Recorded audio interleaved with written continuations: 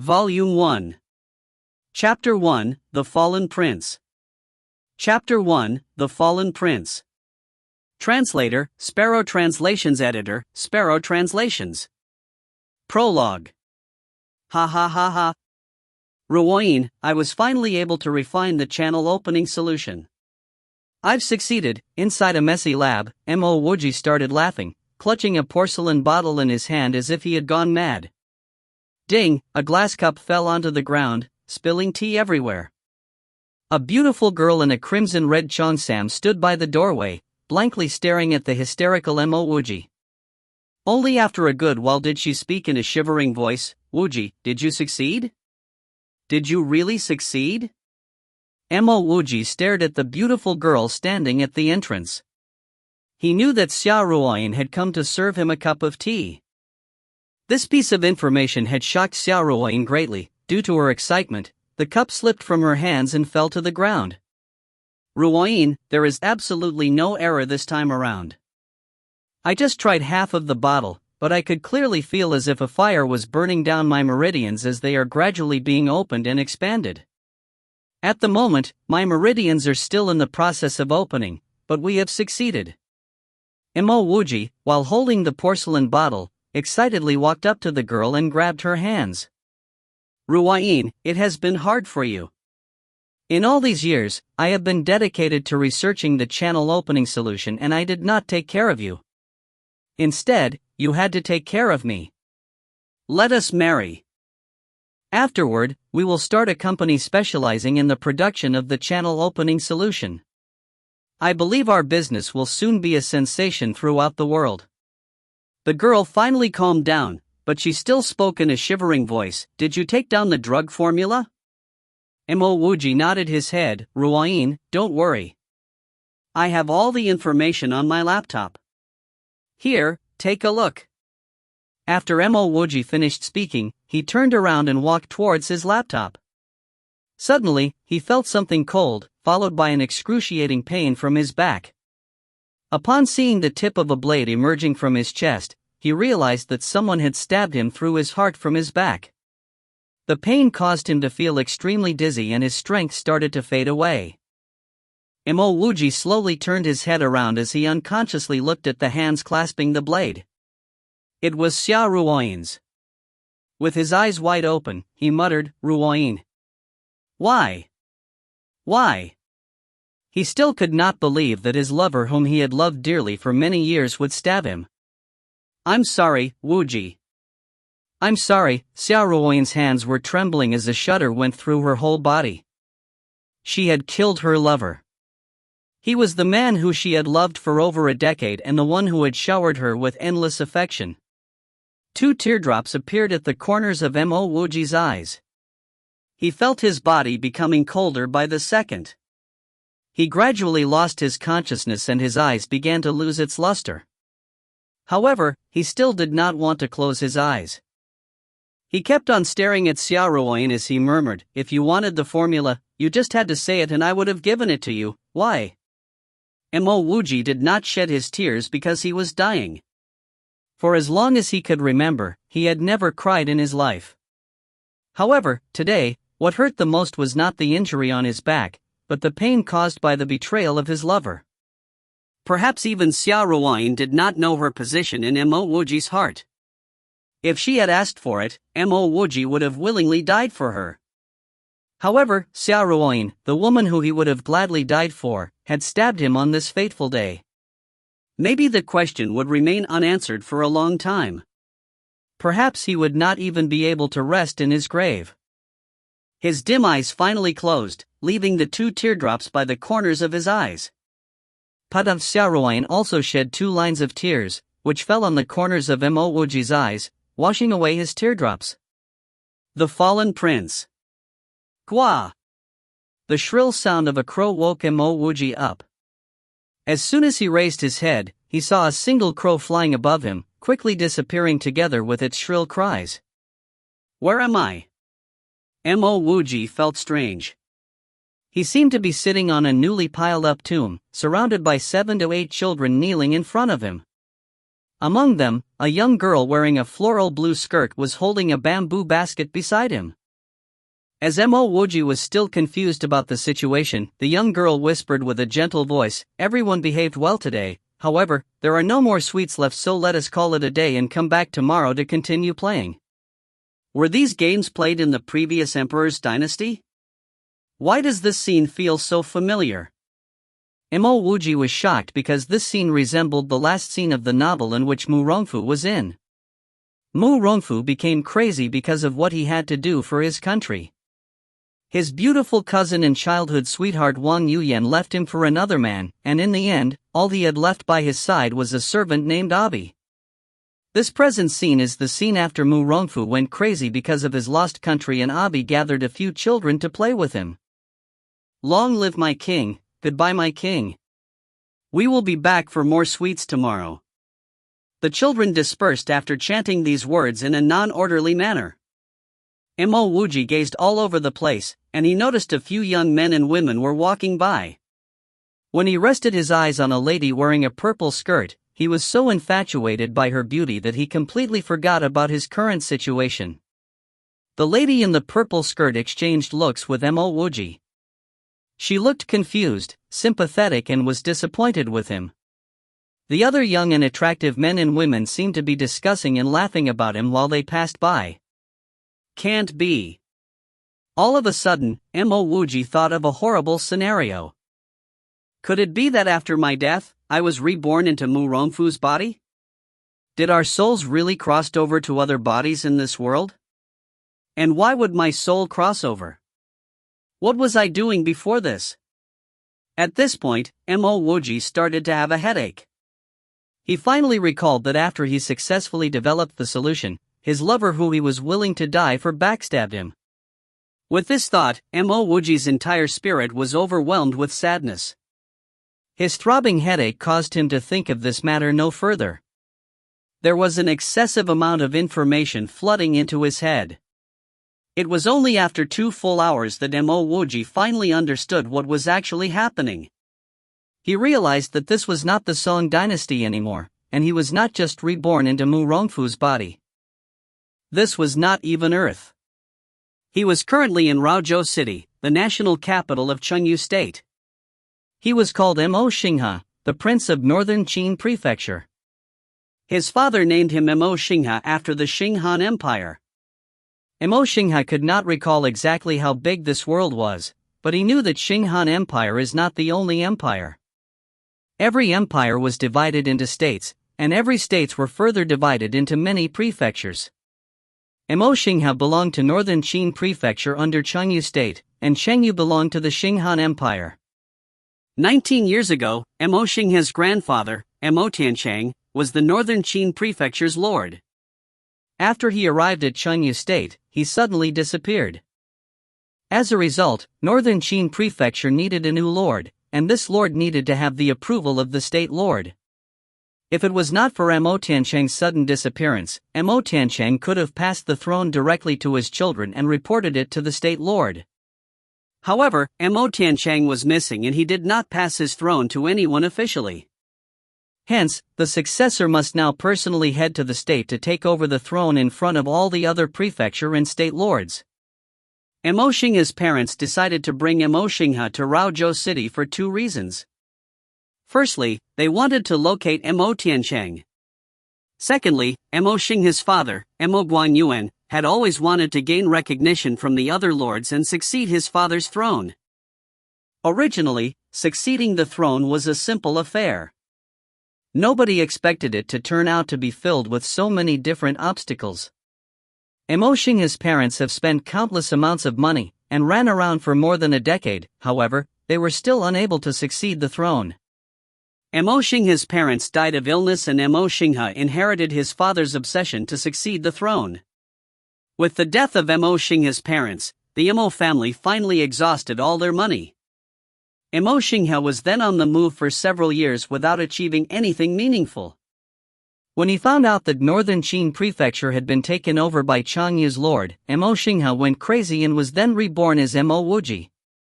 Mo Wuji also managed to recall who the lady in a purple skirt was. Her name was Wen Manju and her father was very close friends with Mo Xingha's parents. Mo Xingha and Wen Manju were childhood sweethearts, and even though they were not promised to one another, everyone agreed that both of them would grow up and be together. Ever since the Mo clan lost their opportunity to ascend the throne, along with the death of Mo Xingha's parents and the loss of Mo Xingha's sanity, the Wen clan gradually disregarded Mo Xingha.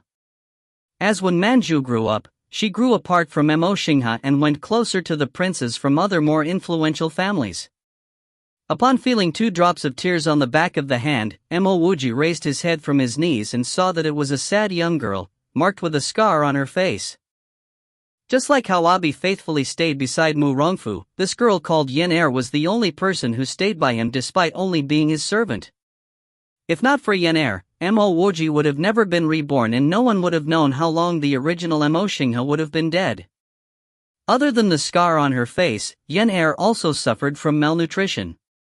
She was pale, her hair was all blonde, and she lacked the vibrant energy of a typical young lady.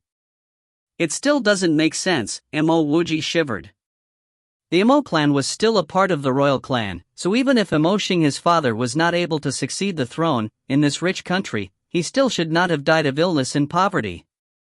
Was it not possible for him to leave Raozhou City and return to the northern Qin prefecture as soon as possible? Alternatively, was it that there was no escorts or money given to the Mo clan? There was certainly something wrong here. Mo Wuji looked up and saw Yen wiping her slightly reddish eyes as she gently asked, "My king, can we return now?" Mo Wuji bowed his head inside, for not only Yen but also his current state and body. Even while playing such a childish game, Yen still had to be polite and ask for permission as if she was really in an empire state. However, Mo Wuji recuperated very quickly and felt that he should be upset at himself the most. He had mixed feelings about whether he should be grateful that he was not dead, heartbroken that his lover was the one who plotted against him, or saddened that he could no longer return to Earth. Seeing Mo Wuji not say anything after a while, the overly cautious Yen spoke again, "My king, the sky is getting darker." Mo Wuji sighed as he looked at the distant setting sun. He was unsure of whether it was because he thought of Mo Xingha, or if he was just lamenting about his own destiny. He eventually said, "Let's go back." He saw Yen's surprised look on her face. Without feeling the need to explain any further, he sighed and said, "Let's go back to the dynasty." Having said that, he wanted to stand up, pat off the soil on his legs, and leave. However, as his legs were crossed for a long time, they were numb and asleep.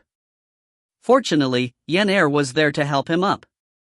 As Yen helped him out of the sparse forest, Mo Wuji was busy rearranging the thoughts that remained on his mind. What kind of world is this? The two quietly walked for a few minutes, when Mo Wuji mumbled this to himself. "My king, what did you just say?" Yen asked as she did not quite understand what Mo Wuji said earlier. Mo Wuji shook his head. "Yen, please do not call me your king anymore. Address me by my name. Because both Mo Wuji and Yen will still be living together in the future, there was still some explaining left to do." Feeling a bit touched, Yen asked excitedly while carrying a bamboo basket with her trembling hands and teary eyes, "Young master, are you feeling better?" Mo Wuji replied with a slightly hesitant smile, "Perhaps I have not completely recovered or remembered everything, but I will not act and dream like an idiot as before anymore." Mo Wuji was afraid he would let the cat out of the bag, so he simply stated that he had not completely recovered. Then, Yen seemed like she wanted to say something, yet she did not dare to. Mo Wuji knew Yen wanted to ask if he still wanted to play with these children tomorrow, but she was afraid that after playing these games, it would remind him of the previous dynasty's incident and make him crazy again. Patting Yen's back, Mo Wuji laughed and said, "I have lived the emperor's life before and I am now sick of it already. Let us not come tomorrow, and instead, we should think about how to carry on living tomorrow." Yen dropped the bamboo basket she was holding, tears rolling down her cheeks with her knees on the floor. She can't seem to stop mumbling to herself. If you find any errors, ads pop up, ads redirect, broken links, non-standard content, etc., please let us know. Report chapter so we can fix it as soon as possible. Chapter 2, Living is Difficult. Chapter 2, Living is Difficult. Translator, Sparrow Translations. Editor, Sparrow Translations. Mo Wuji did not help Yenair up. He could feel that after Mo Xinghe went crazy, Yenair bore a lot of pressure and suffering. At the moment, he just watched the distant shadows of the high-rise buildings as he secretly clenched his fist. Even if I have to start from scratch, what's wrong with that? Although it seemed to be a monarchy in this world, the levels of science and technology were similar to that of Earth. There was a public transport system and electronic devices and equipments. How could he still be afraid that he cannot survive? Yenair, let's go back first, Mo Wuji said, watching the tall buildings as he pulled up Yenair, who was still at a loss. Even if he was reborn from Earth, he probably cannot recapture the northern Qin prefecture back. He may not be able to dream about being a king, but Mo Wuji still had the confidence that he could establish a foothold here. After all, he was a top biological and botanist in the past. It was precisely because he was able to extract the essence from a number of plants and concoct it into a solution that could open the meridians, which caused his lover to plot against him. Consequently, this was why he was ultimately reborn in this place. He was still unsure about the value of his solution. The existence of meridians had always been in a gray area, even though meridians were often mentioned in traditional Chinese medicine. In actuality, how many people could prove the existence of meridians and even write a research paper about it? But, could one imagine? What if the meridians could be expanded to the point where they could actually be felt? How much more powerful would one be? One could participate in the Olympic long-distance running or weightlifting events and still have a chance of winning. The only thing he did not expect, however, was that his lover, whom he would have spent his life and death with, would plot against him. Until now, he did not understand why she would, at the moment of his success, backstab him with a dagger. Yes, master, Yenair finally calmed down, her eyes containing a glimmer. Mo Wuji helplessly said, Yenair, do I look like a young master? From now on, call me by my name. The past is the past. Today is a new beginning. My name will no longer be Mo Xinghe, but Mo Wuji. Yes, master. Yenair quickly responded. Mo Wuji did not continue to persuade her, some habits were too hard to change. The sky's going to be dark, let's go back. Tomorrow, I will go find a job. Although Mo Wuji had not returned home, he had some ideas. With his parents' death and his family's wealth emptied, the Mo family had long gone bankrupt. Afterward, Mo Xinghe went mad. In addition to work, Yenair also had to play this silly game with Mo Wuji. The fact that they could survive was already not bad. Master, you don't have to find a job. From now on, just don't come out every day. I can find another job. That will be enough. After hearing Mo Wuji say he wanted to find a job, Yenair hastened to stop him. Mo Wuji just looked at Yenair's faded dress and the simple hair ornament on her yellow hair. He did not say anything. Some things could not be said clearly by words alone. Until his death, Mo Xinghe did not understand the difficulty Yenair went through with him. Although there were castle gates and walls at Raozhou City, there were no guards. Regardless if it was day or night, anyone was free to come and go. In other words, the city gate and walls of Raozhou City were a symbol of status rather than a form of defense for war. Mo Xinghe was determined on restoring his country and did not care about the workings of Raozhou City. Mo Wuji could only uncover from the faint memories of Mo Xinghe that Raozhou City was very busy. After following Yenair into the city, Mo Wuji immediately felt the wild, booming bustle of Raozhou City. Spacious streets were filled with a dense flow of people, along with brightly lit shops on both sides of the street. Mo Wuji even suspected that this was a modern city from Earth. This bustling area was naturally not a place where Mo Wuji could afford to live. After the two bypassed the busy streets and walked for nearly an hour, they came to a messy residential area. Here, the lights looked faint and dim. Mo Wuji could see from afar the messy space that they lived in. Even though the rent is almost equal to zero, it was still not what they could afford. If it was not for the sympathy of the landlord, they might not even have a place to sleep. Io, the king is back. We better quickly make way for this one, an abrupt voice interrupted Mo Wuji's chain of thought. Hu Fei, you get out of the way. Yan Er, who was originally half a step behind Mo Wuji, suddenly stepped forward, like an angry little leopard, pushing Mo Wuji behind her. Under the dim light, Mo Wuji saw a youth with thickly gelled hair. Although he said to make way for Mo Wuji, he stood in the middle of the street without showing the slightest intention of doing so. Little Yan Er, big brother who specially bought half a caddy of pig meat for you. You doing this to me makes me feel sad, said Hu Fei while he fiddled around with the lotus leaf packet in his hands.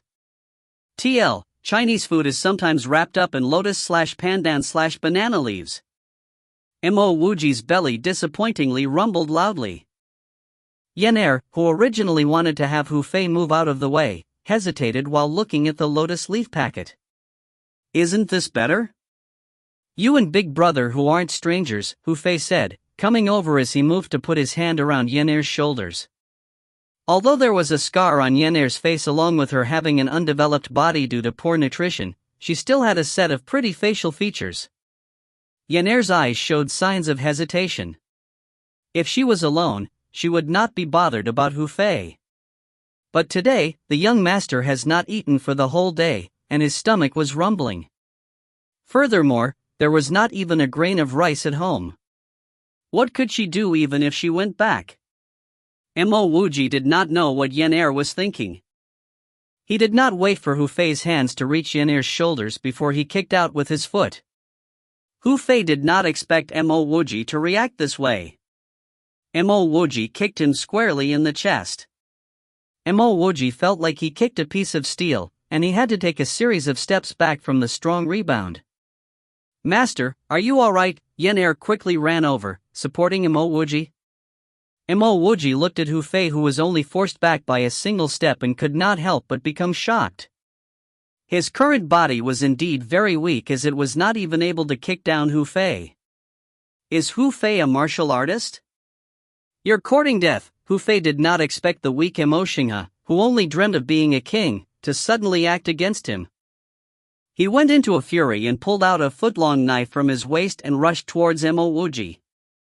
Several bystanders saw Hu Fei rushing towards Mo Wuji, but no one came forward to help. They did not even say a word. Hu Fei, hurry up and stop. It's broad daylight and you dare to commit murder? Yan Er's face turned pale white, and she did not notice that it was already night time. Haha, I have long wanted to get rid of this idiot. Today, this idiot acted against me first. Even if I kill him, I will at most get only a fine. Yan Er, I am doing this for you. If you follow me, you can have food to eat and clothes to wear. Hu Fei apparently did not intend to stop. Yan Er turned anxious.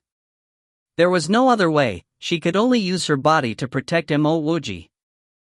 At this moment, Mo Wuji completely calmed down. From his recollection, Chengyu State indeed had such a law. Whether you are right or wrong, if someone acted upon you first and you killed him, you would only receive a small fine. Knowing that it was too late for regrets, Mo Wuji quickly pulled Yan Er to the side. He calmly stared at Hu Fei and said, Hu Fei, if you dare to even touch a single hair of mine, you will die a horrible death. If you find any errors, ads pop up, ads redirect, broken links, non-standard content, etc., please let us know. Report chapter so we can fix it as soon as possible. Chapter 3, Mortal Roots. Chapter 3, Mortal Roots. Translator, Sparrow Translations Editor, Sparrow Translations. Mo Wuji calmly told Hu Fei, I am still part of the Northern Qin Prefecture royal clan. Even though I did not manage to succeed the throne, I still have my aristocratic title. Do you dare hurt a noble like me? Hu Fei, I'm warning you, even tearing your body from limb to limb by 5 horses or cutting you up into 1,000 pieces would be too light a punishment for you. Hu Fei startled as he realized that even the weakened duke like him still belonged to the royal clan and that he was not someone a lowly personnel like Hu Fei could mess with. Whether or not Mo Wuji was still considered to be part of the royal clan was not for someone like Hu Fei to find out. However, Mo Wuji was right in stating that if someone were to hurt a noble, punishments such as tearing the body from limb to limb by 5 horses would indeed be going easy on the offender. Hu Fei realized the consequence of hurting a noble and quickly responded, "My king, I am just joking with you, I would never dare to lay a finger on you." There was no rush to get rid of Mo Wuji. Hu Fei had nothing but time on his side to do a thorough check on whether Mo Wuji's title was still valid. Mo Wuji calmly walked over to Hu Fei and took the knife from his hand. What a good knife! Mo Wuji knew this knife was exceptionally sharp the moment he got his hands on it. Having let go of the knife in his hands, Hu Fei subconsciously took a few steps back and cautiously observed Mo Wuji. Yan watched over the two of them nervously. Even though the knife is with Mo Wuji now, Yan still could not help but panic. Having served Mo Wuji for a long time, she clearly knew that Mo Wuji was just a civilian like the rest and no longer held any aristocratic title. In other words, since Mo Wuji attacked Hu Fei first, even if Hu Fei were to indeed kill Mo Wuji, Hu Fei would at most be punished with a small fine. Looking at the knife in his hands, Mo Wuji stared at Hu Fei's eyes and said, "Hu Fei, I am not trying to use my position to threaten you. Even if I am no longer part of the royal clan, my ancestors were once dukes and you would not get away by hurting their descendant. Hurting the descendant of a royal blood, isn't it equivalent to not showing any form of respect for the Chinyu state?" Mo Wuji gave a cold smirk as he finished his sentence. Hu Fei kept pondering if Mo Wuji was really part of the royal clan. Because if he was not, Hu Fei was confident of finishing him off even though the knife was with Mo Wuji. Upon hearing what Mo Wuji just said, this thought of his disappeared quickly without a trace and he replied, "My king, a lowly personnel like me was just joking with you earlier." Hu Fei also wondered how Mo Wuji's change in attitude could be so drastic. "I am no longer the king now, scram before I change my mind." Mo Wuji kept Hu Fei's knife in his boot tube. Yes, Master Mo, please take care," Hu Fei's heart ached as he watched Mo Wuji keep his knife and walk away. That knife had always been with Hu Fei and little did he expect someone to take it away from him today. He would be lying if he said his heart did not ache. "Master, you are no longer." As Hu Fei left, Yan cautiously walked over and whispered to Mo Wuji. Mo Wuji interrupted and said, "I know, let's talk when we get back." Even without Yan's reminder, Mo Wuji would have already guessed he was no longer part of the royal clan. They lived in a very cramped space and there was only an old cloth separating the 2 wooden beds. There was nothing valuable in the house. Mo Wuji knew that anything with worth, even a penny, would have been sold by Yan to buy sweets to play with the children. Mo Wuji saw himself in the scratched mirror hanging in front of his bed. He resembled himself in the past life and his long dry hair was tied very neatly by Yan. Even though his face was pale, it was much better compared it to Yan's yellowish skinny face. Other than the tired eyes, his slick eyebrows and sharp nose made him look decently handsome. "Master, I will go to Aunt Lu's house to borrow some rice," Yan said the moment she stepped into the house. She still felt that Mo Wuji should have taken and kept the packet of pig head meat from Hu Fei instead of the knife. "Hold on," Mo Wuji stopped Yan. Mo Wuji asked Yan the moment he saw her turned her head curiously looking at him. "Yan, Hu Fei seems to be trained in martial arts as he was much stronger than me." "He's a hooligan, but where did he learn them from?" From what Mo Wuji could remember, this world was not a place full of top martial artists. What rights did Hu Fei have that he could learn martial arts when the descendant of a noble like himself could not? Yan revealed an expression of disdain and replied, "Hu Fei barely learned a few moves from others, and he cannot even open his spirit. How can he be considered to be true martial artist? I've heard from your grandfather that your great-grandfather was a true spiritual martial artist."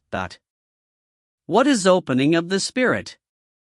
Mo Wuji anxiously asked because in his memory, other than his previous country, there was absolutely nothing else.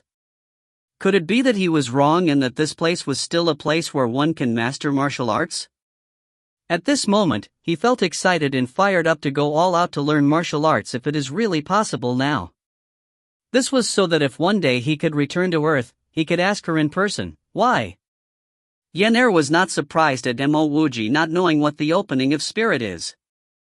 What surprised Yener the most is that the young master previously could not care less about such things. Why is he so curious about it now? She still decided to tell him all that she knew. Opening of the spirit is helping someone with spiritual roots excite their spiritual roots and open up their spiritual channel. Only those who have excited roots and open channels would be able to cultivate and master martial arts. I've heard that opening more channels during the first try would indicate a greater quality of spiritual roots. Mo Wuji immediately caught two main points from what Yener said. The first is that to learn martial arts, one has to have spiritual roots. Secondly, one must be able to open up their spiritual network. Yener, why did the old master not bring me to open up my spirit? Mo Wuji asked excitedly. Yener's tone became deeper and said, when old master first came to Raozhou City, he was too busy trying to succeed the throne. When he realized that it was not possible anymore, he wanted to let you learn martial arts.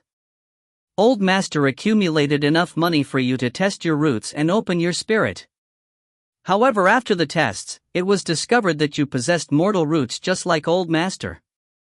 People with mortal roots under normal circumstances cannot excite their roots and hence are unable to learn martial arts. What are mortal roots? Mo Wuji's heart sank but asked anyway. Having gone through death, what else can he find unacceptable? Yener could feel Mo Wuji's disappointment, sighing as she said, I've heard from old master that one's roots will affect one's martial arts future. Normally, those without spiritual roots are called mortal roots, also known as useless roots. Those with mortal roots are just like everyone else. Those with spiritual roots could cultivate, and the grade of one's spiritual roots could be further divided into different levels. There are the low level, medium level, high level, and the top level. I've heard people saying there are some with grades even higher than the top level, but I'm not too sure what are those levels. So I only have mortal roots. Mo Wuji could no longer hide his disappointment after hearing Yener. Yener tried to comfort Mo Wuji saying, young master, even in Changyu state itself there are only a small number of people with spiritual roots. The rest of the people like us only have mortal roots, but they are all living just fine. I am sure we will too. Mo Wuji clenched his fist and said, Yener, I will go and find some work tomorrow. I want to accumulate some money and get ready to try and open my spirit once more. Yener seems to be shocked by Mo Wuji's decision but understood what he was trying to do. Young master, please don't do it. Back then, old master saved up money to test for your roots, and despite knowing you have mortal roots, he still tried to open up your spirit only to realize mortal roots will never turn into spiritual roots. After this attempt, old master passed away with an illness not long later. Yener's words might be a little obscured, but Mo Wuji understood what she was trying to point out. Back then, if the old master did not try and open Mo Wuji's spirit, even if he might be poor, he would probably not die of illness. This also proved that the amount of money needed was not a small sum. However, having lived in two different worlds, Mo Wuji was not as innocent as Yener. Mo Guanyuan died coincidentally after he tried to open Mo Wuji's spirit. It probably isn't something so straightforward like an illness. From the looks of it, if he were to open his spirit, he had to be extra careful. Do not worry, Yener, I have confidence I will be able to earn the money. Tomorrow onwards, you do not have to go borrow rice from Aunt Lu because I will take care of you, Mo Wuji said as he walked over to Yener and gently touched Yener's undernourished yellowish hair. Yener was so young, could you imagine how much she sacrificed when Mo Xing's parents died and she had to take care of a mad Mo Xingyi? Aunt Lu was only their landlord, and she had been very accommodating to them all this while. Aunt Lu was a widow and hence her life had not been exactly very good either. Therefore, to always request for rice from her was a form of burden to Aunt Lu too. Mo Wuji was still a top-notch botanist in this rather advanced country. How could providing 3 meals a day be an obstacle to him?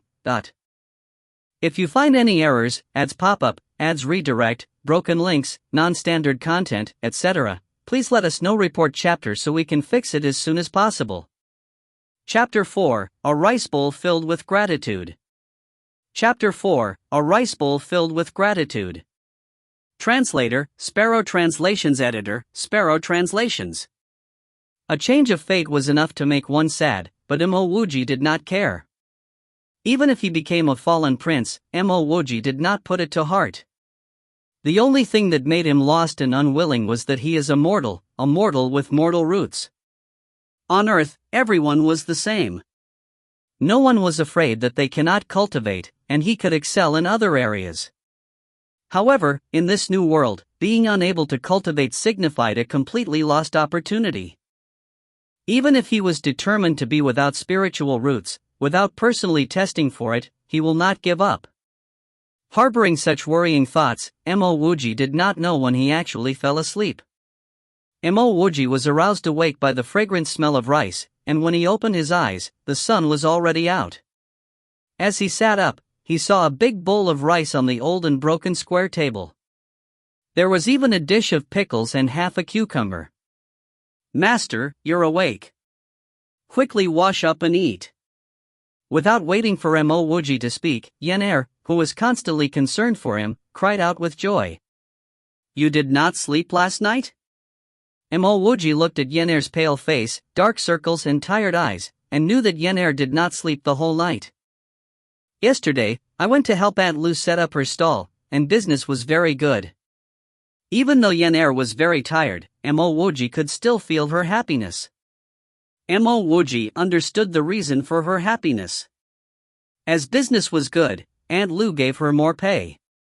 Mo Wuji came down from his wooden bed, reached out and touched Yener's messy hair, not speaking for a long time. He was certain that this was not the first time Yener worked overnight to feed him. She had long been accustomed to it. This Mo Xinghan must have been a pig. Not only did he stay silent and depended on a young girl, he even spent all his time dreaming about being a king. After returning from work, Yener even had to spend money to buy candy to accompany him to play his king game. "Master, you did not eat much yesterday, quickly wash up and eat." Yener felt that after the young master woke up, there was a lot of change in him, which made her happy. "You go ahead first, I'll wash up right away." Mo Wuji felt both pitiful and touched. In both his lives, no one has ever treated him like this. His past lover had a cold personality. Even though she was nice to him, she had never moved him like Yener. In the end, she even plotted against him. Yener hurriedly said, "I just ate, young master you." Yener did not continue talking as she saw the young master walk towards her wooden bed, slowly bending down and picking up a half-eaten black bun by the pillow side. Mo Wuji did not speak, he held the hard, black bun and started to panic. Previously when Yener said that she had ate, he saw some black crumbs by the side of her mouth. He slowly brought the bread to his nose and smelt a hint of rancidness and staleness. There was a stark contrast between this black bun, which gives off a sour taste, and the bowl of fresh, white rice. No wonder why this growing young girl already has a head of dirty, yellow hair. Maybe the rancid smell incited Mo Wuji's nose, his nose turned sour and his eyes felt itchy. "Master, you can't eat that." Yener thought that Mo Wuji was going to eat the black bun, and quickly called out. Mo Wuji gently grabbed Yener's hands which were rougher than his, and slowly said, "Yener, from now on, whenever I eat, you will eat too. You will never be hungry. Today, don't go out and help out with the stall. Remember the words of Big Brother, I will support you now." This rice bowl filled with gratitude will never be forgotten. "Master," Yener called out with fear. She was worried about how the young master was acting today. Mo Wuji did not dare to continue talking. He patted Yener's hands, went outside to wipe the tear stains at the corner of his eyes, and rushed to wash up. After breakfast, Mo Wuji went out. Even though he forced Yener to share his breakfast, and forced her to rest before leaving, he still felt bad. He wanted to find a job as soon as possible, so that Yener could live an easier life. In the entire Changyu state, Raozhou City is the largest and most prosperous city. Walking in the bustling streets, Mo Wuji felt the rhythm of life in Raozhou City, and it is not slower than those on Earth. Raozhou Association is where Mo Wuji came to find work. This is where everybody would go to find work or employment. Walking into the association, Mo Wuji saw many recruitment windows. Some are long-term job opportunities in some large workshops, and some are temporary job opportunities. In addition, there were many recruit posters, as well as various types of information. In Earth terms, this would be called a multifunctional talent market. The association is enormous. Even though there were more than 1,000 people wandering inside, it still felt spacious. Mo Wuji circled around the association for a while, and could see the two jobs which were highly sought after. One was planting medicinal herbs, the other was mineral exploration. Mo Wuji shook his head. Even though this world could be considered a world of science and technology, there was no variety in the advanced home appliances. As such, people do not value electronic experts. The pay of a mechanic is 1/3 that of a medicinal herb planter, and 1/5 that of a mineral explorer. Mo Wuji did not mind. On Earth, he was a biology expert and he was proficient in botany. Finding a job here was simply too easy. After some simple comparisons, Mo Wuji soon found many suitable jobs. Raozhou Pharmaceutical Field was hiring a herb grafter, with a monthly pay of 30 silver coins. They were also hiring people proficient in herbs to engage in garden work for 10 silver coins per month. On the other hand, Copper Hill Mining Square was hiring a prospector to appraise their minerals for 50 silver coins per month. As a top biologist, Mo Wuji was confident in appraising minerals and determining their composition. Now, he was looking for a job, and did not care about the job suitability or the workshop state. To him, the one with the highest pay is the best, as he would not be working in that job for long. That would be the prospector job. Mo Wuji walked toward the Copper Hill Mining Square booth, and just as he was about to stand at the back of the queue, a nearby window suddenly posted a new job. Changling Pill Workshop, urgently hiring several assistant refiners, monthly pay of 10 gold coins. Mo Wuji immediately stopped walking. He knew the currency here are gold, silver and copper coins. 1 gold coin can be exchanged for 100 silver coins, and that is the equivalent of 10,000 copper coins. A monthly pay of 10 gold coins simply outbeats all the rest by miles. Not doing this job is simply not giving face to his previous expertise as a first-class biologist. Isn't refining medicine simply pharmacy? On Earth, due to the increased resistance towards virus, the rich gradually gave up on Western medicine. On the contrary, due to the variety of Chinese medicine, and that Chinese medicine contains natural plant extracts, it was more popular. As a top biologist and pharmaceutical master, he knew many companies' Chinese medicine formulas. Every time he appeared, it was as a mentor. Each time, did he not get a pay of at least 1 million? Mo Wuji walked to the water tower, towards where the Changling Pill Workshop recruitment window was, and sat down. Giving a gentle smile to give himself the aura of an expert, he said, "I want to apply for your companies, for the high-paying job." The recruitment officer was a middle-aged woman who looked smart and capable. She saw Mo Wuji sitting in front of the window without taking anything out. Feeling slightly puzzled, she asked, "May I ask which job you are applying for?" "I would like to apply for the drug refining assistant job which was just posted." Mo Wuji did not complete his sentence before feeling something was wrong. The moment he said that sentence, there was an obvious silence around him. At that moment, almost all eyes were on him. The middle-aged woman looked at Mo Wuji with a face of shock, before recovering her composure, and said in a respectful tone, "May I see your qualification certificates? If you find any errors, ads pop up, ads redirect, broken links, non-standard content, etc., please let us know. Report chapter so we can fix it as soon as possible." Chapter 5, Things that are taboo to me. Chapter 5, Things that are taboo to me. Translator, Sparrow Translations Editor, Sparrow Translations. No wonder why the recruitment officer was astounded. No wonder why the surrounding crowd got a shock after hearing that Mo Wuji wanted to apply to be a drug refiner assistant. Although Raozhou City was the capital of Chengdu State, there were few drug refiner assistants, and much fewer drug refiners. For drug refiner assistants, many were elderly men. Thus it was rare to find a drug refiner assistant as young as Mo Wuji. This was not only in Xiangyu State, but even in the whole Qing Han Empire. Such a young drug refiner must have great potential and an unimaginable future ahead. It could be said that for a drug refiner assistant as young as Mo Wuji, he will become an actual drug refiner a few decades' time if nothing goes wrong. The original copy of a drug refiner assistant qualification?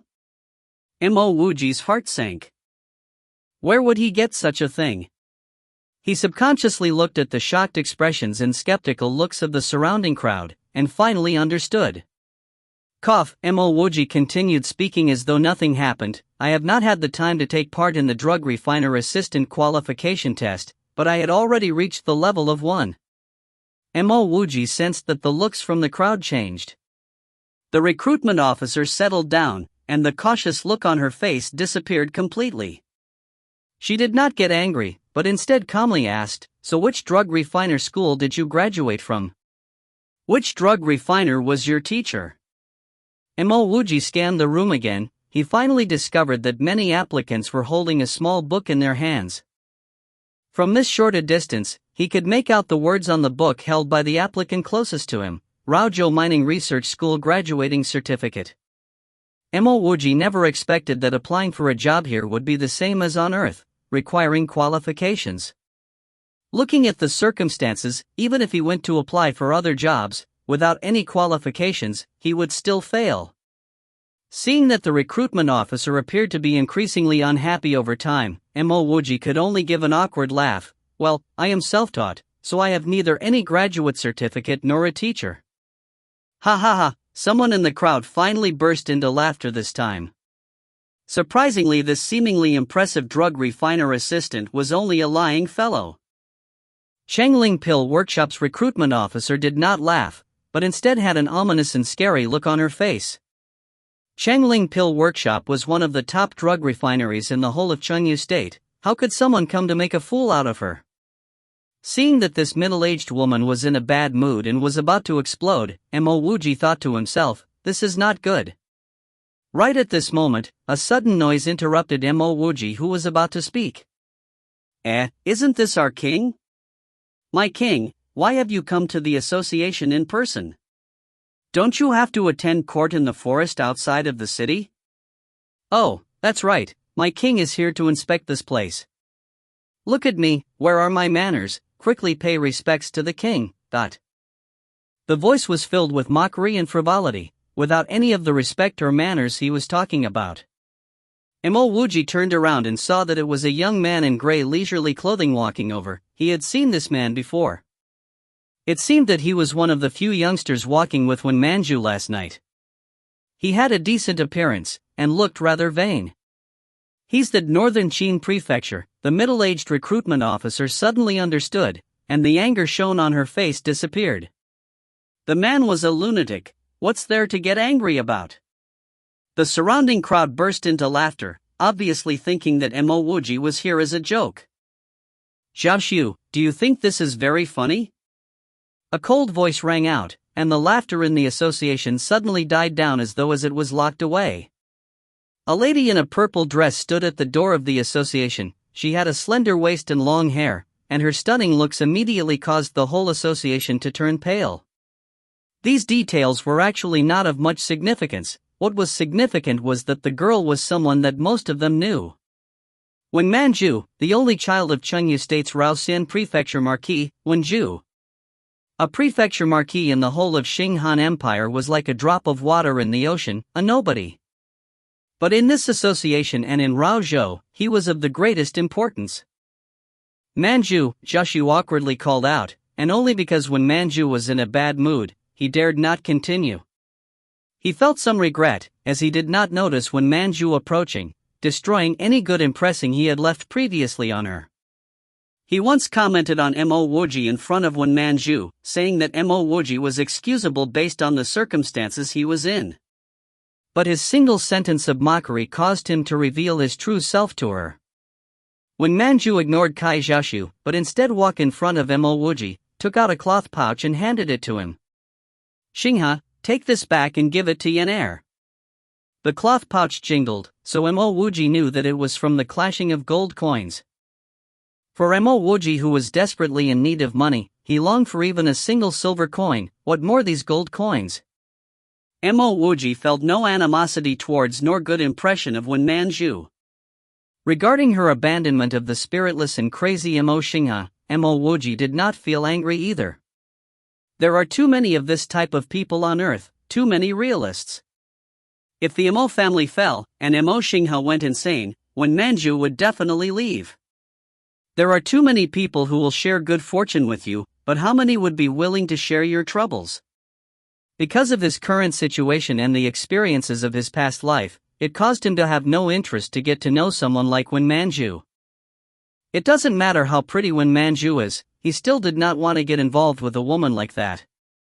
Even if he thirsts for money, he won't take Wen Manju's money. Mo Wuji lives by his own way, and he has his pride too. Mo Wuji thought of Yan, who will never leave him. How many women out there can be like Yan? You can only meet someone like that once in your life, and it was after praying for it by striking and breaking countless Buddhist wooden fish. Having experienced it, Mo Wuji could only know more clearly how precious this is. Since it is for Yan, then you should go give it to her yourself. Mo Wuji turned and left after speaking. After walking 2 steps, he halted, turned around once again and said, "That's right, I am called Mo Wuji, not Mo Xinghe. The Jian by Wu Jin Ji, but of course I am not without any taboos, some things are still taboo to me." TL, by Wu Jin Ji means to be without taboo. When Manju heard Mo Wuji's words, and her heart unexpectedly throbbed. Is this a change in name? Seeing that Mo Wuji was about to leave, she reacted, quickly shouting, "Xinghe.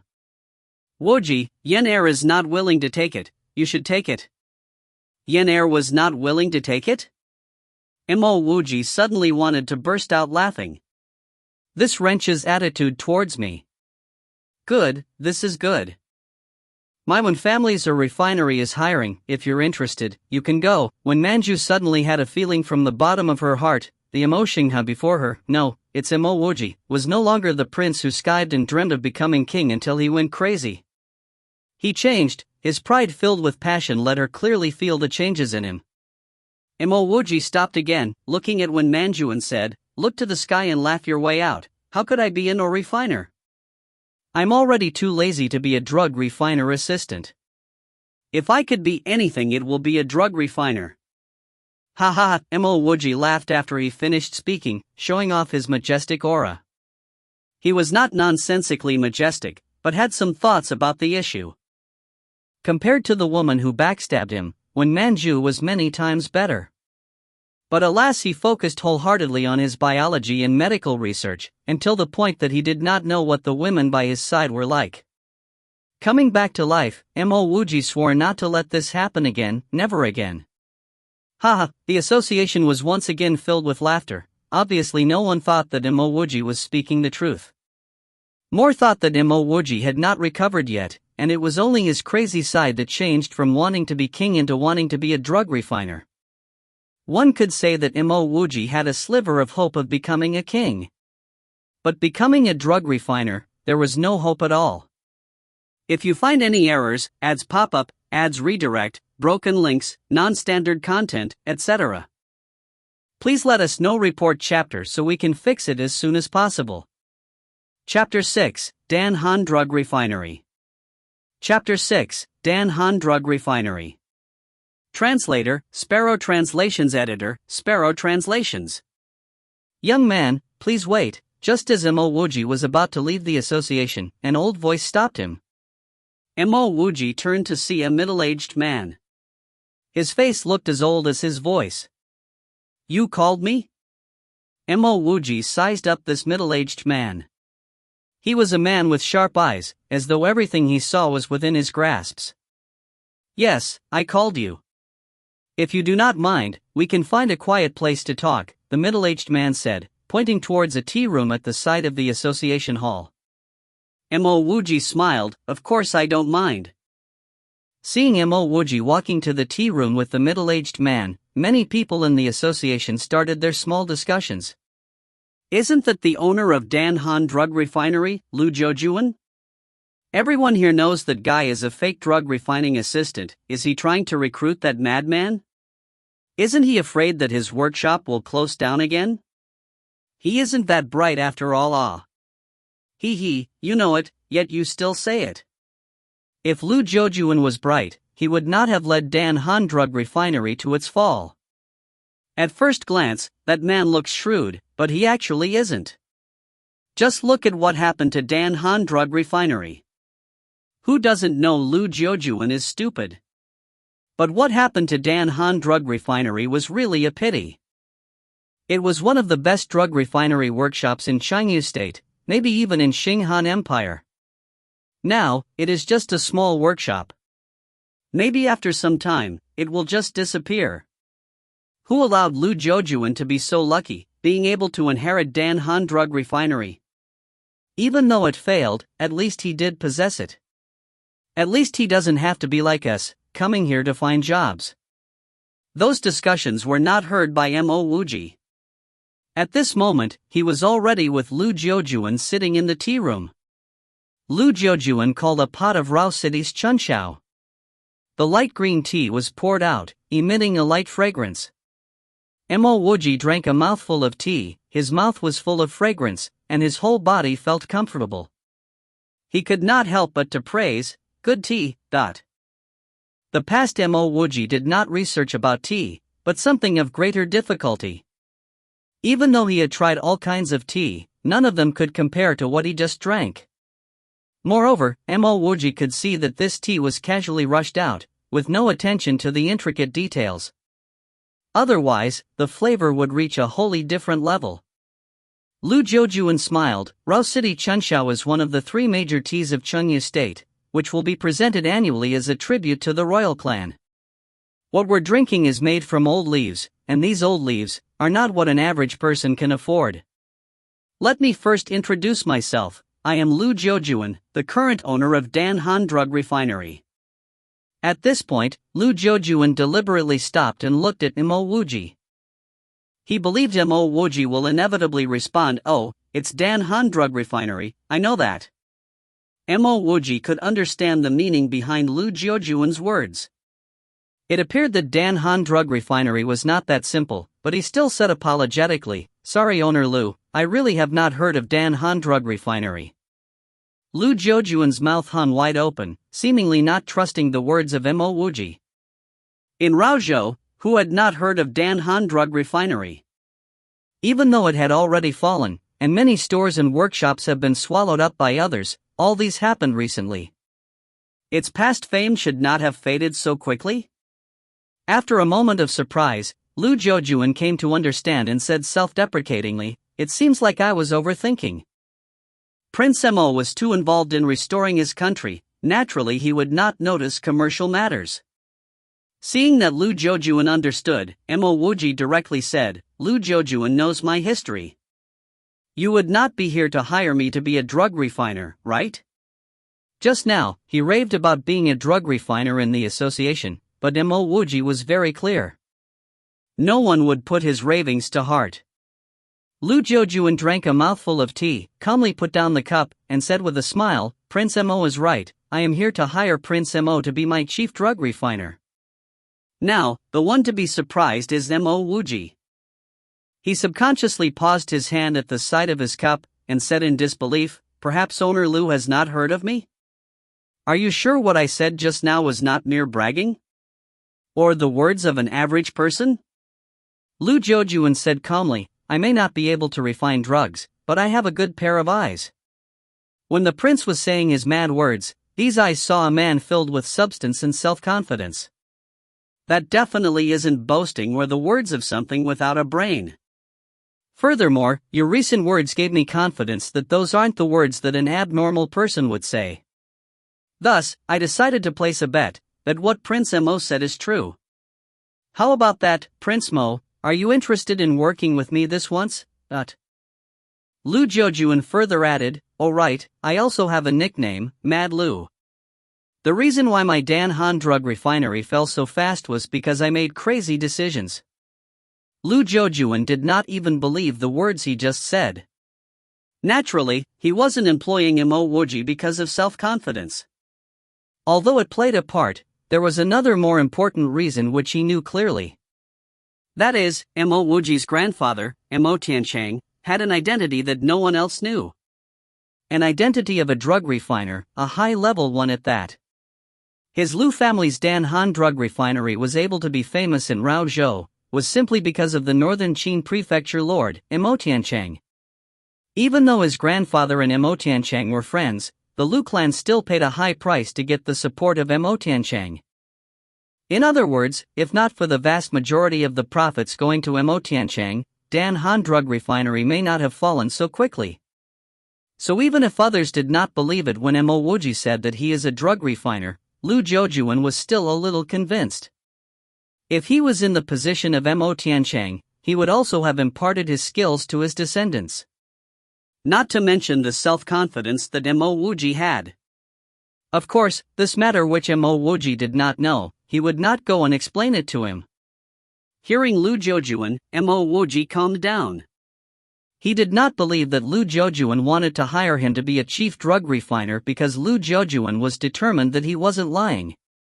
There's no such thing as a free meal in this world, Mo Wuji was very clear about that. If the other party was really so bold, there probably wouldn't even be a Dan Han drug refinery. What? Don't tell me that Prince Mo was really lying? When I now offer a position, you're actually backing out? Lu Jojuan saw that Mo Wuji did not speak, and added another sentence. Mo Wuji did not get triggered by Lu Jojuan's words, drinking a mouthful of tea and said, I can join, but what would be my pay? 50 gold coins per month, with all accommodations provided. In addition, as long as they are not unreasonable, Dan Han drug refinery will try to satisfy your demands. Lu Jojuan finished and stared at Mo Wuji. He did not believe that Mo Wuji would reject such a high pay. Naturally, this pay is not as high as an actual drug refiner's pay, but was several times higher than Changling Pill Workshop. According to his conjecture, with this offer, Mo Wuji would stand up in excitement. The reality, however, made him feel lost. Mo Wuji did not seem to hear his words, calmly drinking another mouthful of tea. Just when Lu Jojuan was about to lose his patience, he asked an irrelevant question, Owner Lu, I heard that opening the spirit is extremely expensive, I wonder how much it actually is? Mo Wuji is not someone who has not seen money.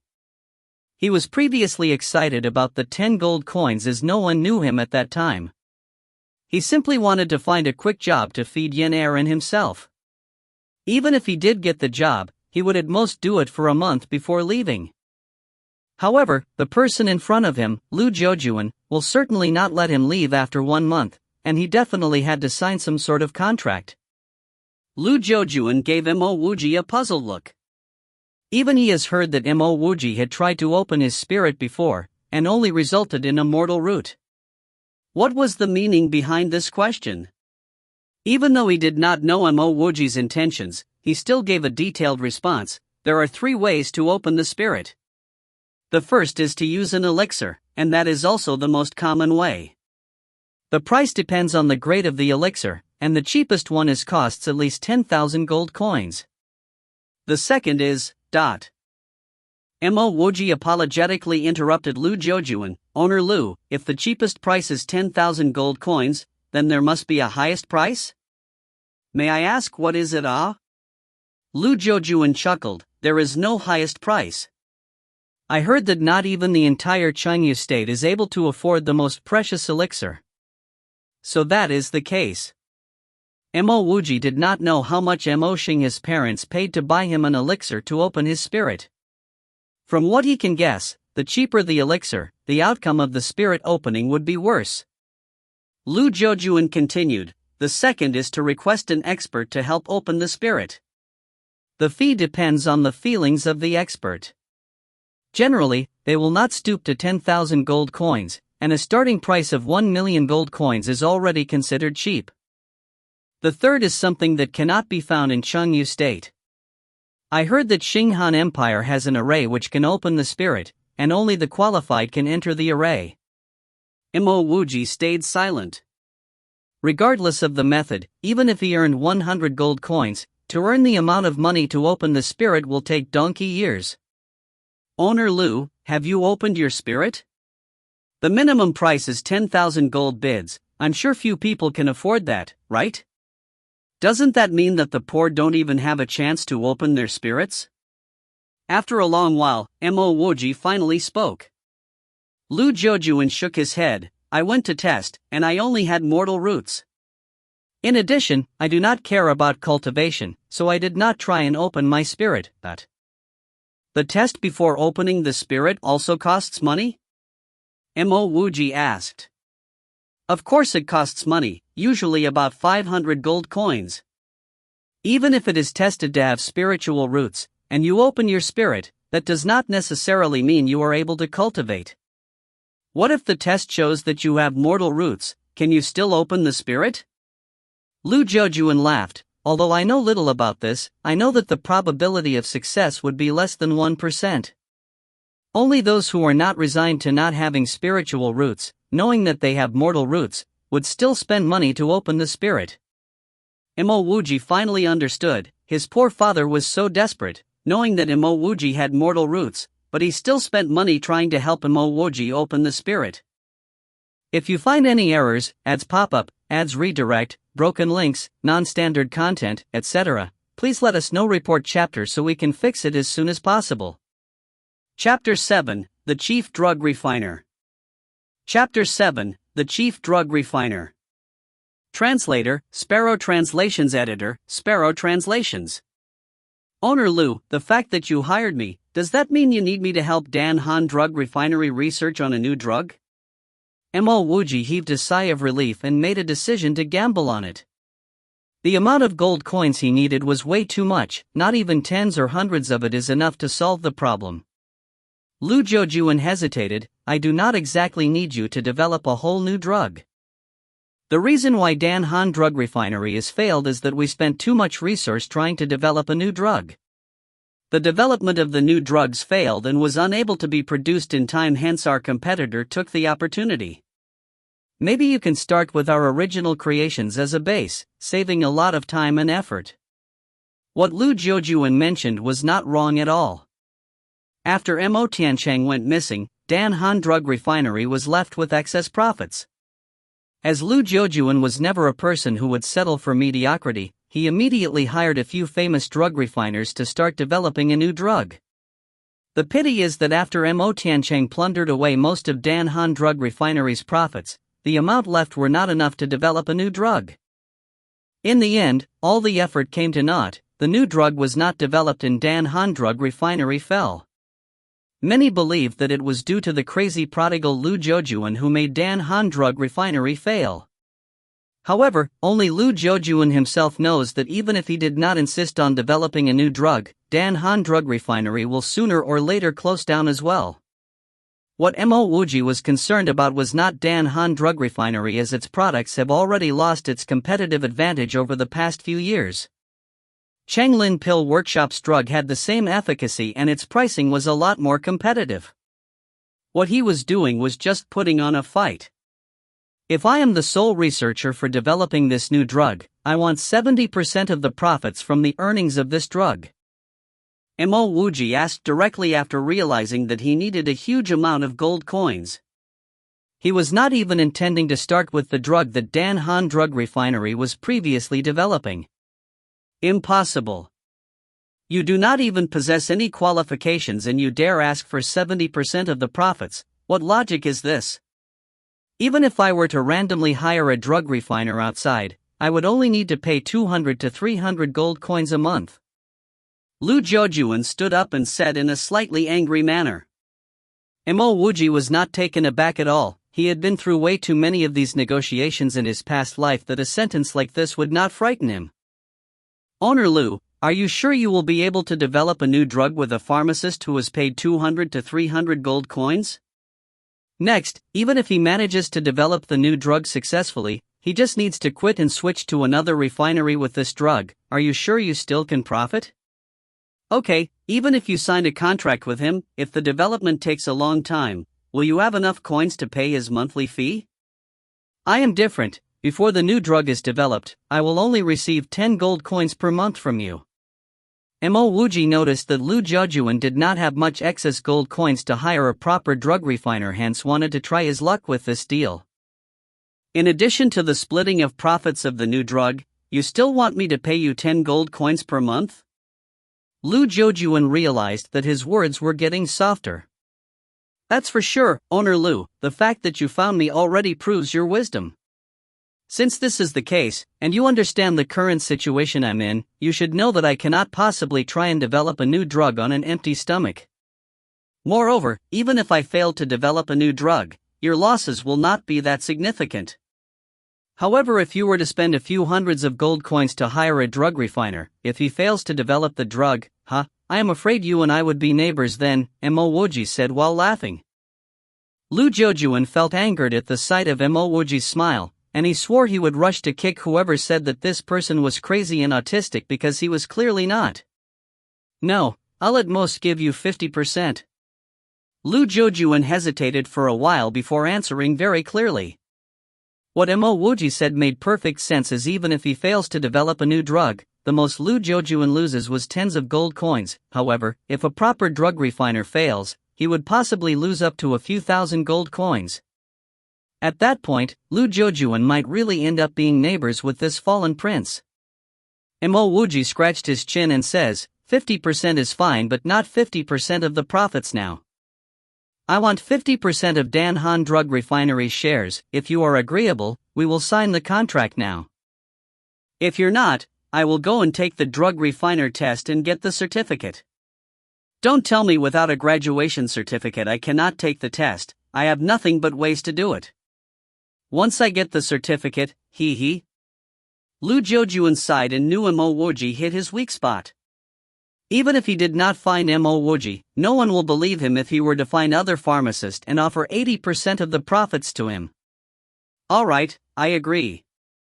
Prince Mo, you have to make sure you put your heart and mind in this, because the future of my Dan Han Drug Refinery is now dependent on you. From today onwards, you will be the chief drug refiner of Dan Han Drug Refinery. Lu Jiaojuan no longer wanted to bargain. After Dan Han Drug Refinery's new drug was developed, the sale of the new drug will be Dan Han Drug Refinery entire profit. So Dan Han Drug Refinery Workshop's share and the new drug's share would be the same. The new drug's share might even be much more. Mo Wuji patted the shoulder of Lu Jiaojuan. Brother, you are a smart guy, watch how I'll bring you good fortune and revive Dan Han Drug Refinery. Old Lu, lend me 10 gold coins first, I'm short of rice at home. Lu Jiaojuan's mouth twitched a few times but still took out a small pouch and gave it Mo Wuji, saying, Brother Mo, we are going to be one family very soon, there's no need to be so polite. If you don't have enough gold coins, you can always get your monthly salary prepaid. I'll go back and prepare, you just have to come down to my workshop tomorrow to sign the contract. Mo Wuji received the pouch and felt that there were exactly 10 gold coins in the pouch. He was elated just as he saw everyone in the association staring at Yen Er, who looked worried. Yen Er was probably worried about him, that's why she came to the association again. Fine, I will be there at Dan Han Drug Refinery tomorrow. Mo Wuji was already out of the tea room while waving his hands, exclaiming, Girl. After the first meeting's confusion and concerns and the tug-of-war between Mo Wuji and Lu Jiaojuan, Mo Wuji had finally restored his original composure. Young master, Yen Er saw Mo Wuji and hurried over. Come on, let's go home and buy something nice to eat on our way. Mo Wuji pulled Yen Er, said goodbye to Lu Jiaojuan and left the association. Honestly, the half a bowl of rice in the morning did not fill his stomach at all. With the gold coins he had now, it would be letting his stomach down if he did not go and have a feast. Changling Spirit Opening Tower? Just as Mo Wuji left the association, he stopped in his tracks as he saw a light gold-colored tall tower opposite the street with a few huge words saying Changling Spirit Opening Tower. When he first came to look for a job, he only saw Raozhou Association and did not notice the Changling Spirit Opening Tower behind him. Yan saw Mo Wuji stopped at the sight of Chenling's spirit opening tower, sighed and said, "Young master, that is where you open your spirit. Young master went there before." Yan was subtly reminding him that he has mortal roots. Mo Wuji understood Yan's intention but still said, "Yan, eating can wait, let us go visit the spirit opening tower first." To Mo Wuji, the most important thing was that he would be able to obtain spiritual roots and then cultivate. The tug-of-war argument with Lu Zhoujuan was also for the sole purpose of being able to cultivate. If not, given his ability, he would easily be able to earn money for a living. Ah! Yan let out a cry before being pulled by Mo Wuji over to the tower on the other side of the street. "Hold it there, this is the place where people measure and open their spirit, those not involved are not allowed in there." Mo Wuji and Yan were stopped just as they were about to enter the tower's door. "Young master, to open your spirit, you have to first register, then pay the required gold coins to be granted the permission to enter. If anyone is caught cheating, the punishment will be very severe." Yan was worried Mo Wuji might do something stupid, hence whispered softly at his ear. Mo Wuji nodded as he understood the importance of not messing around here as it involves his life. He came just to find out what are the procedures needed to open a spirit and how much gold coins was required. "Ha!" someone said before Mo Wuji said anything. "Little girl, are you here to open your spirit?" someone with a rather hoarse voice asked. Mo Wuji and Yan only just realized that there were a couple beside them. The man has a fluttering white beard and looked different from everyone else. The woman has a beautiful face and had a noble aura around her, making people around her to dare not stare. The one who spoke was the man. Yan subconsciously took a step back and shook her head. "If you find any errors, ads pop up, ads redirect, broken links, non-standard content, etc., please let us know. Report chapter so we can fix it as soon as possible." Chapter 8, Supreme Spiritual Roots. Chapter 8, Supreme Spiritual Roots. Translator, Sparrow Translations. Editor, Sparrow Translations. Mo Wuji quickly went forward and greeted the man and woman respectfully. "The two of us were just curious. We heard that it costs a lot of gold coins to open the spirit. We don't even have rice to eat, nor do we even have one silver coin. Where can we find the gold coins?" "The two of will leave now." The white-bearded man had a terrifying gaze.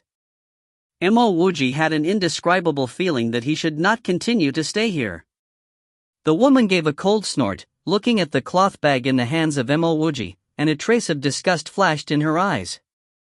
Obviously, she knew that there were gold coins in the cloth bag, and felt both disdain and disgust towards the lying Mo Wuji. Mo Wuji could also be considered to be experienced, and was able to tell the disgust in the woman's eyes. He even suspected that there was a hole in the cloth bag. Otherwise, how did this woman see through his bag? "Don't be in a rush to leave.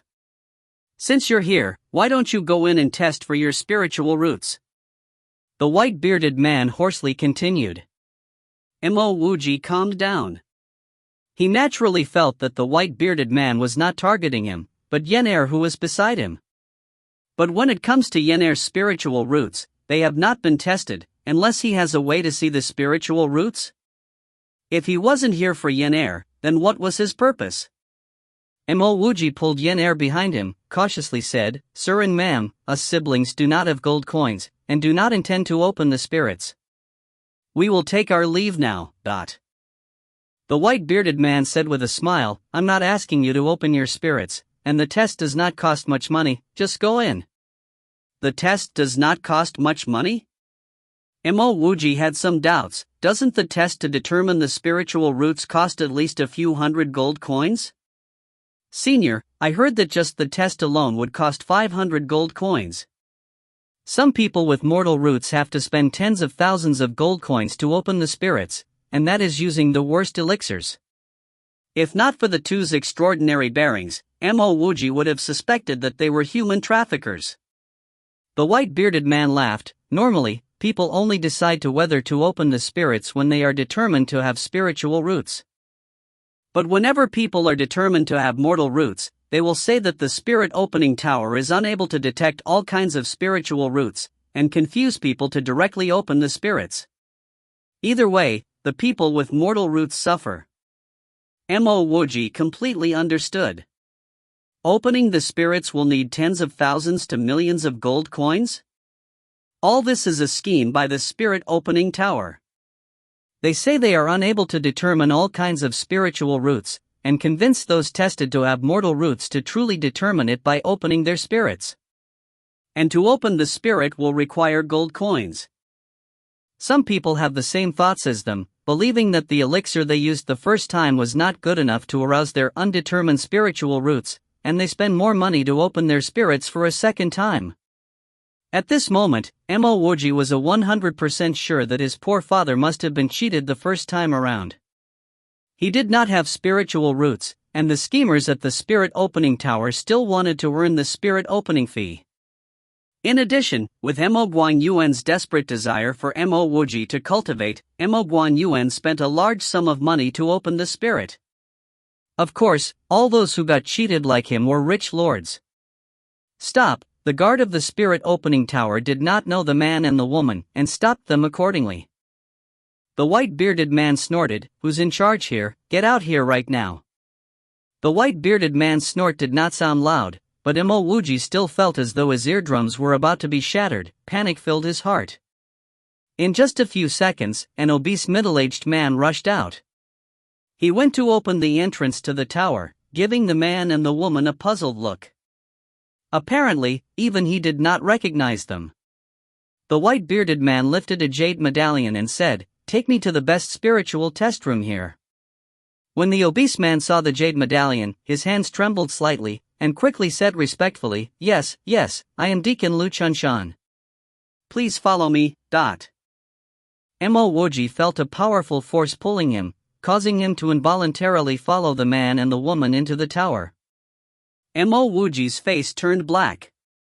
He did want to test for his spiritual roots, but to be forced in without being able to resist, made him feel very uncomfortable. The Spirit Opening Tower could be considered spacious. Mo Wuji saw a few people paying gold coins. Evidently they were here to test for their spiritual roots or open their spirits. Lu Chunshan soon brought them to the second floor. Once on the second floor, Mo Wuji saw a crystal column which was about 10 feet wide. "You can go and be tested first. Just stand behind that." The white-bearded man pointed to the space behind the crystal column and said half-heartedly. Mo Wuji was clear about his intentions. Letting Mo Wuji test was for the sake of Yenair. By this time, Mo Wuji could guess that the white-bearded man was optimistic about Yenair's spiritual roots, though he did not know how the white-bearded man was able to casually see it. Even though he had been tested before, and he knew that he did not have spiritual roots, Mo Wuji was still apprehensive. He wished that the previous test was wrong, and he actually had spiritual roots. At this moment, he even desired that those who cheated his poor father had let him test for a second time. Mo Wuji was also clear that the possibility was low. "Young master, please go for the test." The words which Mo Wuji said yesterday made it very clear to Yenair that her young master was very eager to have spiritual roots. Mo Wuji nodded, taking in a deep breath, went to the testing platform and stepped up. The crystal column flashed a gray light, and it stopped moving. Mo Wuji did not know what the response should be like, but seeing how slightly the crystal column responded, he definitely knew that was not what a person with spiritual roots would see. Sure enough, the white-bearded man impatiently said, "The most common of mortal roots. You're destined to be immortal, come down." Mo Wuji's whole body turned cold, and he felt faint. Using his strong self-control, he walked down the testing platform as though nothing had happened. His trembling hand showed how disappointed he was at the moment. Even the worst grades of spiritual roots would be good. Why did it have to be mortal roots? Young master, it's okay to not have spiritual roots. Old master also did not have them. Yenair quickly came and hugged Mo Wuji. Mo Wuji pretended to be calm, and smiled, "It's okay. Even without spiritual roots, I still have my hands. In the future, we can still eat and feast." He sighed in his head, not saying another word. It was because his old father did not have spiritual roots that he was eaten up by the scammers at Raozhou. The beautiful lady was too lazy to despise Mo Wuji. Eating and feasting, only ant-like mortals have such ideals. The white-bearded man did not care about Mo Wuji, and said smilingly, "Little girl, now's your turn." Yenair quickly shook her head. "I do not have to take the test. I don't want to practice. I want to leave with my young master, but since you're here, just take it." Following the man's words, Yenair involuntarily landed on the testing platform. Mo Wuji secretly clenched his fist.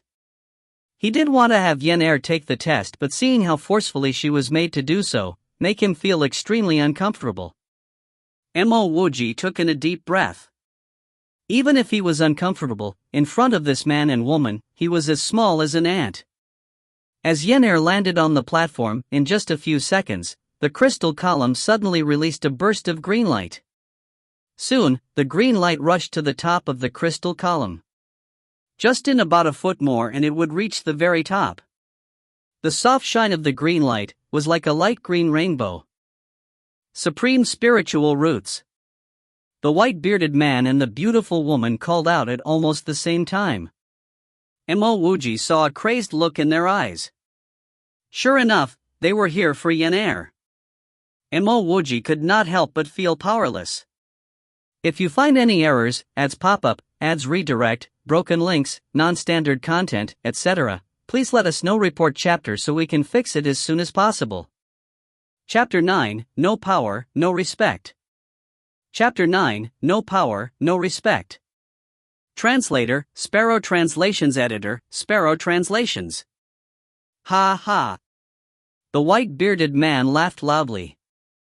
I did not expect that I, Li Yuanhua, would find such a qualified disciple while passing through this small place. The pretty woman who was silent all this while interrupted the white-bearded man, Li Yuanhua. She is not suitable for your Li Fire sect.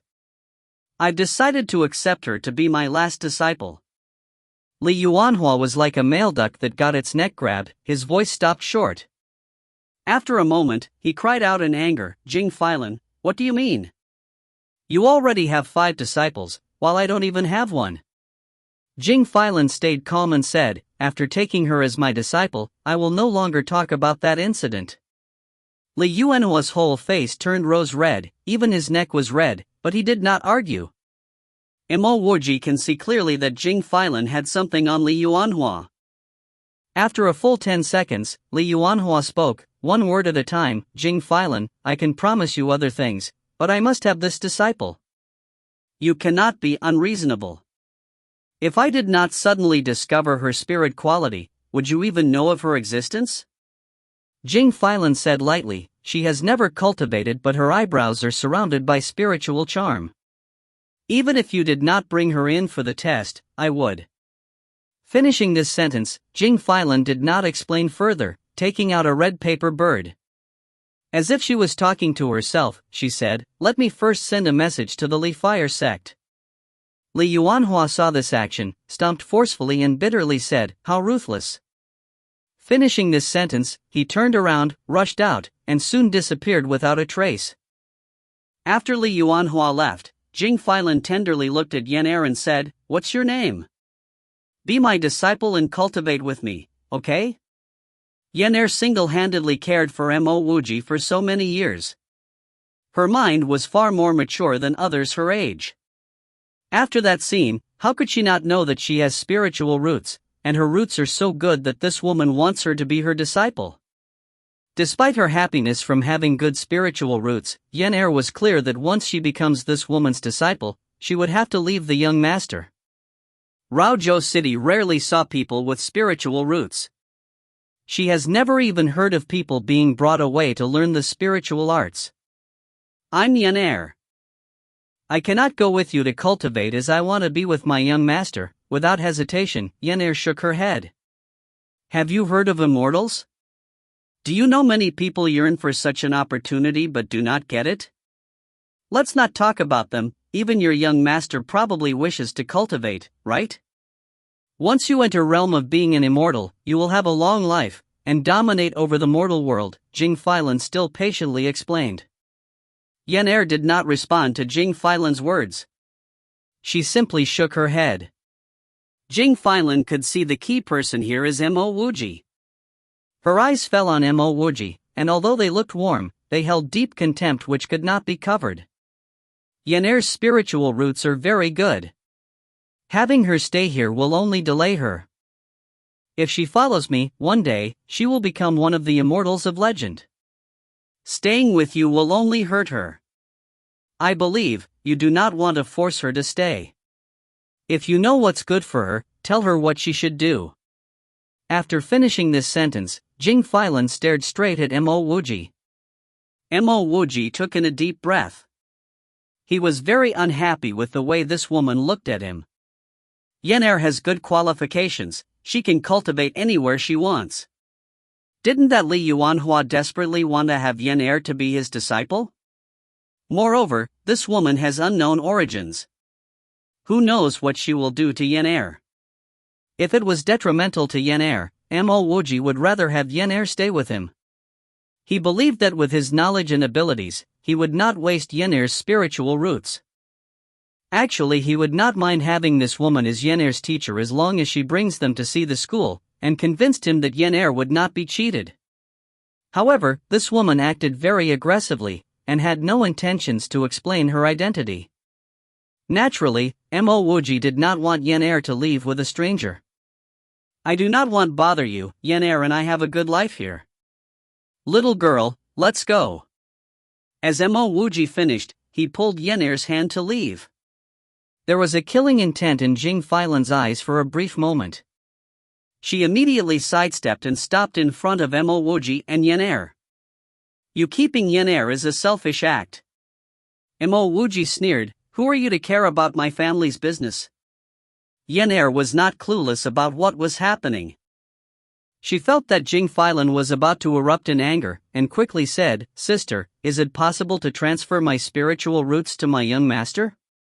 If that's possible, I come. Without waiting for Yen to finish, Jing Feilan grabbed her arm and took off. Master! Yen screamed out. Mo Wuji felt as though someone dug his heart out, and momentarily blanked out. By the time he rushed out, the shadows of Yen and Jing Feilan could no longer be seen. Bang! Mo Wuji forcefully punched a wooden frame beside him. Fresh blood flowed down the wooden frame, but he did not feel the slightest of pain. This was his first day in this world, and he could not help but feel weak and powerless. The strength he felt from negotiating with Lu Zhoujuan was now gone. Here, without power, there would not be respect. The next day, Mo Wuji hid his grievances deep in his heart, and decided to go to Dan Han Drug Refinery. Dan Han Drug Refinery was once the #1 drug workshop in Chengdu State. Now, there's only one store and one workshop. Mo Wuji had to ask a few people, before finding Dan Han Drug Refinery hidden away in a remote street. Lu Zhoujuan was waiting for a long time. Seeing Mo Wuji come over, he quickly laughed and welcomed Mo Wuji into the workshop. Old Lu, your Dan Han Drug Refinery is really not small, I almost couldn't find it. Seeing the abject state of Dan Han Drug Refinery, Mo Wuji felt disappointed. Because of his powerlessness, he had to hide what happened yesterday deep in his heart. From the bottom of his heart, Mo Wuji still had an immense desire to cultivate. The previous he was able to concoct a solution which can even expand the meridians.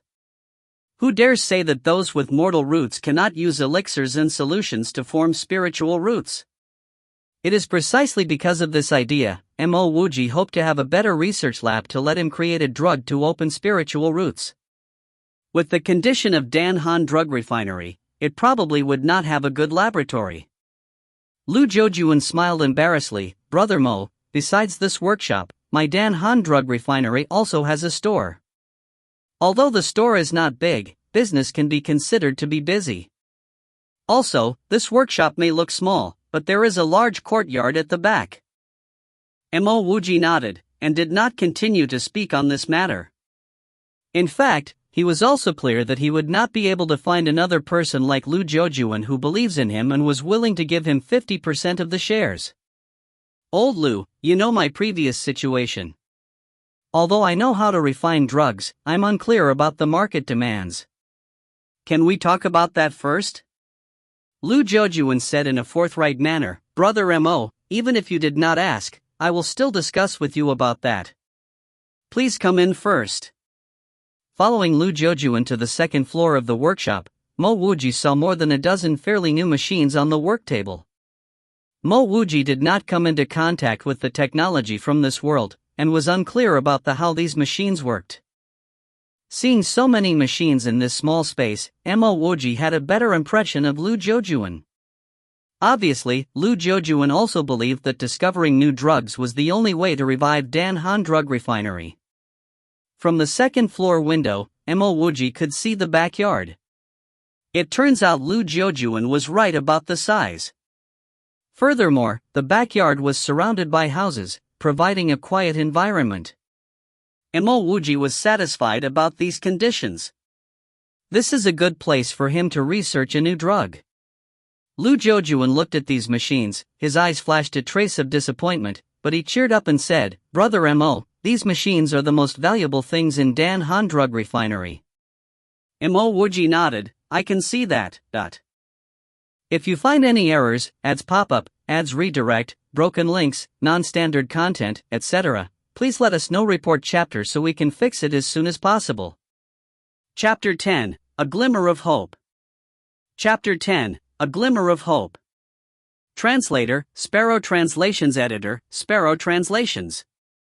My Dan Han Drug Refinery has 3 main products. The first is the blood replenishing pill.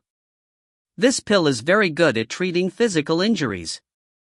You were born in the northern Qin prefecture.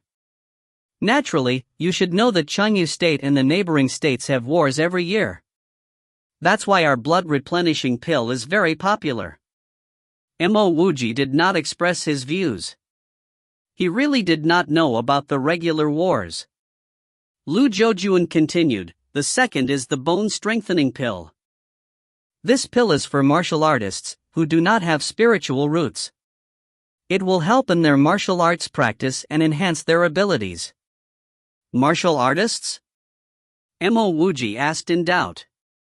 Lu Jojuan nodded, Brother Mo is of nobility. Naturally, you would not have heard about this. In fact, there are few people with spiritual roots. Most people only have mortal roots, and to enhance their strength, they practice martial arts. Practicing martial arts to the peak can make you comparable to the experts with spiritual roots. In Lu Jojuan's view, Mo Wuji's grandfather was a drug refiner and a cultivator with spiritual roots. This kind of family probably looks down on martial arts, and it was normal for them not to know of it. Mo Wuji's heart skipped a beat. If he is really unable to have spiritual roots, isn't it possible for him to practice martial arts? The third pill is the most famous one in Dan Han Drug Refinery, it's the spirit elevating pill. This pill contains many rare medicinal ingredients, and it even contains a kind of spiritual ingredient. It is useful to cultivators who have opened their spirits. It can help them quickly gather the essence from heaven and earth. My Dan Han Drug Refinery was able to gain some reputation in the entire Qing Han Empire due to this spirit-elevating pill, Lu Jojuan proudly said. Obviously, this pill had quite a good reputation. Mo Wuji asked again, Old Lu, I heard that elixirs have different grades. I wonder what grade of elixir is this spirit-elevating pill. Hearing Mo Wuji's words, Lu Jojuan's old face turned red, embarrassedly said, if it is of top grade, wouldn't that be great? But the spirit elevating cannot be considered an actual elixir. However, it is one of the few drugs in Chengyu State which can help cultivators. Later on, my Dan Han Drug Refinery was not able to keep up in discovering new drugs, and lost out to others in price. Regarding the spirit elevating pill, it requires some spiritual ingredients which we cannot typically get, resulting in where we are today. Mo Wuji came to understand, Dan Han Drug Refinery did not even have its best product, the spirit elevating pill, to sell. And from another perspective, the spirit elevating pill was not even considered an elixir. How much does Brother Lu know about cultivators and cultivation? Mo Wuji did not care about what Dan Han drug refinery used to produce. He cared more about what he can develop here. As long as he can develop something good, he can make a lot of money. In turn, with more money, he can attempt to open his spirit. Lu Jiujuan heard Mo Wuji's words, and suddenly started questioning whether he was right about Mo Wuji. If Mo Wuji inherited the skills from Mo Tiancheng, why would he ask such questions? Mo Wuji immediately felt Lu Jiujuan's doubts, hurriedly said, "Old Lu, even though I am unable to create elixirs for cultivators, I intend to work in this direction. Previously, I was bent on restoring my country, and did not care about these things. Now that I have decided to be a drug refiner, I naturally need to know more." Lu Jiujuan agreed with these words. Mo Wuji was right, the real way to earn money was not through ordinary drugs, but elixirs which cultivators could use. After pondering for a moment, Lu Jiujuan said, "I do not know much about cultivators, but I heard that the Changyu State Protector is an expert who is infinitely close to the Earth realm." Wait, what is an Earth realm expert? Mo Wuji quickly asked. Lu Jiujuan helplessly explained, "I am also not very clear, but I know that he is very, very strong. Most of the cultivators in Changyu State are merely in the human realm. The human realm has 3 stages: meridian expansion, spirit building, and escaping mortality. One will enter into the Earth realm only after exceeding the escaping mortality stage. Meridian expansion is first stage after opening the spirit. I heard that the strongest geniuses open 99 spirit channels during the meridian expansion stage. To a person with spiritual roots, more spirit channels and tougher and wider ones would result in faster cultivation. Among others in the same stage, he will be stronger, and he will have greater potential. For people like us, with mortal roots, are generally unable to open any spirit channels."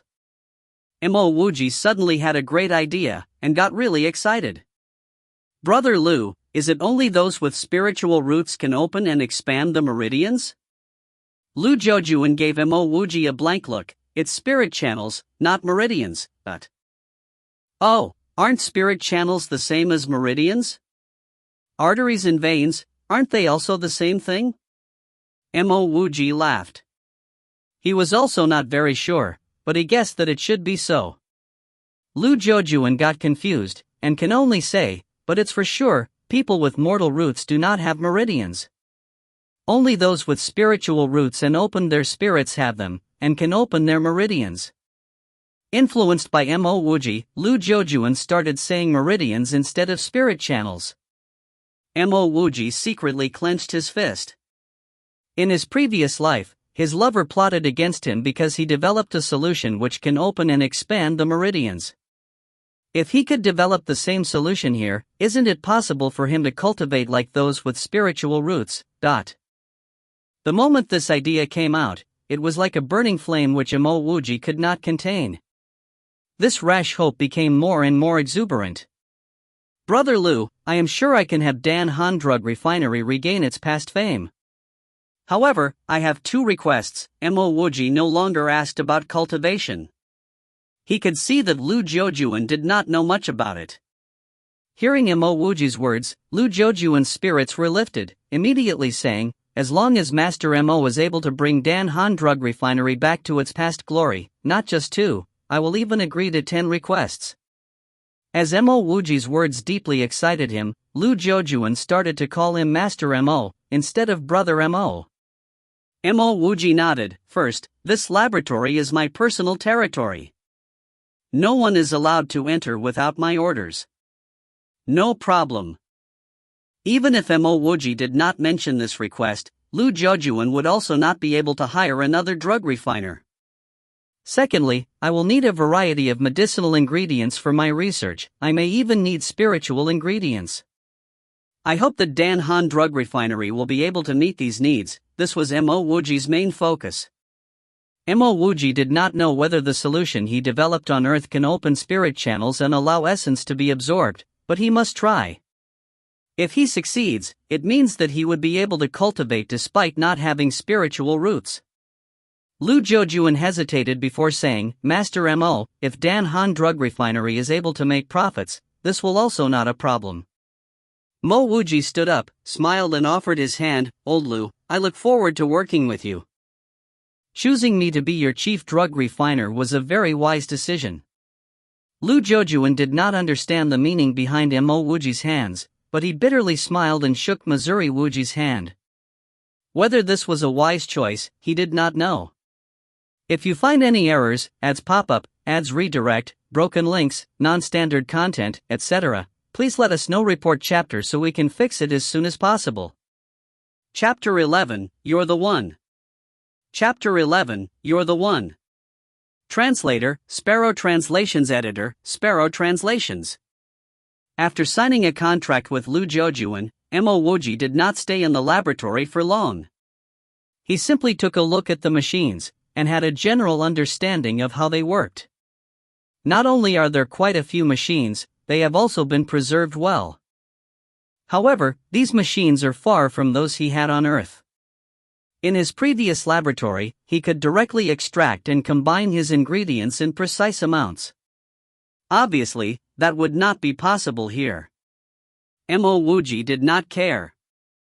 In his past life, concocting a solution which could expand the meridians was not by accident. Even without the machines, with his proficiency built on thousands of experiments, he would be able to recreate the solution. Now, with these machines, he was even more confident of doing so. No matter the reason why that woman plotted against him, she would not get his ingredient extraction technique and concoct the solution. This was because his method was not focused on the exact genetic combination, but the refining. Furthermore, he did not record down several critical data, as well as some important plant extracts. All of these were remembered in his mind. In the absence of these plant extracts, the solution acts normally. After adding these extracts, the entire molecular structure changes, and even the DNA tests get disorganized. The results of each test were always different. But the solution was still able to achieve the effect of opening the meridians. Even Mo Wuji did not understand the logic behind that. This made Mo Wuji believe that science was really mysterious. There were still many things in the world which could not be explained by science. Mo Wuji was very clear. Whether it is being plotted by his lover, or yen air being taken away, without strength, he will never be able to find the answer. If he was doomed in this new life to not be able to cultivate, he would just accept his fate. However, until he was fully sure that he could not cultivate, he would not let go of even the smallest of chances. After signing the contract, Mo Wuji began to wander around Raozhou City. Before deciding his research direction, he must first do market research. Which drugs could earn money, and which couldn't? This was what he needed to know the most. Wandering from morning to the evening, Mo Wuji's initial enthusiasm slowly died down. He knew that this world's technological level was beneath Earth's. Coupled with his skills in biology, it should be easy to develop one or two money-making products. But the results of the survey made one thing clear to Mo Wuji: though the technology here was beneath Earth, the pharmaceutical level were not. The variety of cosmetics and fitness products was even more than on Earth. Mo Wuji did not test the efficacy of these drugs, but the fact that people could openly sell them showed that these products would not be bad. Without a product, even if he is good at marketing, Mo Wuji cannot save Dan Han Drug Refinery. If he could not save Dan Han Drug Refinery, the research that he needed to produce drugs which can allow him to cultivate was but a dream. Seeing such results, Mo Wuji went into a daze. He did not even notice when a thin youth bumped into him. "You want to leave after stealing?" A cold voice woke Mo Wuji. Mo Wuji looked up and saw a young man grabbing the wrist of the thin youth. This young man carried a large package. He had a sharp face and a fierce aura. "Nonsense, quickly let's go," the thin youth called out. Only then did Mo Wuji check his pockets and discovered that his coin purse was missing. Mo Wuji did not even know when this youth stole his coin purse. Without hesitation, he rushed forward, grabbed the other hand of the youth, and extended his hands to search the youth's chest. The youth did not have pockets, so his stolen purse must be on her chest. Mo Wuji felt a small, soft bun, and by the side, he grabbed his purse. The youth's face turned rose red, and did not dare to struggle. "Friend, thank you for helping. If not for you, I am afraid I won't even have money to eat." Mo Wuji kept his purse and thanked the young man. The young man saw Mo Wuji retrieve his wallet, nodded and let go of the thin youth. The thief was slightly shocked to be released, and quickly disappeared into the crowd in just a few seconds. The process was very short and many of the passers-by did not see what happened. The young man did not respond to Mo Wuji's gratitude, but looked at Mo Wuji and asked, "Why did you let the thief go?" Just now, he released his hands. If Mo Wuji wanted the thief to stay, he could have continued grabbing the thief. Mo Wuji laughed. That thief was so thin, and obviously she was very hungry. "If I kept her, besides beating her, what can I do?" The thin thief was a girl, and was starving desperately. Just now, when Mo Wuji was holding the thief, he saw the image of Yen Eriner, and felt pity for the little girl. But he had always disliked thieves. Even if he sympathized with her, he would not purposely offer her some money. At the same time, he also could not bear to teach the little girl a hard lesson. "If you do not mind, how about we go to the nearby tavern and I'll play host?" Mo Wuji casually said this sentence to change the topic. The young man said lightly, "I only put in a little effort, you don't have to do this much." Mo Wuji said again, "I am a drug refiner. I wonder if this friend here has medicinal herbs to be sold. If so, I am in need of them." As a biologist who regularly dealt with botanical herbs and medicinal ingredients, Mo Wuji could easily identify the smell of herbs on the young man. "How did you know?" The young man gave Mo Wuji a puzzled look. Mo Wuji smiled, "You have the smell of herbs. Also, the herbs are very fresh." The young man nodded. "The tavern in front, Raojiangxian Tavern, is not bad. Let's go there." Raojiangxian Tavern was not bad. When the waiter brought up the wine, Mo Wuji could smell a chilly fragrance without even drinking it. "My name is Mo Wuji, may I know what I call you, friend?" Mo Wuji poured a cup and asked. "Lanyu." The young man did not say much. After saying his name, he drained his glass of wine. "I'm Dan Han Drug Refinery's drug refiner. If Brother Lan has any medicinal herbs in the future, you can send them directly to Dan Han Drug Refinery. If you find some special herbs that I need, the price can also." Mo Wuji suddenly paused. He has not found a suitable product for Dan Han Drug Refinery. Where will he find the money to buy the herbs he needs? Lanyu saw that Mo Wuji did not continue, and thought that Mo Wuji was insinuating that the price will rise, then said, "Of course, but I will be leaving Raozhou soon. Chanyu State and Shangyan State have already started warring. There is an urgent need for healing herbs. I will be going somewhere close to the battlefield." But war? Healing herbs? Mo Wuji felt like his mind was struck by lightning, and everything suddenly became clear. He saw a lot of healing drugs in the pharmacies and pill rooms. No matter how good the drugs are at healing physical injuries, how could they be as good as penicillin? In fact, Lu Jiujuan mentioned healing drugs in the morning. Before, he was confident and did not care. Now that he could not find suitable products, hearing about the war and healing drugs, he immediately thought of penicillin. It can be said that the war situation in World War II was reversed, largely due to penicillin. It saved millions of lives during World War II. Mo Wuji clapped. "Penicillin, you're the one. If you find any errors, ads pop up, ads redirect, broken links, non-standard content, etc. please let us know. Report chapter so we can fix it as soon as possible." Chapter 12, Causing an Uproar in the Drug Industry. Chapter 12, Causing an Uproar in the Drug Industry. Translator, Sparrow Translations Editor, Sparrow Translations. Seeing how Lan Yu gave him a puzzled look, Mo Wuji laughed while saying, "Brother Lan, you are about to sell this medicinal herb to our refinery for a price even higher than the battlefield nearby, so why go the extra mile?" The thought of penicillin made Mo Wuji felt great. No matter the quality of any drug, is there one better than penicillin in preventing bacterial infection? Most importantly, penicillin is a drug he could use Dan Han Drug Refinery's equipment to produce. Lan Yu looked at Mo Wuji suspiciously. In fact, from the moment Mo Wuji mentioned he is the drug refiner of Dan Han Drug Refinery, Lan Yu had his doubts about him already. Drug refiner Mo, I've heard that things have been difficult at Dan Han Drug Refinery recently. Lan Yu's tone was a little tactful, but his intention was very obvious. He meant to say that Mo Wuji was not capable. If it was before he thought of penicillin, Mo Wuji would not dare to boast. However, he said without any hesitation, "Brother Lan, you will soon realize that Dan Han Drug Refinery will cause an uproar in Chengyu because there is a successful businessman who has directly invested millions of gold coins into Dan Han Drug Refinery." Lan Yu did not bother to find out whether this is real because even if it is fake, he could just sell the drug to someone else. Alright, it's a deal then. In addition to the general herbs, I would need some special herbs too.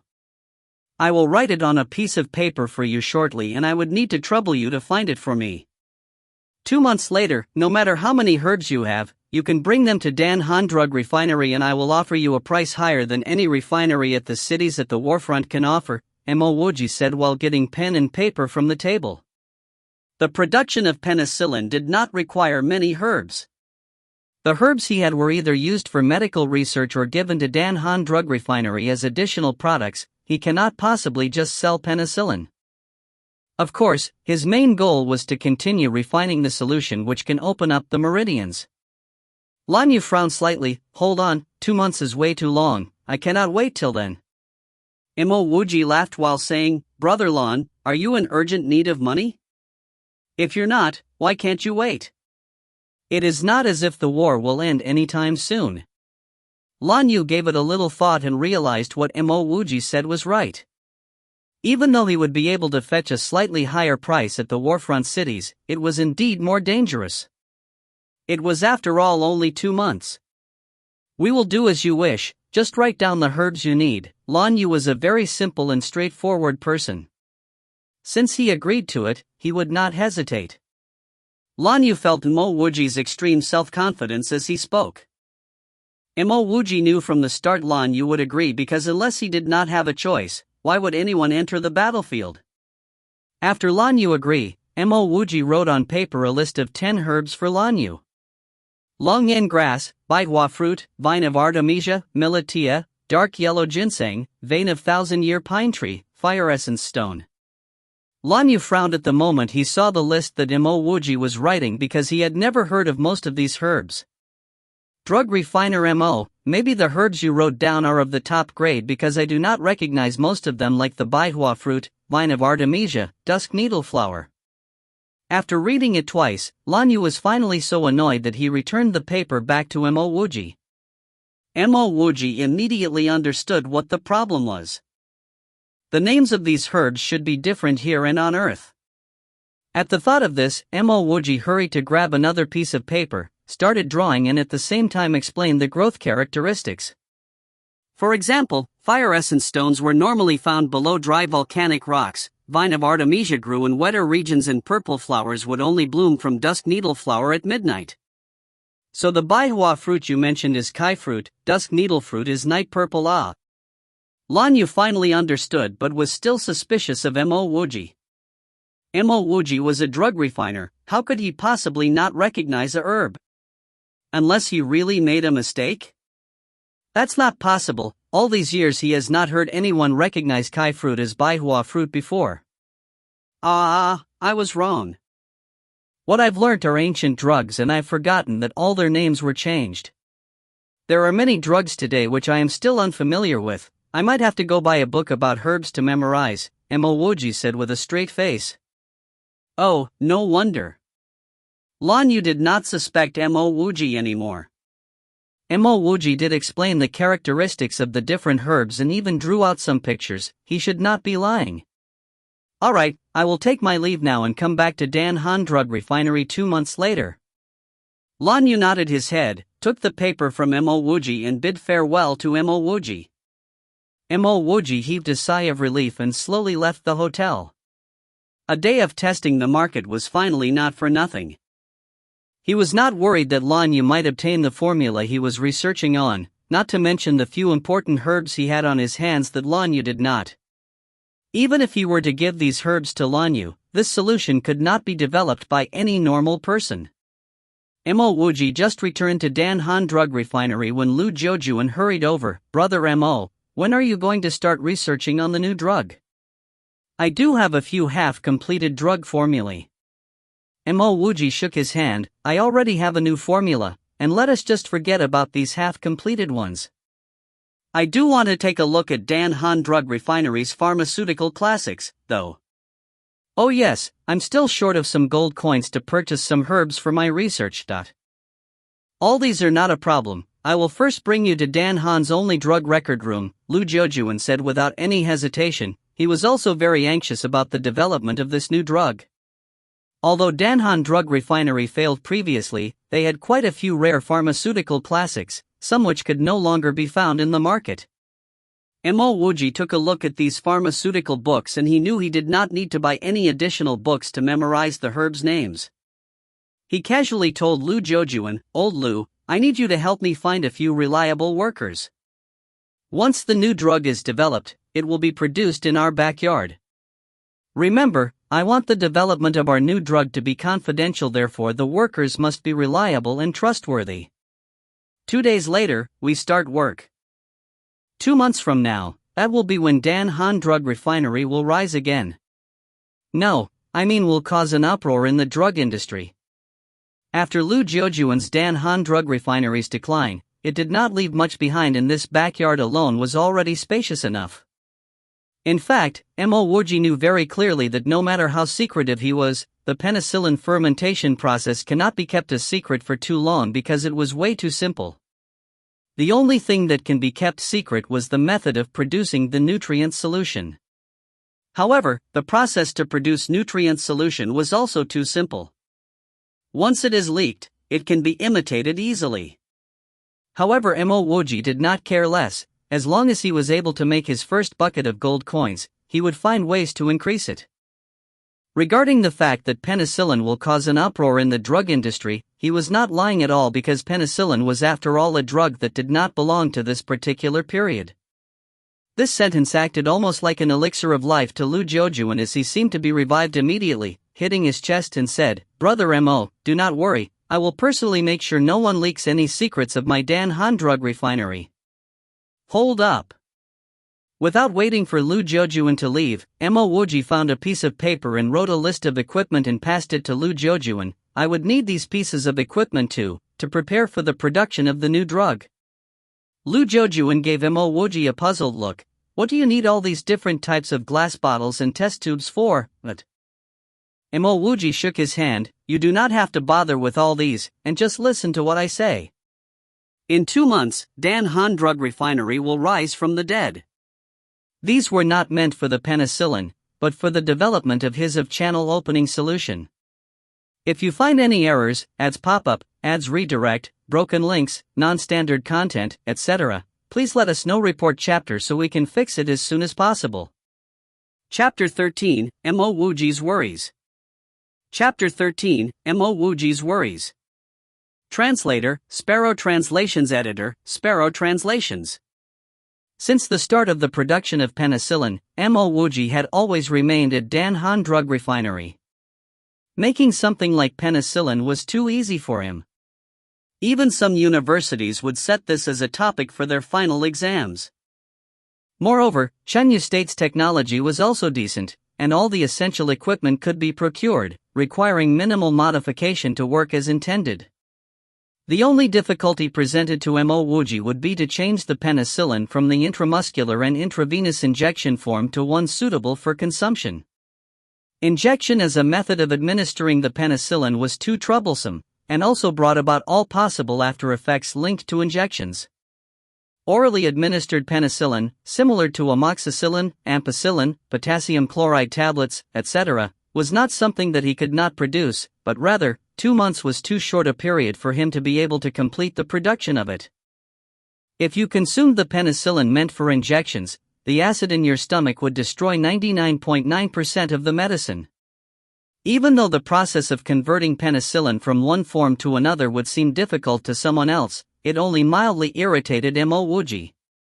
Back on Earth, he had already stood on the pinnacle of pharmaceutical research. He may not be able to completely prevent the potency of penicillin from being lost after converting it to oral form, but at least would manage to preserve 30 to 40% of it. For a place where no antibiotics have appeared before, even if 5% of penicillin's potency remained, its effect would be overwhelming, what more of 30 to 40%? As for the antibody and allergic reaction that the penicillin may incite, they have been completely ignored by Mo Wuji. Compared to the benefits of penicillin, these side effects meant nothing. At most he would note it down in the drug's information sheet. For the people of Raozhou City, Dan Han Drug Refinery underwent the greatest transformation recently. Dan Han Drug Refinery originally was downsized until only one shop and one workshop, and the only shop also closed down 1 month ago, not selling any drugs anymore. Logically speaking, Dan Han Drug Refinery would be about to close down, then sell off the shop. But what puzzles people the most was that they not only didn't sell the shop, instead releasing new ads for it in the whole of Raozhou City. 9 Lives Healing Solution, Dan Han Drug Refinery spent tens of millions to come up with this new product. It's the savior of mankind. With the 9 Lives Healing Solution you never have to worry about your wounds getting infected, and its effects is many times more than any product ever made in the refinery.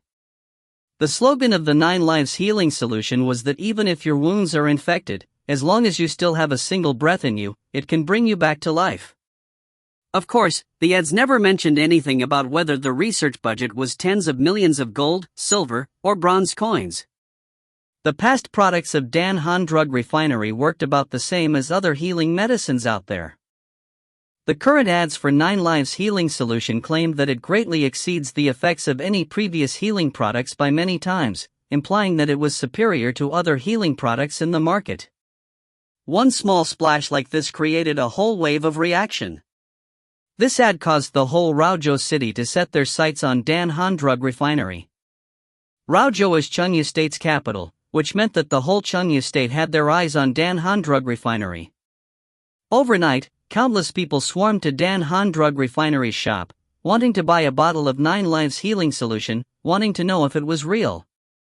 Chengyu State was in a perpetual state of war, with large numbers dying of infected wounds daily. Not only soldiers, but also mercenaries, hunters, herb pickers, prospectors, these people frequently get injured and face the risk of death by infection after. If there was a healing solution like 9 Lives, who wouldn't want it? On the second floor of Dan Han Drug Refinery workshop, Lu Jiujuan rushed in excitedly, "Brother Mo, our promotion has been too successful. If 9 Lives Healing Solution really that good, no, or even only 1/3 as good, on the 10th of September Dan Han Drug Refinery would have succeeded." Lu Jiujuan suddenly stopped, observing that Mo Wuji was not in a celebratory mood, even showing signs of worry. Lu Jiujuan's heart skipped a beat. Did the new drug fail? But didn't Missouri Wuji place large metal buckets one after the other in the yard, even with some boilers? Those can't be fake, can they? Whether the new drug was a success, he was not entirely sure. Going full force with promotion efforts was Mo Wuji's intention, saying that there was no chance of failure. But now, Mo Wuji stood up, walked beside Lu Jiujuan and pat his shoulders. "Old Lu, you need not worry, nothing's wrong with the drug." "Then why do you look like you have something on your mind?" Lu Jiujuan was half relieved after hearing that the drug had no issues. As long as the drug was okay, anything else could be resolved. Mo Wuji sighed. "Old Lu, have you thought about whether we have the ability to protect our turf once the 9 Lives Healing Solution goes into the market and brings us lots of wealth? There'll definitely be people who are jealous of us." Truthfully, Mo Wuji never thought that this small promotion campaign could have incited such a large response. He also did not expect that people of this world would desire drugs that can cure infections to such a great extent. He was skeptical if at this rate he had the chance to earn the first bucket of gold after the drug goes on the market. Even though no one other than himself knew that the production of penicillin is easily copied, what if someone took action against Dan Han Drug Refinery in secret before they have earned the first bucket of gold? It wouldn't be good. Lu Zhoujuan was momentarily stunned after hearing Mo Wuji's words, and proceeded to burst into laughter. Brother Mo, because you were born into the royal family, it is natural that you do not understand how Changyu State's laws work. Not only for Changyu State, in the whole Qing Han Empire, our workshop business is protected, as long as you pay a certain amount of taxes. The initial reputation of Dan Han Drug Refinery has spread all the way into the Qing Han Empire. Who would dare to take action against us? Dan Han was about to collapse due to my incompetence before. Mo Wuji did not let up because of what he heard from Lu Zhoujuan. Dan Han Drug Refinery was only as strong as a bum. Without any fists backing it up, it would be weird not to have anyone eyeing this business. On Earth there was a company involved in the production of fruit phones, which looked very big, with many employees. However, it was really only earning sweatshop money, having to bear with the atrocious attitudes of others. The day that company stopped taking up outsourced jobs would be the day it becomes the next Dan Han Drug Refinery. As for Lu Zhoujuan saying that they would be protected by Qing Han Empire, Mo Wuji did not believe in it at all. As long as enough profits were at stake, anything could happen. From his experience of his longtime lover backstabbing him, he knew that some things cannot be regulated by laws and morals. But he wanted to become a big shot, and this would need him to earn lots of money, making him unable to keep a low profile. Logically speaking, even if someone were to compete with Dan Han Drug Refinery for profits, they should be using the soft approach before the hard approach. As long as he controlled the core products, and sold them when he needs some money, then there would be no danger. After thinking until this point, old Lu, I'll put it across bluntly first. If someone wants a share of this, they can take my share in the business, but not any of my share of the money. Sure, no problem. Don't worry about it. Lu Zhoujuan agreed to Mo Wuji's demands without a second thought.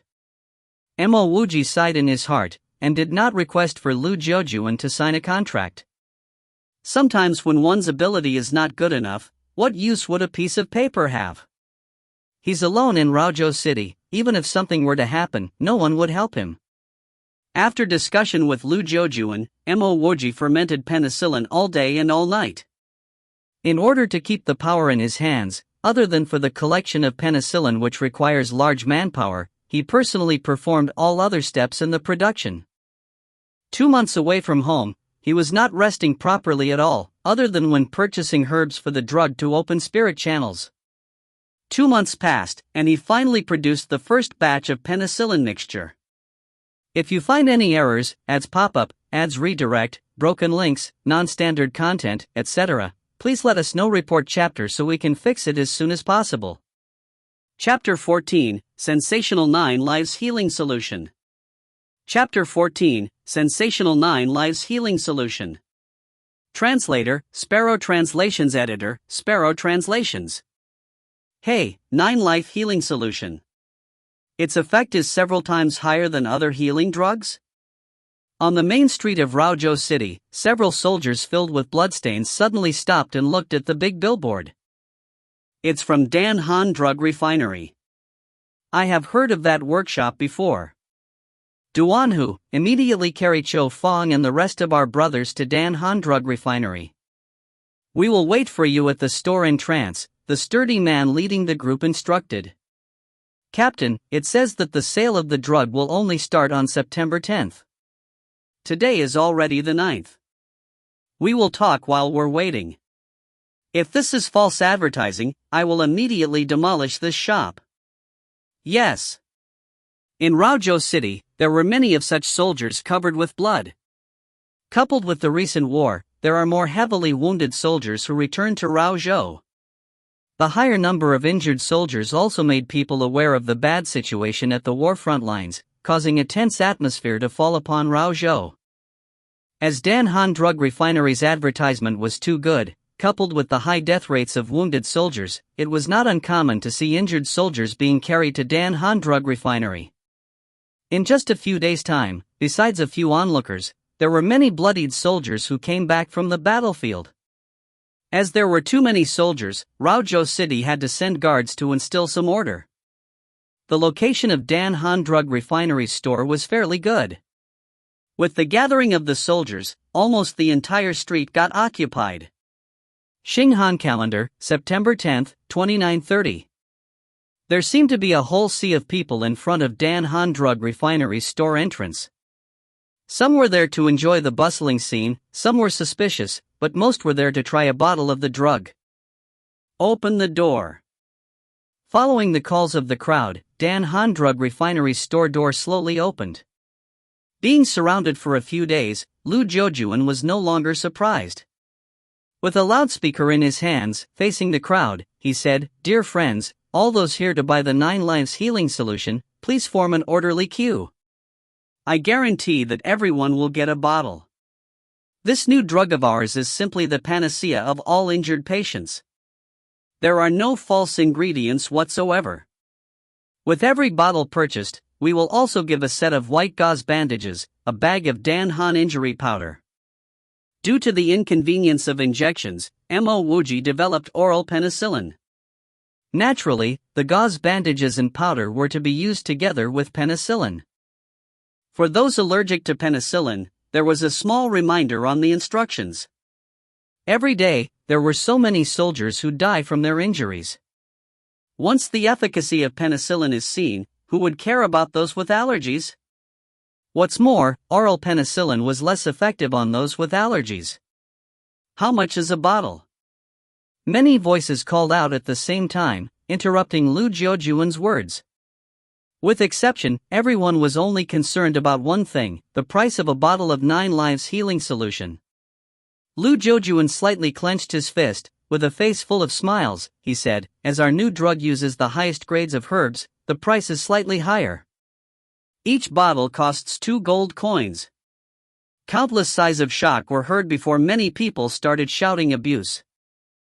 2 gold coins for a bottle of healing drugs? Why not just rob them? Other healing drugs cost only a few silver coins. Some even cost a few dozen bronze coins. After hearing the price, more than half of the queue immediately left. 2 gold coins for a bottle of healing drug was indeed too expensive. An ordinary family may not even earn 2 gold coins in a year. Seeing the queue becoming shorter, Lu Jiujuan's mouth started twitching. His intention was to price the drug at 10 silver coins, but Mo Wuji wanted it to be 5 gold coins. The final price of 2 gold coins was a mutual compromise. But he also had to agree with Mo Wuji that the price of the penicillin of higher purity, which also had a more deluxe glass packaging, should be 10 gold coins.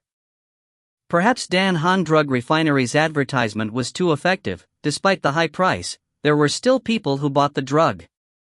Some gathered money to buy a bottle, while there were even some who bought more than 2 bottles. As for the deluxe version, not even 1 bottle was sold. Dan Han Drug Refinery, which was crowded for days, became deserted again after a short hour. "Brother Mo, this time." A3. Lu Jiujuan sighed. If he did not want to wait for a few days to see the efficacy of the drug, he would have advised Mo Wuji to slash the price. This time, they produced nearly 50,000 bottles. They even hired 20 people to work overtime to get the drug out for sale.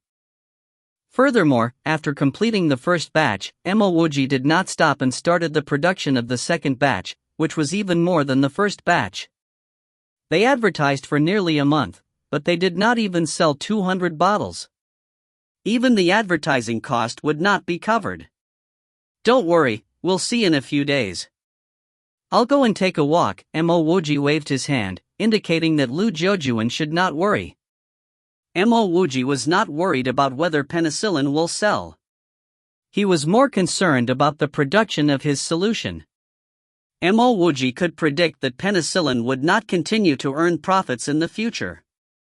He might as well set the price high and earn money for now. After a few days, Lan Yu will deliver a few of the herbs which he needs. In addition to the few that he's buying, he would be ready to start.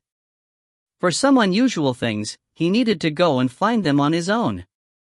With the exception of Lan Yu's herbs, he only lacked one thing. Even knowing that others will not be able to develop the solution which can open spirit channels with the drug formula, Mo Wuji still wanted to be careful. Lu Jiujuan could only nod. Things had already come so far, what else could he do? The thing that Mo Wuji was looking for could not even be considered a herb, as this thing was too common. Mo Wuji was looking for lotus silk, the fresher, the better. From Mo Wuji's experiments, he discovered that if lotus silk was not added, the effects of the solution would be significantly reduced. Once lotus silk is added, there would be an entirely different effect. However, the lotus root must be specially selected. It must be the second silk thread from the root. He had personally tested this. The moment he drank the solution, he could clearly feel the spirit channels in his body getting clearer, and his physical strength increasing greatly. Take note, although he learnt martial arts, he was not a master who learned some special arts. Unfortunately, before his meridians were completely expanded, he was murdered by his lover. In the first day, Dan Han Drug Refinery was still able to sell 1 to 200 bottles of 9 Lives healing solution. By the second and third day, not even a bottle was sold. Lu Jiujuan became as agitated as an ant on a hot pan. On the other hand, Mo Wuji was hiding in his laboratory, not even feeling a bit of anxiety. Besides eating and using the toilet, no one saw him come out of his laboratory. Even his food had to be delivered to him. This won't do. We are just simply waiting for death. Lulu, help me call Brother Mo. I would like to discuss with him. Lu Jiujuan could not stand the emptiness of the store. Shop owner, Master Mo told me not to disturb him unless it's something important. The shop clerk, Lulu, said timidly. Never mind. I will go. Lu Jiujuan waved his hand and started to head upstairs.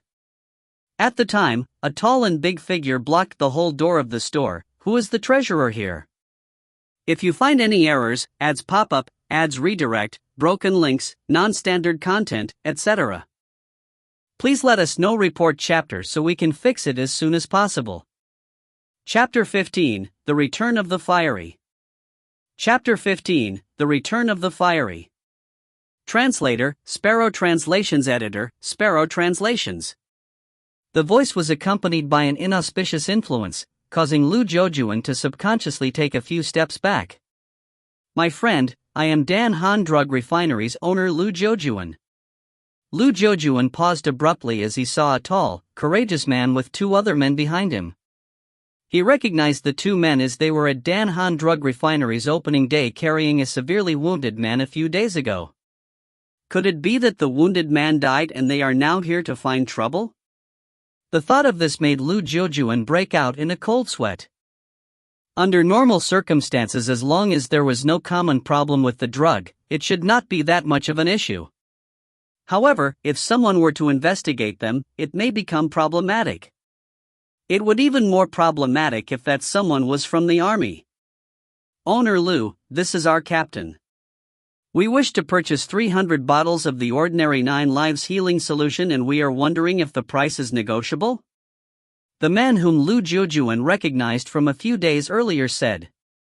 Ah!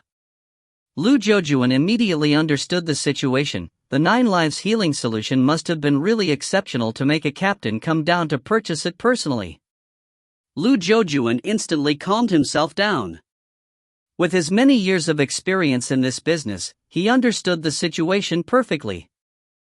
From today onwards, 9 Lives healing solution will sell like hotcakes with no need to worry about the sales. Lu Jiujuan knew that the large army had nothing but money. There are still some solutions remaining. However, the opening sales price of 2 gold coins has now been changed to. The tall leader raised his hand without hesitation to stop Lu Jiujuan from continuing. Hold on, forget about the negotiation. just sell it to us at 2 gold coins per bottle and we will get 500 bottles. We come from Taipei Army Camp and we will patronize your shop very often. It is a deal then. Lu Zhoujuan did not even think of increasing the price. Taipei Army Camp is one of the 3 camps in Chengyu. Building a good relationship with Taipei Army Camp will ensure good business in the future. In the past, Chengling Pill Workshop was only a small workshop while Dan Han Drug Refinery's shophouses were all over the big cities in Chengyu State. Presently, Chengling Pill Workshop is one of the best drug-dealing workshops in Chengyu State. Almost 40% of the drugs in Chengyu were provided by Chengling Pill Workshop. There were a few people chatting casually over tea in Chengling Pill Workshop's headquarters conference hall. Chengling Pill Workshop had gone on the right track, therefore the meeting was just full of chatter. Dan Han Drug Refinery created such a huge uproar previously such that I thought they were inventing an extraordinary healing drug. Turns out the advertising were just exaggerated. The one speaking was a 60-years-old man who was in charge of Chengling Pill Workshop sales. His name was Lu Wansheng. To be honest, Dan Han Drug Refinery's advertisement of their new drug did scare him a little. However, now that he found out that Dan Han Drug Refinery was nothing but a paper tiger, he felt more at ease. Sitting on a higher level was a lady named Mei Xiu who is Chengling Pill Workshop's owner. After hearing Lu Wansheng's words, she said, "Deacon Lu, no matter how exaggerated the advertisement by Dan Han Drug Refinery was, salespeople like us must still give them the attention. Furthermore, it has only been a few days, if the 9 lives, that..." Mei Xiu's words were suddenly interrupted as an energetic youth came rushing in to pass Mei Xiu a letter. The conference hall fell silent and all eyes fell on Mei Xiu. Mei Xiu tore open the envelope and took out the letter. The instant she finished reading the letter, she smiled and stood up saying, "Today, a few representatives from the army visited Dan Han Drug Refinery. According to the news, these army representatives bought at least 100 of the 9 lives healing solution. Furthermore, there were a few businessmen who went to Dan Han Drug Refinery as well.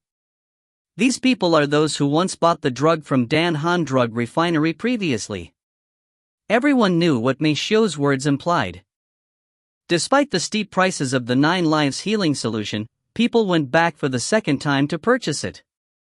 This proved that the effects of the solution were really extraordinary, even more so than the publicity had claimed it to be. If Dan Han Drug Refinery were to really invent such an extraordinary drug, how is Chengling Pill Workshop supposed to compete with them? "Owner Mei, what do we do now?" A plump middle-aged man stood up and asked. "Mei Qi, notify a few of the elders in the workshop to go down to Dan Han Drug Refinery to take a look immediately." Mei Xiu's expression turned serious and her tone became very modest. "All right." The youth who came to deliver the letter answered and then hurried back. Lan Yu carried 2 huge leather bags to Dan Han Drug Refinery but was shocked as he was reaching the entrance. The once empty Dan Han Drug Refinery was now filled with many customers. Everyone was queuing in an orderly fashion despite looking very anxious. The queue stretched from the entrance of Dan Han Drug Refinery to half a street away. Was the 9 lives healing solution really that powerful? He did see it in the advertisements, but he has seen way too many of such exaggerated ones in the past that he did not pay much attention to this one. "What are you doing? Please queue from behind." Lan Yu was stopped by a man just as he was about to enter Dan Han Drug Refinery. Lan Yu frowned and said, "I am not here to buy the drugs, I am here to look for Master Mo. A young lady hurried out and said respectfully, "Are you Brother Lan? Master Mo has ordered me to wait for you here." Lan Yu quickly nodded his head. "Yes, I am Lan Yu. Could you please take me to see Master Mo?" The young lady said in a hurry, "Brother Lan, call me Lulu. Master Mo is not around, he is currently over at the workshop. Please follow me." The crowd was envious of Lan Yu as he was brought over by the young lady. They wished they were the ones who knew Master Mo personally. The rumors of the powerful healing ability of 9 lives healing solutions soon spread across the city very quickly. Even if one were to purchase the solution, it could be very easily resold for an additional 10 silver coins. Master Mo, Brother Lan is here, Lulu shouted out respectfully as she brought Lan Yu to the entrance of the Mo Wuji laboratory in Dan Han Drug Refinery's workshop. Every worker at Dan Han Drug Refinery knew very well the reason for this fiery situation at Dan Han Drug Refinery these few days. It was because of the arrival of a very capable drug refiner. Master Mo developed a revolutionary drug, the 9 Lives Healing Solution. As long as the sales continue at Dan Han Drug Refinery, it would rise again, this time even better than before. It was a very obvious prediction evident from the number of people queuing every day. Some would even pay more for the drug so they could purchase it earlier than the rest. Lulu, as Mo Wuji's helper, treated Mo Wuji very respectfully. As soon as Lulu's voice died down, a small door opened. Mo Wuji stood at the door's entrance with messy hair, looking in excitement. Brother Lan, you have finally arrived. Lan Yu did not mind Mo Wuji's look or the smell of different drugs from the laboratory because he knew that a truly capable drug refiner, like Mo Wuji, would go crazy once dealing with drugs. Master Mo, you really did not lie to me. Your drug has exceeded all expectations and has been very successful, Lan Yu said with admiration. Even though Lan Yu promised Mo Wuji he would stay in Raozhou City, the fact was that he did not fully believe Mo Wuji's words. Today, having witnessed Dan Han Drug Refinery's grand occasion, he was convinced that Mo Wuji's new drug would be able to make them rise again. Thank you for your trust, please take a sit inside Brother Mo Wuji said while his eyes laid on Lan Yu's leather bag. Lan Yu noticed Mo Wuji's looking and knew his intentions were not for him to sit down inside. He smiled and passed the leather bag in his left hand to Mo Wuji. Master Mo, these are the herbs you needed. There are a total of 10, please take a look. Mo Wuji grinned while taking the bag. There is no need, how can I not trust you, Brother Lan? After saying this, he told Lulu, you must help me take good care of Brother Lan.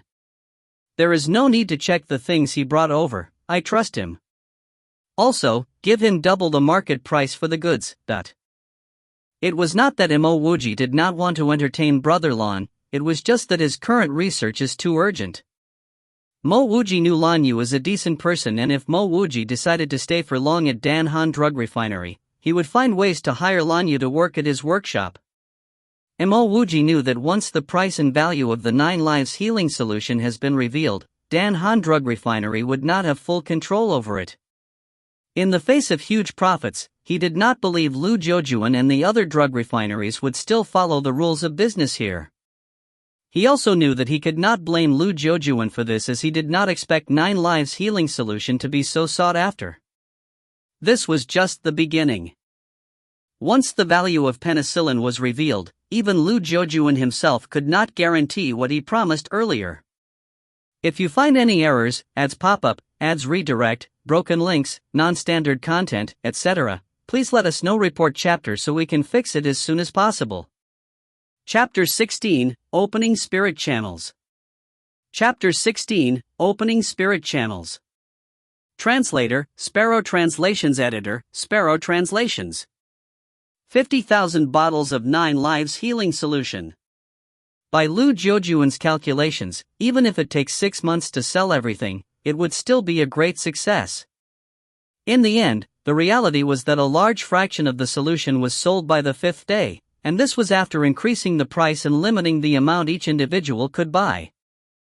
Even after limiting the amount of solution they could buy, the 9 Lives Healing Solution was sold out by the 12th day. Including the sales of the deluxe version of the 9 Lives Healing Solution, Dan Han Drug Refinery earned close to 250,000 gold coins in profits alone. One could also say that the 9 Lives Healing Solution had a production cost of close to zero. Hence any sales made were all profits. Seeing that there were many people wanting to purchase medicine outside of the shop, but no medicine was available for sale, Lu Jiujuan became anxious. Lulu, screw it, I better go to find Brother Mo personally. At the moment, Lu Jiujuan was completely convinced that Mo Wuji had inherited from Mo Tiancheng the talent for producing drugs, even surpassing that of his father. Otherwise, how could he have created the 9 Lives Healing Solution? He had a different reason for finding Mo Wuji than 10 days ago. This time, he was anxious to get Mo Wuji to speed up production for the third batch of 9 Lives healing solution. The second batch was currently in the fermentation stage and was almost ready. However, Mo Wuji did not seem to have the intention to make a third batch, being holed up in his laboratory all day, saying that he wanted to create a new drug. Actually, according to Lu Jiajuan's plans, Dan Han Drug Refinery was fine with only the 9 Lives healing solution, and did not need to produce any new drugs. But now Mo Wuji was in charge, and if he wanted to create a new drug, he would create a new drug. Owner, Master Mo said that no one is to look for him before he comes out, even for meal deliveries, they would be placed at the window. If the meal was not consumed, we would replace it with a fresh set, Lulu quickly said. She was worried that the owner of the drug refinery would barge into Master Mo's room, creating an argument between the both of them. Master Mo has been the most capable drug refiner she had ever seen. This is not the sort of master you offend. All right, Lu Jiajuan was helpless and gave himself a pat on the head. A few days ago, a few guys from the Changling Pill workshop came over to discuss with him about the 9 Lives healing solution, and he pushed it all on Mo Wuji's head. He mentioned that Mo Wuji was still researching on new drugs, and these issues would have to wait until Mo Wuji came out.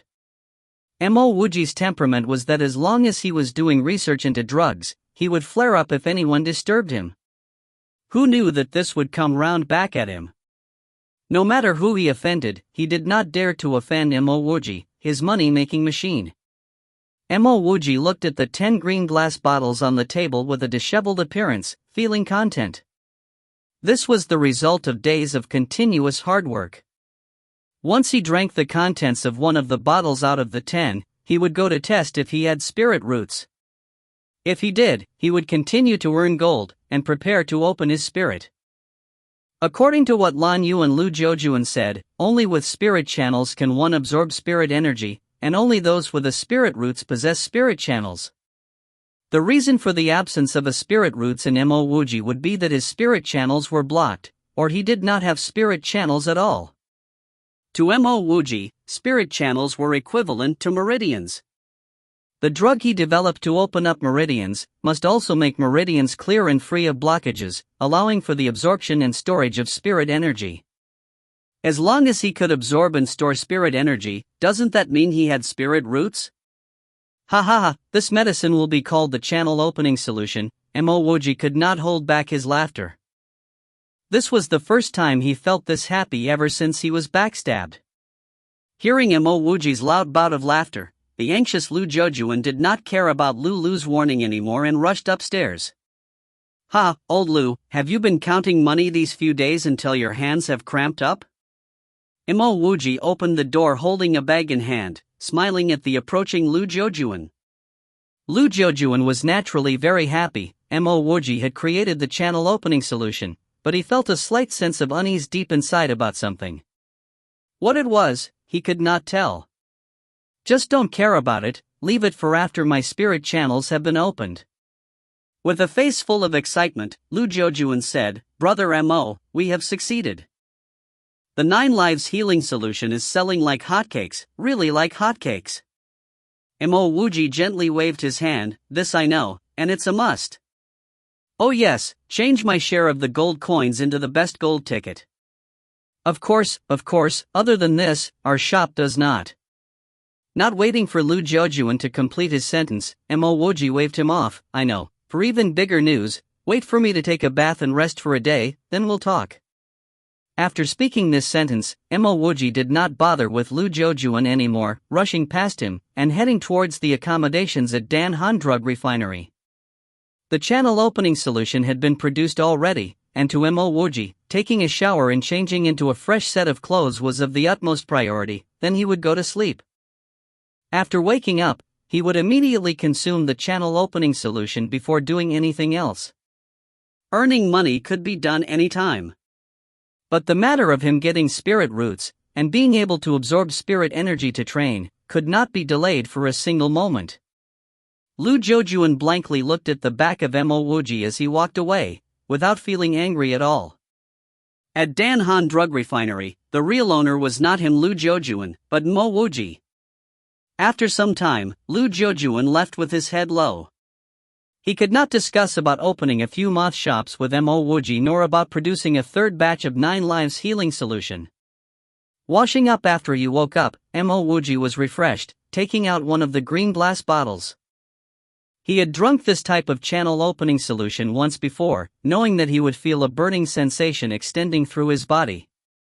After that, even those who had never trained in martial arts before would be able to clearly feel one meridian in the body being opened. Even though the feeling of opening meridians was unbearable, an indescribable soothing feeling lingered in his heart.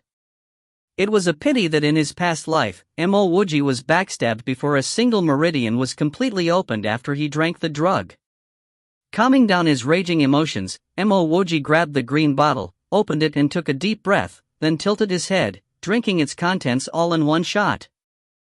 Similar to that in his past life, the slightly bitter fluid flowed down his throat, with something like a line of fire extending through his body. All the obstructions in the way of this line of fire would be broken through. Mo Wuji could clearly feel the sensation of one spirit channel being opened, and with the line of fire from the drug, the channels in his body slowly expanded. The feeling of his body breaking apart mixed with a sense of serenity and excitement. It seemed as though as the fire burned a little more, the more the impurities in his body would be burnt away. Mo Wuji clenched his fists. If meridians were spirit channel, and one bottle of the drug would open one of his spirit channels, so wouldn't it be easy for him to become a cultivator with the highest spirit base grade with the use of the drug? So what if there were 99 spirit channels? He could easily achieve it. If you find any errors, ads pop up, ads redirect, broken links, non-standard content, etc., please let us know. Report chapter so we can fix it as soon as possible. Chapter 17, Falling Short. Chapter 17, Falling Short. Translator, Sparrow Translations. Editor, Sparrow Translations. 2 hours later, Mo Wuji's anticipation gradually dwindled. Even though the solution did expand one of his meridians, the expansion ceased after 2 hours. The burning sensation disappeared, indicating the limit of the solution. How was this possible? With cold water being poured over his head, Mo Wuji completely forgot about the pain he was in as his channels were expanding. This felt like a rubbish-filled water ditch. When the water came flowing, the rubbish will be washed away by the water. But just when the ditch would be clear of rubbish, there was no more water. The rubbish that was supposed to be washed away was all stuck at the entrance, forming a dam and worsening the clogging. In his previous life, Mo Wuji was assassinated less than 2 hours after he drank the solution. Therefore he had no clue that the solution could not open the channel and that the meridian will be blocked in a specific position. No, the quantity must not have been enough. Mo Wuji clenched his teeth, opened and drank yet another bottle of the solution. If the first time drinking the solution felt like swallowing a line of fire, the second time felt like swallowing a fireball. Mo Wuji felt as if his whole body would be consumed by this fireball and turn to ashes. The pain was so severe that he fell to the ground as if he were paralyzed. In the end, his whole body was suffering from spasms and even breathing became difficult. After another 2 hours, the convulsive pain gradually disappeared. Mo Wuji, despite trembling, managed to get himself up using the bench. His heart was ice cold. He clearly knew that after consuming the second bottle, it only made him feel worse and the blockage remained at the same position as the first time. He was sure that if he were to drink the third bottle, he would lose his life. In short, his development on the meridian expansion solution was a failure. If that woman found out that the solution was unsuccessful, would she have regretted her actions? Maybe she would have regretted killing him before he actually managed to develop the solution successfully. Mo Wuji slowly moved himself to the table where he saw his pale and desperate face in the mirror. He knew he would not have any more chances. It only took 4 hours to go from joy to despair.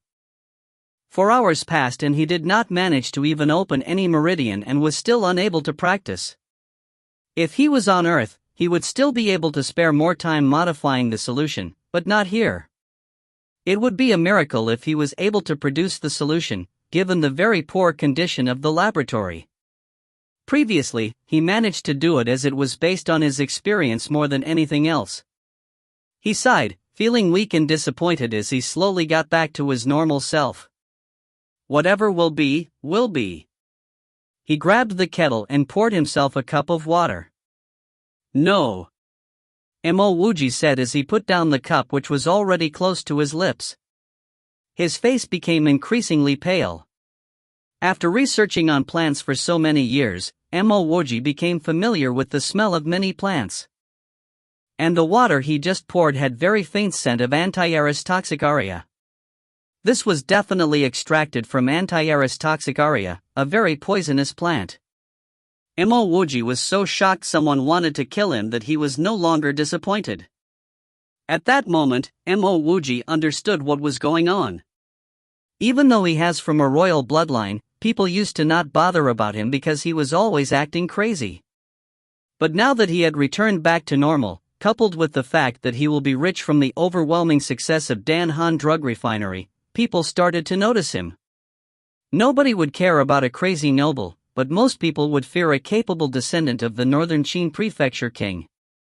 Or at least those who tried to snatch the king's throne would. Mo Wuji gently placed his cup back on the table and calmed himself down.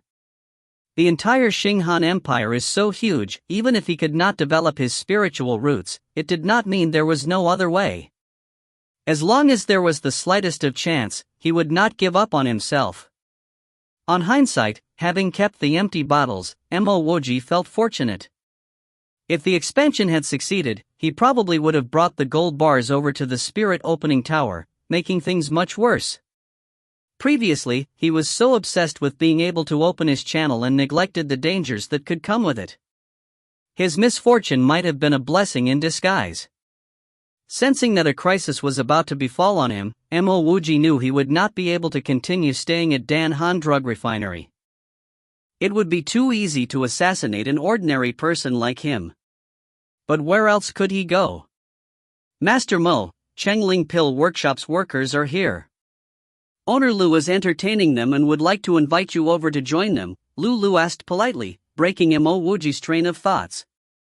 Sure, I will be there right away, Mo Wuji said as he opened the door. Oh yes, I accidentally dirted this pot of water in the cup. Please help me pour away the water and clean it thoroughly. Lu was the one who took care of Mo Wuji during his time here at Dan Han Drug Refinery. Mo Wuji believed that the one who tried to poison him was not Lu because this place was easily accessible to the public. The assassinator would not be so foolish to ask others to do it for him. Yes, Master Mo, Lulu's respect for Mo Wuji came from the bottom of her heart. She knew fully what a difference Mo Wuji had made to life in Dan Han Drug Refinery. Haha, brother Mo, let me introduce you. This is Changling Pill Workshop's owner Mei Xiao. Mo Wuji just entered the conference room when Lu Zhoujuan came over laughing and pointed to a young lady. By addressing him as brother Mo, Lu Zhoujuan seemed to be pointing out his close relationship with Mo Wuji to Mei Xiao. Hey, brother Mo, are you not feeling well? Lu Zhoujuan interrupted his own introduction. To him, even though Changling Pill Workshop's owner was here, Mo Wuji was still the most important to him. Mo Wuji's face was very pale and the way he walked showed that he was feeling weak. Mo Wuji shook his hand and said, "No, it is just that these few days have been quite tiring." Finishing his sentence, he said to the young lady, "Owner Mei, it's an honor to meet you." Mei Xiao's eyes swept across Mo Wuji's body and said, "Master Mo, I am very pleased to meet a famous person like you." Mo Wuji knew Mei Xiao's intention and said while laughing, "I am famous and infamous. There are times I still think I am the king. If things really don't work out, he will just continue to pretend to be an idiot." Mei Xiao gave an awkward laugh. "Master Mo is so hilarious. Let me introduce you to someone too." She pointed to a very warm-looking middle-aged man and said, "This is Changling Pill Workshop's elder Wu Hatai." Another elder, close to 60 years old, did not wait for Mei Xiao's introduction and stood up on her own to introduce herself. "I am Changling Pill Workshop's sales deacon Lu Wansheng. I am very pleased to be able to meet Master Mo. Mo Wuji clearly knew the intention of Changling Pill Workshop's visit to Dan Han Drug Refinery. He smiled and casually said, "Let us take a seat and discuss. If you find any errors, ads pop up, ads redirect, broken links, non-standard content, etc., please let us know. Report chapter so we can fix it as soon as possible." Chapter 18, Now I Understand. Chapter 18, Now I Understand. Translator, Sparrow Translations Editor, Sparrow Translations. Although Mei Xiao was not considered beautiful, Mo Wuji felt a great sense of affinity with her. After Mo Wuji took a seat, she grabbed the opportunity to serve Mo Wuji a cup of tea even before the waiter could. "I'm really envious of Master Mo's ability to refine drugs, being able to develop a revolutionary product like the 9 Lives Healing Solution. I believe Master Mo understands the intention of my visit, and regardless of whether I'm successful or not, I still need to give you a toast to show my respect. This is because the 9 Lives Healing Solution has saved countless lives. Master Mo has served a great act of merit." Finishing her words, Mei Xiao drained the cup of tea in her hands. Mo Wuji secretly sighed in his heart. This woman really knows how to speak. But this woman drank a cup right in front of him, so there shouldn't be a problem with the tea. Mo Wuji was very thirsty, so he also quickly drained his cup. After drinking the tea, Mo Wuji turned serious and said, "Owner Mei thinks too highly of me. I simply developed an average drug. On the other hand, cultivators who have opened their spirits can casually come up with any drug which would be far superior to my 9 Lives Healing Solution." Mei Xiao laughed in her heart. She had already conducted a thorough investigation on Mo Wuji. She knew that Mo Wuji did not have spiritual roots, but was very keen on cultivation. From Mo Wuji's words, she could infer that Mo Wuji was trying to inquire about cultivators. Mo Wuji underestimates your 9 Lives Healing Solution. Although cultivators can, in fact, come up with better healing drugs, these drugs cannot be used by ordinary mortals. Furthermore, even if mortals are able to use those drugs will never be able to be mass-produced like the 9 Lives Healing Solution. That's why I am not wrong when I say that the 9 Lives Healing Solution is a revolutionary product. The reason why I'm here is to cooperate with Dan Han Drug Refinery to expand the production of the 9 Lives Healing Solution, Mei Xiao said seriously. 9 Lives Healing Solution, this money-making machine. Even if Changling Pill Workshop offers an extravagant price, Lu Zhoujuan would not be willing to share it. So, he constantly gave glances at Mo Wuji. Mo Wuji acted as though he did not see Lu Zhoujuan's actions. He was definitely not staying at Dan Han Drug Refinery for long. He had already planned to share penicillin and leave after making a large sum of money. Now that Changling Pill Workshop had offered him such a huge deal, of course it would be for the best. Owner Mei is indeed correct in her words. The 9 Lives Healing Solution is definitely a revolutionary product. Master Mo has made an invaluable contribution towards the Chinese state by developing this drug. Elder Wu and Tai, who were sitting by Mei Xiao's side, sounded out. As Lu Zhoujuan heard these words, he could not help but nod his head with a sense of pride. Originally, Mo Wuji wanted to leave after making a sum of money. However, after hearing those words, his heart skipped a beat. He suddenly understood the reason why he had been feeling so uneasy. It wasn't because of the assassin who poisoned his tea, but the Chengyu state. Once penicillin is developed, it will definitely be controlled by the state. The reason why no one had come to find him is because penicillin only appeared in the market for the short time, and in small quantities. Many people only viewed penicillin as a pricey drug. However, once penicillin was used by the army on a large scale, he might lose his rights to freedom.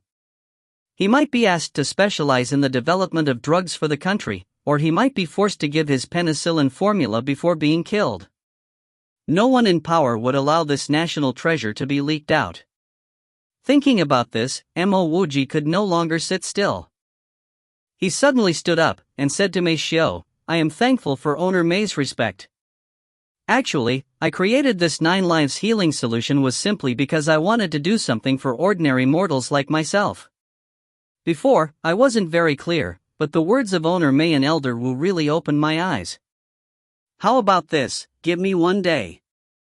After a day, Chungling Pill Workshop will be able to get what it wants. First, let me prepare. Goodbye. Finishing his words, Mo Wuji hurriedly left even before Mei Xiu and the others could say a few words of courtesy. He really wanted to make a huge sum of money from Chungling Pill Workshop, but he did not dare take the risk. This danger was something he did not want to face. Fortunately, Mei Xiu and the others were business people, and they understood the eccentricities of researches. Thus, they did not mind the actions of Mo Wuji. On the contrary, Mei Xiu was very excited when Mo Wuji said that she would be able to get what she wanted after 1 day. Lu Jiujuan was anxious, but he could not be like Mo Wuji and leave as and when he wanted. Situ Qian, the lord of Chengyu State. Even though Chengyu State did not count for much in the Xinghan Empire, and was even ranked among the back, Situ Qian was still a supreme existence as the Chengyu State lord. At the moment, Situ Qian was sitting on his golden throne, his eyes hanging low, looking a bit impatient. The people on both sides of the hall were infected by the atmosphere. Dear officials, due to some things at play, the lord would have to leave for now. The eunuch clearly understood Situ Qian's intentions, and quickly said, Official Feihu has an urgent military report for the lord. A sturdy man stepped out the right side of the hall, bowed and said, Urgent military report? Situ Qian suddenly raised his head. His originally low-hanging eyes started to have color. Even his pale white face now seemed to radiate an oppressive and majestic aura. Whether it was the changes in Situ Qian's behavior, or the 3 words urgent military report, the officials in the hall started to act in a more dignified manner. General Feihu, don't tell me that there's a change in the situation in the war with Changyan State? Situ Qian said in a slightly tapering voice. General Feihu quickly said, No, this is about an event that happened in Chengyu State. A great event. If used properly, not only will we exterminate Changyan State, even expanding our territory is not impossible. An elder standing on the left side of the hall coarsely said, Zhao Feihu, since when did you get so long-winded and speak in bits and pieces? Zhao Feihu ignored the old man, and continued, Your Majesty, the army recently discovered a healing solution. This healing solution is amazing, and it can cure all sorts of complicated infections. According to the news I heard from the Ironword branch, out of 1,000 injured soldiers who consumed the solution, only 1 died so far. Furthermore, his death is not due to infection but severe blood loss. So to speak, no one died after consuming the solution. On the other hand, when we were without this solution, our death rates were as high as 30 to 40%.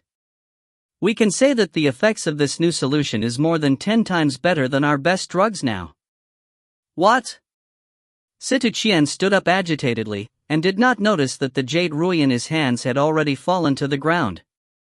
Not only just Situ Qian, the other officials looked at General Feihu in shock, and all started to breathe heavily. In every war that occurred, the deaths of injured soldiers due to infection were always in the millions.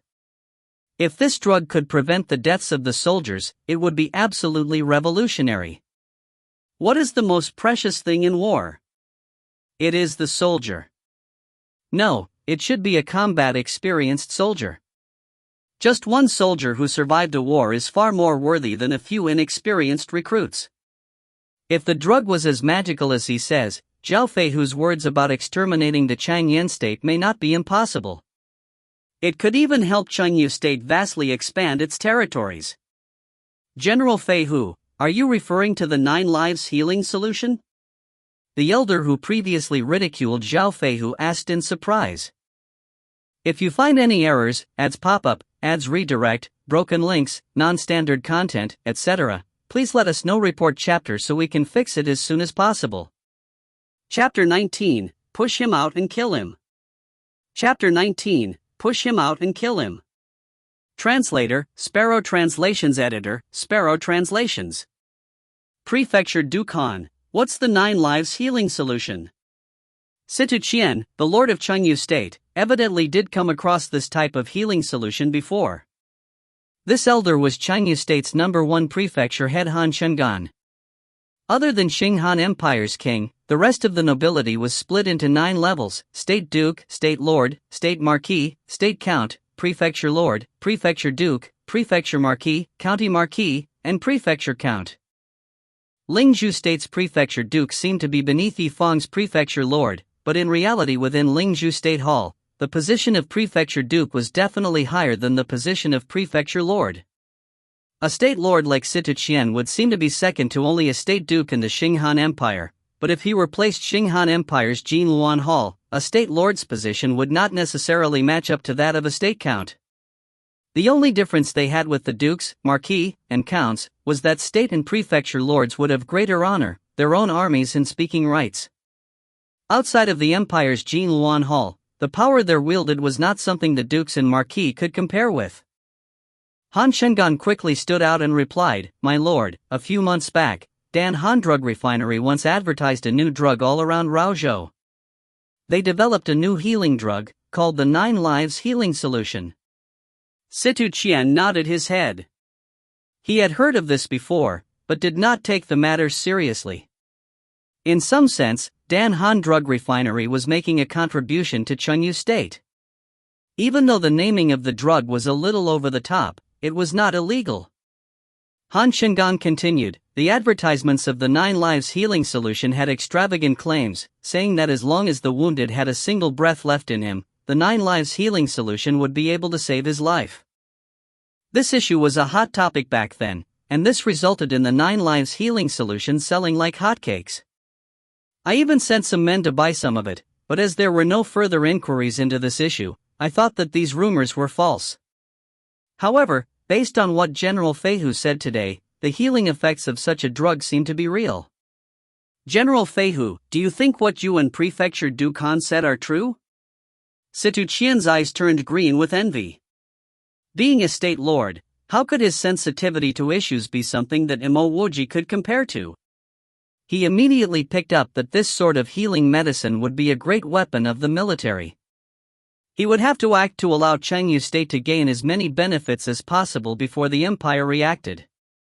More importantly, he had to put a lockdown on the production method of this drug, as well as lock up the drug refiner responsible for creating it.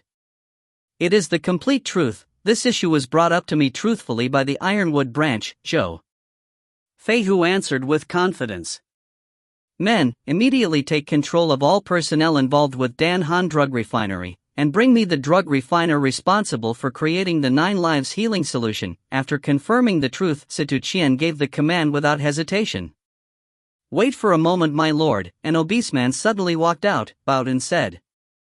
Situ Qian's hands paused for a moment, halting the personal guards that were about to execute his orders, and asked while holding back his anger, "Ji Aiqing, what do you have to say at a time?" "Like this?" The fat man carefully took out a piece of paper scribbled full of words from his pocket, presenting it with a pair of shivering hands. "My lord, when I went to the imperial court this morning, there was someone spreading this around, claiming that it is the recipe for the 9 Lives Healing Solution. The creator of the 9 Lives Healing Solution, Mo Wuji, specially gave it away in remembrance of his parents and to better the lives of the poor." "What?" Situ Qian frantically opened up the piece of paper. Lo and behold, there were many lines of words squeezed on it. Its contents was the method to produce 9 Lives Healing Solution, which was extremely detailed, and even explained the concept behind the drug very clearly. Even he knew where to start for the production of such a thing. This piece of paper even introduced in depth why the 9 Lives Healing Solution was able to kill bacteria and fight infection, with another name to it, which was penicillin. Bang! Situ Qian slammed the paper down with his hand, and furiously demanded, "Men, immediately capture this Mo Wuji and bring him to me. At the same time, investigate how long this recipe has been distributed for, and who it has been distributed to. If you can control them, get those who possess the recipe under control." One thing that Situ Qian left out was to kill everyone who had laid eyes on the drug's recipe, and for those who could not be killed, throw them into the new drug refinery to produce 9 Lives Healing Solution. There was absolute silence in the imperial court, and no one dared to make a sound. All those who were not stupid could see that the state lord's methods would not work at all. When did they start their imperial court session? It was when the sky was still dark, and now it was already about to reach lunchtime. With only one morning, it was impossible for them to collect all copies of the 9 Lives Healing Solution recipe. As expected, the guard's leader soon came to report, "Lord, I have an update, that Mo Wuji hired many printing workshops and produced tens of thousands of the drug recipe, and also hired over 100 people to distribute them at the 4 city entrances of Raozhou. Other than that, he even hired people to leave town to distribute them for free at other important tourist landmarks. At this moment, I'm afraid most people, both outside and within the city, including traveling merchants, have already obtained this drug recipe." Situ Qian's hands lost their strength and drooped down. How many merchants and random people pass through Raozhou in a day? Could he capture them all? Even if he could, what use would that be? Did Raozhou not have spies from other countries? A revolutionary drug like the 9 Lives Healing Solution would definitely have been sent back to their respective countries. What's more, the despicable Mo Wuji even hired people to distribute the recipe outside of Raozhou City. Even a deity would not be able to gather all of the copies back. My lord, could it be that this Mo Wuji sensed that something was up, and did this on purpose? A fair-skinned man stood out and spoke. Situ Qian frowned slightly. This is not impossible. Since he could sense it, why wait until now to spread the recipe for the healing drug? It can't be so, right? If Mo Wuji were really that sensitive, he wouldn't have waited till now to do such a thing. He would have done it once the sales of the 9 Lives Healing Solution started to pick up. He might not even have revealed the 9 Lives Healing Solution. Han Shengan did not really agree with the perspectives of those who just spoke. State Lord Situ Qian calmed down and spoke solemnly, "Let's not control Dan Han Drug Refinery for the time being. What is the background of this Mo Wuji who created the 9 Lives Healing Solution? Our Changling State's drug refiners also mostly have such a background, right?" The guard's leader quickly spoke. Mo Wuji's real name is Mo Xinghe, his father was Mo Guanyuan, and his grandfather was Mo Tianchang. Mo Tianchang? The lord of northern Qin Prefecture? Situ Qian finally remembered. The name of Mo Tianchang sounded very familiar to him. The guard's leader replied, "Yes, it's him. 20 years ago, after Mo Tianchang arrived in Raozhou, he disappeared. Subsequently, Mo Guanyuan brought his wife and son to Raozhou, and many years ago Mo Guanyuan and his wife passed away, leaving Mo Xinghe. Mo Xinghe eventually went crazy because he was obsessed with becoming the lord of the northern Qin Prefecture. A few months back, Mo Xinghe seemed to have some signs of improvement, and even went to the Raozhou Workers' Union to find work. He changed his name to Mo Wuji and joined Dan Han Drug Refinery, becoming their chief drug refiner, and developed the 9 Lives Healing Solution." The guard's leader spoke of these things with grandeur, and most of the people in the imperial court knew why.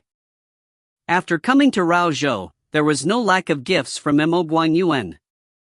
There were only a few in the imperial court who didn't receive a gift from Mo Guanyuan. As for Mo Guanyuan's son, Mo Xinghe, going crazy, they had heard of this before. The only thing they did not anticipate was for Mo Xinghe to do something so groundbreaking after recovering. Situ Qian did not speak. He knew everything about the family of the lord of the northern Qin Prefecture, and also the complexities within.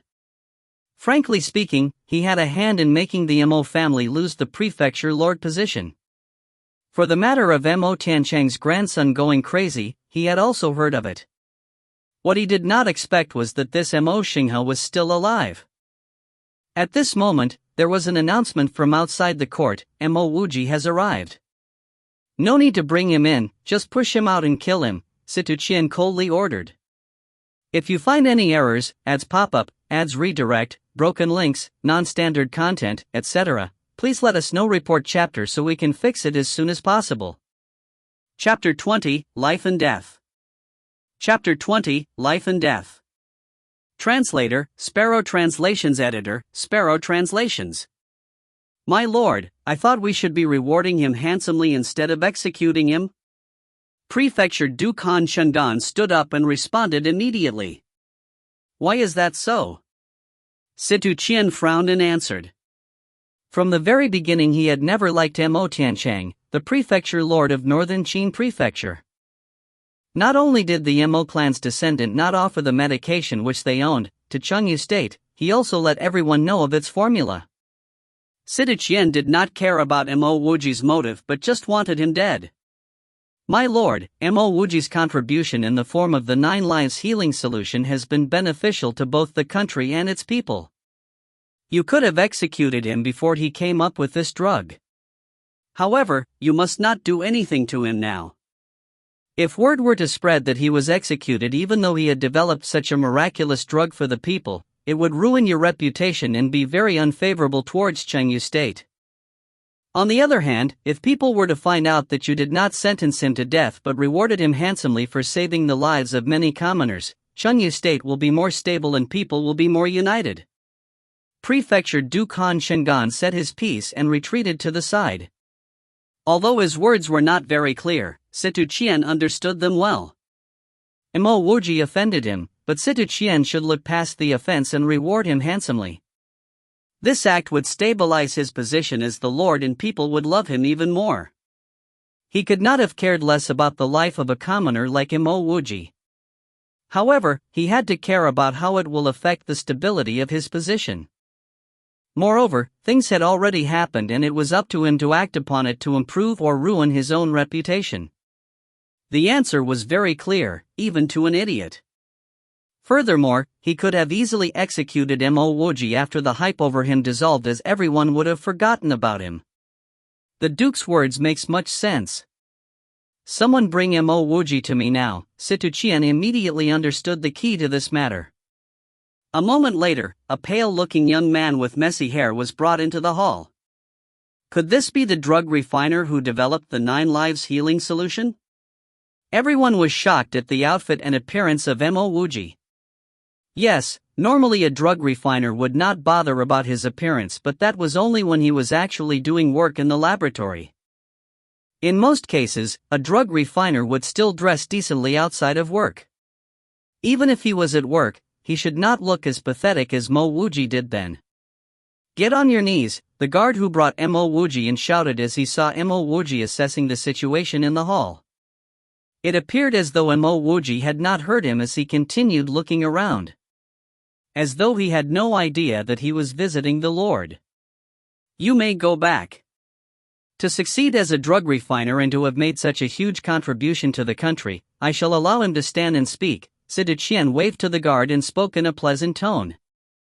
After the guard retreated, Situ Qian looked at Mo Wuji and asked, So you are Mo Wuji? Mo Wuji seemed to have a clearer idea of the situation now, and looked curiously and shockingly at Situ Qian and said, Yes, I am Mo Wuji. And are you the Lord? A minister standing by the side suddenly stood up and scrambled to question Mo Wuji but was stopped in his tracks by Situ Qian. I've heard you developed a top-quality drug like the 9 lives healing solution. Could you tell me how you did it? He heard about the incident where Mo Wuji went crazy. After all, Mo Wuji was still the descendant of the northern Qin prefecture's lord. He was bound to receive news about him. It's just that Situ Qian could not care less about him. In other words, if Mo Wuji had not developed the 9 lives healing solution, the Lord himself would not care even if he were to die on the streets. However, he could make full use of Mo Wuji's talent if he really was a talented drug refiner. Mo Wuji heaved a sigh of relief, having walked through the gates of hell to find out that the Lord would not have him killed. Having almost died from the channel opening solution and constantly being worried about penicillin bringing him bad luck, he barely had a moment of peace and rest. How could he still not spirited now? Entering the hall looking like an idiot could have been part of his plan too. He was a crazy person to begin with, so it was only natural that his reaction was a little slow. My lord, this was a product my late father passed down to me. He told me that if I were struggling to survive, I could bring it out to save myself. Previously, I suffered from trauma and went crazy. Now that I've just recovered, I thought of the product my father left me. I took it out and decided to work with Dan Han Drug Refinery. I had no clues on how to actually refine drugs, Mo Wuji explained. Situ Qian felt a little remorseful for not paying more attention to Mo Wuji's life after Mo Wuji explained himself. He did not suspect Mo Wuji's words. He knew Mo Tiancheng was a drug refiner. When he went missing, Mo Wuji was not born yet. Therefore it made perfect sense that Mo Wuji was not able to learn how to refine drugs from his father. After all, drug refining was not something everyone could learn easily. So why did you spread the formula around then? Situ Qian continued to question him. Mo Wuji pretended to look nervous and said, "This formula was passed down from my grandfather to my father, so that he could present it to the people when he succeeded the throne. However, he died early and did not manage to succeed the throne. Previously, I was too obsessed with being the Lord that I entered a blind alley. Now that I've recovered and know that the Mo family will no longer have a chance to succeed the Northern Qin Prefecture's throne, I wanted to make use of this opportunity to do something for the people. 9 Lives Healing Solution would be able to save the lives of many, gaining some praise and recognition for the Mo clan." Situ Qian nodded his head subtly. As the Northern Qin Prefecture's lord had always been from the Mo clan, this would have been the best way to gain some prestige and garner support for his reign, especially for a new lord like himself. Up till then, he believed as much as 90% of Mo Wuji's words. If this was the case, why did you work with Dan Han Drug Refinery to sell the drug at such a steep price? Only to give away the formula after producing a batch of drugs, Situ Qian questioned and stared straight at him. Mo Wuji said with a little bit of fear, "Previously, I did not even have enough gold coins to fill my stomach. Where would I find the money to publicize the drug? Dan Han Drug Refinery's owner treated me very well. So I have 3 main reasons for doing so. Firstly, I needed the money to publicize it. Secondly, I wanted to repay owner Lu's kindness towards me. Thirdly, I wanted to let everyone know that 9 Lives Healing Solution is a top-grade healing solution, not just something I exaggerated." Situ Qian was filled with even more regret after he heard Mo Wuji's reply. If he knew of this a day earlier, he could have prevented the formula from being leaked out. Situ Qian forcefully put aside his unhappiness towards Mo Wuji, pondered for a moment and said, "Mo Wuji, even though you did not personally develop the 9 Lives Healing Solution, it is still part of the Mo clan's contribution to Chengyu State. As the Lord, I've decided to reward you.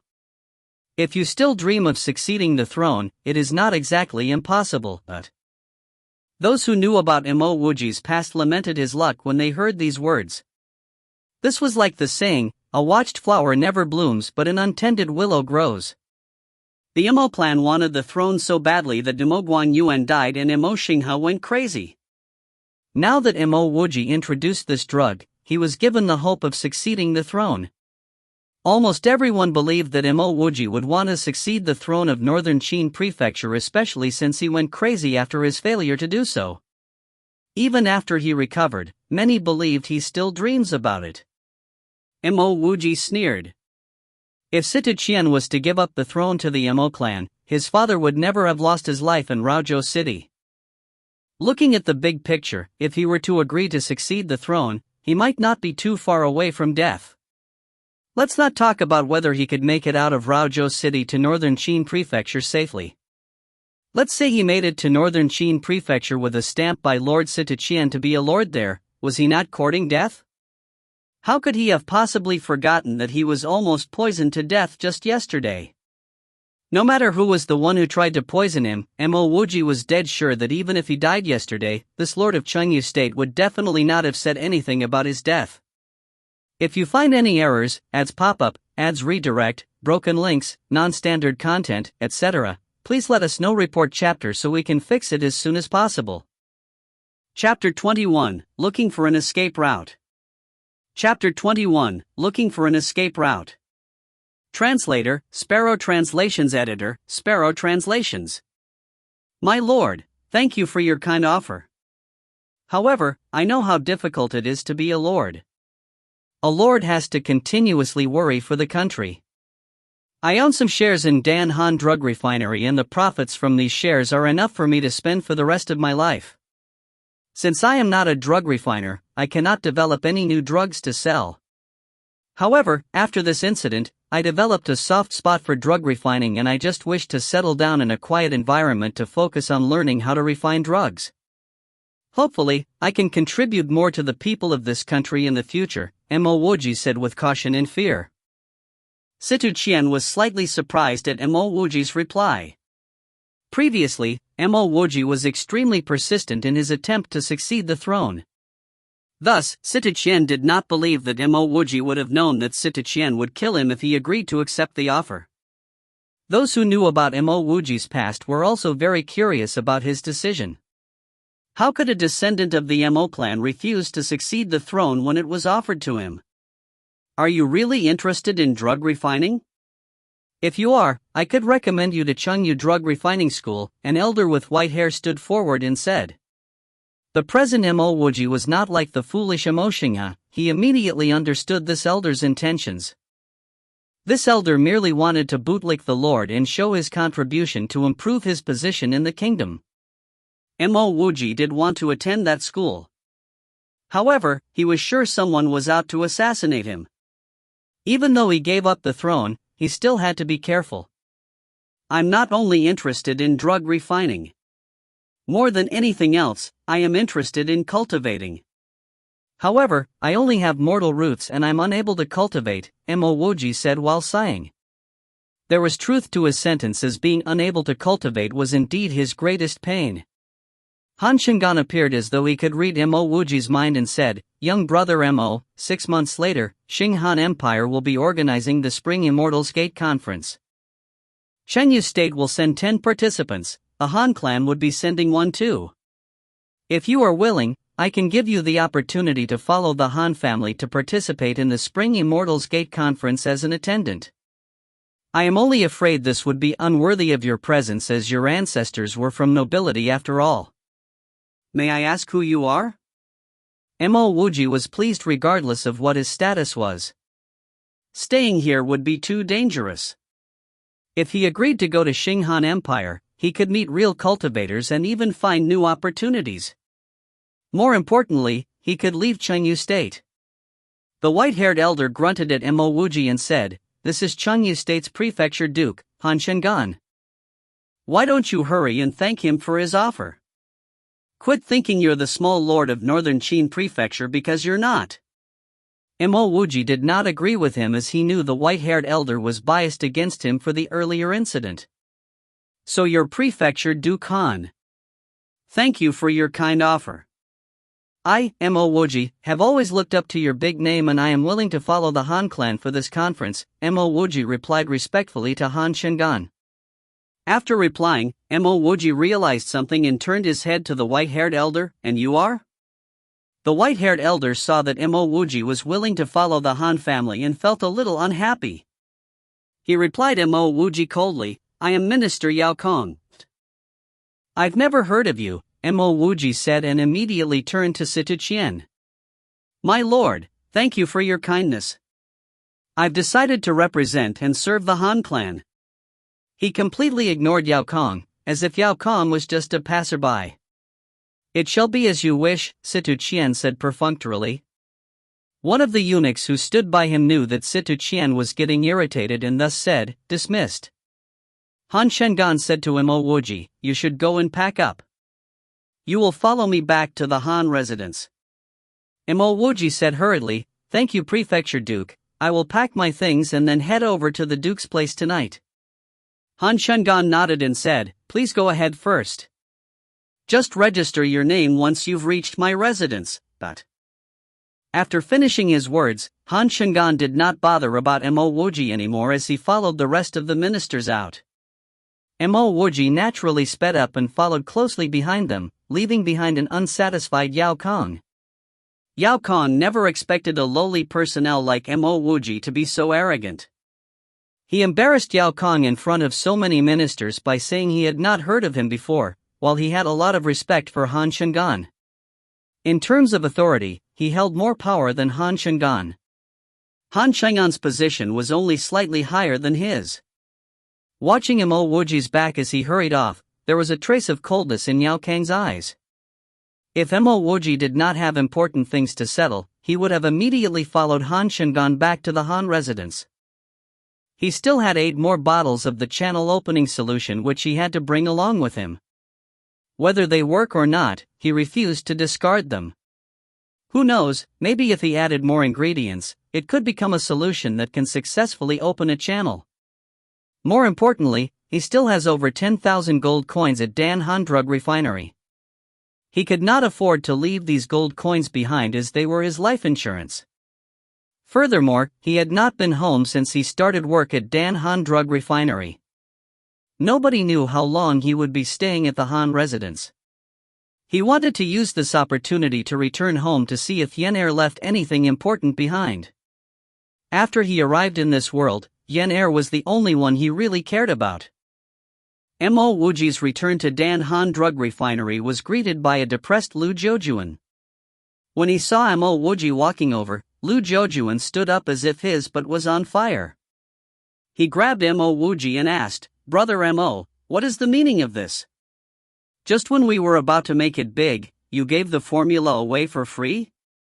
Mo Wuji said in a serious tone, "Old Lu, after hearing Changling Pill Workshop's owner Mei's words, I realized one very important thing. This revolutionary drug must be able to benefit even the poor commoners in order to save the lives of many. Otherwise, this would only be a drug for the rich.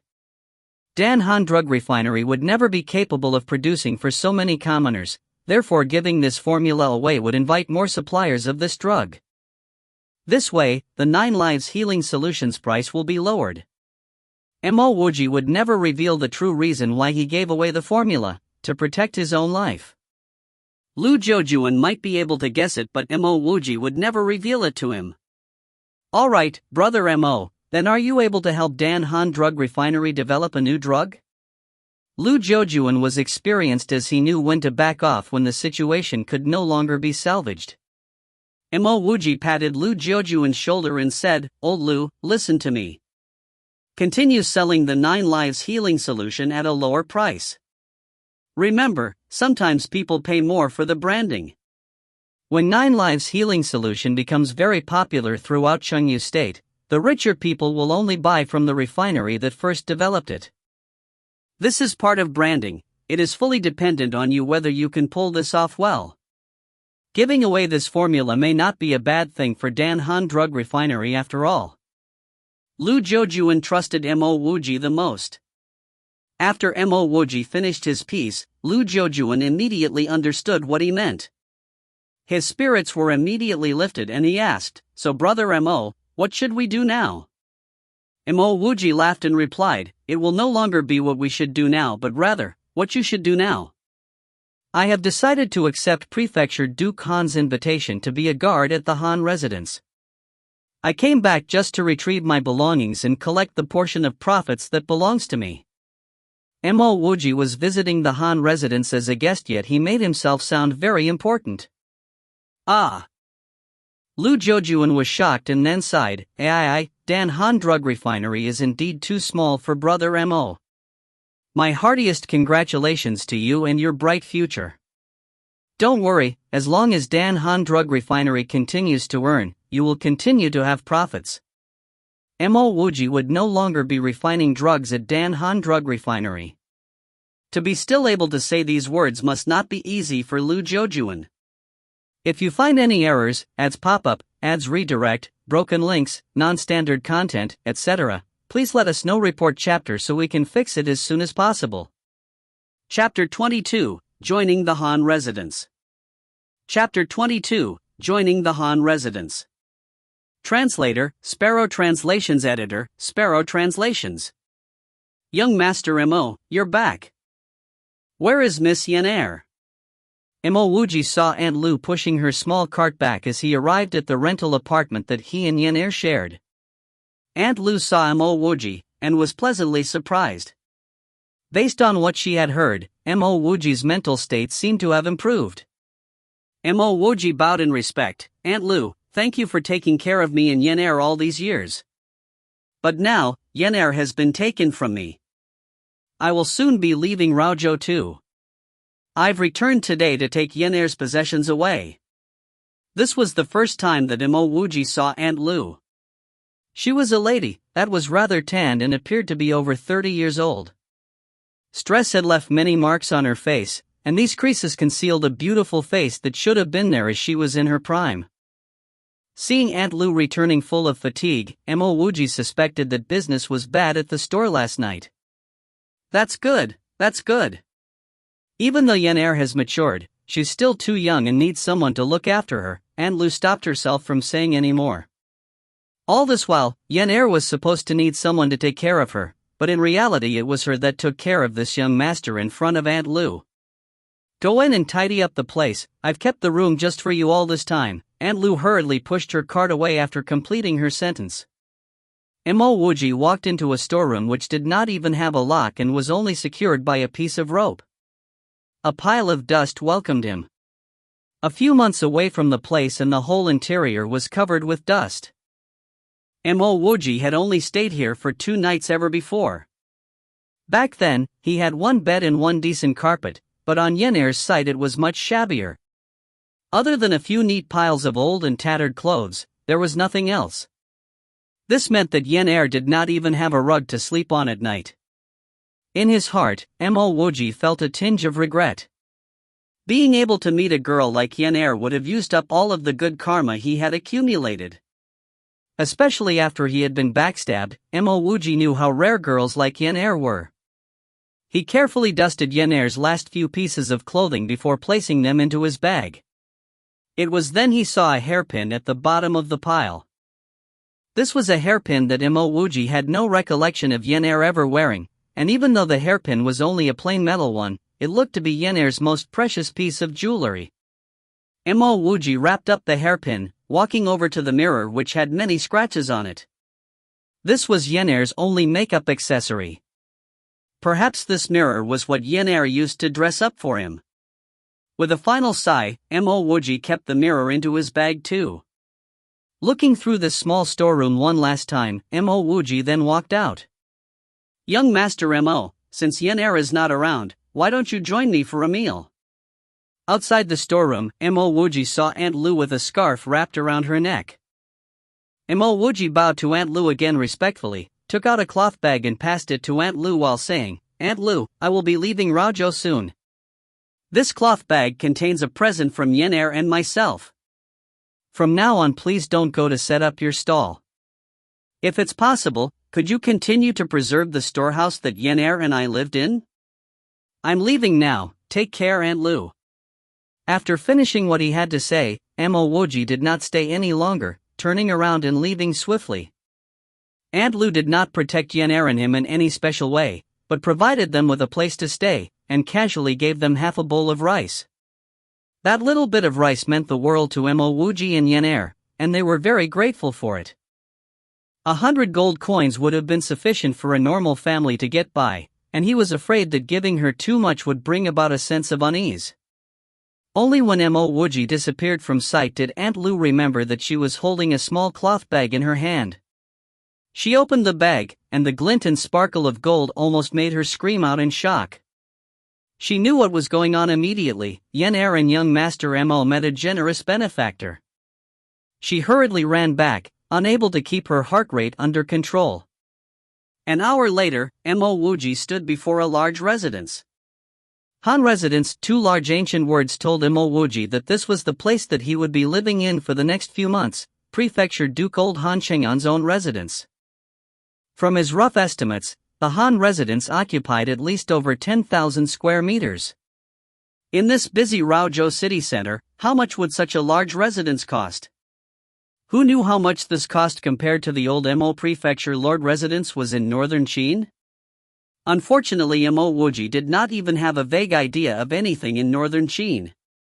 Hey, you little kid, what are you trying to do, loitering in front of the Prefecture Duke's residence? Scram! The guards in front of the Prefecture Duke's residence unhappily shouted at Mo Wuji just as he was sighing.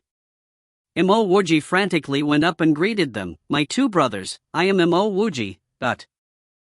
You are Mo Wuji? The one that the old Prefecture Duke personally invited to the residence yesterday? exclaimed the guard that was just shouting at Mo Wuji, directly interrupting Mo Wuji. Following which, he muttered to himself, "He doesn't look special in any way to me." Mo Wuji laughed, "Yes, that's me." The guard's love for gossip was immediately ignited, and he carefully pulled Mo Wuji to one side, asking, "I heard that you are even a drug refiner." "Ah yes, why did you leave the position of prefecture lord to come to the Han residence as a worker?" Mo Wuji then greeted the Han residents with an imaginary greeting, and said, "Brother, it is inappropriate for you to ask such a question. My admiration towards Prefecture Duke Old Han is endless. How could a simple position of prefecture lord compare to being a worker at the Han residence? In other words, if I let you choose between being a guard at the Han residence and being a prefecture lord, which one would you choose?" This guard was not able to answer at that moment. Wasn't it obvious to choose to be prefecture lord? But no matter how he packaged these words, once news spread about what he said, wouldn't that be telling others that he had no sense of belonging towards the Han residence? I am not that unsupportive of the old prefecture duke. Naturally I'll choose being the guard for the Han residence. The guard rubbed his hand and joined in the laughter. Mo Wuji pat the guard's shoulders. "Hasn't this issue come to a close now? For such simple questions that you had the answers to, you still dared to ask me those questions again? You're intentionally giving me extra work." No, the guard quickly said. Mo Wuji chuckled, "I'm just kidding. I still have to rely on you to bring me in to report my arrival." The guard's chest went ba-dump, "Brother Mo, just leave this to me. In the future you will be the friend of myself, Ding Buer. Please come with me." After speaking his piece, Ding Buer waved and greeted a few other guards, taking the initiative to bring Mo Wuji for reporting. Even though Mo Wuji did not know any martial arts, he was assigned to the Han residence's protection department, becoming a defender of the residence. Ding Buer, Mo Wuji subconsciously thought of Ding Busan and Ding Busi, one, after hearing this name. This guy looked a little perverted, but he had a good look in his eye and spoke with sincerity, which made Mo Wuji have a good impression of him. Ding Buer seemed like he was trying to tell everyone that Mo Wuji was under his wing, bringing Mo Wuji around different parts of the residence, introducing him to everyone. However, Mo Wuji could see that Ding Buer's position was not a high-ranking one. Out of all of the workers and guards, only a few even bothered about what Ding Buer was doing, which was because no one wanted to stand out and embarrass him. Even at the courtyard he was guarding, not many people greeted him at all. He had not even seen the chairman of the new department before. No matter what, the Han residence's treatment of Mo Wuji was still considered to be acceptable. Even for a new worker like Mo Wuji, he had a single room to himself. Buer, Prefecture Duke Old Han mentioned that there is a Spring Immortals Gate conference in 3 months' time. Will the members of the Han residence need to participate?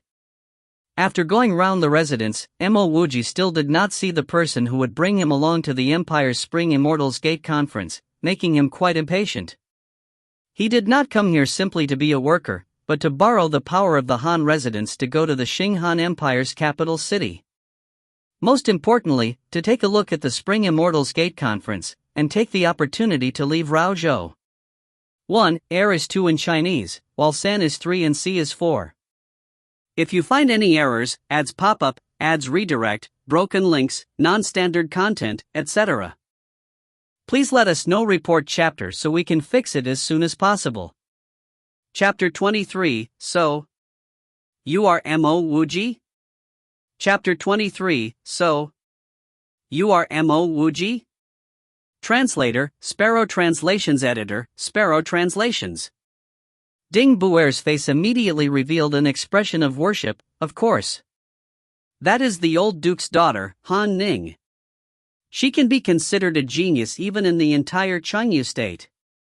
The quality of her spiritual roots are also very good. 3 years ago, the old duke specially brought her to Qingluo, the royal capital, to open her spirits, and she immediately opened 7 spirit channels. Now, the little miss is in channel opening stage level 5, with more than 20 spirit channels opened. If not for this Spring Immortals Gate, the little miss would have entered a sect 3 years ago. Mo Wuji had heard about spirit channels before. The more channels you open during your spirit opening, the greater your potential. A higher quality spiritual route would cause more spiritual channels to open during the spirit opening. But Mo Wuji only had mortal roots, he didn't even have spiritual roots.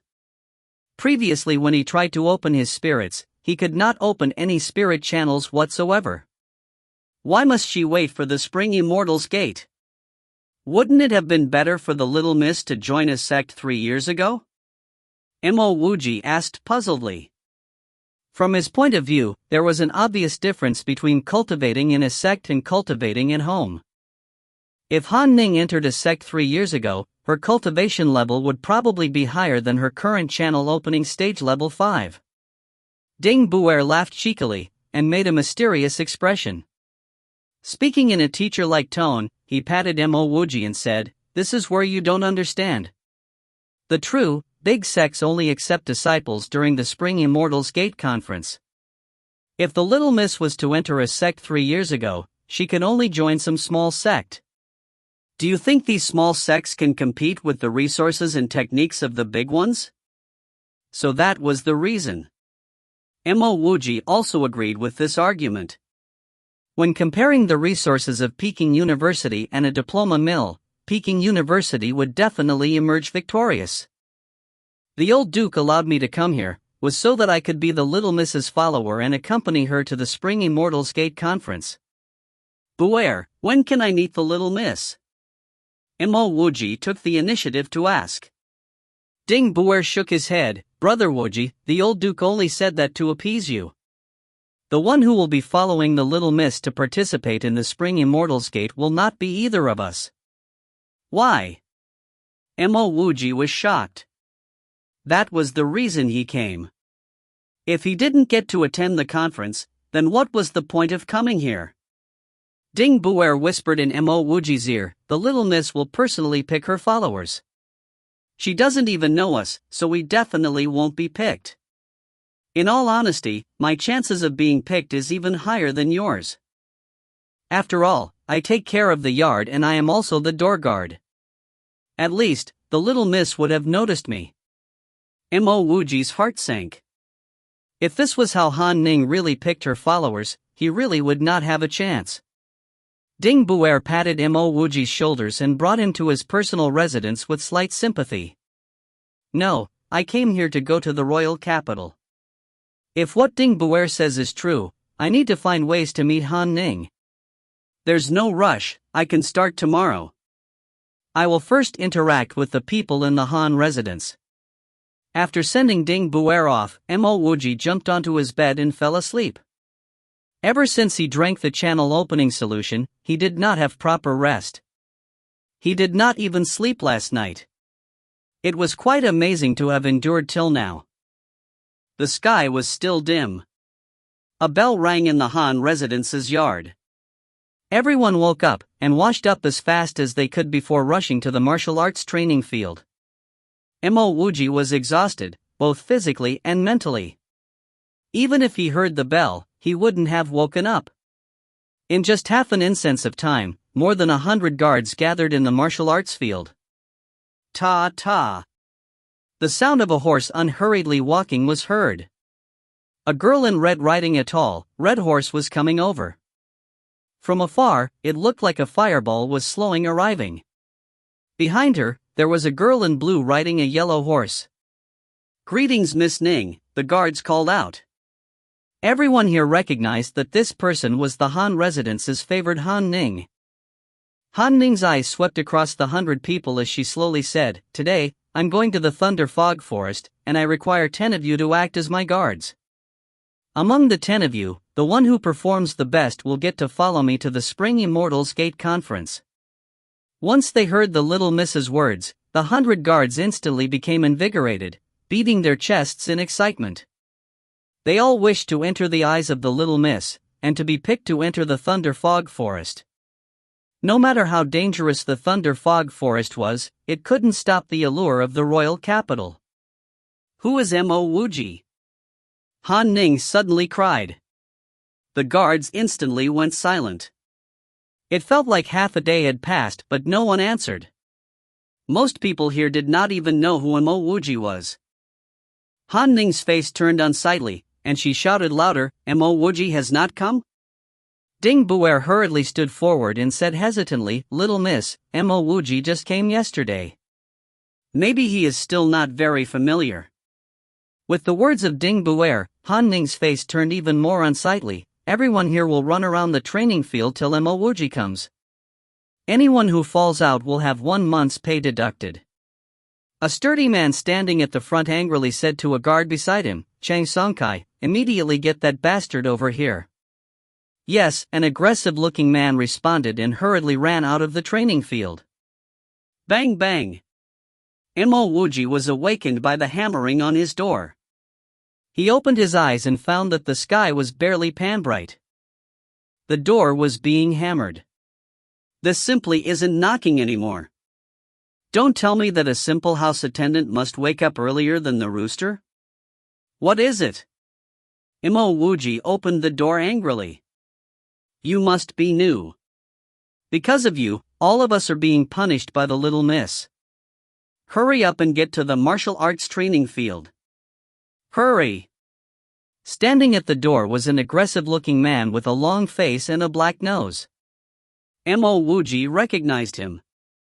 He was there during Ding Buer's introduction yesterday. "His name is Chang Songkai." Mo Wuji wrinkled his brows and asked, "The sky isn't even bright yet, what's going on?"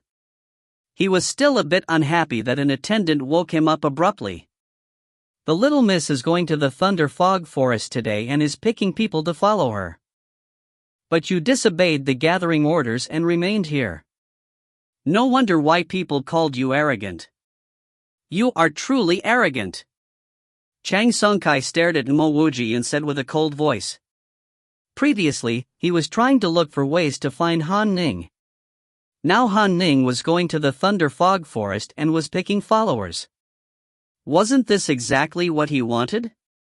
Mo Wuji finally reacted and said hurriedly, "Wait for a while, I will soon be ready." Finishing his words, Mo Wuji rushed to wash up and followed Chang Songkai to the training field. "Brother Chang, you said someone called me arrogant? But I only came yesterday?" Mo Wuji recalled Chang Songkai's words. Chang Songkai was too lazy to bother about Mo Wuji, and hastened his pace. "So?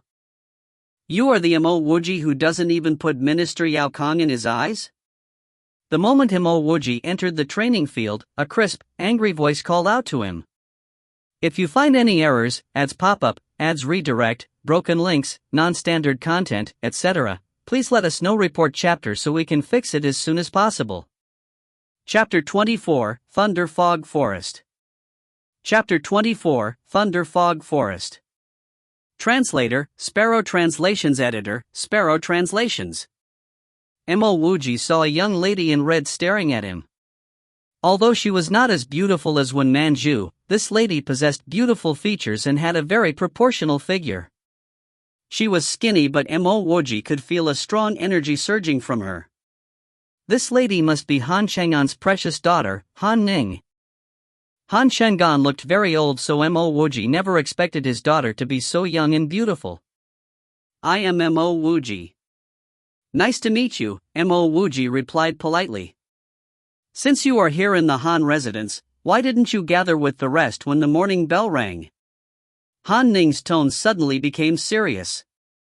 Mo Wuji gave an innocent look and replied, "Little miss, I initially thought the bell was for us to gather for breakfast. As a newcomer, how could I possibly queue with the rest for breakfast? I was planning to eat after everyone had taken their food. If I knew the bell was for us to assemble in the morning, I would have been the first to reach the martial arts training field." Chan Hongkai, the one who woke him up, thought to himself, "I almost tore your door apart trying to wake you up and you still dare to say such things without feeling ashamed?" However, Chang Hongkai did not dare to express his unhappiness towards Mo Wuji in front of Han Ning. He had previously seen Han Ning break all 4 limbs of a house attendant and throw him onto the streets to feed the dogs. As long as Han Ning did not question Mo Wuji any further, he would not get himself involved. Han Ning nodded her head, I am planning to bring you with me into the Thunder Fog Forest as I've heard you know quite a bit about drug refinement. I must warn you that the Thunder Fog Forest is a very dangerous place. The 11th Prince of Chengyu State once brought people into the Thunder Fog Forest and none of them returned alive. Do you dare to follow me? She believed that Mo Wuji was not lying. Mo Wuji was indeed a newcomer. Coupled with the fact that he used to be from the nobility, he would not want to fight for breakfast with the rest. She could also understand that Mo Wuji probably didn't know that breakfast was not provided so early in the Han residence. This was because they had to wait for things to be done properly before they could start eating. Mo Wuji's expression immediately turned serious and he said, I, Mo Wuji, may be afraid of death. However, to have the chance to work for Little Miss, I will dare to go through the toughest of mountains and the most dangerous of seas, let alone the Thunder Fog Forest. Mo Wuji knew very clearly that he had to go even if he did not want to.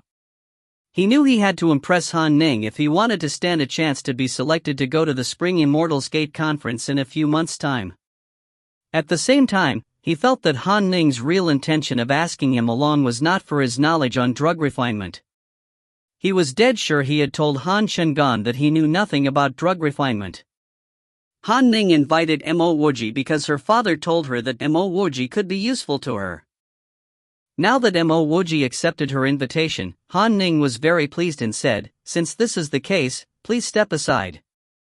Han Ning's eyes fell on an energetic young man in the group of guards. Chief Guard Peng, pick 8 more guards for me. Including Mo Wuji and yourself, we will leave immediately once we have 10 guards in total. This energetic young man was Han Residence's chief guard Peng Maohua. He stood up in a hurry after he heard Han Ning's words, Little Miss, are you sure you will only bring 10 guards into the Thunder Fog Forest? Han Ning replied, this time we will only be going to the outskirts of the Thunder Fog Forest to practice for a few days. At the same time, we will also be looking for a certain herb. We will not be going too deep into the forest, but... Yes, I understand, Peng Maohua answered and immediately looked back to the 100 over-trainees, Wuji, Cheng Hongkai, Ding Buer, Kaijiu. The 8 guards were selected quickly, but much to Mo Wuji's surprise was the inclusion of Ding Buer. Ding Buer walked over faintly to Mo Wuji and whispered in his ears, Brother Mo, you must be the reason why I was chosen. Mo Wuji questioned the decision to include Ding Buer. Logically speaking, Ding Buer would not have qualified to be chosen. He looked over to Peng Maohua, who coincidentally was also looking at him and saw that Peng Maohua nodded at him. Mo Wuji understood his intention. Peng Maohua guessed that Mo Wuji was important to Han Ning and hence wanted to make use of Ding Buer to please him. Buer, please address me as Wuji. In fact, you are older than me, Mo Wuji whispered. Ding Buer nodded his head, yes, Wuji. From today onwards, you will be my best friend. After Peng Maohua picked 8 guards, a lady in blue riding on a yellow horse behind Han Ning announced, everyone pick a horse and prepare yourself. We will leave in a while. That is Little Miss's personal maid, Xiaolan. She is Han Ning's favorite, we better not offend or neglect her, Ding Buer whispered into Mo Wuji's ears. I need to go back and take some things first, Mo Wuji nodded his head. He was not so brain-dead as to offend people around Han Ning. Mo Wuji went back to bring the few bottles of channel opening solution he had with him as he had no idea how long he will be gone for in the Thunder Fog Forest. He was afraid he would never be at ease if someone were to find out these solutions could actually open a channel halfway. Mo Wuji picked a tall black horse and rode it back to the martial arts training field to familiarize himself with the horse. When all 12 of them left Raozhou City, the sky was still bright. These horses seemed well trained as they could run at very high speeds. At such a high speed, Mo Wuji felt a little uncomfortable riding it. Buer, why didn't we drive a car instead? Mo Wuji knew there were cars here and they were mechanically powered too. Logically speaking, a car would be much more convenient and less tiring. Ding Buer replied, you'll understand why soon. There was no need to wait for long before Mo Wuji found out. The road became narrow and uneven. They even had to travel on the edge of a cliff. The width of the road was barely a meter wide, which made Mo Wuji very worried. He was sure that if the horse were to miss its step, he would fall off the cliff. Fortunately, that did not last long. Half an hour later, they entered a canyon and Mo Wuji broke into a cold sweat as he was just glad he did not fall off the cliff. When the sky turned dark, Han Ning finally gave the order to stop. As Mo Wuji dismounted his horse, he felt an excruciating pain in his thigh with blood gushing out. "Have we arrived?" Mo Wuji bore with the pain and asked. "We have not reached the outskirts of the Thunder Fog Forest. Also, have you not ridden a horse before?" Ding Buer noticed Mo Wuji's injury as he stood near to him. "It's been a long time since I rode one." "Let's go help," Mo Wuji said as he saw the rest helping to set up the tents. Ding Buer understood Mo Wuji's wish to hide the fact that he could not even ride a horse because he would not stand a chance to follow Han Ning if she found out. After working for over an hour, Mo Wuji followed the rest to eat some biscuits before heading into the tent to rest. Each tent could fit 2 people. Therefore, there were 5 tents which surrounded Han Ning's tent in the middle. Mo Wuji and Ding Buer shared a tent as they were the most familiar with each other. "Are you okay?" "I have some medication over here." Ding Buer passed a bottle of medication to Mo Wuji. Mo Wuji waved it off and said, "I am okay." "What dangers will we actually face in the Thunder Fog Forest? Will we be able to reach tomorrow?" Ding Buer replied, "You don't have to worry. We will only be at the outskirts of the Thunder Fog Forest, it will not be dangerous. You just have to remember to never step foot into the Thunder Fog Forest itself." "Why not?" Mo Wuji asked instantaneously.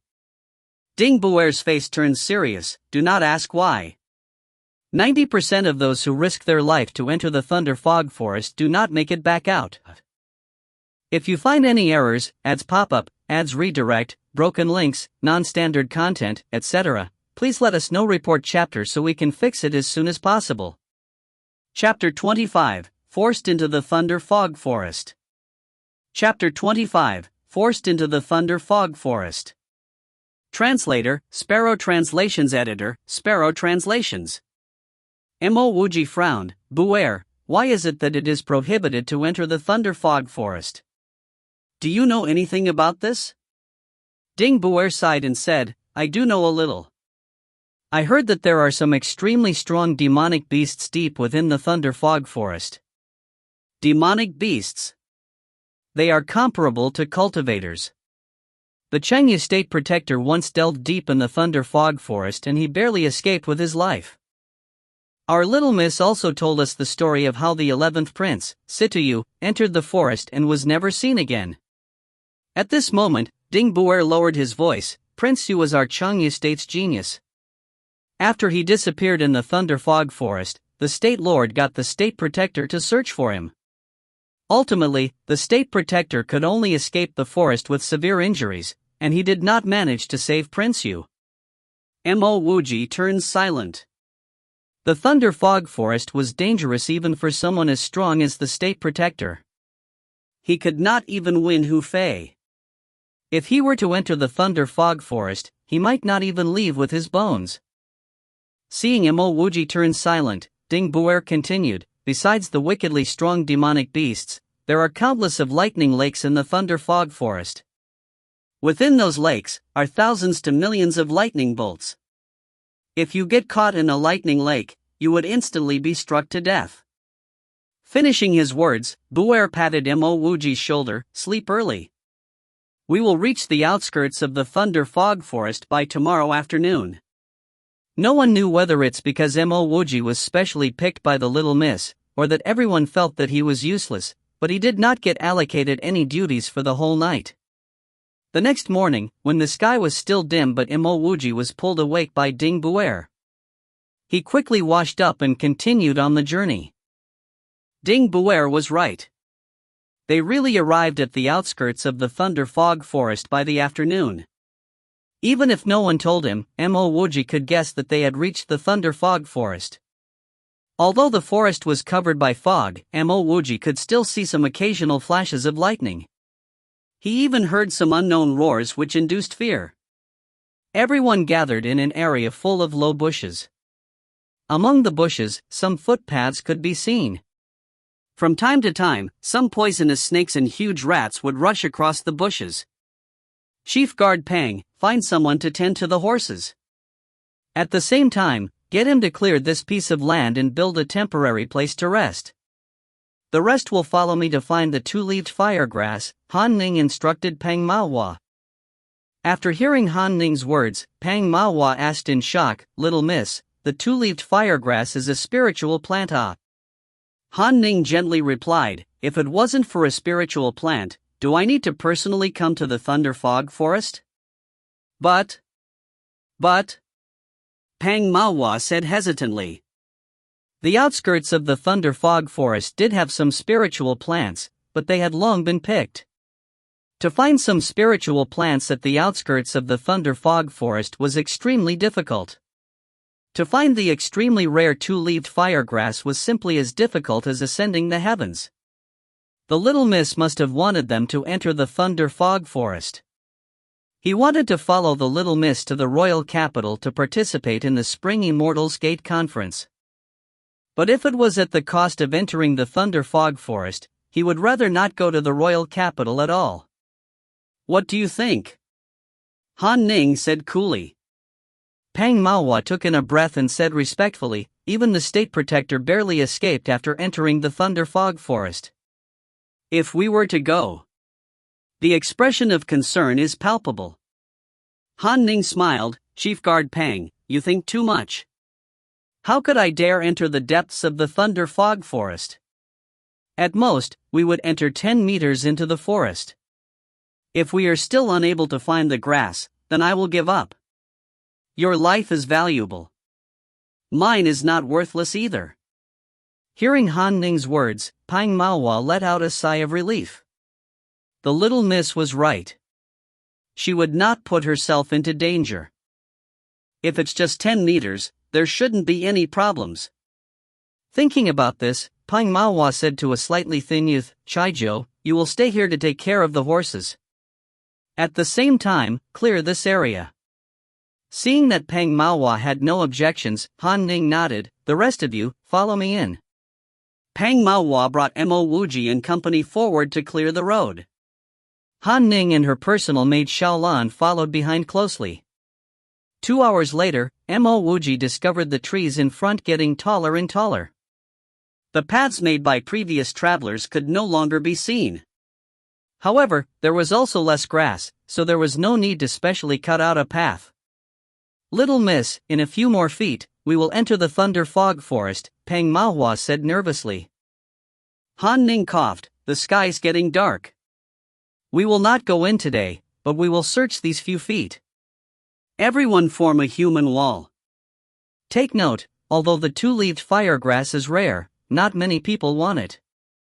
This grass is best found in the evening because at this time, you can see the red glow of the grass." "Yes," Pang Maohua replied. Mo Wuji could feel the obvious change in Pang Maohua's mood. Mo Wuji was familiar with the two-leaved firegrass. When he was in Dan Han Drug Refinery, he saw it in the books. 2 leaves grew from the roots. In between these 2 leaves was a short grass core. The grass core was slightly red and shaped like a flame. Ah! Just as Pang Maohua got everyone to disperse, a cry broke the silence. "Chang Hongkai, what happened?" Pang Maohua said seriously. "I've been bitten by a heart-drilling snake." Chang Hongkai stammered, ostensibly in pain. Han Ning pulled out a pill and gave it to Chang Hongkai. "Hurry, swallow this. After the heart-drilling snake bites you, its poison will drill its way to your heart. If you do not take an antidote, you will die." "Thank." Chang Hongkai only said one word before Mo Wuji heard Ding Buer shouting, So many. Cha-cha." The grass rustled. It wasn't just Ding Buer. Everyone could see what was going on. More than 100 heart-drilling snakes came from behind Chiang Hong Kai. In the distance, there were even more sounds. Obviously, there were even more snakes behind these 100 heart-drilling snakes. Everyone, run away. Han Ning grabbed her maid and quickly retreated. Everyone immediately escaped. Naturally, Mo Wuji did not hesitate to run away as well.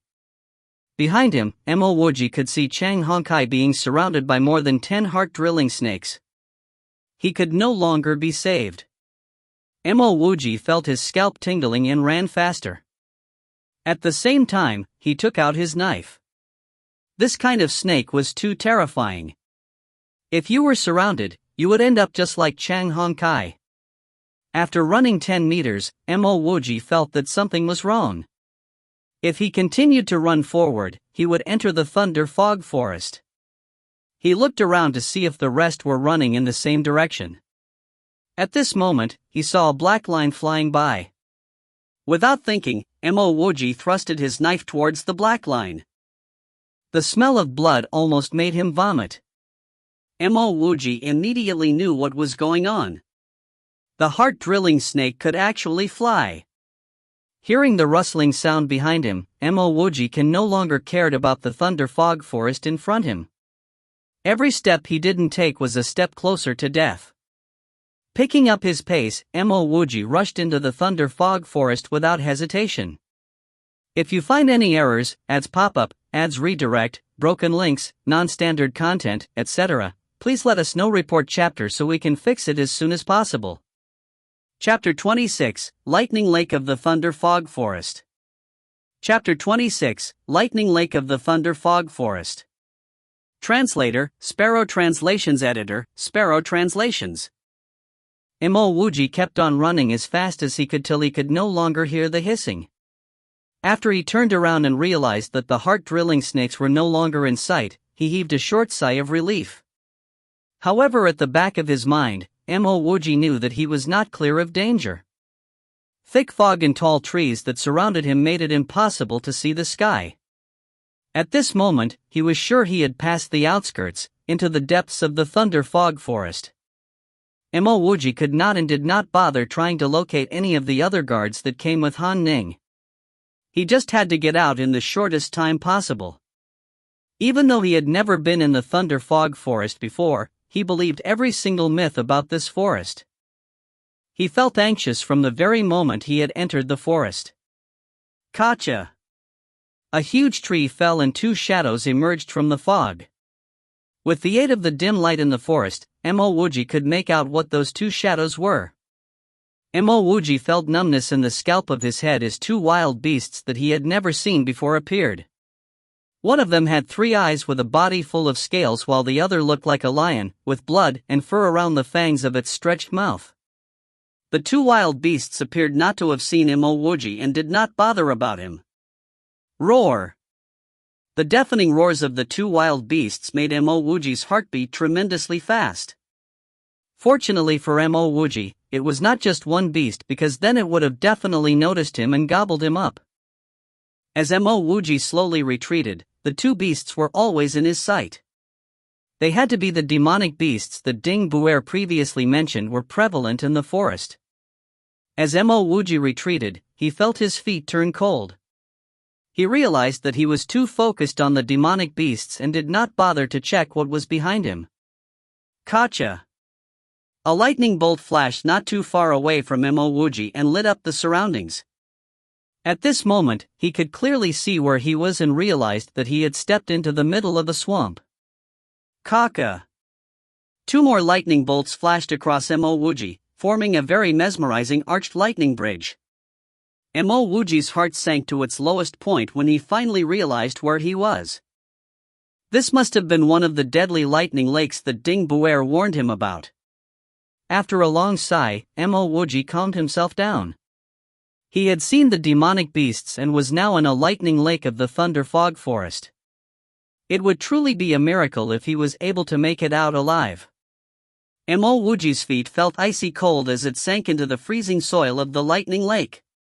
Nobody knew what other scarier things there were in this lightning lake other than the lightning bolts. Mo Wuji was no longer afraid of anything as he knew he would be dead either way. He carefully shifted his feet as he tried to get out of the swamp. He should at least try to fight for his life, even if he died trying. Gotcha! Yet another lightning bolt struck. However, Mo Wuji was not so lucky this time as it struck his shoulder. Mo Wuji felt an intense burning sensation causing his whole body to soften as he fell to his knees. As if taking cue from this lightning bolt that struck Mo Wuji, a few more lightning bolts appeared from the lake, forming a circular-shaped arc that landed on Mo Wuji's body. Mo Wuji's clothes were torn apart and he could smell his skin getting burnt as his whole body became numb. He ridiculed himself as he would have never expected himself to be electrocuted in his second life. He would rather go through something more ruthless that killed him instantly than this living hell. An even bigger lightning bolt flashed past him as if his wish was granted. Gotcha! This lightning bolt struck Mo Wuji's shoulder once again. However, Mo Wuji did not feel any more significant pain throughout his body. Not only that, Mo Wuji clearly felt the lightning bolt pierce through his shoulder, into his body, directly flushing something open. The next moment, his whole body felt relaxed. When Mo Wuji finally realized what was going on, he became extremely excited. The lightning bolt had opened a small gap in the clogged meridian that he almost managed to open using the channel opening solution. If the lightning bolts were to continuously create small gaps, would it mean that the clogged meridian would eventually be fully opened? Once the meridian was cleared, did that mean he would possess a spirit channel and finally be able to cultivate? Having been struck so many times by the lightning bolt, Mo Wuji was burnt inside out. He decided not to flee anymore. Instead, he would stay and wait for more lightning bolts to strike him. Kaka! 2 more lightning bolts flashed from behind and struck him again. Unfortunately, these 2 lightning bolts only inflicted more pain and did not give him the other feeling like the one which helped to open a gap. It was a pity Mo Wuji had no control over the lightning bolts that struck him. If he did, he would strike his body to fully open his clogged meridian. After he experienced a few more lightning strikes, he realized that this was not the way to go. Before he could successfully open his meridian, he would have died from the pain. Mo Wuji took out a bottle of his channel opening solution from his ripped pocket and consumed the solution. It felt like a fire burning through the unopened meridian in his body. Ka! Yet another lightning bolt struck him. Mo Wuji tried to focus to allow the lightning bolt to strike through his burning meridian. Mo Wuji was not sure whether it was his focus or the solution that worked because this lightning bolt managed to strike through his meridian. Maybe it was just the psychological effect that Mo Wuji felt his meridian open slightly more. Another lightning bolt followed. Once again, it struck directly into the same meridian. The meridian opened up more because of this. Due to the lightning strikes, the burning solution dissipated through the body very quickly. It should have been the effect of the solution that allowed the lightning bolt to strike through the same meridian naturally. As he felt the solution in his body gradually disappearing, Mo Wuji did not hesitate to consume yet another bottle. Kaka. 10 continuous lightning bolts struck Mo Wuji's body and he could not help but feel extremely relaxed. Even though he had been struck countless times already, he could feel that his body was full of energy at that very moment. It was a pity that he was not able to display this energy as his body could only feel pain and lethargy. Mo Wuji could barely control his tears from falling. At long last, he successfully managed to open a meridian, establishing his first spirit channel. If you find any errors, ads pop up, ads redirect, broken links, non-standard content, etc., please let us know. Report chapter so we can fix it as soon as possible. Chapter 27, Heavy Losses. Chapter 27, Heavy Losses. Translator, Sparrow Translations Editor, Sparrow Translations. Ka! Just as another lightning bolt flashed from the lightning lake, Mo Wuji twisted his body a little and managed to avoid this lightning bolt with ease. Mo Wuji was amazed as he did not think he would have successfully avoided the lightning bolt. No wonder cultivators were rumored to be so powerful. Mo Wuji only managed to open one meridian and had yet to cultivate, but he felt his whole body beginning to ease up. This was as if he had managed to open up the governor and conceptual vessels like it was said in the legends. But just how powerful could those who opened over 10 meridians and cultivated for many years be? A few more lightning bolts fell on Mo Wuji. This time, however, he did not manage to avoid them. Mo Wuji started maneuvering around. After half an incense's time and a few more strikes by the lightning bolts, Mo Wuji finally got out of the lightning lake. Mo Wuji stood by the lightning lake and sighed as he reflected on how he thought he was really destined to die. Life and fortune, who could tell what would happen next? If he never experienced this, he would never have found out the successful combination of his solution and lightning to open up his meridian. He used up 8 bottles of his channel opening solution and almost lost his life just trying to open one meridian. It was a heavy price to pay. Although Mo Wuji had 2 bottles left, he was not planning to continue using the lightning bolts to open a second meridian. Mo Wuji knew that it would be impossible to open a second meridian using the same method. If he was not careful, he could easily lose his life. However, Mo Wuji was not disappointed, because being able to open one meridian was a huge miracle to begin with. More importantly, he learnt of a method to open meridians. If the meridian was truly the spiritual channel, his dreams of becoming a cultivating genius might become reality. Mo Wuji heard yet another roar of the beasts and remembered that he was still in the thunder fog forest. Before he entered the lightning lake, there were 2 demonic beasts fighting each other not too far away from here. Now, that same place had become a mess and the 2 demonic beasts were no longer in sight. Mo Wuji decided not to take the risk to try and escape in the night. It might allow him to move around unnoticed. However, there was a high possibility that he could go deeper into the forest unknowingly. Mo Wuji found a huge tree nearby and started climbing up the tree. He found a position in between the thick branches to lean on and used his tattered shirt to tie into a knot to secure him between the branches. He did not dare to spend the night on the ground in the thunder fog forest. Leaning against the branches, Mo Wuji fell asleep very quickly. When he woke up, there was light emerging from the crevice of the tree, shining through the fog onto his body. Mo Wuji checked his surroundings to make sure he was clear of danger before untying the knot from his shirt to slide down the tree. He had to get out of the forest as soon as possible and he needed to succeed the first time. If not, he could be stuck here forever. Just because he had luck on his side last night did not mean he would always be that fortunate. Mo Wuji carefully observed the location and surroundings of the lightning lake even though he doubted he would ever come back again.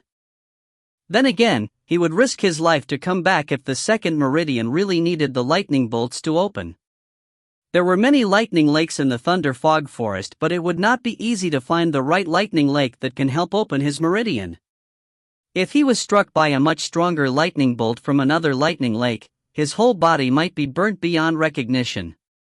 Suddenly, Mo Wuji saw something which caught his eyes. 2-leaved firegrass? Mo Wuji immediately identified the 2-leaved firegrass. As it was dark last night, he did not notice the 3 2-leaved firegrass in the vicinity of the lightning lake. The 2 leaves were separated by a flame-shaped grass core. This plant could be very easily identified. Mo Wuji did not rush to pick those grasses up because it was not important to him. His priority would be to find his way out of this forest. It was dusk when he had entered the forest, so Mo Wuji could still remember the direction that he came from.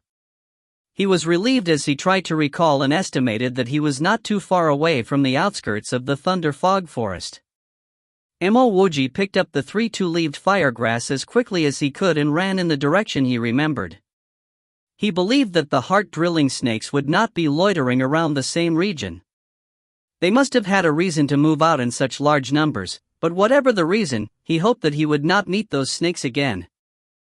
Half an hour later, Mo Wuji gradually lost his direction and started to worry. If he could not find the exit in another 10 minutes' time, this would mean he had lost his way and might stop trying to find a way out. Mo Wuji. Someone cried out from far away. Mo Wuji initially thought he heard wrong, but the same cry was heard again. He was sure someone was calling out for him. He recognized the voice of the cry and he could roughly make out that it was Buer's voice. Mo Wuji was relieved by the fact that Ding Buer was not bitten by the heart-drilling snakes and was still looking for him.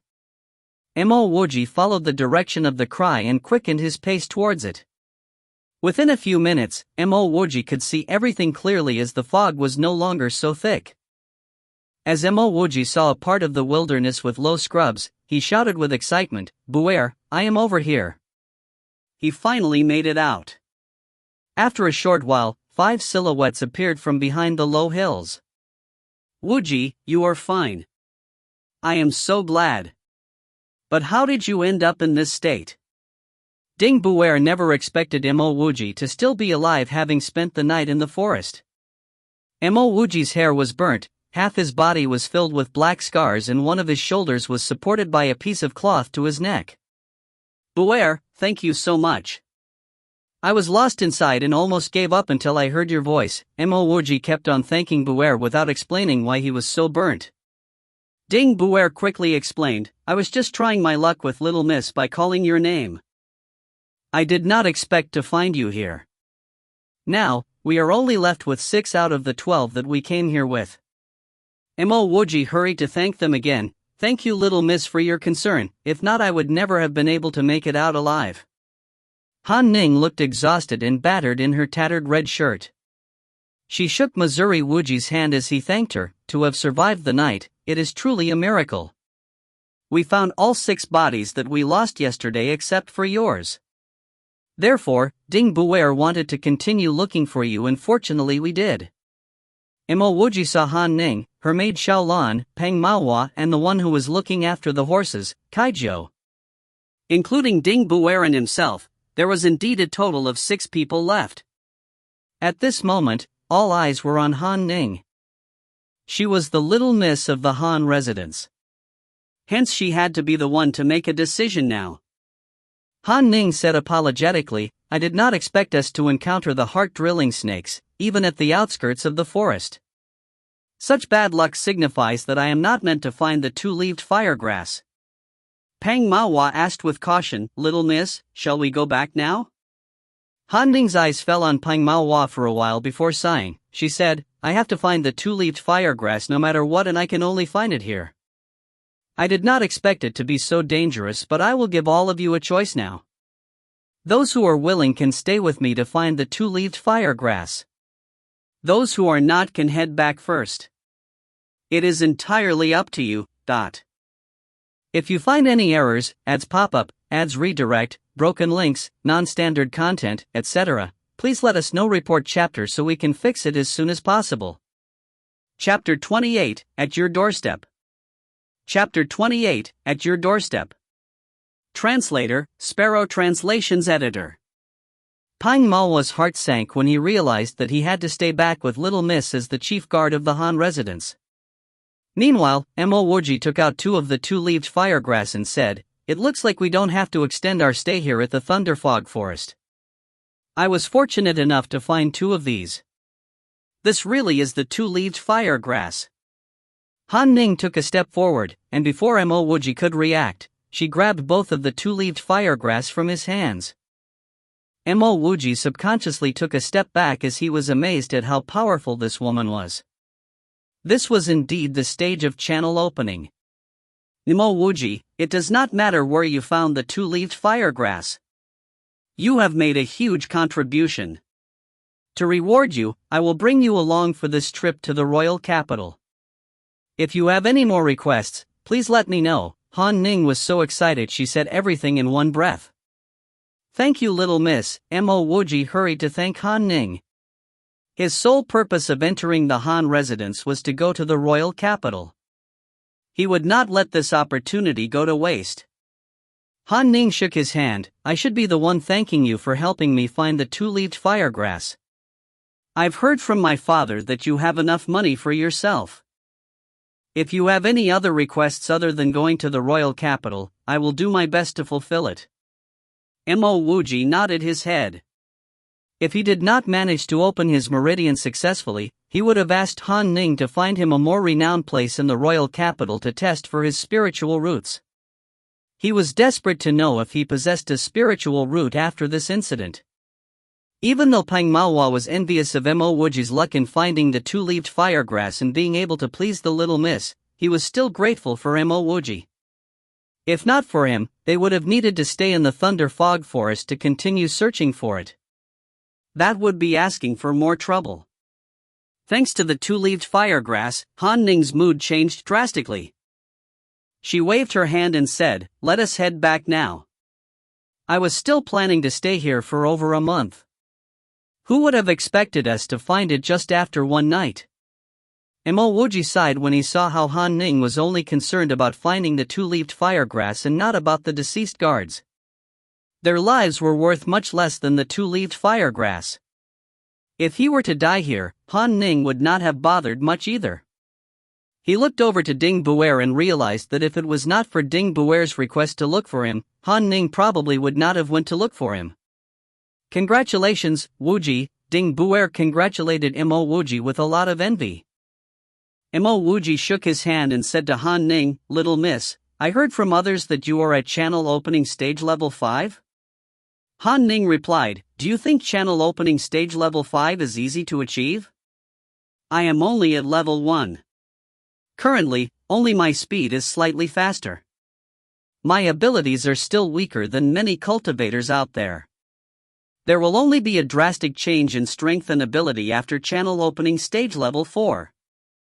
Mo Wuji glared at the embarrassed Ding Buer. Mo Wuji became even more eager to cultivate after he witnessed Han Ning's speed despite being only at level 1. He clenched his fist and said to Han Ning, "When I visit the royal capital, can I bring Ding Buer along too?" "All right, we will do as you say." "Let's go," Han Ning agreed without any hesitation. She then got on her red horse and started moving off. "Thank you so much, Wuji." Ding Buer was surprised as he never expected Mo Wuji to mention to Han Ning to bring him along. This was indeed a golden opportunity. As for the time that he bragged about Han Ning in front of Mo Wuji previously, he had completely forgotten about it. Mo Wuji patted Ding Buer's shoulder and said, "Let's go back, I still owe you a lot too. Also, please don't brag in front of me in future." "Roger that." Ding Buer felt elated as he followed behind Mo Wuji as they headed back. Mo Wuji did not know why Han Ning wanted the two-leaved firegrass so badly, and he was not interested in knowing why. What he knew was that he was given even more attention when he returned. Even his place of accommodation changed to one with a small courtyard. His job was to guard the yard, but there was really nothing to do. The only pity was that he did not know how to cultivate. If he could practice cultivation here, it would have been perfect. It was very safe to stay in the Han residence. As he sat down in his yard, Mo Wuji held two green-colored glass bottles. He needed the solution inside the glass bottles if he wanted to open up more meridians in the future. Ding dong. The bell from the entrance rang, followed by Han Shengan's voice, "Wuji, can I have a word with you?" Mo Wuji hurried to put away the two bottles and went over to open the door. Mo Wuji could not understand why the owner of the Han residence, Han Shengan, would come over personally to find him. "Duke Han, if you wanted to find me you could have just called for me. You need not make the trip all the way here," Mo Wuji said as he opened the door. Han Shengan smiled as he entered Mo Wuji's house and found a chair to sit on. Mo Wuji made a cup of tea for Han Shengan as he was still very grateful for him. If not for this old duke, he would have never had the chance to come here. Who knows if the same person who tried to poison him will do it again if he had not moved into Han residence. Han Shengan smiled and nodded. "Wuji, do you know why I did not pay much attention to you after I arranged for you to move in?" Mo Wuji said respectfully, "Bringing me into the Han residence is your greatest care for me." Han Shengan sighed, "The last time I saved your life in the royal hall, and now you've repaid me by helping Ning Er. I am indeed grateful to you." Mo Wuji gave Han Shungan a puzzled look. Han Shungan only gave him a job previously, since when did he save his life? Han Shungan continued as though he could read Mo Wuji's mind. Before you were summoned to the hall, the Lord did not want to see you. He ordered the guards to kill you. I stopped him as I was quite close with your grandfather, Mo Tiancheng, coupled with the fact that I wanted to see if your move was intentional or, as you mentioned, for the commoners. Mo Wuji knew what Han Shungan meant by your move. Han Shungan was referring to his release of the penicillin formula. He would have never imagined that the Lord had such dangerous thoughts before he had entered the hall. Han Shungan did not take Mo Wuji's reaction to heart and continued, I advised the Lord against killing you because it would harm his reputation, especially after you contributed so much to the commoners. This is also true because you worked hard for it. In addition, I had some thoughts about sparing your life, if not I wouldn't have brought you into the Han residence. Mo Wuji's back kept letting out cold sweat as he was fearful.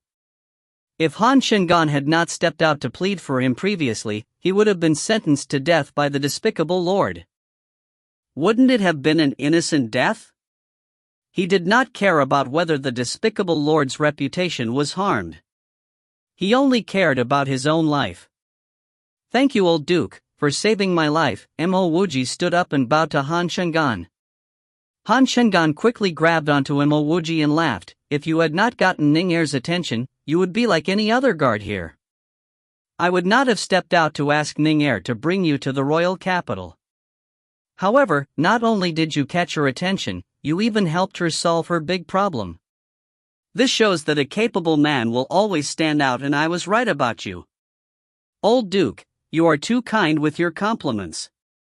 All Mo Wuji desperately wanted was to leave Chengyu State. Who knows when the despicable Lord might change his mind and kill him? This despicable Lord was part of the reason why the Mo clan lost the throne back then. Han Shungan's face suddenly turned solemn and he said to Mo Wuji, Wuji, I am actually here to ask for your help. If you find any errors, ads pop up, ads redirect, broken links, non-standard content, etc., please let us know. Report chapter so we can fix it as soon as possible. Chapter 29, Cautiousness. Chapter 29, Cautiousness. Translator, Sparrow Translations Editor. Old Duke, please speak. As long as it is within my means, I will not refuse, Mo Wuji said while he cupped his fists. Mo Wuji was sure that Han Shungan would not lie about such matters. If he said that he had saved Mo Wuji, then he probably did.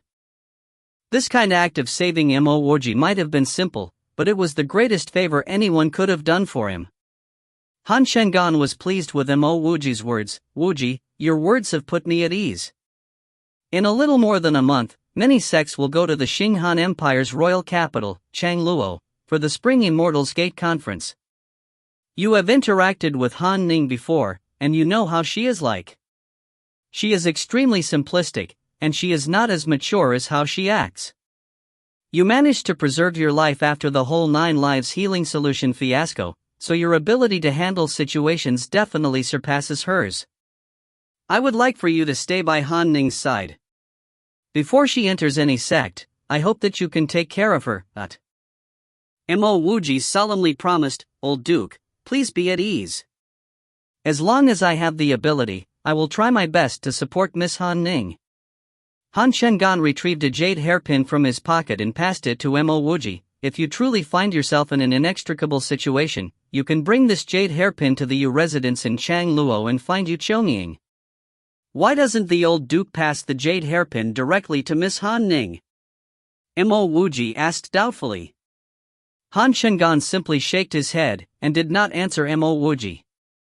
Mo Wuji was not a person who pries into others' secrets. Seeing that Han Shungan had no intention of answering him, he carefully kept the jade hairpin. Han Shungan got more satisfied with Mo Wuji's attitude. Sipping some tea, he said. I heard that you like tea. Later, I will get some people to send you some good tea leaves. Mo Wuji laughed, then I will be especially grateful to the old Duke. Also, because I haven't really seen much of the world, there are some things which I wish to ask the old Duke. A bit of tea did not mean much to someone like the old duke, so Mo Wuji did not decline the gesture. If you have any questions, just ask, Han Shengan replied. I heard that our Xing Han Empire isn't the only empire. Are there really other empires? Mo Wuji always wanted to know this, but there was never a suitable person he could ask. Han Shengan was well informed, and he was a prefecture duke. He should know more about such matters. Han Shengan answered, from what I know, there are 5 big empires, the Tianshang Empire, the Zizhou Empire, the Gonyang Empire, the Xing Han Empire and the Ming Han Empire. These 5 empires are protected by 5 big sections. The sect protecting the Xing Han Empire is the Heavenly Temple. In the coming Spring Immortals Gate Conference, masters from the Heavenly Temple will also be going to Chanluo. I do not wish much for Han Ning.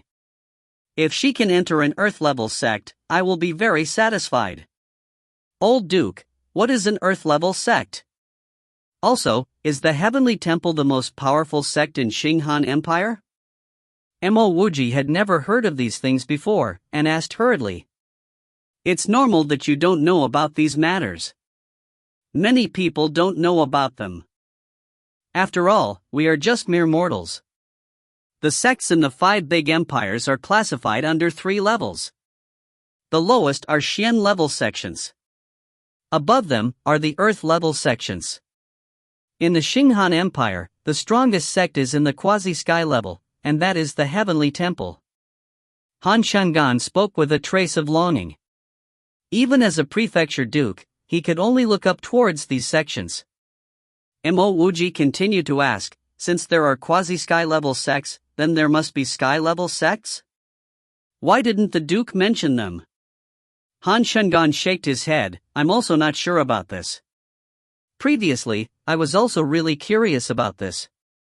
From what I know, it's not just the Xing Han Empire which doesn't have a sky-level sect. The strongest sects in the other empires are also at the quasi-sky level. Is the Heavenly Temple the only quasi-level sect in the Xing Han Empire? It shouldn't be. I once overheard someone saying that there is another quasi-sky level sect in the Xing Han Empire. But I'm just a prefecture duke, and I don't really know much about this. Mo Wuji and Han Shengan continued to chat for a few hours. By the time he sent Han Shengan off, Mo Wuji had a rough outline of the 5 empires. After talking casually to Mo Wuji for half a day, Han Shengan felt more at ease with Mo Wuji. During those few hours, Mo Wuji did not ask anything about the northern Qin prefecture. Thus, he could tell that Mo Wuji was not a rash person. Naturally, Mo Wuji would not ask Han Shengan about who stole his northern Qin prefecture. Nor would he ask about how Mo Tiancheng disappeared and why Mo Guanyuan failed to succeed the northern Qin prefecture throne.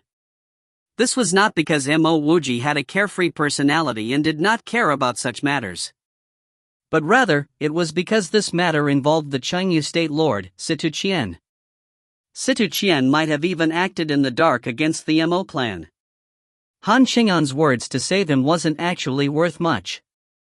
Even though Mo Wuji would remember this act of kindness, he would not treat Han Shengan as someone he would trust.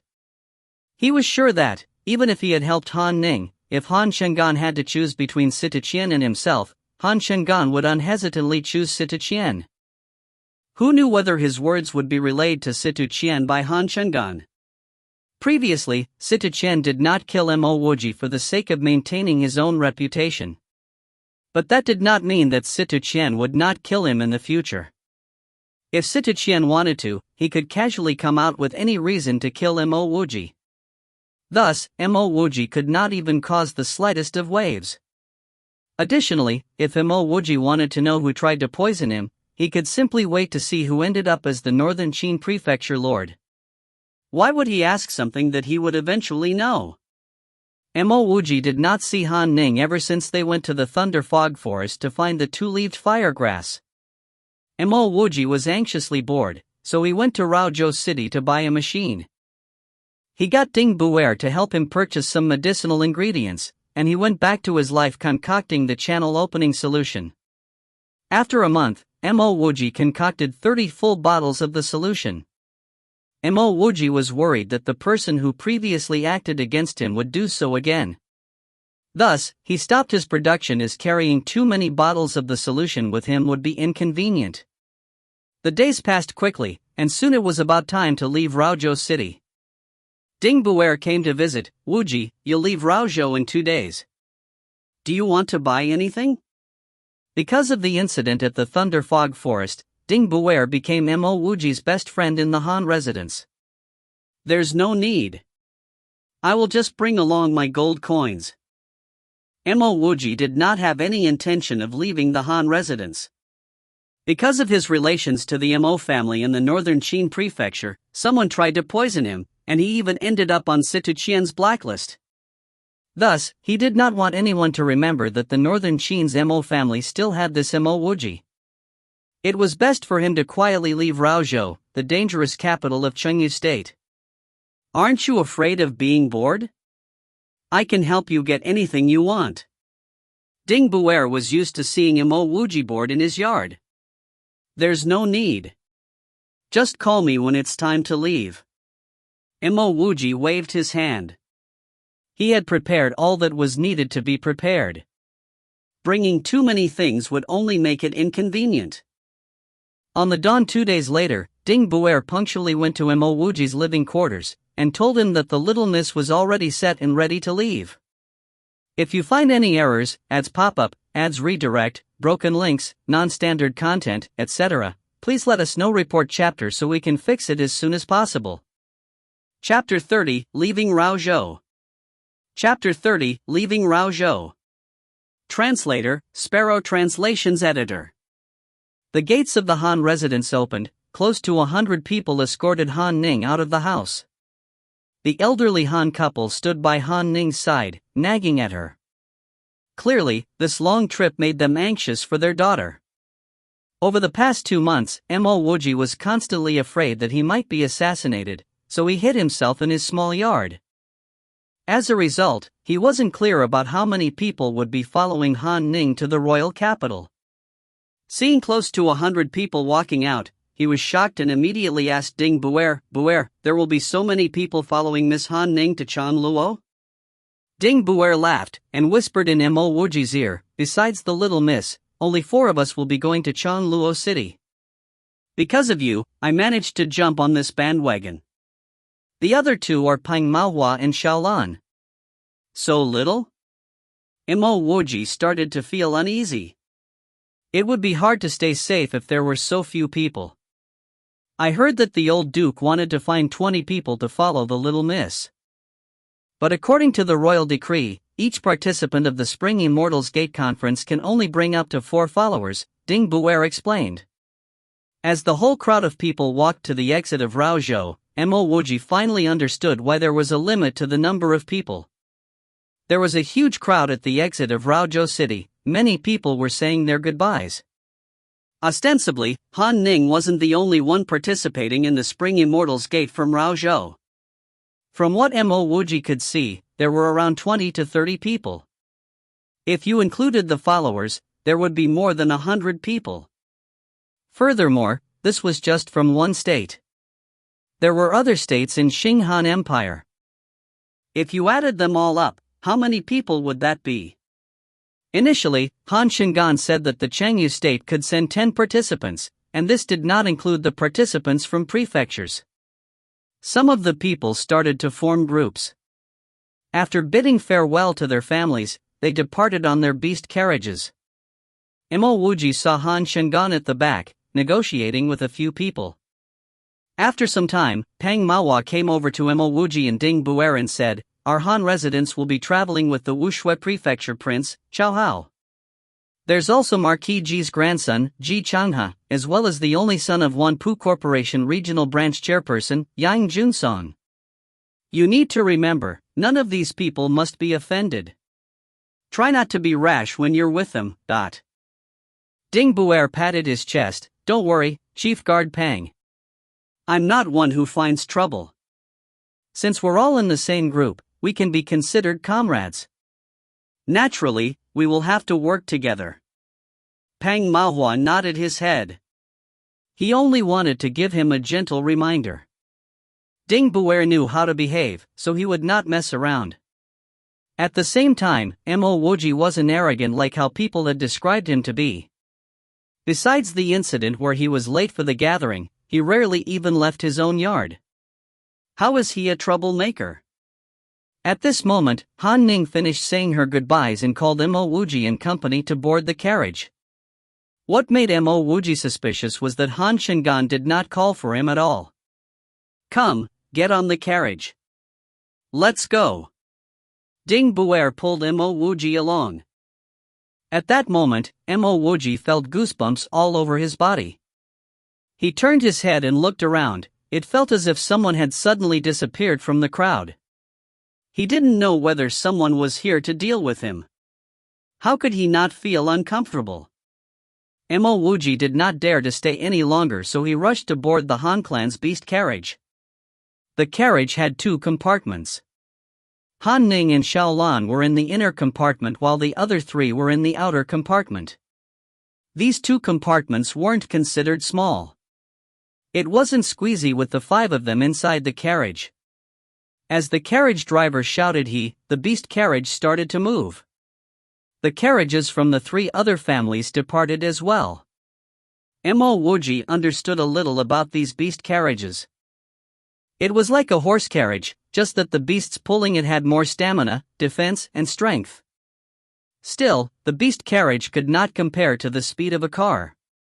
On the streets of Chengyu State, there were automobiles similar to cars and buses. Unfortunately, these automobiles could only be used within Chengyu State. There weren't any roads for them to drive on outside of Chengyu State. The primary reason for this was that the people in this world did not value technology. It could also be due to the poor relations between countries. With the constant wars between states, it would have been really difficult for states to send out their diplomats to negotiate the construction of an interstate road. On the other hand, the people here valued herbs and minerals, and thus found innovative ways to improve herb drafting and mineral excavating. The roads just outside of Raozhou were still spacious and smooth. But as they traveled further out, the roads were uneven and bumpy. At least the beast carriage's ability to absorb shock was not bad. Along the way, they met many other beast carriages heading towards the royal capital. Mo Wuji discovered that unless they met acquaintances, many people simply cared about their own journey. Even within 4 families in Mo Wuji's group, the 4 main participants would only interact during mealtime. Most of the time, they would not interact with one another. After a month, the group stopped by a boundless sea. When Mo Wuji and company arrived, there were already mountains of people there. Mo Wuji looked around. The number of people were in the 10,000s. All kinds of beast carriages stopped there. There were even some flying beasts. Just as Mo Wuji wanted to ask whether the flying beasts were used for carriages, he saw a huge flying beast gliding over from afar, landing on an empty space. Even though Mo Wuji was tens of meters away, he could feel the wind generated by the beast's flapping wings. On the flying beast's back, there was a huge circular tent. As the beast landed, the tent opened and a few people came out of it. Indeed, the flying beasts were used for beast carriages, and they were much more convenient than beasts who could only travel on land. Even airplanes would not be as convenient as these flying beasts. No wonder why the people here did not care much for machines. With these flying beasts, who would even bother about building airplanes? Damn, when will Chengyu State have flying beasts? If we had them, then we wouldn't have taken such a long time to get here. Mo Wuji heard someone cursing from afar. He did not need to turn his head to know who that someone was. Naturally, it was the Wu Shui Prefecture Prince, Cao Hao. That guy had a horrible temper. Whenever he wasn't pleased, he would start shouting and scolding loudly. There was one instance where he even argued with another prefecture's prince when his beast carriage got overtaken. Buer, is a flying beast carriage expensive? Why doesn't Chengyu State have any? Mo Wuji whispered to Ding Buer. He thought that no matter how expensive these flying beasts were, shouldn't Chengyu State still be able to afford some? Ding Buer laughed. this is not a matter of price, but identity. It is not easy to buy such beast carriages, and you can't just buy them with money. From what I heard, there is a sect which specializes in rearing these flying beasts. I think its name is. Don't talk too much. Go to the inn and rest. We'll be staying here to wait for the boat, Han Ning interrupted Ding Buer. Chow Hao swept his eyes across Mo Wuji and said disdainfully, Sister Ning, your cultivating ability is not bad. But your judgment is really lacking. How could you pick such a trash, who doesn't know anything, to follow you to Changluo? Ha ha. Naturally, he heard Mo Wuji's questions. At the same time, throughout the trip, Mo Wuji never saluted him, which put him in a very bad mood. With his status, Mo Wuji should have been kneeling down and licking his boots every time they met. Han Ning's face sank, but she did not refute him. Seeing that Han Ning did not dare refute him, he got more arrogant. Sister Ning, our parents have arranged us to be in the same group. Naturally, we wouldn't wish for our group to have such weaklings. In all honesty, I am quite worried for myself. These past 2 months have been the most dangerous periods of my life, but he did not do anything to this fellow, yet he was called trash? Naturally, Mo Wuji wasn't happy. A prefecture prince could only count as a fart. On Earth, Mo Wuji was a world-renowned biologist and botanist. Which people in power did not want to curry his favor? Mo Wuji laughed and warmly said to Chow Hao, I think you shouldn't be too worried. Even a piece of shit will meet a dung beetle. You don't have to be too anxious. Even if you do not get into any sect during the Spring Immortals Gate, there will still be someone who accepts you. If you find any errors, ads pop up, ads redirect, broken links, non-standard content, etc., please let us know. Report chapter so we can fix it as soon as possible. Chapter 31, The Change in Mo Wuji. Chapter 31, The Change in Mo Wuji. Translator, Sparrow Translations Editor. You're looking for death. Chow Hao grabbed the sword hung on his waist. Little prince, please do not be too rash or you may land all of us in trouble. Yang Junsong quickly stepped forward to stop Chow Hao. Among these 4 group mates from Chengyu State, Yang Junsong was the most sociable one. He was always smiling, and he did not put on airs even towards a house attendant like Mo Wuji. Fengcheng Marquisade's heir, Ji Chenghe, also stepped forward and advised Chow Hao. This was a place where geniuses across Xinghan Empire gathered in their journey to Changluo. Causing a ruckus here would get one punished. A light punishment would be the stripping of participation rights and being sent back home. On the other hand, a punishment could even be as heavy as a direct execution. It didn't matter whether one was a prefecture prince, one could still be executed. A genius from Chengyu State was nothing in this large Xinghan Empire. Chow Hao snorted and stared fiercely at Mo Wuji. Then, he turned and walked towards the inn. From the looks of things, Chow Hao probably would not act against Mo Wuji. Mo Wuji, just because you helped the little miss doesn't mean you can do whatever you want. If you act like this again, we'll immediately send you back to Chengyu State, Xiaolan said while giving Mo Wuji an unsatisfied glare. Han Ning's face was also unsightly.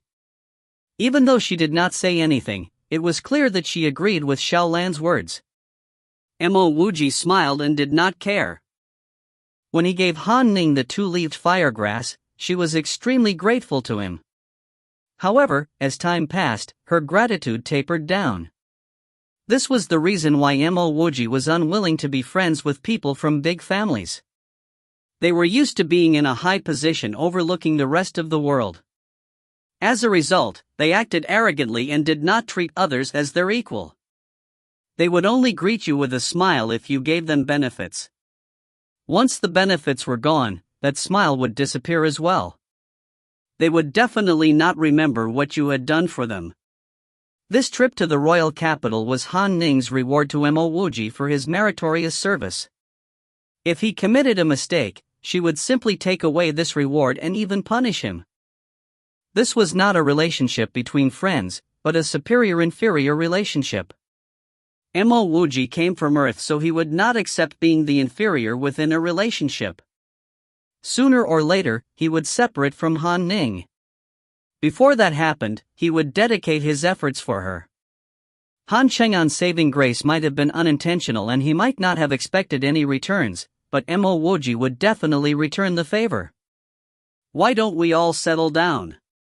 We still have to stay here for the next 3 days, Han Ning said as she followed Xiao Hao and company into one of the inns. Wait. After Han Ning and Xiao Lan entered the inn, Mo Wuji and the other two were stopped. What is the meaning of this? Pang Mowa's face turned ugly when he was stopped. Mo Wuji recognized the man blocking their way. He was Feng, one of Xiao Hao's attendants. Han Ning did not stay silent and questioned Xiao Hao. Xiao Hao, what's the meaning of this? Before Xiao Hao could speak, an attendant from the inn came out and said apologetically, "Dear customers, we are really sorry, but our Yuhaian does not have enough rooms. Your group of 5 only gets 1 room, so these 3 attendants would have to stay outside or in our warehouse." Han Ning's gaze landed on Yang Junsong. "Yan Junsong, you're in charge of booking the rooms. Why is it that my house attendants do not get a room while the others do?"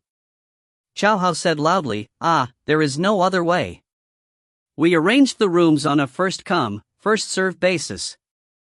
You can't expect my attendants to sleep outside even though they came first, right?" Yang Junsong's face looked rather awkward as he embarrassedly asked Xiao Hao, "Prince, we are all part of the same team. Why don't you allow them to squeeze with your attendants?" Xiao Hao thought for a long time before saying reluctantly, "How about this? I will get my guys to squeeze. But there's only enough space for 2 people. That who? Aren't you very strong and brave? You can stay outside then." Everyone knew that Xiao Hao was specifically targeting Mo Wuji. Han Ning was a favored genius, and could be considered a channel-opening stage cultivator. Even though she did not like that Mo Wuji offended Xiao Hao, she did not remain silent. "Xiao Hao, are you sure you want to do this?" Everyone could feel that Han Ning was on the verge of exploding. Only Xiao Hao seemingly did not feel it as he continued to say calmly, "Sister Ning, our families have a very deep relationship.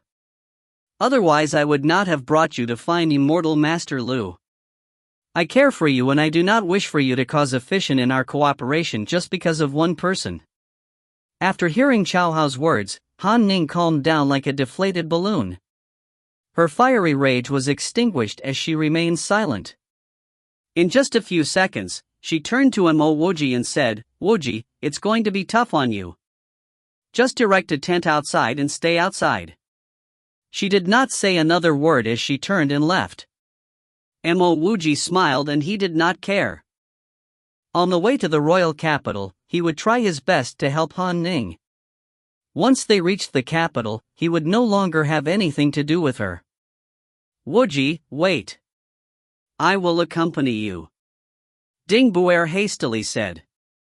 He also turned to Han Ning and said, "Little miss, I will accompany Wuji." "Do whatever you want," Han Ning coldly threw out that sentence and hurried into the inn. Mao Panhua hesitated, but he chose to enter the inn with Han Ning and company. After leaving the inn, Mo Wuji patted Ding Buer's shoulder. "Buer, you have a nice comfortable room. Why do you want to follow me and sleep in a tent?" Buer laughed. "Wuji, do you know why I'm even able to join this trip? Isn't it because of you? I'm very sure that, after we get to the royal capital, and if the little miss gets selected by a sect, there'll be nothing left for me. Previously, in the Thunder Fog Forest, I believe that you did not find the 2-leaved firegrass by luck. Since I can't follow the little miss, I can only follow you. Don't ask me to go back to Chunyu because I know a certain someone will not go back as well. Buer, I can see that you'll have a promising future now that you've chosen to follow me," Mo Wuji joked. "Mo Xingha."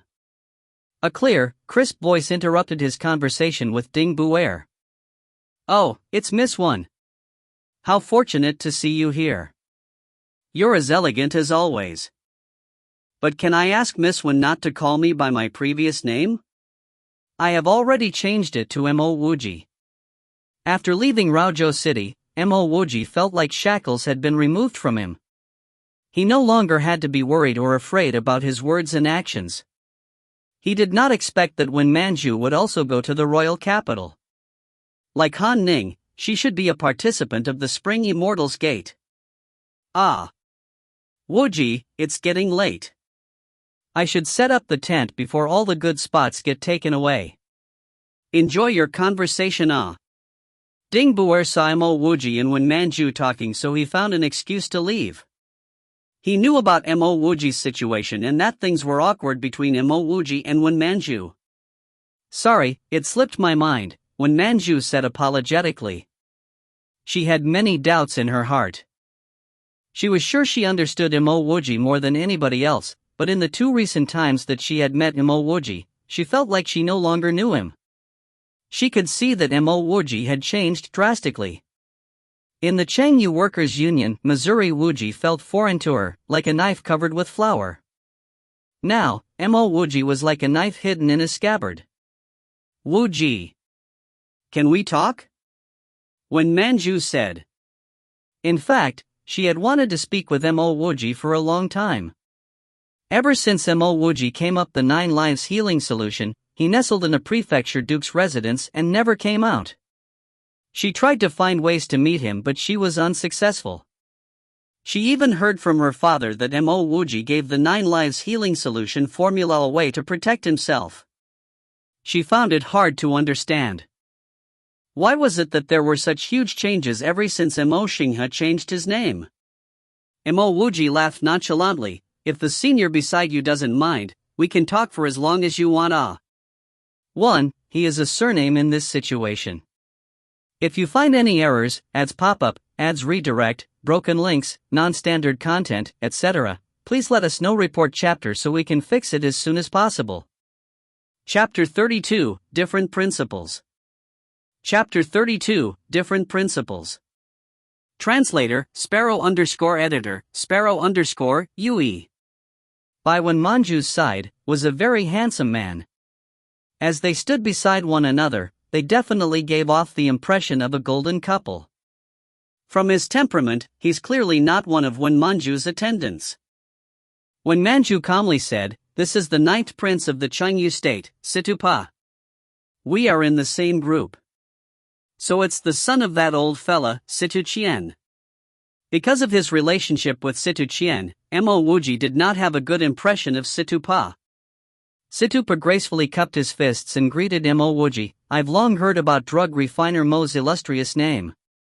Now that I get to see you in person, I can tell that you are indeed a dragon or a phoenix among men." Mo Wuji laughed. "Ninth prince, I don't think you're using these words properly." Situ Pa was slightly startled.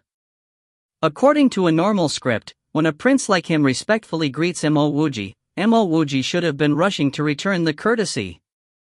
At the very least, Mo Wuji shouldn't have spoken in such a manner, right?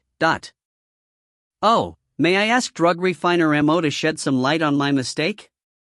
Situ Pa maintained his grace as he spoke to Mo Wuji with a gentle smile. Wen Manju was also surprised at Mo Wuji's words. She did not understand why Mo Wuji would offend the 9th prince for no apparent reason. Mo Wuji laughed in his heart. Other people may kowtow to the Situ clan, but in Mo Wuji's eyes, the Situ clan was an enemy he would eventually deal with. Mo Wuji was sure that the Situ Qian definitely had a part to play in the fall of the Mo clan. Since they're enemies, why was there a need to feign civilities? Furthermore, seeing Wen Manju and Situ Pa standing beside one another, just like Romeo and Juliet, had put Mo Wuji in a bad mood. This was especially so when Mo Wuji saw the girl acting skittishly around this guy from the Situ clan. 9th prince.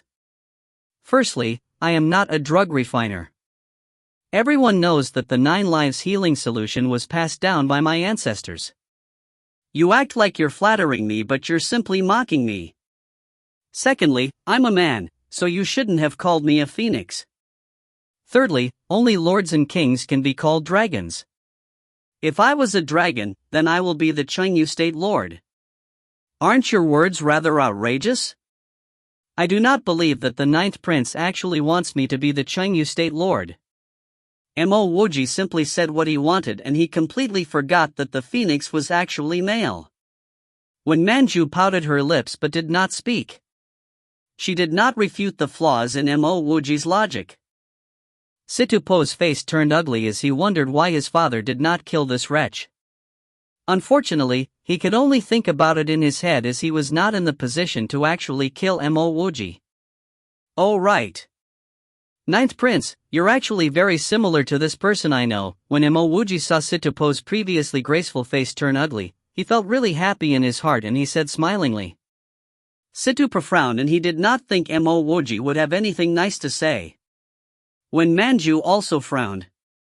Mo Wuji seemed to be more and more foreign to her.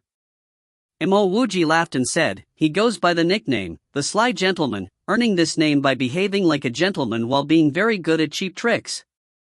1. He is actually a faction head in a sect which practices the ancient Xixia secret arts. The Ninth Prince intended to walk away but Mo Wuji's words stopped him. He asked curiously, drug refiner Mo, you actually know of such an expert? Also, what kind of immortal law is the Xixia secret arts? Is it a peerless sword art? 1. The Ninth Prince was a participant in the Spring Immortals Gate. Naturally, he got really excited when he heard that Mo Wuji was acquainted with such a martial expert and he forgot about his previous unhappiness. He did not doubt Mo Wuji's words as Mo Wuji's grandfather, Mo Tianchang, was also a powerful cultivator. It was very natural for Mo Wuji to meet such powerful figures.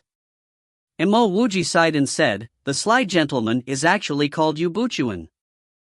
The moment I saw the Ninth Prince, I felt that there was an uncanny resemblance between you two. I don't really know much about the Xixia secret arts. But I do know that the gentleman was a very powerful cultivator. After having great successes in the Xixia secret arts, he bravely burned his foundations in it to develop a new cheap trick. Unfortunately, I'm not as brave and persistent as him. Situpo humbled himself and bowed to Mo Wuji. May I ask what's the name of this precious law? Mo Wuji looked at Situpo with a look of shock. The Ninth Prince is really amazing. I did not say anything but you could deduce that the gentleman developed a precious law. Yes, it's called the Sunflower Law. What a pity, the gentleman is no longer here. If he was still alive, he would definitely impart the Sunflower Law to the Ninth Prince because... At this point, Mo Wuji paused.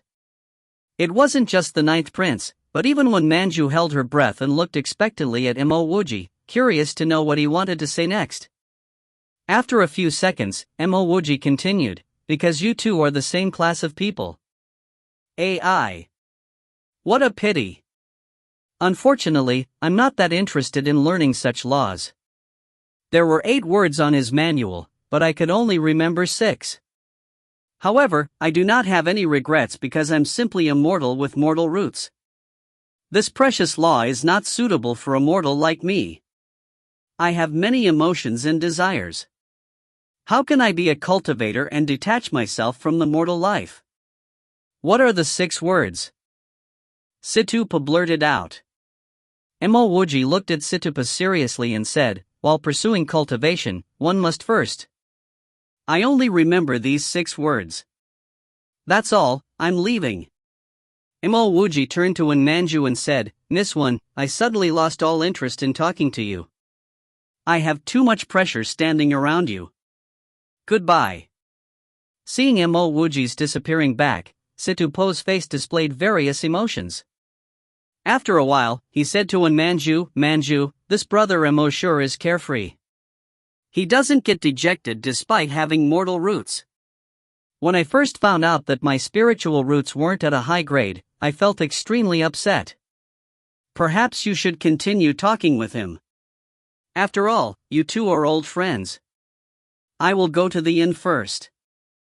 Wuji, why did you come back so fast?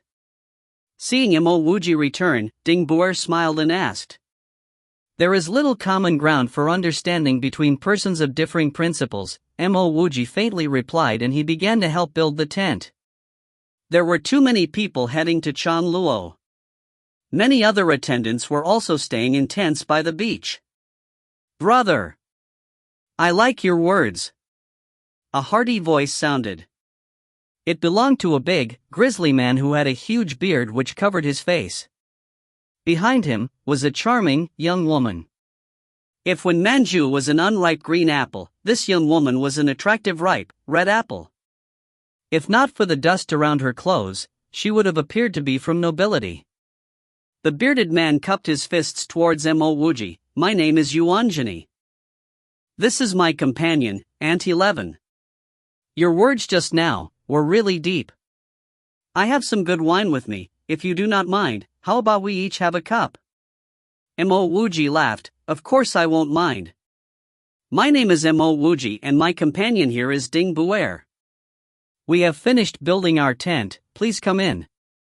1. The Hanyu pinyin for cheap tricks is GNFA, which is also pronounced in the same way as sword arts. If you find any errors, ads pop up, ads redirect, broken links, non-standard content, etc., please let us know. Report chapter so we can fix it as soon as possible. Chapter 33, Drinking Among Friends. Chapter 33, Drinking Among Friends. Translator, Sparrow Translations Editor. Yuanjani wasn't bragging, the wine he brought was really good, mellow tasting with a long aftertaste. What made it even more amazing was its faint, tipsy feeling which circulated around the body. Mo Wuji could even feel his opened meridian being stimulated. This really is good wine. One mouthful, and I can feel my whole body being invigorated, Mo Wuji praised. He could guess that there were some spiritual ingredients within the wine. Otherwise, he would not have felt such comfort. Hearing Mo Wuji praise his wine, Yuanjani proudly said, Brother Mo really knows his wines. I am from the Changyan state and there was once I stumbled into the Thunder Fog Forest. I did not expect it to be a blessing in disguise as I actually obtained a spirit fruit. I used that fruit to brew 10 jars of wine, this is my last pot. But this is a large pot, ha ha ha. Mo Wuji could tell that Yuanjani was a very generous and carefree person. This cup of wine brewed using a spiritual fruit must have an amazing value. Many people would not even be able to buy it, but Yuanjani readily took it out just because he liked Mo Wuji's words. I'm really ashamed. We only met each other by chance but I drank Brother Yuan's good wine. Mo Wuji suddenly recalled that Changyan state and Chengyu state were currently at war. But it didn't matter to Mo Wuji. After all, he did not have any sense of attachment to Chengyu state. Yuanjani laughed, Brother Mo, you're treating me like a stranger. When I heard your words there is little common ground for understanding between persons of differing principles, I immediately felt like we were old friends. I would have offered you better things, not just this jar of wine. No matter how good something is, it can't be as good as meeting an old friend. No matter how good something is, it can't be as good as meeting an old friend. Brother Yuan, Aunt 11, Ding Buer, let's have one more cup. Mo Wuji's heart was open. This was the first time he felt so happy and carefree ever since he was plotted against by his lover. The four people raised their glass and drained it in one gulp. When he managed to open his first meridian, what he felt was agitation and excitement. It wasn't carefree happiness. At this moment, he truly felt free and relaxed.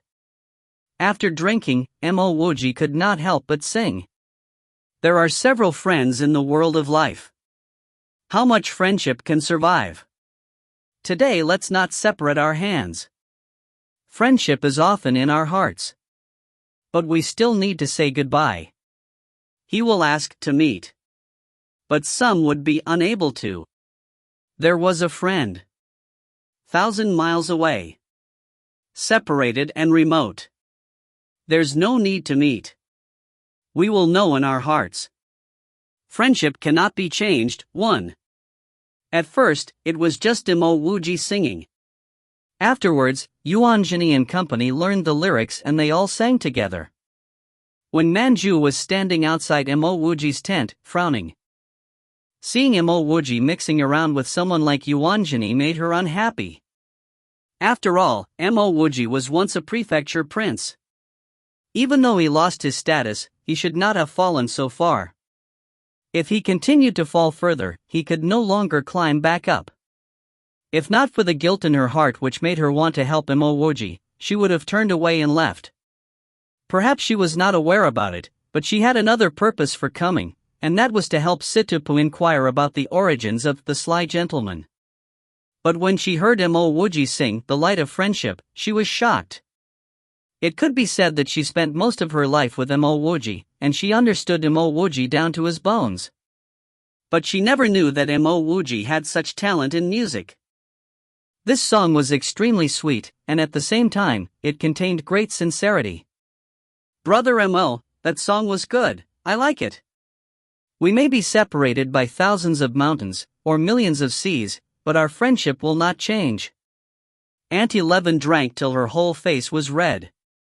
Behaving like a man, she staggered to Mo Wuji's side, grabbed his arms and looked at him with a pair of drunk eyes. Yuanjini also stood up and raised his glass. It indeed is a good song. I like it too. The only pity was that there was no wine in that song, if not it would have been perfect. Here, let's have one more glass. Mo Wuji stood up tipsily, drained his glass and said loudly, if that's the case, how about I sing another song? Yesterday is gone again. Happiness is the most important. Water cannot be recovered again. After a peach withers, there's still a rose. Life will always have strong winds and rains. A sprinkle of rain will not stop us from drinking. Whether we regret or not, we can slowly decide. At this moment, friends, this cup of wine is the most precious. Have a cup full of wine and sing loudly. Good friends, nice friends, we'll have so much fun tonight. Also let me know how to cherish a friend's shoulder. The sun will always shine after a heavy storm. Let us raise our head and learn to be strong.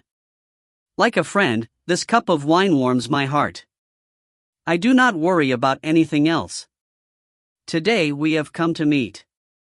Feelings of affection filled the glass. Years rush like water. Who cares who he was yesterday?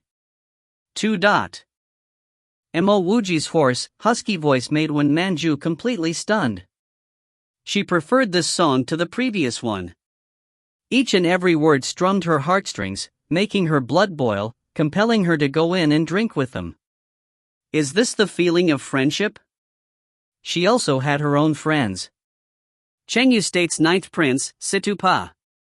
Chengyu State's General, Zhao Feihu's son, Zhao Pu. Minister Yao Kang's son, Yao Bingjin. There was also the hypocrite Zhao Su. 3. Which one of them wasn't handsome? Which one of them wasn't a promising hero? Why was it that she can't seem to find this feeling of boiling blood when she's with them? If Situpa wasn't interested in Mo Wuji's knowledge of the sunflower law, would he have advised her to chat with Mo Wuji? Good. Good. Brother Mo, I like this song. Have a cup full of wine and sing loudly. Good friends, nice friends, we'll have so much fun tonight. Yuanjini joined Mo Wuji and sang loudly. Ding Buer and Auntie Levin also joined in. When Manju stood outside the tent for a long time, and finally dispelled the idea of entering the tent. If not for what happened today, she would never have known how talented Mo Wuji was. By casually singing those 2 songs, he was able to make her blood boil and compel her to join in the singing. She walked far away to a place where she could no longer hear the songs. When Manju slowly lowered her head, she knew it didn't matter how well Mo Wuji could sing, they were 2 different people from 2 different worlds. If Mo Wuji had spiritual roots, she would think of ways to help him. Unfortunately, Mo Wuji only had mortal roots. After she enters a sect and starts cultivating, this distance between them would only get wider. Let the past go. If I'm successful in my cultivation, and if we were to ever meet again, I will give him great fortune. I can even help him achieve his dream of taking back the northern Qin prefecture, when Manju muttered as she walked into the inn. She seemed to have found a reason to truly say goodbye to Mo Wuji. 1. This song is called. You can listen to it here. https://www.youtube.com/watch?v=xklq9c79f9a. 2. This song is called. You can listen to it here. https://www.youtube.com/watch?v=3q-aim49rc2k. 3. Throwback to when Mo Wuji was in the Workers' Union. If you find any errors, ads pop up, ads redirect, broken links, non-standard content, etc., please let us know. Report chapter so we can fix it as soon as possible. Chapter 34, Makeshift Market by the Sea. Chapter 34, Makeshift Market by the Sea. Translator, Sparrow Translations Editor. When Mo Wuji woke up, Yuanjini and Ant 11 were no longer there. Only Ding Buer was with him in the tent. Despite drinking the whole night, Mo Wuji did not feel hungover. Instead, his whole body felt really relaxed. Ostensibly, Yuanjini brought out a jar of really good wine. He seemed to have released all his long pent-up pressure and grievances. Mo Wuji was very grateful to Yuanjini and Ant 11. Those two were people he could befriend. He opened his bag. The channel opening solution was still there. The completely relaxed Mo Wuji stood up, grabbed one of the glass bottles and finished it. After opening his first meridian, he did not dare open a second one due to his poor physical state. But now, his body was completely relaxed, and his current state was excellent. This was the best time to drink the channel opening solution. A line of fire appeared within his body. Mo Wuji could clearly feel a second meridian being opened.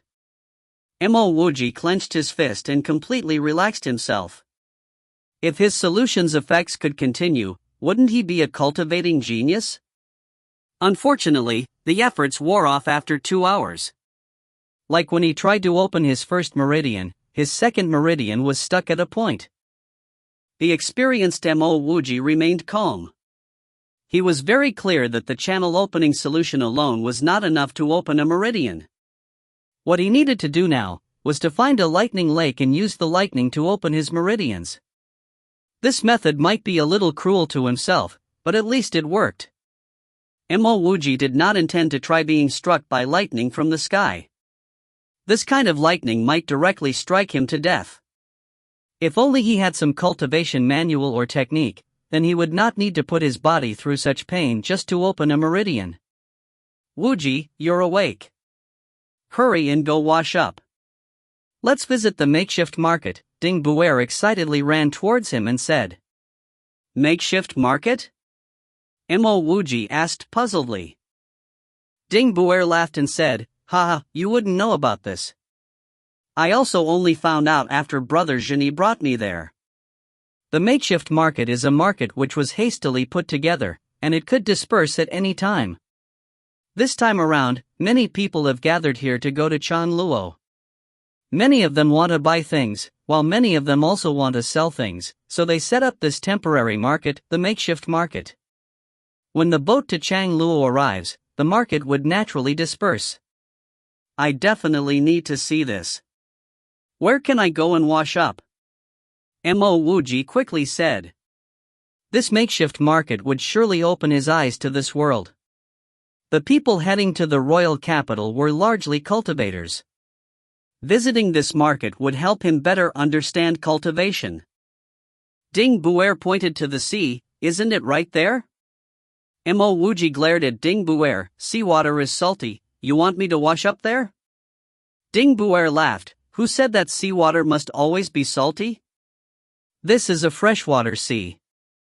Don't you see many people showering there? Freshwater sea?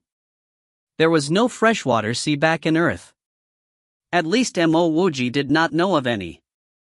But the universe is vast and there were many planets. There were many things he did not know. Half an hour later, Mo Wuji and Ding Buer appeared in the makeshift market. Looking around, there was an intense flow of people. Shouting and loud peddling could be heard. It was a really lively scene. Wuji, do you see that? Elixirs we would not usually see are actually in abundance here. Of course, the prices are outrageously high. The cheapest ones already cost hundreds of gold coins, and the mediocre ones cost at least 10,000 gold coins. I even saw a clear sight fruit selling for 500,000 gold coins. Right there, where everyone is gathering at. I think it still hasn't been sold. Ding Buer pointed at a crowd not far away. Let's go over and see. Mo Wuji hurried over. Mo Wuji and Ding Buer joined the crowd and saw a man with an extremely hostile-looking face. In front of him was a big square stone. On that stone was a clear, transparent glass bottle. In that glass bottle was a fruit the size of a baby's fist. The fruit was also crystal clear. In fact, Mo Wuji would have thought it was a crystal if not for the leaf growing on it. My friend, your price of 500,000 gold coins is too outrageous. I am willing to offer you 200,000 gold coins. That's the highest I can offer you, a hunchbacked man said. The owner of the clear sight fruit did not say anything, as though he did not hear the offer. Why don't you say something? The hunchback man said in a heavier tone. The hostile-looking man's eyes fell on the hunchback man. You took nearly an hour to raise your offer from 150,000 gold coins to 200,000 gold coins. You can slowly take more time to increase your offer. Don't ask me to say anything because I will not accept anything less than 500,000. Back in Dan Han Drug Refinery, Mo Wuji read a lot of books and could be considered rather knowledgeable. However, he had never seen the clear sight fruit before. The hunchback man sneered, the clear sight fruit can be refined into the clear sight pill, and even the clear sight pill itself might only be worth 500,000.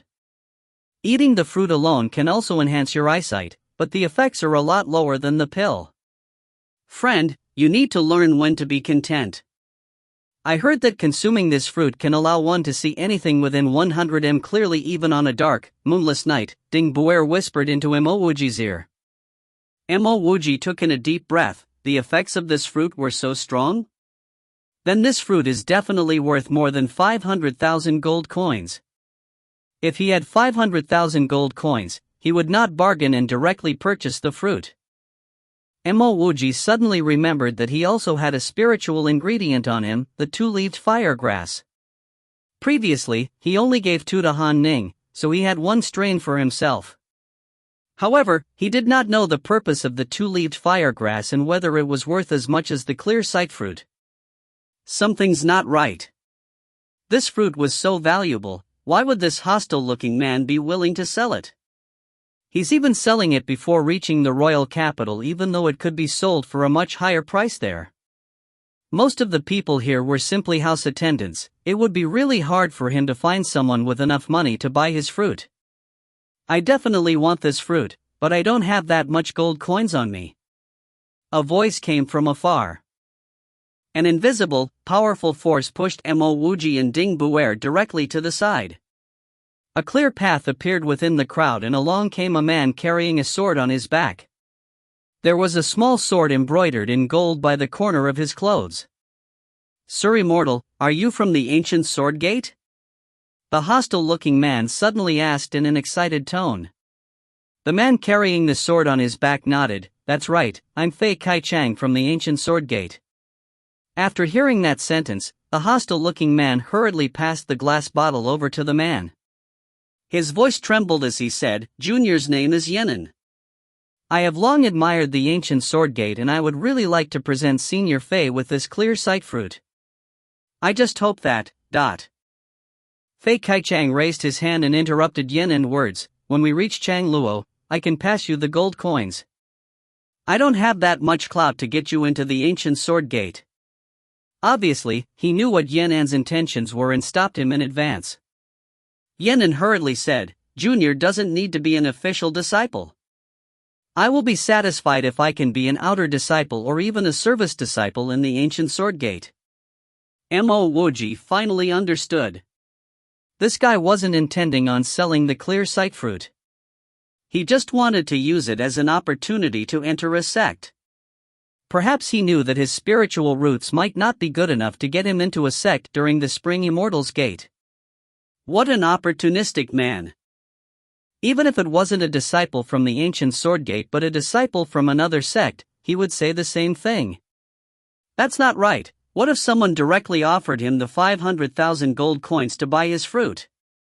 Fei Kaichai nodded and casually took out a wooden plaque and passed it to Yenin. This is my personal plaque. When you reach Chang'an, you can directly report to the ancient Swordgate Service Department. Yes, Sir Immortal. Under the envying gaze of the crowd, Yenin put the wooden plaque away. If you find any errors, ads pop up, ads redirect, broken links, non-standard content, etc., please let us know. Report chapter so we can fix it as soon as possible. Chapter 35, The Female Slave. Chapter 35, The Female Slave. Translator, Sparrow Translations Editor. As the crowd dispersed, Ding Buer sighed to Mo Wuji, AI, I finally understand why the little miss wanted us to find the two-leaved firegrass. She definitely wanted to use it as a gift for an immortal. If only you kept a strain for yourself, then maybe you might be able to use it to exchange it for a service disciple position in a big sect. Mo Wuji laughed and whispered, I really did keep a strain for myself. But the value of the two-leaved firegrass cannot be compared to the clear sight fruit. If casually coming out with a low-grade spiritual ingredient can make you a service disciple, then there will be far too many service disciples. Ding Buer nodded his head, that's true. I want number 17. I bid 20 gold coins. Number 17, 23 gold coins. The loud sound of an auction traveled into Mo Wuji's ears. He curiously looked over and subconsciously asked, there's an auction? I wonder what are they auctioning? Ding Buer said, I've seen it already, they are actually selling female slaves. I heard that each female slave that is sold is more beautiful than the last, and they are all virgins. This company specially shipped them over to sell to the geniuses participating in the Spring Immortals Gate. Mo Wuji asked puzzledly, aren't the participants only allowed to bring 4 house attendants? How will they bring the female slaves up the ship? Here's where you don't understand. We still have some time before the ship departs. Naturally, these rich children would need some fun and company for these few days. Do you want to see? Ding Buer laughed. Forget about it, Mo Wuji shook his head. He was extremely triggered by the sale of women, but he was far too powerless to stop it. There's no point going over only to make himself feel more unhappy. Congratulations to this friend who bought number 17 at the price of 25 gold coins. We will now be selling number 26. Everyone, please take note. Number 26 is not worse than number 17. In fact, she is even more delicate and prettier than number 17. There's even an additional selling point, she was actually born from nobility. I heard that she is a descendant from the Northern Qin's Mo clan. Mo Wuji stopped in his tracks and looked towards the auction, both his hands were clenched tightly into fists. Even though his soul was not from the Northern Qin Mo clan, his blood was. Furthermore, he also had the surname Mo. Before Ding Buer could say anything, Mo Wuji had already hastily rushed over to the auction site. Ding Buer was clear about Mo Wuji's past. Seeing Mo Wuji's angry face, he was worried that Mo Wuji might do something rash, so he quickly rushed over. Wuji, this is not a place where you can fool around. Here, we can be easily crushed like ants. Ding Buer grabbed Mo Wuji's arms and said. Mo Wuji calmly said, I know what to do. I bid 35 gold coins. A man, who looked like a little dwarf, shouted. Oh, the taste of nobility. It must be delicious. I bid 40 gold coins, an obscene voice sounded out. Mo Wuji had seen the female slave. There was a trace of anger and despair in her eyes as her ankle was cruelly tied by an iron chain. The obese salesman was right, this was a very beautiful girl. Her green dress was neat and clean, this was clearly to sell her for some extra gold. 100 gold coins, Mo Wuji said coolly. His heart was burning in anger. He desperately wanted to pull out a knife to the fatty. But his rationality told him that rashness is a demon. He could only use gold to solve this problem. If not, he would die a worse death than that fatty. The girl he wanted to save might even have it worse. The noisy crowd suddenly calmed down. Since the start of the auction, the highest price offered had never entered the hundreds. The previous offers of 35 gold coins and 40 gold coins were already very high. Ah, this guy must be a prodigal to pay 100 gold coins for a female slave. He could have bought many slaves at that price. Due to Mo Wuji's bid of 100 gold coins, the crowd became quiet. But all of a sudden, someone abruptly bid 101 gold coins. This girl's not bad, I bid 101 gold coins. This new bid was like throwing firecrackers into the crowd. The crowd instantly became enlivened and people started to bid higher prices. Mo Wuji looked at the guy who bid 101 gold coins. He was holding a paper fan, his hair was gelled to the point where he can see his own reflection. Mo Wuji did not even know him and why he wanted to compete with him. 1,000 gold coins. Mo Wuji was in no mood to haggle and he directly raised his bid by 10 times. When the obese salesman heard the 1,000 gold coin bid, he was so excited, even his fats were trembling. Even 10 slaves would not sell for this price, how could he not be excited? But he still looked at the man holding the paper fan. He wanted the two of them to start a bidding war so that he could earn more gold coins. The crowd became even more excited. It was really incredible to see a female slave being sold for 1,000 gold coins. This brat has some guts to try and steal my woman. 1,001 gold coins. Let's see if you dare bid again. The man folded his fan and stared fiercely at Mo Wuji. Mo Wuji acted as though he did not hear the man's threats and directly called out, 1,001 gold coins, and 1 copper coin. You. The man pointed his fan towards Mo Wuji. Mo Wuji's current bid an obvious slap to his face. Not only did Mo Wuji not shut up under his threat, he directly added 1 copper coin. This wasn't simply slapping him in the face, it was slapping him in the face multiple times with a studded glove on. Hearing Mo Wuji add a copper coin, the obese salesman's fat face twitched a few times and his gaze landed on the man with the paper fan. He hoped that the man would be angered and raise the price in rage. Unfortunately, his anger ended at pointing his fan at Mo Wuji and he did not continue bidding. As the obese salesman counted to 3, the man with the paper fan did not respond and only fiercely stared at Mo Wuji. Congratulations my friend, you have purchased this northern Qin female slave for 1,001 gold coins and 1 copper coin. Who said I'm not bidding? Your father here bids 2,000 gold coins. The man with the paper fan stared at the obese salesman and shouted. If you find any errors, ads pop up, ads redirect, broken links, non-standard content, etc., please let us know. Report chapter so we can fix it as soon as possible. Chapter 36, The Mo Clan's Girl.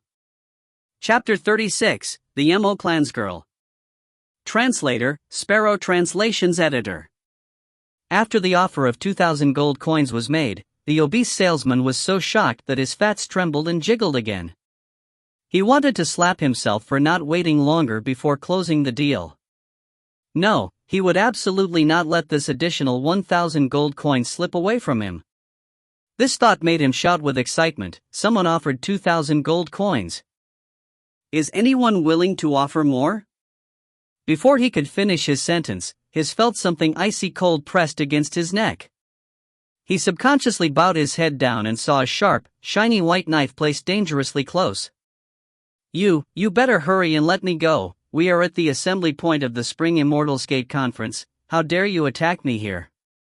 The obese salesman initially stumbled on his words but soon spoke with confidence when he realized that Mo Wuji would not dare to do anything rash to him. Mo Wuji was the one holding the knife against his neck. The crowd was surprised to see that Mo Wuji had made a move. To act violently here was simply not treasuring one's own life. Mo Wuji laughed and said, "Fatty, you just agreed to my offer previously. We had a verbal contract between us. You and I both know that we should never go back on our word. Even you know that we are at the assembly point of the Spring Immortals Gate Conference. If one of the immortal masters found out that you started an unethical business here and went back on your word, isn't that considered being ignorant of the rules put in place here? Tearing this verbal contract between us at this assembly point, do you know what will happen to you then? Mo Wuji paused intentionally before sneering. I am afraid you might not live to spend the money you earned. I do not even have to kill you personally. I just need to report to one of the immortal masters here.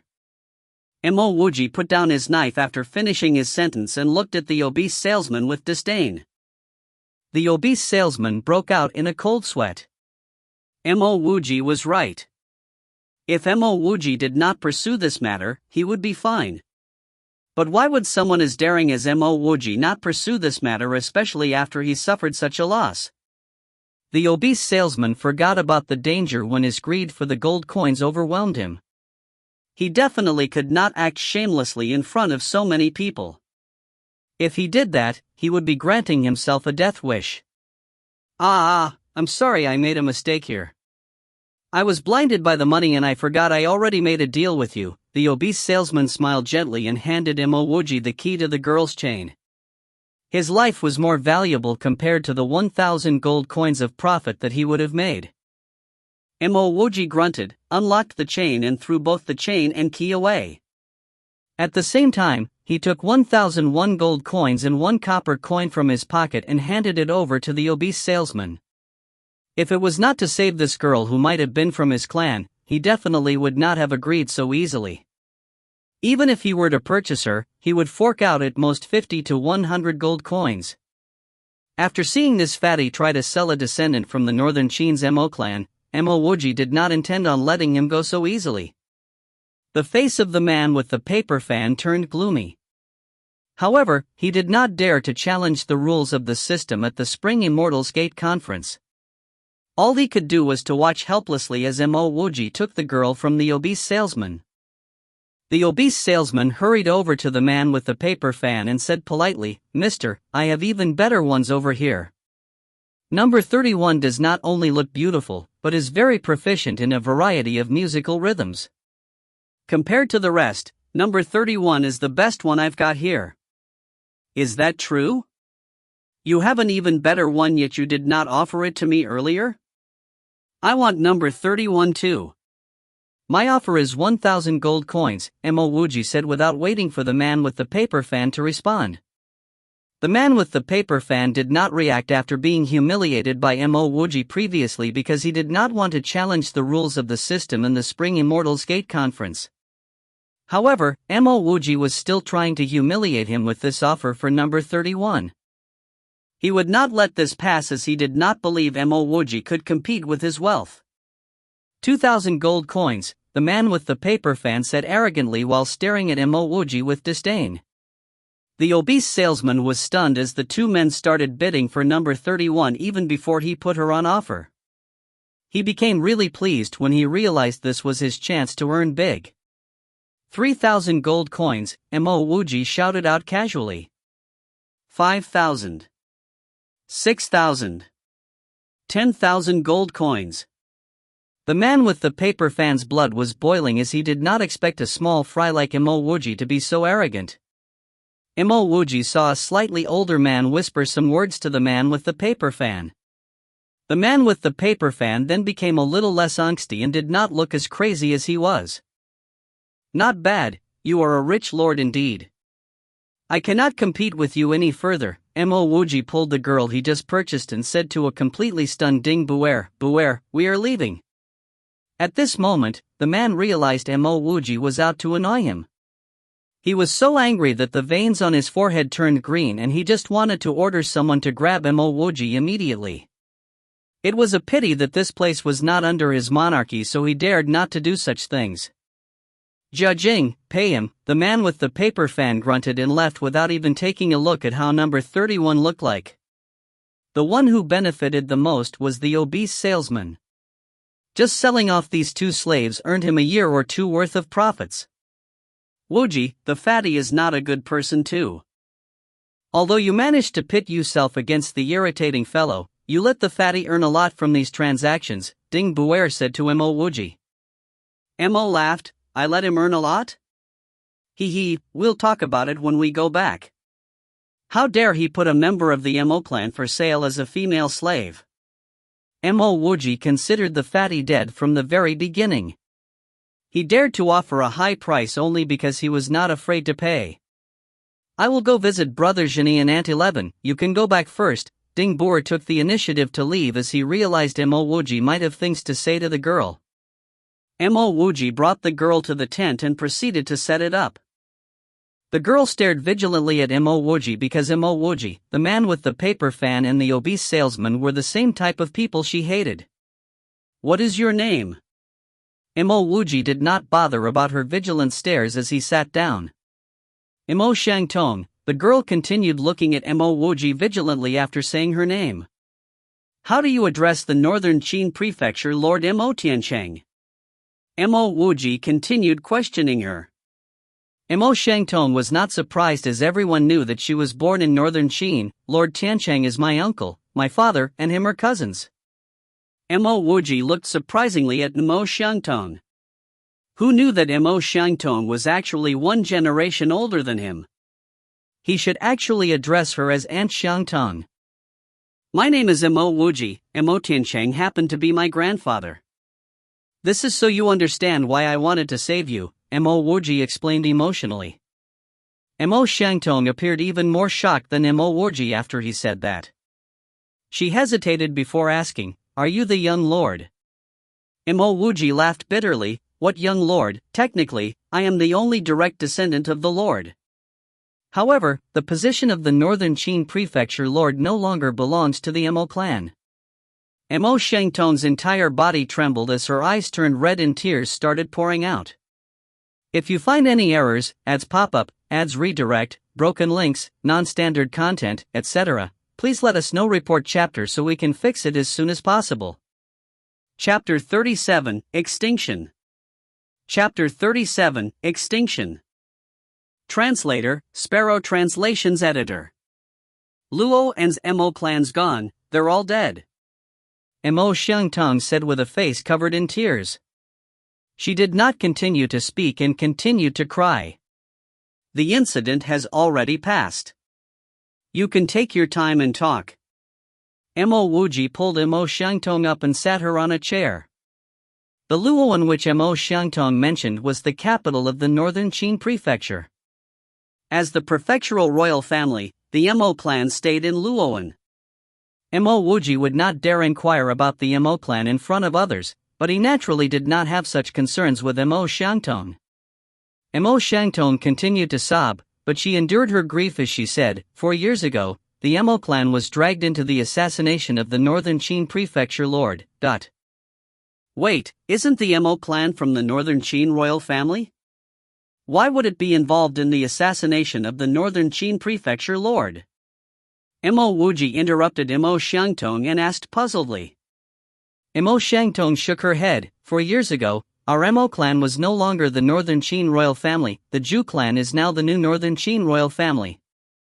After the previous prefecture lord disappeared, Zhu Shufeng took over as the new lord under the instigations of the Chinese state lord.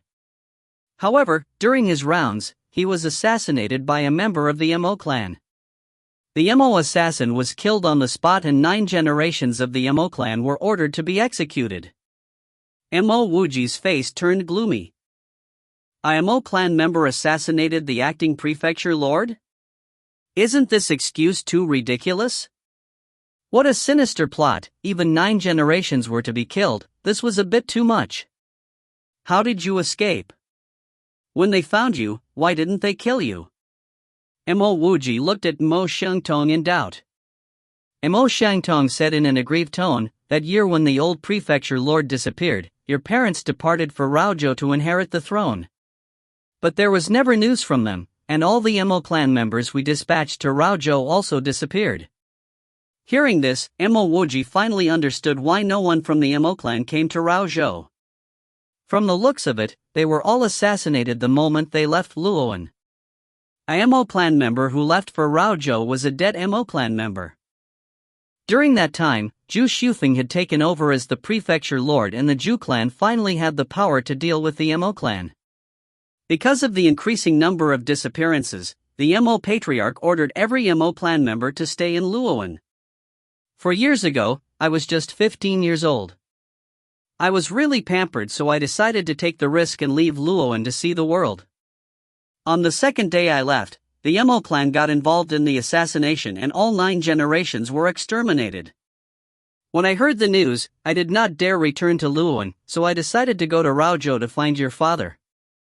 Mo Shangtong seemed to recall her painful and helpless days. To survive I did many things, I stole, I begged, I even ate weeds and leaves. Mo Wuji suddenly felt a tinge of regret. He should have offered help to the little girl who tried to steal from him. Who knows whether she might have been another survivor from the Mo clan. I lived like that for over 2 years until a kind family took me in as their little Mrs. maidservant. But it all ended 3 months ago. The family might have offended someone they should not have, and those people suddenly came and killed all the way to our doorsteps. The whole family was killed and only the little miss and I survived. They spared us to earn a bit of extra cash. The little miss and I were sold to a brothel. This obese salesman was a partner of that brothel. He really knows how to do business. He said that with the opening of the Spring Immortals Gate, many rich and esteemed people would gather here and maybe buy some female slaves. After they're done with us, they would abandon us here, and the obese salesman would just take us back to the brothel. Pa! Mo Wuji slapped the table angrily. How vicious. It didn't matter whether he was referring to the obese salesman or the people who killed the little miss's entire family. Having said that, Mo Wu suddenly remembered, what happened to that lady? She's called Jing Lengbei. She was that number 31. Wuji, can you find some ways to save her? Mo Shangtong looked at Mo Wuji expectantly with tears in her eyes. She could figure out that Mo Wuji was here under the identity of a house attendant, but she still hoped that a miracle could happen. Maybe that man with the paper fan appreciated Mo Wuji's guts and was willing to accept his requests. We can talk about this later. Just wait for me here. Mo Wuji finished his sentence and left hurriedly out of the tent before Mo Shangtong could even respond. The saving grace that the Jing clan had given to Mo Shangtong by taking her in had to be repaid. He had to hurry before that Jing Lengbei got tainted by that fool. Mo Wuji saw Ding Buer from afar and hurriedly walked towards him. Buer, did you find out about the guy I was competing with? Ding Buer thought that Mo Wuji was worried and answered urgently, I just investigated. That guy is the prefecture prince of the Xianliang prefecture. His name is Tuabaki and he stays in the same inn as our little miss. He has an explosive temper and is very vengeful. We don't have to worry about him now, but when we get on the ship, we will have to be careful. I heard that the immortal masters don't care if people get killed on the ship. I understand. Buer, can you get another tent? I need to find the little miss. Mo Wuji hastily said the last sentence and rushed towards the inn. Hearing that Mo Wuji was going to find Han Ning, Ding Buer was no longer worried. Mo Wuji probably wanted Han Ning to help him pay a visit to that Tuabaki so that he wouldn't do anything unscrupulous. Stop, you're not a guest here, you're not allowed in. The inn's doorman stopped Mo Wuji. He recognized Mo Wuji as the person who got chased away by the Chow How that little prince. Mo Wuji politely cupped his fists, I'm here to look for my little miss. You can't possibly not allow me from meeting my little miss, right? The doorman hesitated. What Mo Wuji said made sense. As a house attendant, shouldn't he be allowed to report to his little miss? When he was about to respond, Mo Wuji stuffed a gold coin into his hands. Brother, please make an exception. I'm not staying for long, I won't be making things difficult for you. The doorman was already prepared to let Mo Wuji in. Seeing Mo Wuji take out the gold coin, he no longer hesitated and said, just go in. Remember to come out soon. Mo Wuji thanked him unceasingly. Just when he was about to enter the inn, he seemed to recall something, and whispered in the doorman's ears, Brother, I heard that the Xianliang prefecture prince just bought a stunning female slave? The doorman laughed and gave Mo Wuji a knowing look, and whispered, Brother, we're really the same kind of people. That female slave is really not bad. She had a beautiful goose egg face. And her big chest. Oh. I wonder what will holding them feel like. The doorman slipped into his perverted fantasies. I wonder where does that fellow stay? His neighbors are sure to complain about the loud noise. Mo Wuji spoke in the same obscene tone as the doorman. The doorman laughed. You don't have to worry about that. That little prince stays in room number 17. Right next to it is a big patio. What a lucky man. Well, I got to go report to my little miss, Mo Wuji said casually and hurried into the inn. If you find any errors, ads pop up, ads redirect, broken links, non-standard content, etc., please let us know. Report chapter so we can fix it as soon as possible. Chapter 38, The Rescue. Chapter 38, The Rescue. Translator, Sparrow Translations Editor. Room number 17 was indeed next to a patio. It was located in a relatively remote area on the second level. Mo Wuji reached into his thigh pocket to feel for his knife. He wanted to stun Tuabaki by attacking first to make him unconscious before sneaking Jing Lingbei out of there. He believed that as long as he did not murder Tuabaki, the immortal masters would never conduct a thorough investigation for a missing female slave. As Tuabaki was about to board the ship, he probably wouldn't investigate or send people to search for her due to the lack of time. Mo Wuji had already made backup plans for instances such as the encounter with Hu Fei previously. In the event that Tuabaki was very powerful and Mo Wuji could not knock him unconscious, he would kill him and quickly escape. Whether he killed Tuabaki or not would have led to two very different outcomes. If he really did kill Tuabaki, Mo Wuji would have to leave immediately. Young prince, the fellow is ready to leave. When we were competing with that B*****, all the other slaves he brought became so popular and were all sold out very quickly. When I went over, he was already packing his belongings. My guess is that he will be leaving very soon. Mo Wuji heard the conversation very clearly as he hid below a window in the corner. Mo Wuji did not expect somebody else to be in Tuabaki's room. His initial guess was that an arrogant, domineering prince like Tuabaki would have his own room. If there really was two people in the room, there would be problems with his plan. Tuabaki sneered and said, "Does he really think he can get away safely having taken my money? Jia Jing, bring the two others with you to get the gold coins back and finish him off. Do it when he's further away from here. Do it cleanly and don't leave any evidence behind." Mo Wuji did not expect Tuabaki to think the same way as himself. He was planning to kill the obese salesman after he left this place. If Mo Wuji did not sneak in here, he would not have realized that the obese salesman planned to leave so quickly. "Young master, I will take my leave then."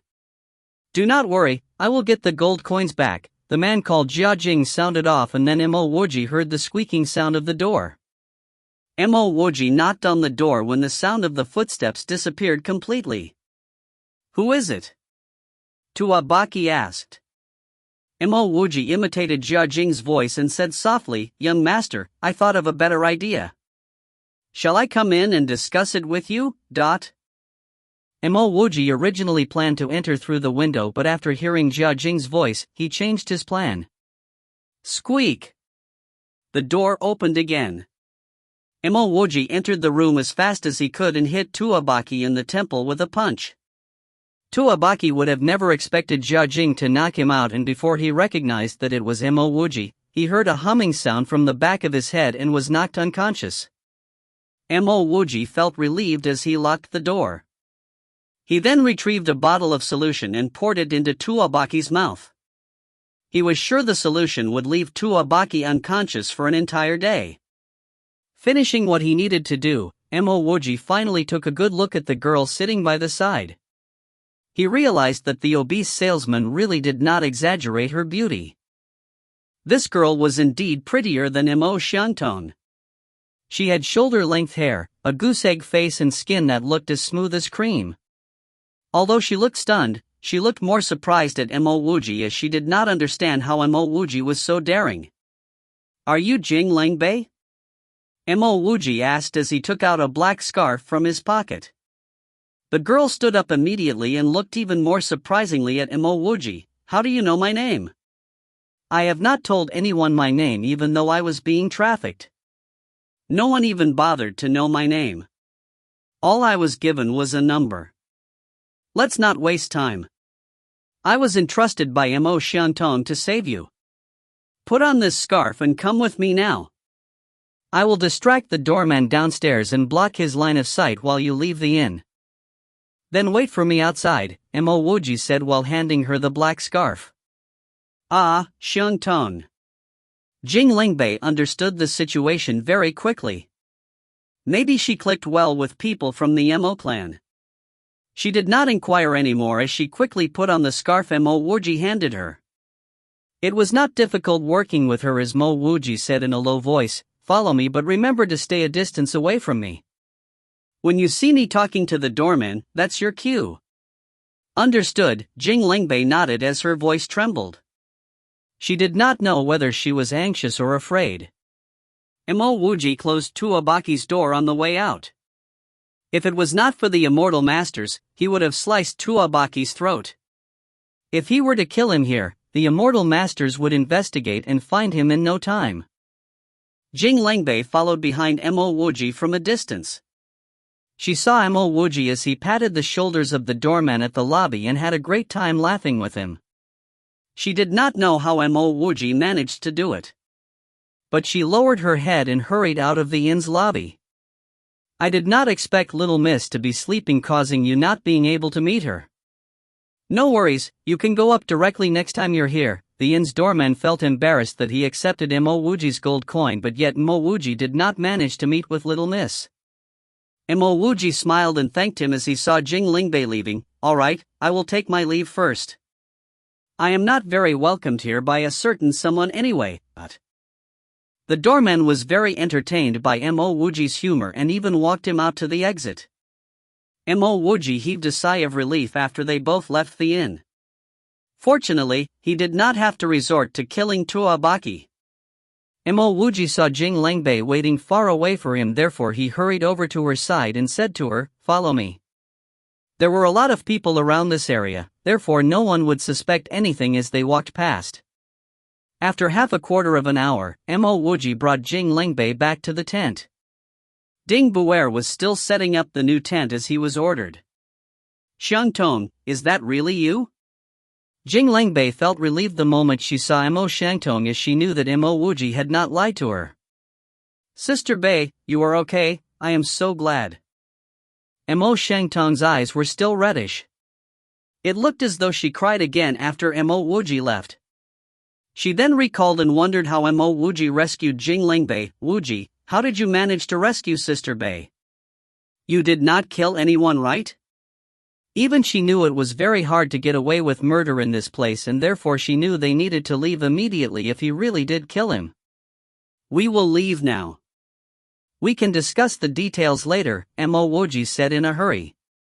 He did not have the means nor the ability to bring both Mo Xiangtong and Jing Lingbei to the royal capital, as even he did not get his own slot easily. Brother Mo, after hearing from Buer, I knew what you were up to. How dare you commit such a crime? Did you really kill Tuabaki? Yuanjini asked as he, Ant 11 and Ding Buer appeared at the entrance of the tent.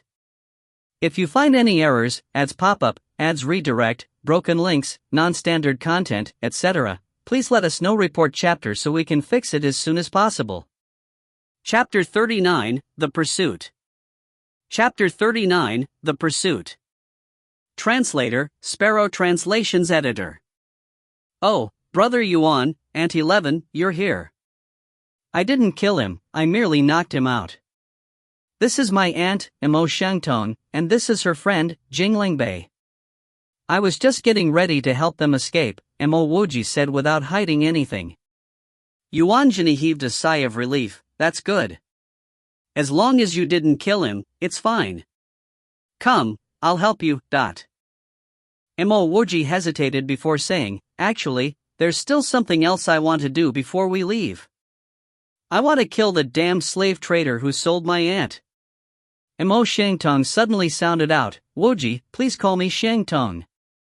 I'm younger than you, so it makes me feel uncomfortable when you call me your aunt. Actually, Mo Wuji also felt uncomfortable calling Mo Xiangtong his aunt. After all, he was not Mo Xing'a, but a reborn Mo Wuji. Yuan Zhini laughed. You didn't need to hesitate to tell me. Of course I'll help you. It will be a bit hard, but Aunt 11 and I will help you kill him. But don't underestimate these businessmen, some of them are rich enough to hire guards much stronger than us. I will go too, Ding Buer hurriedly said. Mo Wuji waved his hands and stopped Ding Buer. Buer, you need to stay here. At least if something bad happens to us, someone knows of this matter. Aunt 11, please stay too, having too many people would make things more complicated. Wuji is right, the two of us are enough. Buer and Aunt 11 will stay behind. Even if that businessman has some friends, there still won't be enough people for me to kill, Yuan Zhini said laughingly. However, Aunt 11 waved her hand and said, I won't stay, I will help bring Xiangtong and Langbei away. Xiangtong and Langbei are plain, normal girls. You'll need someone to take care of them and protect them. Mo Xiangtong hurriedly interjected, I lived in the wilderness for 2 years. I know how to survive and take care of myself. Aunt 11 laughed and said, that may be true, but what will you do if you meet some bandits? Yuan Zhini nodded, Aunt 11 is right. With her methods, it would be far too easy for her to destroy a band of bandits. Won't this take away Aunt 11's opportunity to go to the royal capital? How about this, I will take them away, Mo Wuji said guiltily. Ultimately, Mo Xiangtong was his aunt, he should be the one sending her off. To be honest, he did not actually intend to send them off personally. After all, he could not bear to lose this precious opportunity to go to the royal capital. He did not realize it, but he did not actually treat Mo Xiangtong as his aunt. If it was Yin Er, he would leave with her regardless of the difficulty. Aunt 11 laughed, Wuji, I used to think that Zhini was my only true friend who did not feel the need to act chauvinistic in front of me. However, after our drinks last night, I'm glad I met you too. At this moment, Aunt 11 suddenly said softly, how many people in life truly know you? How many friendships actually survive? Isn't being able to befriend someone like you worth more than this favor of mine? Furthermore, I'm already old and I don't have spiritual roots. It's okay if I don't go to the royal capital. That slave trader can thank his lucky stars, this old lady will no longer be playing with him. Since Aunt 11 had already said that much, anything Mo Wuji said would simply be hypocritical. Sometimes, the word friend can be as heavy as mountains. If Aunt 11 ever needed his help in the future, he would not hesitate to help her. He said earnestly, Aunt 11, you, Zhini and Buer will always be my best friends. Mo Wuji had gone through life and death, and he only knew a few true friends. Thump! Jing Langbei suddenly kneeled down and sobbingly said, Sir Mo, after you catch that man, please help me find out who destroyed my Jing clan. Mo Wuji signaled Mo Xiangtong to pull Jing Langbei up and said, you can rest assured that I will definitely do so. Having said that, he looked at Mo Xiangtong and asked, do you know the origins of the new Northern Qin Prefecture lord from the Zhu clan? After Zhu Shufeng got assassinated, Zhu Shuhua took over. His sister, Zhu Kaiyun, was the Chinese state lord Situ Qian's favorite concubine. But I heard that Situ Qian has a new favorite concubine and Zhu Kaiyun has gone out of favor. Mo Xiangtong only said a few sentences, but Mo Wuji completely understood the gist of the entire issue. No wonder the Mo clan lost the Northern Qin Prefecture throne. Situ Qian, that old fox, I will deal with you someday.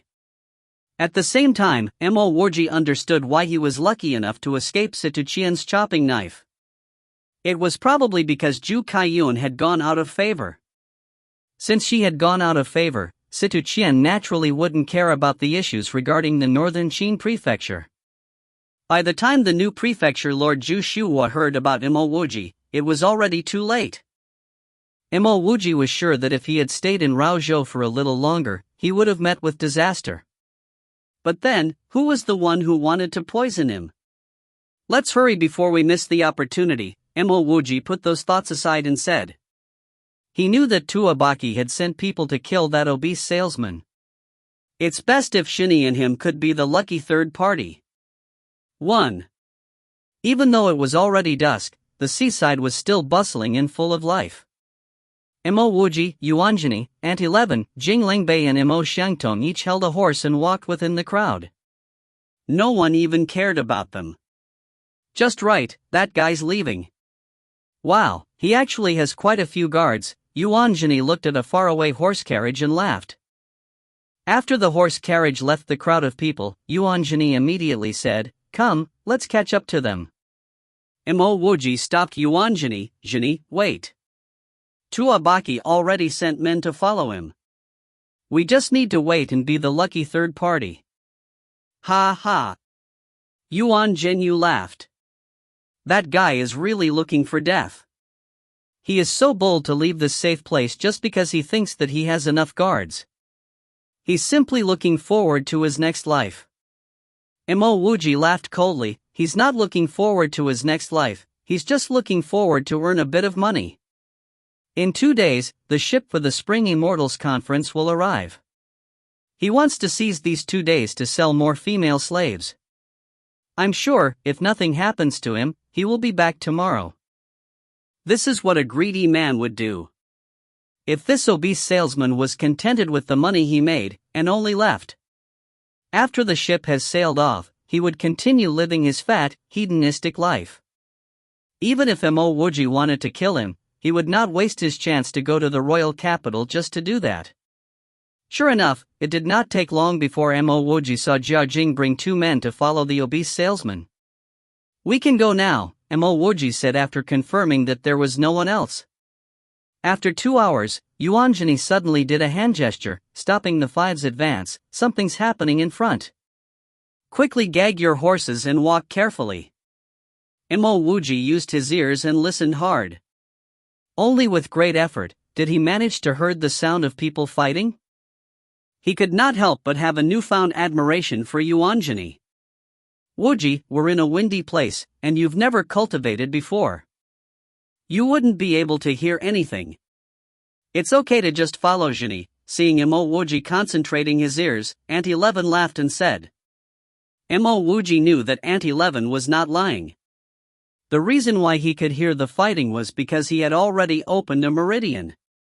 1. The original Chinese text is. It is an adaptation of the idiom. So, the stork and the clam fight, and they both end up getting heavily injured. Ultimately, it was a third party, the fisherman, who gained from their fight.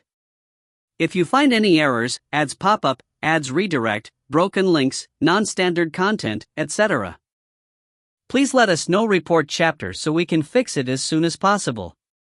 Chapter 40, Separation. Chapter 40, Separation. Translator, Sparrow Translations Editor. After another 20 minutes or so, with Yuanjini leading the way, everyone managed to creep behind a hill. The aid of the moonlight allowed them to observe the fight in good visibility. As they witnessed the fight, Mo Wuji realized how ridiculous his intention to assassinate the obese salesman in the dark alone was. Even though there were already 7 to 8 casualties below, the obese salesman did have one very powerful guard. He was currently fighting against 2 others, out of whom one was Jia Jing. Jia Jing came with 2 others at first, however, one of them had already been killed. I was reckless. If I had come alone, I would never have succeeded in assassinating him, Mo Wuji sighed. Yuanjini responded, you can't be blamed for this. This salesman ain't easy to deal with. Normal salesmen would not hire such powerful guards for themselves. After a few minutes, Jia Jing managed to put a knife through the remaining guard's shoulder. At the same moment, Jia Jing's companion was pierced through his waist by the guard's long sword. Jia Jing and his companions were heavily wounded. Jia Jing followed up and sliced open the head of the obese salesman's only remaining guard. The obese salesman, who was severely wounded, sat by his horse carriage and did not even bother crying for help. He knew there was no point in crying for help anymore. Our turn, Yuanjini said with charisma and slid down the hill like a general. Jia Jing, who just managed to behead his opponent, was extremely fatigued as he saw Yuanjini approaching. Dang! After letting out a cry, Jia Jing took a few steps back and fell to the ground. Who are you? How dare you attack me? I am working for Xianliang's prefecture lord, I will let you go as long as... Jia Jing's words were interrupted as he saw Mo Wuji coming down from the hill. He recognized Mo Wuji and the two ladies behind him, Mo Xiangtong and Jing Lengbei. At this juncture, he knew his life was over. Jing Lengbei's presence indicated that they even dared to attack the lord, so why would they not dare to kill him? Pop! As Jia Jing paused to think, Yuanjini swung his axe and split Jia Jing's head apart. Yuanjini then proceeded on to the heavily wounded companion of Jia Jing and finished him off with his axe too. Ant 11 laughed and said to Mo Wuji, Wuji, there is no need for us to help him. Given Jinny's capabilities, these two soft-legged shrimps ain't enough for him. Although Mo Wuji had been through a life-and-death crisis in the Thunder Fog Forest, he had never witnessed such a bloody scene. For a while, his senses could not adapt to it. Thank you, my lord, for the rescue. If not for your timely intervention, I would have lost my life. I am willing to give you all my assets to thank you for your life-saving grace. Mo Wuji did not expect that the obese salesman would actually stand up and thank him for saving his life. Mo Wuji could not believe that the fatty actually thought that he was here to save him. Mo Wuji could not help but admire this fatty's ignorance. Fatty, you are too optimistic. Let me ask you. Where did you find these two girls? Do not bother finding excuses or talk about conditions. If I am happy with your answer, I might give you a good time. If I am not satisfied, I will not kill you but skin you alive and retrieve your tendons. From a horse thief, He Weifeng, in a region in Wuxue State. So He Weifeng was the one that destroyed Jing clan too? Mo Wuji asked on behalf of Jing Lengbei as he saw her trembling beside him. I do not know. I really do not know, the fatty, Yong, said repeatedly. Mo Wuji looked at Jing Lengbei and said, my guess is it was He Weifeng's doing. There is no point in asking anymore. Jing Lengbei fell to the ground in tears. She had heard of He Weifeng's infamous name and his immoral acts before. Mo Wuji used the knife in his hand and split Yong's head apart too. The splashing fresh blood made him uncomfortable once again. However, he knew that there were some things that had to be done. The fact that the fatty trafficked these young girls made Mo Wuji extremely enraged, not to mention one of them was Mo Xiangtong. Yuanjini retrieved the gold and silver coins from his body. In addition to some gold notes, he managed to retrieve 16,000 gold coins and a few thousand silver coins. Yuanjini passed all the gold coins to Mo Wuji. This was Mo Wuji's idea after all. Mo Wuji did not keep the gold coins. Instead, he took out an additional 20,000 gold notes to split the money into 3 portions for Ant 11, Mo Xiangtong and Jing Lengbei. Ant 11, hurry up and bring them away from here. Understood, Ant 11 did not waste any more time and kept the gold notes. Mo Xiangtong knew Mo Wuji wanted to go to the royal capital but was unable to bring her along. Coupled with the fact that Mo Wuji was also from the Mo clan, she did not say much and just kept the gold coins. The hesitant Jing Lengbei realized that she might make Ant 11 unhappy if she rejected the money, so she quietly kept the gold coins too. Wuji, in future. Mo Xiangtong looked at Mo Wuji with some hesitation. Mo Wuji said with a serious tone, in future, if I have the ability, I will avenge the Mo clan. However, Mo Wuji did not mention that he would give up avenging if he was not capable enough. Let's go, Ant 11 said and mounted the horse. She was always very straightforward with whatever she said or did. Jing Lengbei went up to Mo Wuji and Yuanjini. She bowed respectfully and mounted the horse without saying a word. I truly admire this Jing Lengbei, sometimes there is truly no need for words, Yuanjini said with admiration as he watched the three of them from a distance. After the trio's voices disappeared under the moonlight, Yuanjini said, let's go. We shall just leave the bodies here. Mo Wuji looked at Jia Jing and said, "We can leave the other bodies here, but Jia Jing's must be hidden." Yuanjini immediately understood the reason, laughed and said, "Wuji, you are indeed very careful, how could I not think of this?" The hustle and bustle of the night was gone and the morning by the seaside seemed so peaceful. Ah! A scream could be heard from even outside Yuhai Inn. A doorman hurried up to see what was going on. The doorman knocked on room 17 and asked, "How may I help you, sir?" At this period of time, anyone and everyone could stay in Yuhai Inn. In any of these rooms, there could be a lord or a prince. Therefore, even if it was a small lord or small prince, it did not matter much. Tuabaki shouted angrily, "Someone knocked me out yesterday." "No, and took my slave away. Wait, where is Jia Jing? Why is Jia Jing not back yet?" After finishing his sentence, Tuabaki calmed down as he recalled what he asked Jia Jing to do before he was knocked out. Even if he was a small prefecture lord, he would never get away if someone found out he ordered his men to assassinate the salesman. "It's okay, you may leave." "I just had a nightmare." Tuabaki waved his hands as he ordered the doorman to take his leave. The doorman revealed a look of disdain as he turned and walked away, not bothering about this lunatic prefecture lord.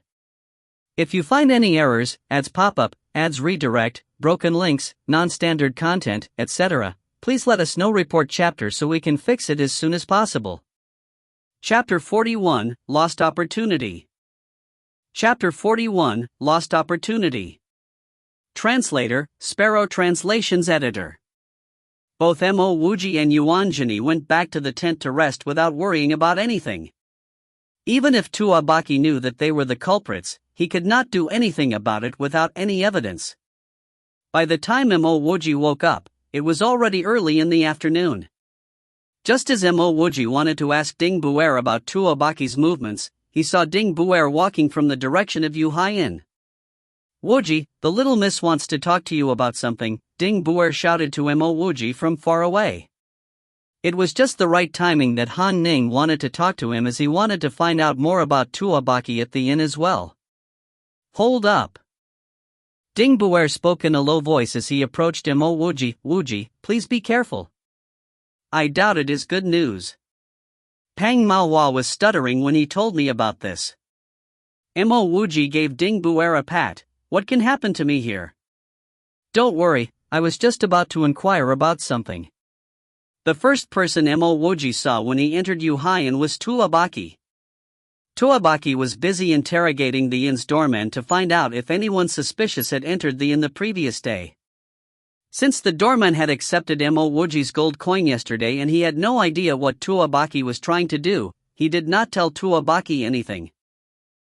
Tuabaki grunted as he turned around. He was about to go back up when he saw Mo Wuji enter the inn. He turned back after a few steps to scan Mo Wuji with his eyes. He tried to see if there were any similarities between the Mo Wuji and the man who attacked him yesterday. Mo Wuji took a glance at Tuabaki and was about to tell the doorman he was going to find Han Ning when Pang Maohua shouted, "Wuji, little miss wants me to tell you that." Mo Wuji did not have a good feeling about this as Pang Maohua continued, "Wuji, little miss is unable to bring you to Chanluo." Even Pang Maohua found it difficult to bring this across to Mo Wuji as he was still grateful for Mo Wuji. If not for Mo Wuji, he would have needed to spend more time near the Thunder Fog Forest finding the two-leaved firegrass. Moreover, Mo Wuji was very easy to work with as he did not cause any unnecessary trouble. In fact, he was sometimes of good help too. Why? Mo Wuji's voice became very cold as he knew his slot to go to Chanluo was exchanged with the two-leaved firegrass and not out of Han Ning's kindness. It was like the man who exchanged the spiritual fruit for a chance to be a service disciple. "It is because..." Pang Maohua hesitated and then finally decided to tell him, "It is because Little Miss was entrusted by someone to bring a very important person over so." Mo Wuji calmed down and thought it through.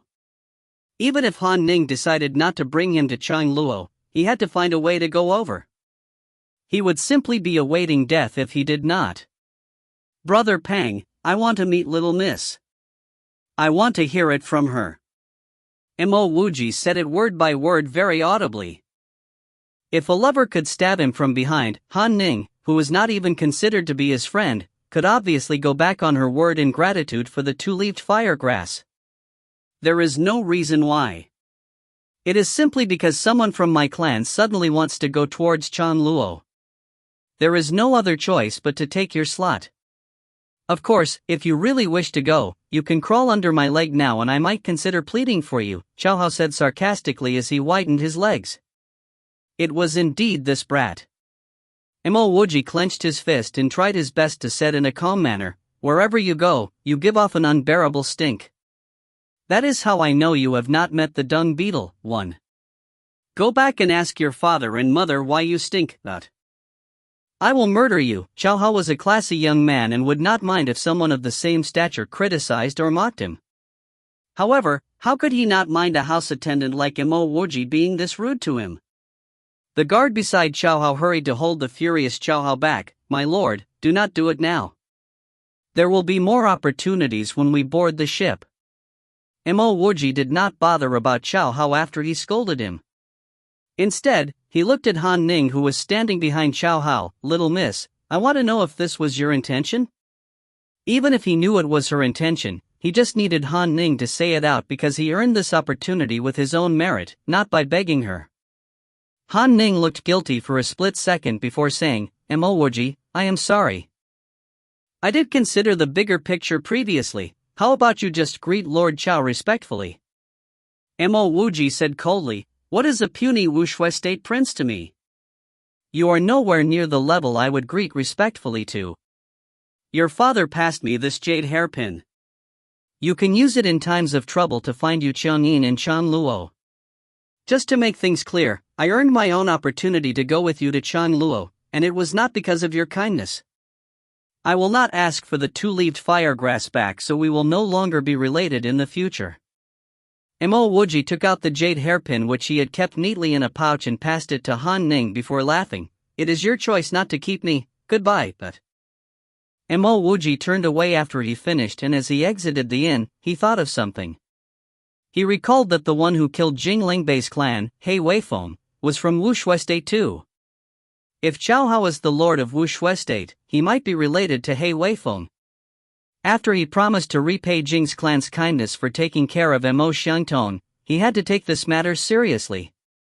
Han Ning held the jade hairpin tightly as she watched Mo Wuji make his way out. She could not figure out why her father passed him the jade hairpin. This is the first time I've seen a house attendant who was so arrogant. If he was under me, I would have skinned him alive a long time ago, Xiao Hao said as he saw Mo Wuji's back view gradually disappearing. Tuabaki, who wanted to ask Mo Wuji a few things, witnessed how Mo Wuji did not even put Xiao Hao in his eyes, and hence he did not dare to follow him out. He was all alone now, so he could not afford to lose his pride to Mo Wuji outside. Wuji, what happened? You look really unhappy, Yuan Jingyi asked as he saw Mo Wuji returning to the tent. It seemed like Ding Buer had guessed what happened and hence called Yuan Jingyi over. I lost my opportunity to go to Chan Luo because I offended Wuxue State's Xiao Hao. That brat must have had something to use against Han Ning, Mo Wuji said in a disappointed tone. Yuan Zhengyi laughed out loud. I was still wondering what was so serious. This is nothing. Now that Aunt Eleven has left, you can follow me over to Chang Luo. Aunt Eleven and I followed Chang Yen State's Wei Yuan Ho's grandson here. Our duty is to protect him till he reaches Chan Luo. Once he has found a sect, we are free to go. I can bring you along, this is not a problem at all. Mo Wuji became ecstatic to hear this. This was indeed like a light at the end of the tunnel. His sole purpose here was not to please Han Ning but to go to Chan Luo. After solving this issue, Mo Wuji, Yuan Jingyi and Ding Buer went off to drink and celebrate. 1. Dung beetles are beetles that feed partly or exclusively on dung. Therefore, Mo Wuji is implying that Xiao Hao is a form of dung. If you find any errors, ads pop up, ads redirect, broken links, non-standard content, etc., please let us know. Report chapter so we can fix it as soon as possible. Chapter 42, Repaying the Saving Grace. Chapter 42, Repaying the Saving Grace. Translator, Sparrow Translations Editor. It might have been because she was guilty, but Han Ning did not look for Mo Wuji, not even to explain herself. Tuabaki also settled down. Even though he suspected that Mo Wuji was the one who knocked him out, he did not want to cause any troubles on his way to Chanluo.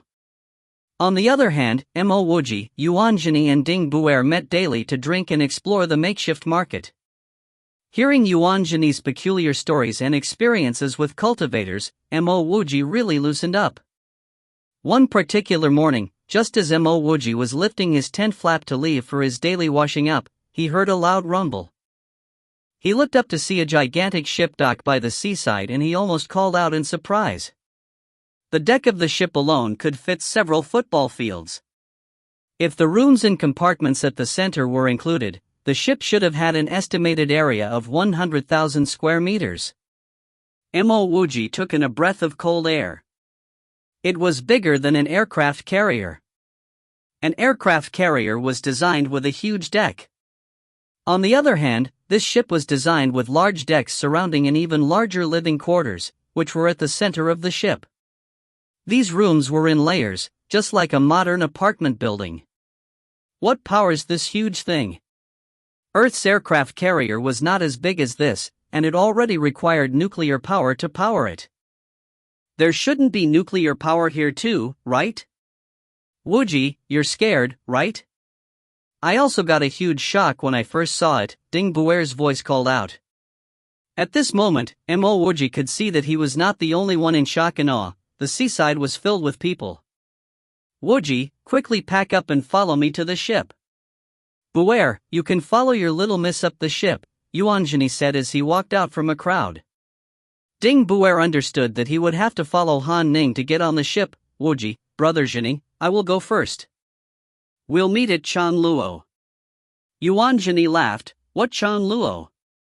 We can meet on the ship itself. There are very few restrictions on this ship. As long as you have money, you can have a very comfortable life on the ship. Yuanjini was protecting a kind-looking noble named Ji Xing. When Mo Wuji followed Yuanjini up the ship, he only smiled and nodded to Mo Wuji, not saying anything. After an hour, Mo Wuji and Yuanjini were assigned to a large shared house for 50 people. Jini, if we stay in this shared house, how will we help if anything happens to Ji Xing? Mo Wuji was no longer a rookie and he knew how dangerous this ship could be. He has his personal bodyguard. If anything happens, we just need to hurry and rush over. Actually, guards like us mainly protect the young master from sea demons. I heard that there have been many sea demon attacks on the way to Chanluo. When that happens, we can rush over and protect him swiftly. After all, he is also on the same level as us. Only the extreme geniuses get to stay at the higher levels. Well, if anything happens, you don't have to go. Ji Xing understands that you are only borrowing Aunt 11's place to board this ship, and you're not actually a guard, Yuanjini explained. Hearing about the sea demons, Mo Wuji became really curious. This ship was so huge, what kind of sea demon would actually dare to attack this ship? Mo Wuji and Yuanjini were among the last to come, and were assigned beds close to the door. Many people go in and out of the door, making it difficult for it to rest. Wuji, this ship is different from the beach before. If anyone gets killed here, nothing much will happen to the killer. To avoid anything unfortunate, try not to make conflicts with others. Yuanjini pulled up his bed next to Mo Wuji and whispered. Hearing Yuanjini's words, the neighboring people also slightly nodded their heads. Mo Wuji did not need Yuanjini to remind him, he would avoid trouble here to safely get to Chanluo. Once he reached Chanluo, there were two important things he needed to do. Firstly, he needed a cultivation technique. Secondly, he needed to find a source of lightning which was not fatal, so that he could open all his body's meridians. Nearly an hour later, Mo Wuji felt a slight tremor and knew that the ship's engine had started. Jini, what powers this ship? Mo Wuji could not suppress his curiosity and asked. Yuanjini shook his head, I'm also not sure. This is also the first time I boarded this ship. I heard that there's a powerful immortal master who uses a powerful array to drive this ship. I also heard that it might be some sort of energy source which powers this ship. That energy source is very useful for cultivation and can be traded. A sweet, magnetic female voice sounded over.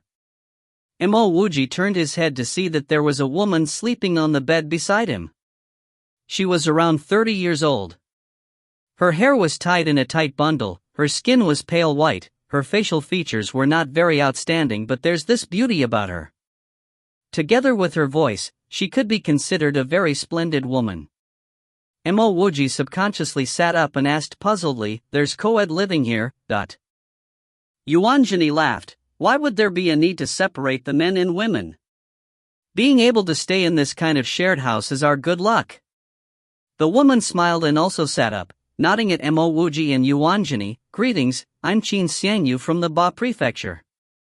When Qin Xiangyu sat up, Mo Wuji found her body to be more perfect than her face. Mo Wuji laughed. "I'm Mo Wuji from Chengyu, and this is Yuanjini from Changyan. Aren't Changyan and Chengyu at war?" "You too." Yet another person interrupted. This time, it was a youth with light golden hair. Yuanjini said with a slight disdain, "The war between Changyan and Chengyu has nothing to do with us." Wuji. The sound of hurried footsteps could be heard. Mo Wuji easily recognized that it was Ding Buer's voice. Mo Wuji hurriedly got down from his bed and asked, "Buer, what happened? Why is there blood on your body?" After slowing down his pants, Ding Buer hurriedly said, "Some people have acted against the little miss. Pang Maohua and I aren't strong enough. From the looks of it, those people are looking to kill the little miss." Mo Wuji furrowed his eyebrows. The ship just started and something like this happened? He did not ask anything further and said, "Come, bring me over." "Wait." Yuanjini stopped Mo Wuji. "Wuji, that Han Ning drove you out, and did not even allow you on this ship to Chanluo. You have nothing to do with her anymore. Why do you need to put your feet back into these muddy waters? Furthermore, the help you've given her was more than enough to repay her." Mo Wuji said calmly, "Her father may not have intended for it, but he did save my life. Perhaps what I gave her was enough to repay her, but in my heart, a saving grace cannot be repaid through items or money. Now that I know something bad is happening to her, I do not feel comfortable leaving her alone. On the account that the old duke saved me, I will help her one more time. After we reach Changluo, we can go on our separate paths. Jini, you can wait for me here. Buer, let's go." Finishing his words, Mo Wuji was prepared to rush out of the shared house. He lived by this principle: gratitude and grudges must be repaid. The old duke's saving grace would be repaid with another saving grace. Regarding the two-leaved firegrass, Han Ning could take it as a gift. There was also another reason why he had to save Han Ning. He might have been driven out by Han Ning, but Ding Buer was still under her.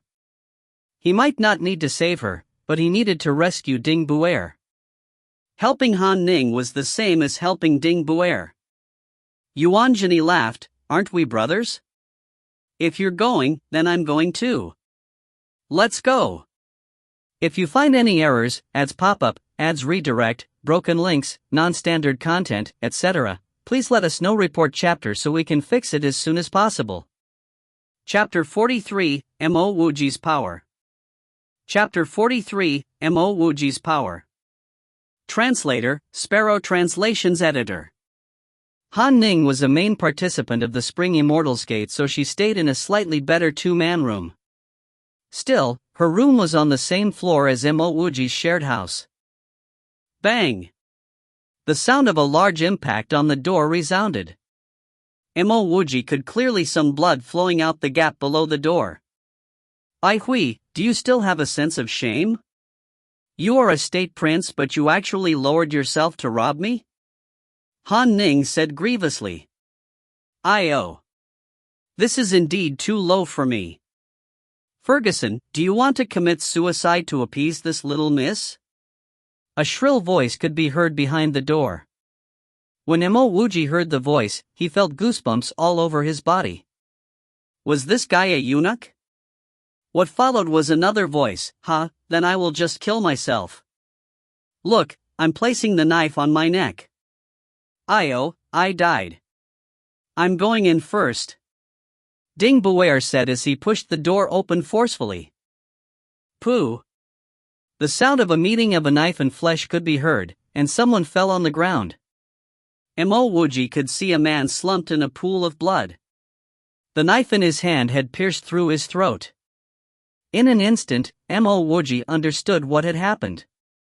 This guy pretended to kill himself and placed his knife on his neck. Little did he know that Ding Buer would suddenly push the door open and that the door would strike the knife. The act actually became a reality.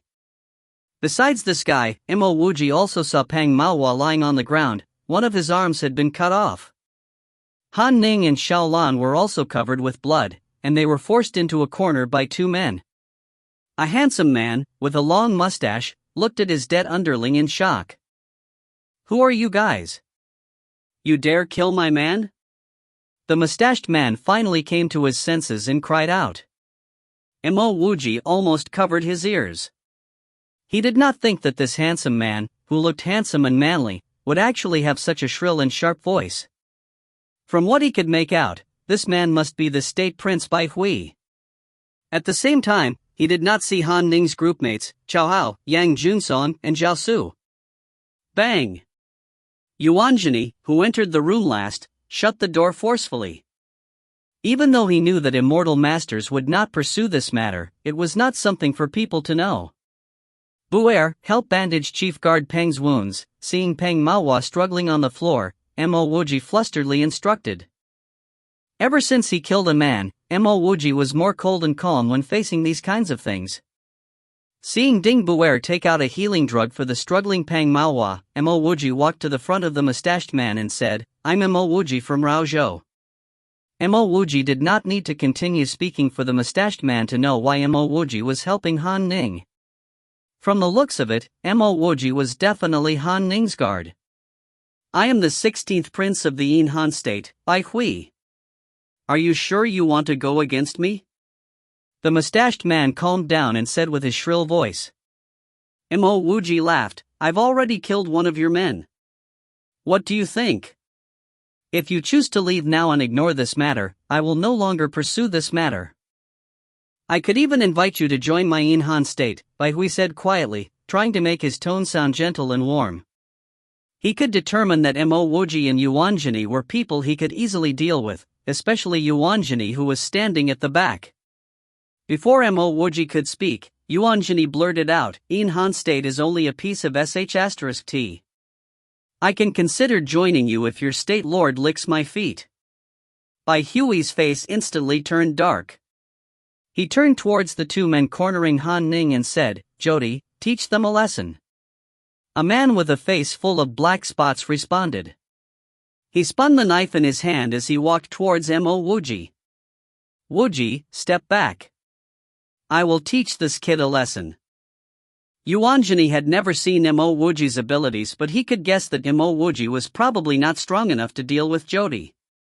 Mo Wuji's hand went into his pocket. A foot-long knife appeared in his hand. Jini, let me go first. Only help me if I'm losing. Ultimately, Mo Wuji and Yuanjini would not always be together. Eventually, there would be things Mo Wuji needed to deal with by himself. Like for today, Mo Wuji would still save Han Ning even if Yuanjini did not follow him. While Mo Wuji was speaking, Jody had already pointed his machete towards Mo Wuji. In his eyes, these three additional people were simply three more people for him to kill, and he could probably kill them easily. Mo Wuji did not cultivate, but he had some fighting experience. His knife was short, naturally, he needed to draw closer to Jody. As Jody was swinging his machete, Mo Wuji had already took a huge step forward and rushed towards Jody. He used his knife to parry Jody's machete and used his other fist to punch Jody's head. Dang! When the two blades met, Mo Wuji could see a fine blue light flow from his palm to his knife, and then towards Jody's blade. Pang! Mo Wuji's other fist struck at Jyoti's temple. Jyoti became like a lifeless piece of rock, crashing down heavily. Mo Wuji shocked himself. He was so impressive? Mo Wuji was expecting Jyoti bring his head down to avoid Mo Wuji's fist, and Mo Wuji would then knee him fiercely in the face. But he did not need to do that much. Jyoti was already knocked down. He subconsciously looked at his fist, and also saw that Jyoti's machete hand was a little charred. Mo Wuji suddenly remembered that flash of blue light, which actually reminded him of the lightning he encountered in the lightning lake. Thinking about this, Mo Wuji instantly understood. After borrowing the power of the lightning bolts to open his meridian, there was some lightning essence left behind in his meridian. No wonder why Jyoti looked blank when Mo Wuji was punching him, and did not try to avoid Mo Wuji's fist. Jyoti probably got stunned by the lightning flash from Mo Wuji's knife. This was why Mo Wuji's attack succeeded. Shu Tang, pick Jyoti and Ferguson up, we're leaving. Bai Hui immediately called out. He knew that his remaining man was not enough to deal Han Ning's guards. Mo Wuji did not block them. Yuanjani was here to help Mo Wuji. Seeing that Mo Wuji did not stop Bai Hui, he naturally did not do so as well. Bai Hui, who had the living daylight scared out of him, ran out of Han Ning's room at top speed. Wuji, I did not know you were so impressive. No wonder why you could survive a night in the Thunder Fog Forest, Ding Buer cried out in surprise. He did not even remember to help bandage Pang Maohua. Yuanjani also had a face of delight. He did not know that Mo Wuji was so strong. He knew that he could deal with Jyoti, but probably not with a single punch. Drug refiner Mo, I am truly grateful. I am terribly sorry for what I've done before. Han Ning was ashamed. When she was in greatest danger, her companions who asked her to drive Mo Wuji out did not appear. Instead, it was Mo Wuji who appeared to help her. Mo Wuji said calmly, Old Du Khan saved my life before. You can regard my actions today as repaying my debt to him. Once we reach Changluo, we will each go our separate ways. That Bai Hui was here to snatch our two-leaved firegrass. How did he know that we have some two-leaved firegrass? Pang Maohua had already woken up and said hoarsely. If you find any errors, ads pop-up, ads redirect, broken links, non-standard content, etc., please let us know. Report chapter so we can fix it as soon as possible. Chapter 44, Surrounded by Sea Beasts. Chapter 44, Surrounded by Sea Beasts. Translator, Sparrow Translations Editor. Now, you have paid what you owed her. There's nothing on you right now, Yuanjani laughed and said, after they left Han Ning's room. Mo Wuji laughed but did not speak. He saw Chao Hao and Yang Junsong hurriedly walking in their direction. But Mo Wuji could see through the anxiousness in their eyes, and tell that they were only putting on a show. Chao Hao looked at Mo Wuji, and his eyes fleeted with killing intent. On the other hand, Yang Junsong was full of smiles as he greeted Mo Wuji, drug refiner Mo, long time no see. Mo Wuji had no interest interacting with this venomous snake and this smiling tiger. He was too lazy to respond to them as he said to Yuanjani, I do not owe her anything, she owes me. The person I owe my life to is her father. He entrusted her to me, so I would try my best to help her on this path to Changluo. Yuanjani laughed, Wuji, this is one thing I appreciate about you. Perhaps it's due to your personality that we can become such good friends. In the shared house, a monkey-faced man walked in and said in an exaggerated manner, you guys are all wrong. Indeed, it was that Bai Hui from In Han State who acted. But the people who ran out with their tails in between their legs weren't the people who left the shared house but Bai Hui and his men. I even saw them carrying two unconscious men.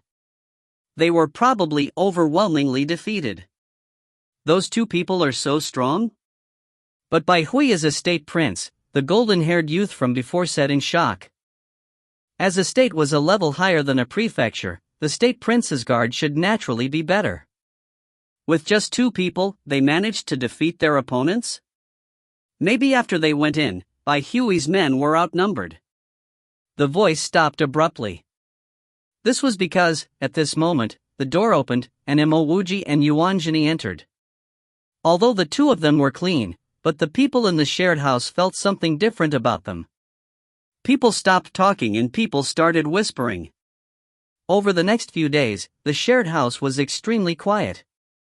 Except for the occasional restlessness whenever the women entered a tent to change their clothes, everyone minded their own business and there were no conflicts. Initially, the shared house was really noisy. However, the shared house had become rather quiet, which made Mo Wuji quite satisfied. He met a few good people in the shared house. Besides the gentle Qin Xiangyu, he also made friends with the talkative golden-haired youth, Yuan Ji, and a man called Tang Boxian. Tang Boxian looked like a scholar, just that he did not wear glasses. Half a month quickly passed. During this time, Ding Buer frequently came to visit. Han Ning's maidservant, Xiaolan, also came once to thank Mo Wuji. In addition, there were no longer any calls for help. Mo Wuji spent the days in an extremely relaxed manner. He was either inquiring about all kinds of knowledge about cultivation or trying to learn about the lightning essence in his meridians. However, he never felt the lightning essence again. He even tried competing with Yuanjini, but he did not manage to stimulate the lightning essence.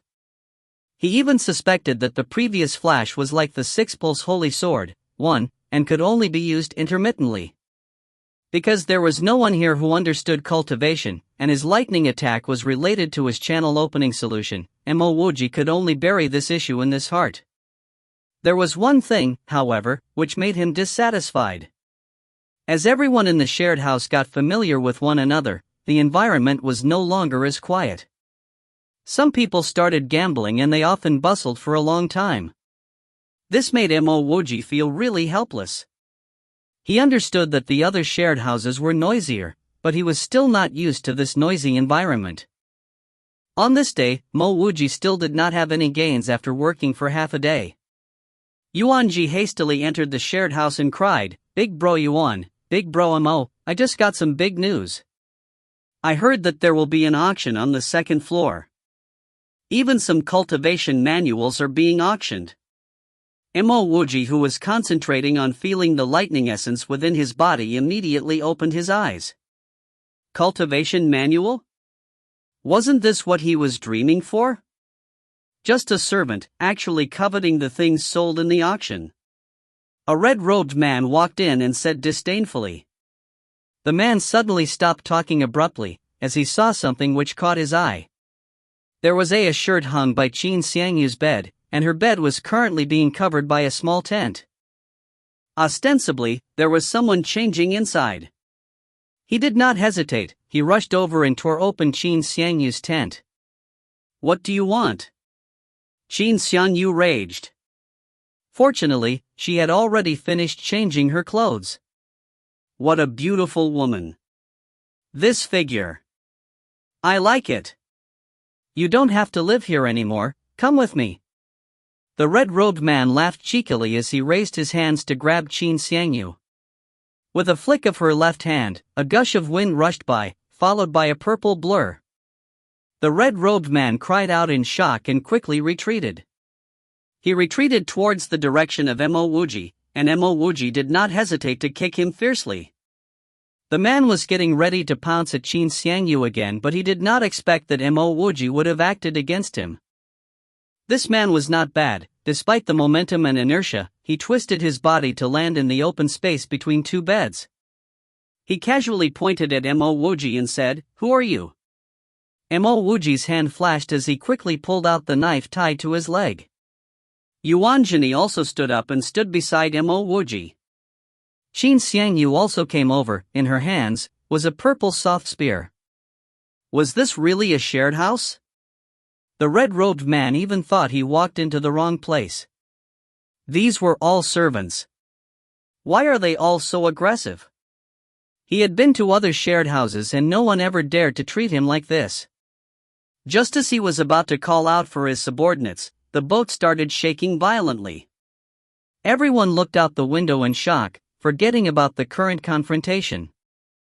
This giant ship had been sailing for a good half a month, and there had never been such a violent shaking. Just as people were wondering about their predicament, a vigorous voice resounded in everyone's ears: "Our ship is currently being attacked. Members of the Spring Sea Unit, please bring your weapons and report to the main deck immediately. There shall be no delays. Anyone who reaches late will be thrown into the sea." Hearing this, the red-robed man no longer cared to question Mo Wuji as he turned and rushed out of the shared house. The boat's shaking got increasingly vigorous and forceful. Yuanjini anxiously said, "Wuji, we're probably being attacked by sea beasts. Let's go." At this moment, the shared house inhabitants all grabbed their weapons and rushed towards the main deck. When Mo Wuji and Yuanjini reached the main deck, their jaws immediately dropped. Mo Wuji had never seen such a large surge of sea beasts. The enormous spring sea was surrounded by beasts from all directions. These sea beasts had 6 limbs, with short and sharp barbs growing on their backs. As the sun shone on their thick scales, a deep sea blue color was reflected, making them look thick and menacing. What made Mo Wuji even more surprised was when these sea beasts started to spit out lightning, just like the electric eels on Earth. A few people failed to dodge the lightning, and their whole bodies start twitching spasmodically and they fell to the ground. If they were hit by a second lightning, they would be dead. However, these 6-footed beasts weren't their only opponents. There were also some toad-like creatures attacking the spring sea. These creatures had extremely long tongues. One of them used its long tongue to wrap around a person's sword, pull it back into its mouth, and swallow it. "We have encountered a 6-footed lightning crocodile horde. Do not let them set any of their 6 dirty feet on this ship. Remember, their weakness is at the bottom of their throats. Other parts of their bodies are as hard as iron, so only attack under their throats." A robust middleman shouted out as he jumped out from the 3rd floor. While he was speaking, his knife flashed about and 2 of the 6-footed lightning crocodiles were dissected into 4 pieces. Mo Wuji saw what happened clearly. This dude did not attack the bottom of the crocodile's throats. Looking at his abilities, he's definitely an immortal master. A few agonized screams could be heard. Mo Wuji could smell a burning, charred smell. As he turned his head, he saw a 6-footed lightning crocodile pouncing towards him. At the same time, a lightning bolt quickly raced towards him. The 6-pulse holy sword was Duan Yu's killing move. Duan Yu is one of the MCs of Jin Yong's demigods and semi-devils. If you find any errors, ads pop up, ads redirect, broken links, non-standard content, etc., please let us know. Report chapter so we can fix it as soon as possible. Chapter 45, Ballsy. Chapter 45, Ballsy. Translator, Sparrow Translations Editor. The thing that Mo Wuji was least afraid of was lightning. He did not even bother to dodge the lightning bolt as he directly used his knife to stab the crocodile's forehead. Dang! Mo Wuji almost thought that his knife stabbed a piece of steel. There were even sparks when his knife met the crocodile. Fortunately, this knife he got from Wu Fei was not bad. It did not even bend under the pressure. Pa! The lightning landed harshly on Mo Wuji's chest. Mo Wuji could feel a hot searing pain spreading throughout his body. After experiencing that near-death crisis in the lightning lake, Mo Wuji was no longer a rookie. He immediately controlled that lightning to enter his 2nd meridian to break apart the clog. It might have been due to luck, but the lightning took the initiative to burn the clog. The searing pain rushed towards Mo Wuji's 2nd meridian. Without a sound, Mo Wuji could faintly feel that part of the obstruction had been burnt off.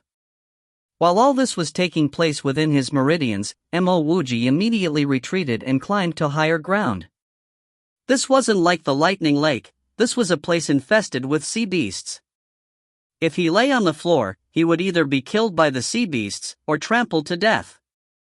What came to him as a pleasant surprise was that the lightning bolts were gentler than those in the lightning lake. Fighting with these crocodiles was dangerous, but it was also an opportunity. If he was careful, he could very well open his 2nd meridian. On the other hand, the lightning crocodile was a little shocked. Its deadly lightning actually failed to kill Mo Wuji. After a brief moment of inaction, it rushed towards Mo Wuji again, now with a greater vengeance. Seemingly, it was bitter and infuriate that Mo Wuji was not affected by its attack. Yet another lightning bolt raced towards Mo Wuji. This time, Mo Wuji was smarter. He knew he wasn't like that immortal master. He could not simply slice the lightning crocodile into 4 parts. He probably couldn't even slice it into 2 parts. It was hard to even leave a mark on the crocodile's hard scales. Mo Wuji continued to ignore that lightning bolt. In fact, he wasn't even fast enough to avoid it. When the lightning arrived together with the crocodile, Mo Wuji immediately used the knife in his hands to stab at the crocodile's throat. That immortal master was right. Mo Wuji's knife could pierce the crocodile's throat. The knife met with some resistance, but it was different from stabbing a hard steel plate like before. Red blood splurted out onto Mo Wuji's arm, causing half of his body to be stained bloody red. The lightning crocodile cried out, and sent out countless lightning flashes to converge onto Mo Wuji. Mo Wuji's body became riddled with scars, even his hair was charred black. Yet another sensation of pain. Mo Wuji felt like his body was being cut into small pieces, and his body trembled endlessly. On the other hand, the lightning crocodile did not seem to be affected by the blood spurting out of its throat as it pounced angrily towards Mo Wuji. Mo Wuji had thoroughly infuriated this 6-footed lightning crocodile. The pain he felt was not for nothing. Mo Wuji could feel that his second meridian was opening wider.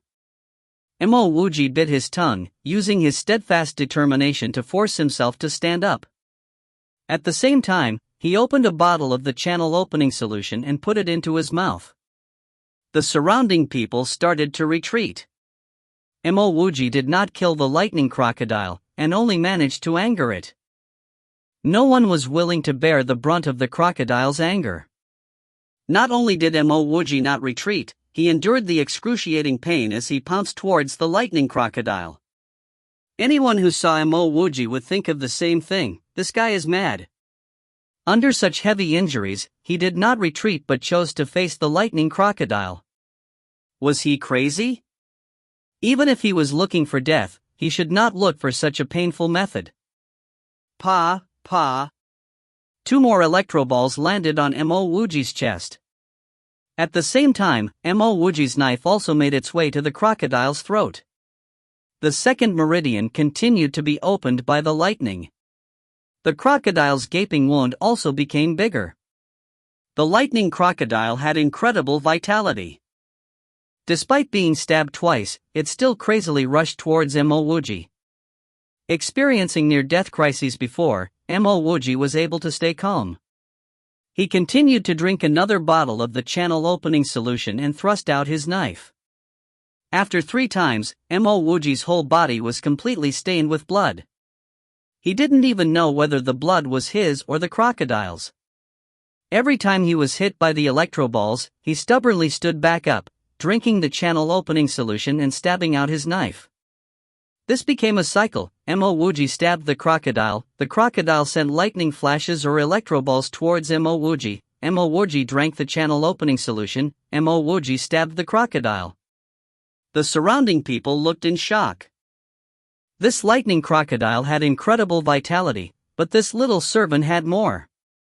These 2 fellows seemed to be competing in their vitality and perseverance. The one who could no longer stand the pain became the loser. This servant definitely wasn't crazy. How could a crazy person last for so long? If not for the large numbers of lightning crocodiles, these people would have stopped to see the battle between Mo Wuji and the lightning crocodile.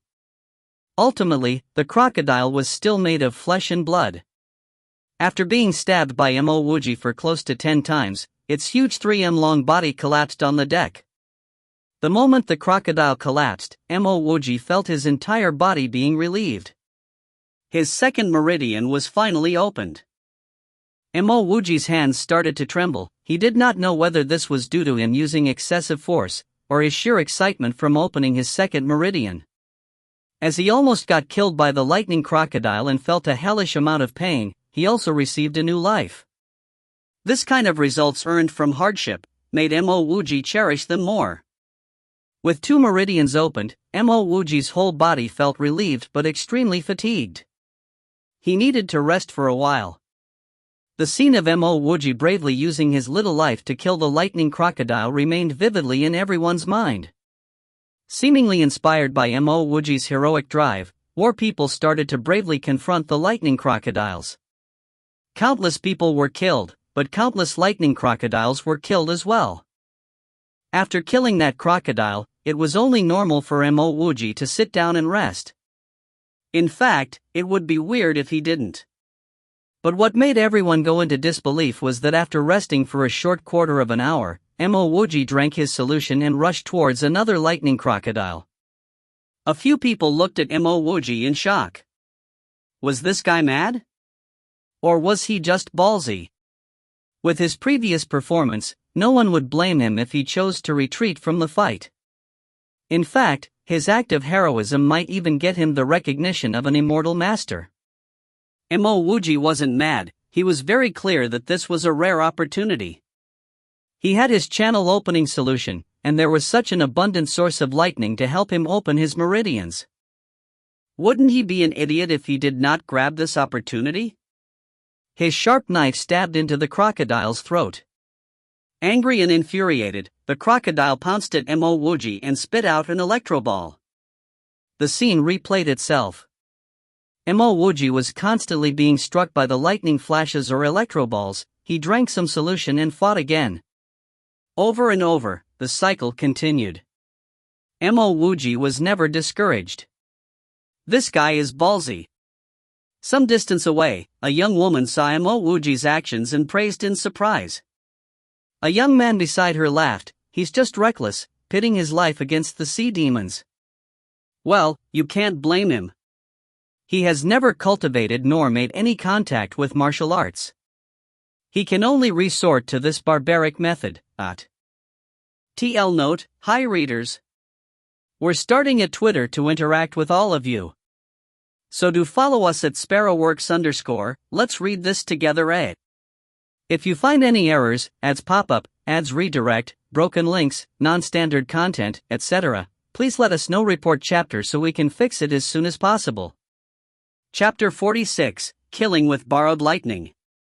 Chapter 46, Killing with Borrowed Lightning. Translator, Sparrow_. Editor, Sparrow_UE. Bang! Mo Wuji was once again sent flying by the 6-footed lightning crocodile, but this time, he did not get back up. After sending Mo Wuji flying off, the lightning crocodile also slumped to the ground, never to rise again. Mo Wuji sighed in his heart. With just 1 or 2 more lightning strikes, he might be able to open his 3rd meridian. Unfortunately, his body was too weak, and he could no longer carry on. If the surrounding people knew that Mo Wuji was complaining that his body was too weak, they would probably strangle him. In actuality, ever since Mo Wuji opened his 1st meridian, his body was tempered under the lightning lake, which caused his physical strength to be above average.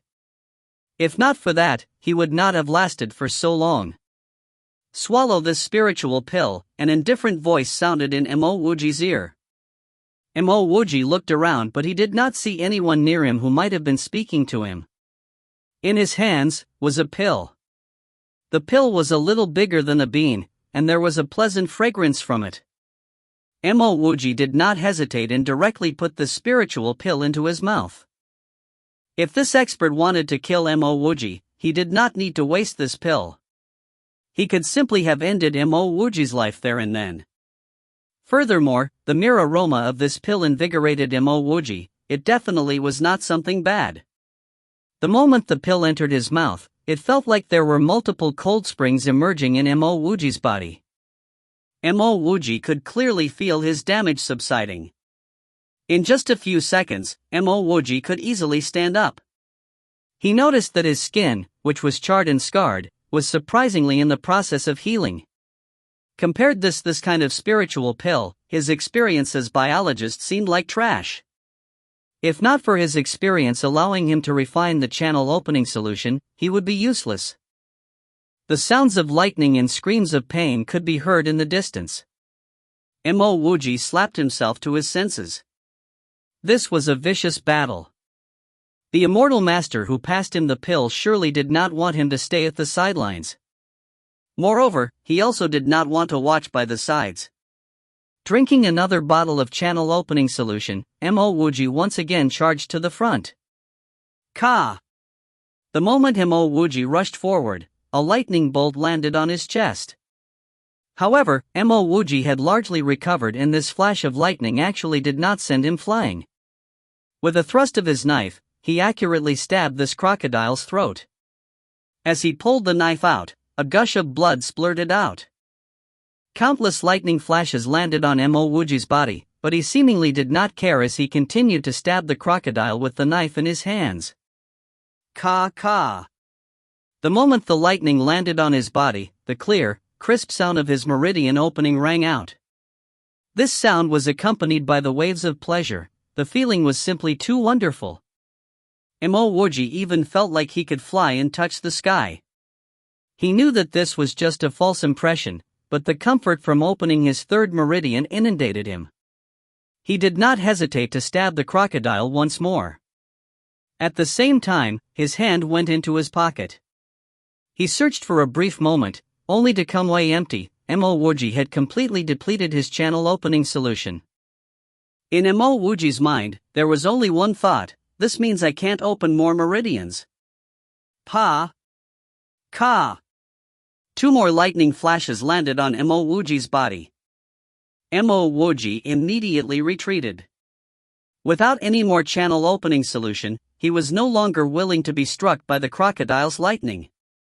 He was not a fool. As Mo Wuji retreated, the enraged and bloodied crocodile rushed to give chase. Mo Wuji had accumulated some experience from fighting these lightning crocodiles. They fight with a vengeance. If he did not kill this 6-footed lightning crocodile now, he would not be able to make a full retreat. Determined, Mo Wuji no longer retreated. He thrusted his knife and pierced the crocodile's throat. At the same time, he saw a red figure running towards him. Behind him was an angry lightning crocodile. This fella probably infuriated this lightning crocodile. Seeing Mo Wuji, the red figure called out in fright, "Friend, please save me. I will get you unimaginable riches and glory." With Mo Wuji's ability, saving this fella was as easy as flipping him pong. He just needed to block the oncoming lightning and this fella would have the chance of surviving. If it was anyone else, Mo Wuji would not hesitate to save him. However, after noticing who that fella was, Mo Wuji was enraged. He was the red-robed man who ripped Qin Xiangyu's tent apart. If not for the sea beast attack, something bad might have happened to Qin Xiangyu. Hurry and save him. Just as Mo Wuji was about to turn his back and run away, an anxious voice called out to him. Mo Wuji sneered in his heart. He acted as though he did not hear the voice and he shifted his body to the side. At this instant, the crocodile chasing after him pounced towards him. He had never avoided any crocodile's attack before, but he somehow managed to do so this time around. Pa, poof.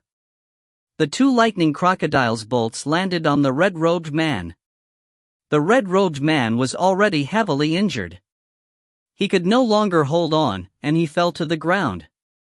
The lightning crocodile which was chasing after him pounced on his body, crushing his throat. His eyes no longer showed any signs of life. "You're looking for death." A silhouette came flying over, landing by Mo Wuji's side, throwing a punch towards him. As the punch was launched, Mo Wuji felt a powerful, overwhelming force.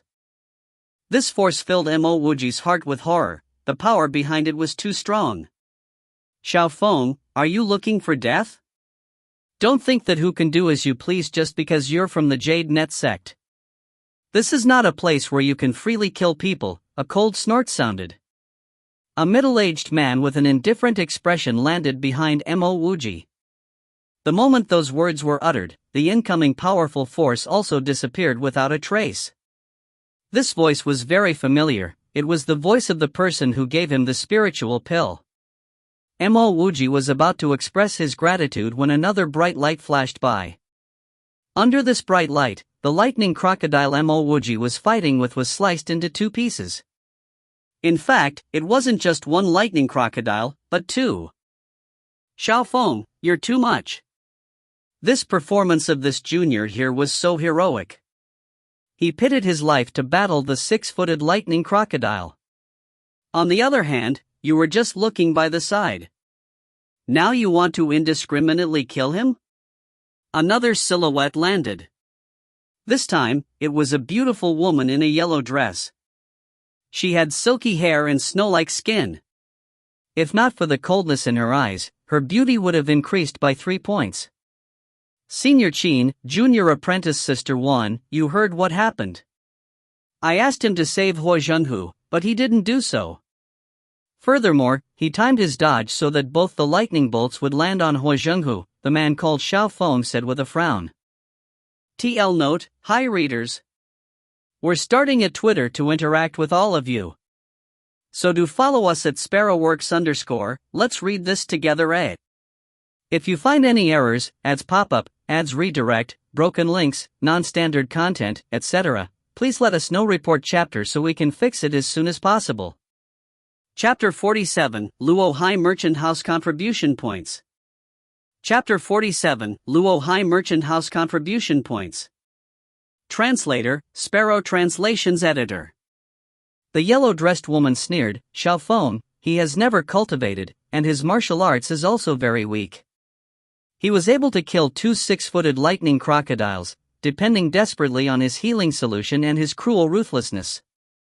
Do you think he could actually save your friend from 2 of those crocodiles? Junior Apprentice Sister 1 I did not mean. Xiaofeng frowned and stuttered to explain himself. The yellow-dressed woman waved her hand, Xiaofeng, call me Chu 1 I am not your junior apprentice sister.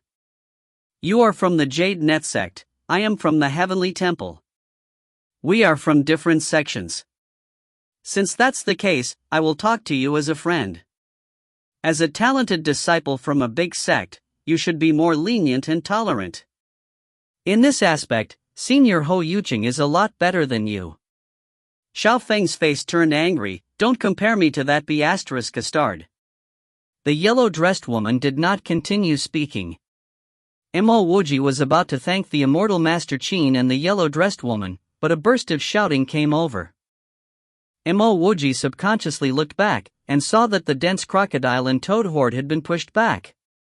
On the deck, only a heavy scent of blood and several corpses all over the place remained. Some of these corpses were the crocodiles, some were the passengers. The dead passengers were all charred lightning. On the other hand, only a few of the lightning crocodiles were actually killed by stabs to the throat. Most of them were actually cut into 2 halves. Mo Wuji did not need to ask to know that most of them were killed by immortal masters. Wuji, are you alright? After the lightning crocodiles were forced to retreat, Yuan Zhini immediately ran to find Mo Wuji. Previously, he was forced to separate from Mo Wuji. It was already hard for him to protect himself, much less divert his attention to look out for Mo Wuji. I'm okay. How about Buer? Mo Wuji asked with a hint of worry. Wuji, brother Zhini, I'm fine, Ding Buer called over. His body was also charred black. It looked like it really wasn't easy for him to have survived that attack. Immortal Masters, thank you for helping us. Seeing that both Yuan Zhini and Ding Buer were alright, Mo Wuji turned and bowed to Immortal Master Qin and the yellow-dressed woman. The yellow-dressed woman nodded her head, but did not say a word. On the other hand, the Immortal Master surnamed Qin stared at Mo Wuji for a while, and said, your performance just now was not bad. You can apply for a single room. Mo Wuji quickly replied, thank you Immortal Master, but I'm living well in the shared house. Mo Wuji had somehow offended that Xiaofeng. Mo Wuji had no means of protecting himself against an expert like Xiaofeng. If he stayed by himself in the single room, he might be killed and no one would even know what happened. At least it would be safer in the large shared house. Immortal Master Qin did not press on. Instead, he asked, "How are your spiritual roots?" Mo Wuji said self-deprecatingly, "I had it tested once before. My spiritual roots are very weak, they are no better than mortal roots." Mo Wuji was definitely lying. He did not test for his spiritual roots once, but twice. Furthermore, his spiritual roots weren't weak, they weren't there at all. He was a plain mortal with mortal roots. Mo Wuji did not say that to impress Immortal Master Qin so that he would be invited to join Immortal Master Qin's sect. He was afraid that he might actually have spiritual roots now that he had opened 3 meridians. Thus, he said that to leave himself a backdoor. When Immortal Master Qin heard Mo Wuji's words, a trace of disappointment flashed in his eyes. He shook his head before he turned and jumped away, instantly disappearing without a trace. With Mo Wuji's perseverance and determination, he would have been a good seedling to nurture. However, a good seedling still needed to cultivate. Without spiritual roots, Mo Wuji was just a mere mortal. His perseverance could only get him so far. The yellow-dressed woman's eyes also revealed a trace of regret. Afterwards, she also turned and left. Xiaofeng did not stay to trouble Mo Wuji. Instead, he quickly followed the yellow-dressed woman. The whole deck was filled with fresh blood. Some people have already started cleaning the bodies. Mo Wuji roughly estimated there were at least 2,000 people who died. In just one attack, so many had died. If there continued to have more attacks, then less than half of the passengers on this ship would actually reach Changluo. Mo Wuji suddenly understood why no one carried out their private vengeances on this ship. If there were more people on this ship, then their chances of surviving a sea beast attack would also be higher. Except for the strong immortal masters, everyone here could die at any moment. "Wuji, your injuries aren't light, Yuanjini worriedly said the moment Immortal Master Qin and company left. He saw that Mo Wuji's body was drenched in blood, and Mo Wuji's body was also charred all over. As a result, he thought that Mo Wuji was heavily injured. However, Mo Wuji knew that his injuries weren't actually very heavy. This was due to spiritual pill which Immortal Master Qin gave him. "Jini, I'm fine. We'll talk when we get back." At this moment, a brown-robed man called out to Mo Wuji. "Please wait. May I ask, are you Mo Wuji from the 32nd shared house from Changyan State?" 1. Mo Wuji looked at the brown-robed man in surprise. He did not even know this person. However, this brown-robed man was different. He had a book in his hands, which he seemed to be looking at for details. "Yes, I'm Mo Wuji." Mo Wuji nodded his head and answered doubtfully. The brown-robed man looked up from his book, as he smiled and said, "That's good. I am a personnel from the Luo High Merchant House. Just now, you killed 2 6-footed lightning crocodiles. I believe that it will not be convenient for you to always be carrying their corpses with you wherever you go, right? Our company is actually interested in buying them. Would you prefer your payment in gold coins, or in our Luo High Merchant House contribution points? What? The lightning crocodiles belong to whoever killed them? Not the immortal masters of this ship? Alright, the immortal masters probably wouldn't care much about low-level beasts like the 6-footed lightning crocodiles. Wuji, you actually killed 2 of those lightning crocodiles? Yuanjini looked at Mo Wuji in short. Ever since Mo Wuji defeated the guard from Inhan State within a single exchange, Yuanjini knew that Mo Wuji had some moves under his sleeves. However, even when he overestimated Mo Wuji, he would never have expected Mo Wuji to kill 2 6-footed lightning crocodiles. Mo Wuji nodded his head. "That's right, I killed 2 of those lightning crocodiles just now."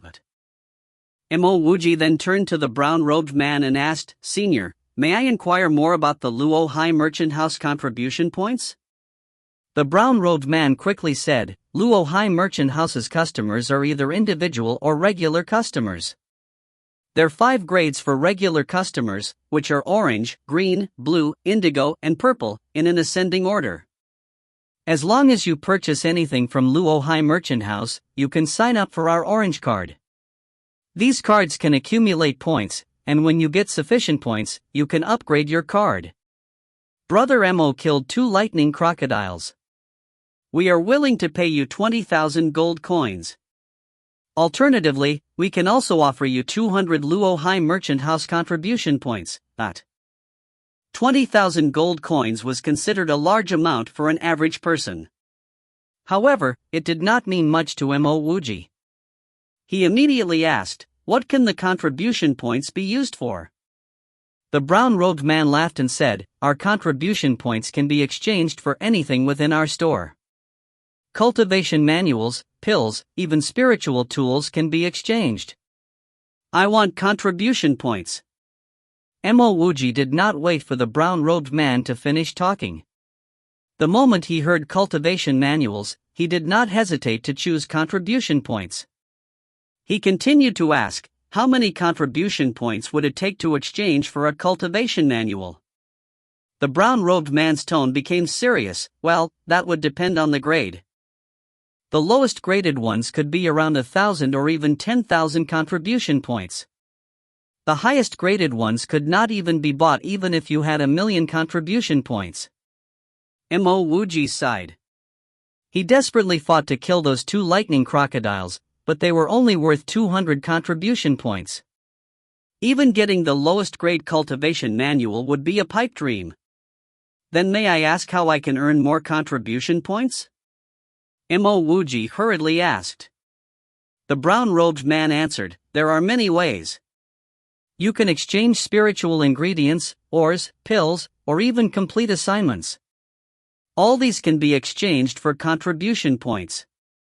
1. Please note that Mo Wuji is currently acting as an attendant of Ji Xing, who was from the Changyan state. TL note, hi readers. We're starting a Twitter to interact with all of you. So do follow us at sparrowworks_. Let's read this together. If you find any errors, ads pop up, ads redirect, broken links, non-standard content, etc., please let us know. Report chapter so we can fix it as soon as possible. Chapter 48, The Royal Capital Chan Luo. Chapter 48, The Royal Capital Chan Luo. Translator, Sparrow Translations Editor. After obtaining 200 contribution points, Mo Wuji and Yuanjini returned to the shared house. When Mo Wuji returned, he found that out of the original 50 inhabitants, there were at most 30 people left. In just one sea beast attack, 40% of the people in this room were gone. The atmosphere in the room was tense. The moment Mo Wuji and Yuanjini entered, almost everyone stood up. Their faces revealed an expression of respect and awe. They clearly knew about Mo Wuji's wildness and ruthlessness.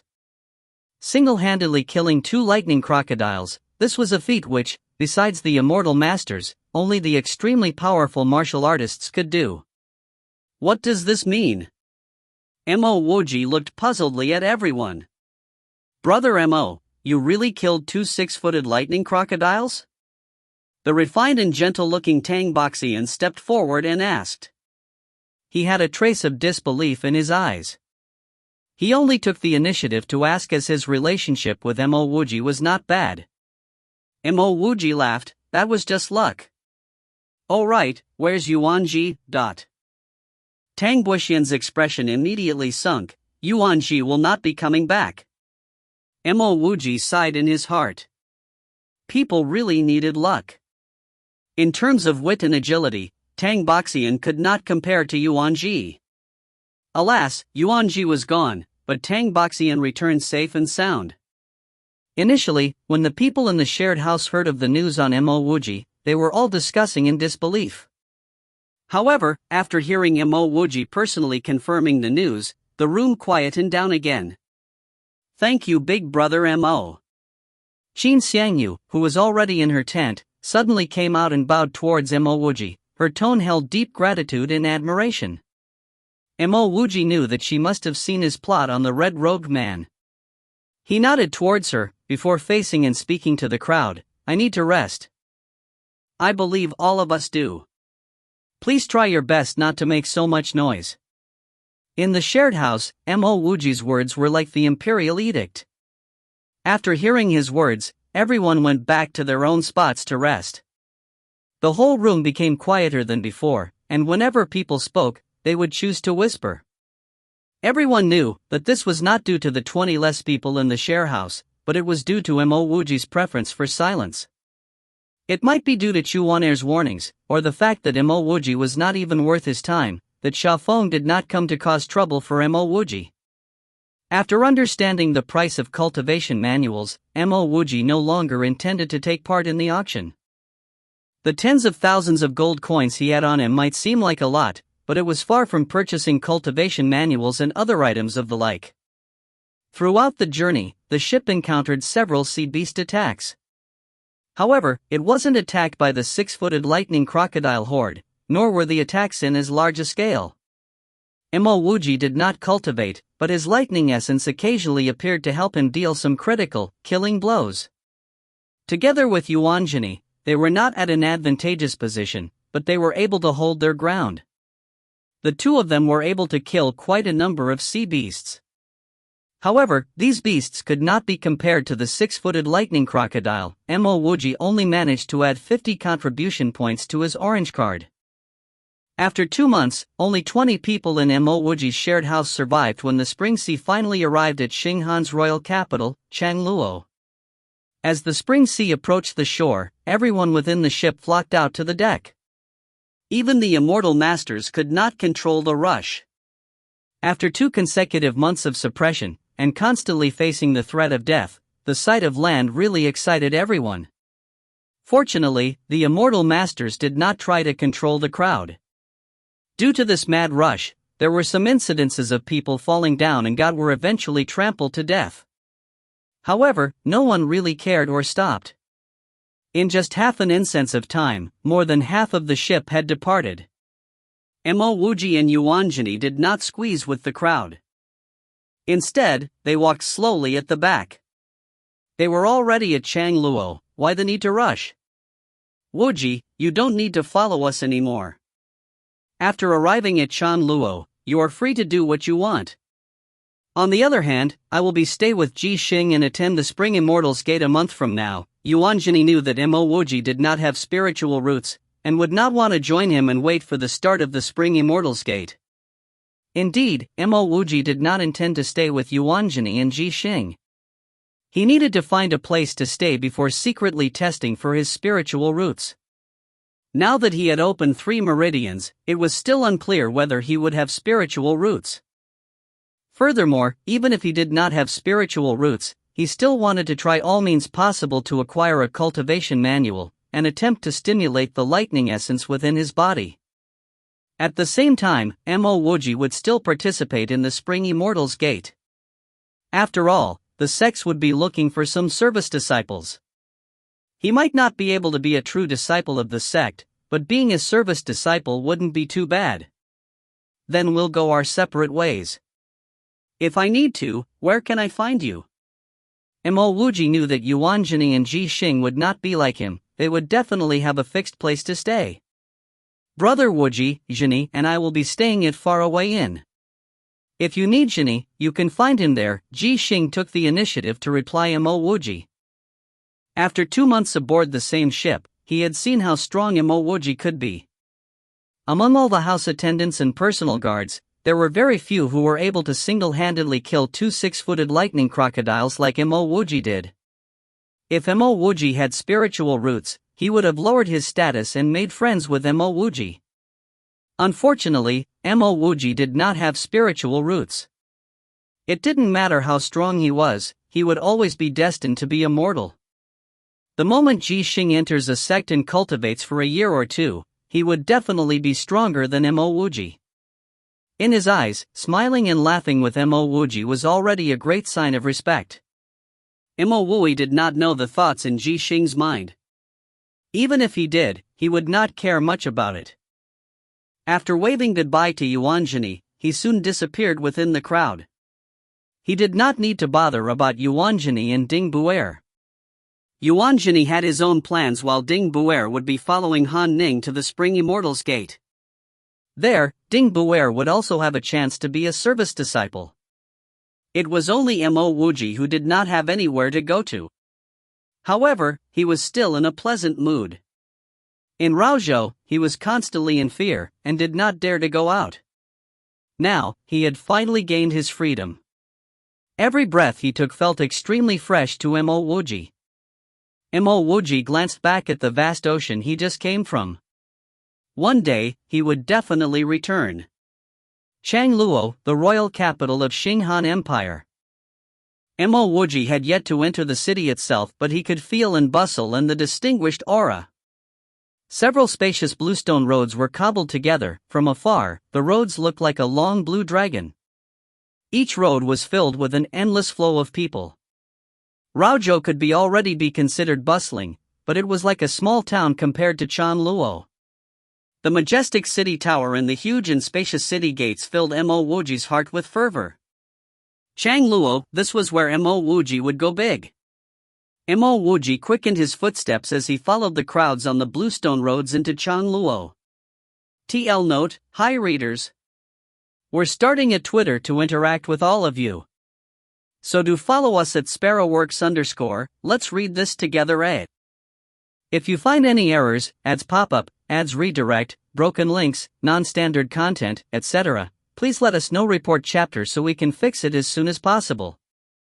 Chapter 49, Living in Tianluo Hotel. Chapter 49, Living in Tianluo Hotel. Translator, Sparrow Translations Editor. Raozhou was already industrialized. Logically, Changluo should have been more heavily industrialized and should possess more advanced technology. However, Mo Wuji felt a greater atmosphere of culture over technology in Changluo. The buildings and halls made Mo Wuji feel like he was taken back in history. The shophouses reminded Mo Wuji of some historical shophouses. Furthermore, all of these shophouses were grand and beautiful. Mo Wuji needed to find living accommodations as soon as possible. With the coming Spring Immortals Gate Conference, living accommodations would be quickly snapped up. If he took his time, he might actually end up sleeping on the streets. Mo Wuji's premonition was right. He went through at least a dozen hotels, but he did not manage to find a room. Just as Mo Wuji was ready to lower his standards, he saw three huge words: Tianluo Hotel. Tianluo Hotel may not be in the most crowded part of the city, but it was definitely not remote. Furthermore, the exterior of Tianluo Hotel looked a lot better than the dozen inns he previously went through. Mo Wuji guessed that this kind of hotel probably would not have any rooms. Still, he entered the hotel with a maybe attitude. At that moment, a woman hurriedly walked out the hotel with her head lowered. As she walked out, she brushed her shoulders against Mo Wuji. Even though it was just a mere brushing of shoulders, Mo Wuji could see that she had a perfect figure. She was definitely a beautiful woman. Looking at the luxurious entrance hall, Mo Wuji felt like he was back in a 6-star hotel on Earth. As Mo Wuji entered the hotel, a pretty girl bowed and greeted him. Are you looking for a place to stay or a particular person? I'm looking for a place to stay. Are there any rooms? Mo Wuji hurriedly asked. The girl said with a smile, our ordinary and VIP rooms have all been booked. However, we still have a superior classroom. The person living in that room just left. If you want it, you would need to pay 2 full months of accommodation costs. Mo Wuji suddenly recalled the woman who hastily left the hotel as he was entering. If she was the one who vacated the hotel room, then his luck was really too good. How much does it cost for 2 months? Mo Wuji did not wait for the girl to finish and he immediately interrupted. The girl maintained her smile and she calmly said, as it is period of the Spring Immortals Gate, our rooms are priced 10 times higher. Our superior classrooms would cost 10,000 gold coins per month. So it would be 20,000 gold coins for 2 months. Mo Wuji exhaled a breath of cold air. The price wasn't high, it was outrageously high. If he did not earn money from his sale of penicillin, he would not even be able to set an eye on the room. Here's 20,000 gold coins. I will be living for 2 months. Despite the outrageously high prices, Mo Wuji gritted his teeth and did not hesitate to take out 2 banknotes worth 10,000 gold coins each. He did not have the rights to participate in the Spring Immortals Gate. However, the Spring Immortals Gate was still a once-in-a-lifetime of opportunity for Mo Wuji. Besides looking for geniuses, the sects would also be taking in service disciples. If it was revealed that he had spiritual roots, he might even be taken in as an outer disciple. Even being a service disciple of a big sect would be useful for his cultivation. Just like how students aiming to enter Peking University would stay near the university, Mo Wuji wanted to be near the venue for the Spring Immortals Gate if wanted to join a sect. During this period, he would have a good rest and maintain a good body condition. He could easily find ways to earn his money back, but he could not easily find such an opportunity. If he left the hotel now to find cheaper alternatives, he might end up with nowhere to live in. Furthermore, this hotel looked extremely grand and prestigious. He might actually meet some immortal masters during his stay here. The pretty girl did not expect Mo Wuji to take out the 20,000 gold coins. Besides immortal masters, only royalty or the extremely rich could afford to stay here. Judging Mo Wuji's ordinary-looking appearance, he did not look like someone who could afford to stay in this hotel. Previously, she maintained her smile simply out of courtesy. Is there any problem? Seeing the girl's blank look, Mo Wuji hurried and asked. With such a tight supply of rooms, it would naturally be better to enter one as soon as possible. Oh, nothing's wrong. Please wait as I check you in. The girl immediately returned to her senses and she respectfully helped Mo Wuji go through the formalities. In just a few minutes, Mo Wuji got the room key and the occupant identity card. He was staying in room 0182, which was on the 3rd floor. Are there still any rooms? Just as Mo Wuji got his key, an anxious voice called out. It was a young girl speaking. She had thick eyebrows and big eyes, which made her look extremely stoic. Unfortunately, her stoicism caused her to lose much of her woman's charm. By her side was a young man with a sword on his back. I am extremely sorry. The last room has been booked by this friend over here, the receptionist politely replied. When the young girl heard those words, she immediately turned to Mo Wuji. Give me your key. I will give you double the fee. I'm just in need for rest, so I cannot give you my room. Sorry, naturally, Mo Wuji would not give up on his plans for the sake of some gold coins. Triple. The thick-browed girl wrinkled her brows. After sizing Mo Wuji up, she decided to increase the price. After offering this price, she immediately added, Kid, be contented. Don't be too greedy and cause trouble for yourself. Little girl, may I ask what's the price for one night in your best room here? Mo Wuji disliked people who tried to solve their problems using money. Furthermore, she even tried to threaten him. Unfortunately for her, Mo Wuji was not a person who was scared of threats. Hearing Mo Wuji call her little girl, the receptionist blushed as she replied, the best room is the Immortal Master Room. It costs 10,000 gold coins a night. Okay, I will take the best Immortal Master Room. You can give them my room for free. Mo Wuji waved his hand and said arrogantly. The receptionist answered apologetically, I am extremely sorry. We don't have any more Immortal Master Rooms. Oh, since that's the case, I will stop trolling. Mo Wuji turned to look at the thick-browed girl. He laughed at her as he walked up the steps. The receptionist did not understand what Mo Wuji meant by trolling, but she could tell that Mo Wuji was not happy with the thick-browed girl.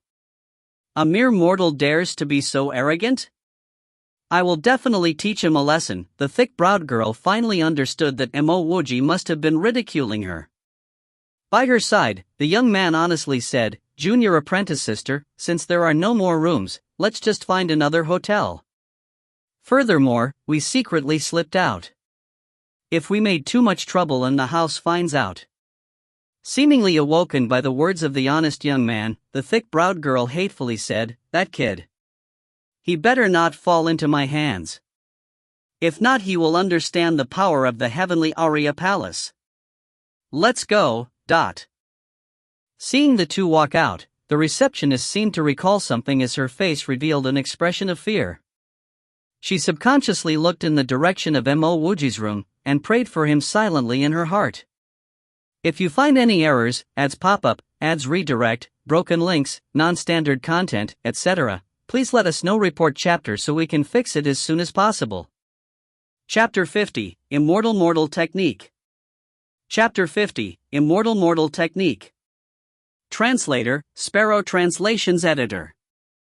Having rested for only a day, Mo Wuji left his accommodation and headed towards Luo High Merchant House. There was still a month to the Spring Immortals Gate Conference, so Mo Wuji decided to look around for his much-desired cultivation technique. It's alright if he couldn't afford it, there's no harm in taking a look. As to the brewing of the channel opening solution, Mo Wuji was surprisingly not anxious. Even if he managed to brew the solution, the absence of lightning would render it ineffective. The austerity of Luo High Merchant House contrasted greatly with the opulence of Tian Luo Hotel. Two statues of an unknown beast stood menacingly at its entrance. The wide doors of the merchant house thronged with people, and as Mo Wuji followed the crowd into the house, he instantly smelt the aroma of drugs. The lobby on the first floor was packed with a myriad of drugs, arranged neatly into clean and transparent cabinets. With a cursory gaze, it appeared as if nothing was missing. The names of the drugs along with their functions, grades, together with their ingredients, the names of their brewers and even the main herbs that went into making them, were all clearly labeled. Mo Wuji had previously explored the pharmacies of Raozhou City. However, it was only at that moment did he realize that the drugs of the pharmacies of Raozhou were merely supplements. Behind every counter sat an attendant. As long as the customers did not inquire about the prices, the attendant would sit motionless. However, once the customers made an inquiry of any sort, the attendant would promptly reply with his recommendations and suggestions. Mo Wuji took it all in appreciatively. He hated entering a shop where the attendant swamped him with questions even though he didn't express any desires to make a purchase. How could one make an observation of the products of any sort under those conditions? After walking around, Mo Wuji did not purchase any drugs. The only drugs he could use here were the healing pills, the cheapest of which cost at least hundreds of gold coins. The efficacy of these drugs was unlikely to surpass his penicillin. After looking at those drugs, Mo Wuji began to have a newfound appreciation of the revolutionary properties of his penicillin. Once penicillin entered mass production, it would only cost a few silver coins, perhaps even bronze coins. The difference between penicillin and these drugs could not have been greater. Mo Wuji went up to the second floor, which contained pills like the first. Judging from their packaging and appearance, they appeared to be a cut above those on the first floor. He did not browse any further, as he could not afford any of them. On the third floor, Mo Wuji saw cultivation manuals. Immediately, he made a beeline for them. The Sagittarius Book of Life Energy, Normal Mortal Grade, is going for 8,000 contribution points or 1 million gold coins. The Chi Circulation Longevity Scroll, Elite Mortal Grade is going for 50,000 contribution points or 6 million gold coins. The Whirlwind Power Punch, Elite Mortal Grade, is going for 76,000 contribution points or 8 million gold coins. Mo Wuji made a round, with his heart growing heavier as he walked. All the money that he possessed could not even purchase the cover page of the cheapest cultivation manual. "May I ask, what are you seeking, friend?" Noticing the change in Mo Wuji's eyes after he lifted up his head again, an attendant hurried towards him. Mo Wuji quickly composed himself, forced a smile and asked, "May I ask, why are all the techniques here mortal grade? Also, what is the difference between normal mortal grade and elite mortal grade?" Upon hearing Mo Wuji's words, the attendant realized that the prospects of a deal were shattered. How could he purchase cultivation manuals if he couldn't even understand the grading system? Fortunately, the attendant hadn't been here for long. He patiently explained, "The techniques are divided into 3 grades: heaven, earth, and mortal grade. The heaven grade is naturally the highest. Every grade is then subdivided into normal, elite and treasured tiers. The techniques of the earth grade are considered too high-leveled, so we don't sell them here. The attendant deliberately did not mention that the shop did not even sell many techniques belonging to the treasured mortal grade, let alone those of the earth grade. So the techniques of the heaven grade is the highest, Mo Wuji muttered to himself. If it were possible to purchase heaven grade techniques, how much money would be required? The combined wealth of the planet was unlikely to be sufficient to purchase one. The attendant took the chance to show off his knowledge and said laughingly, "Normally you can find the techniques from these 3 grades in most marketplaces. But I've heard of techniques belonging to a grade above the heaven grade. It's called the immortal grade. Those are the true ways of immortality."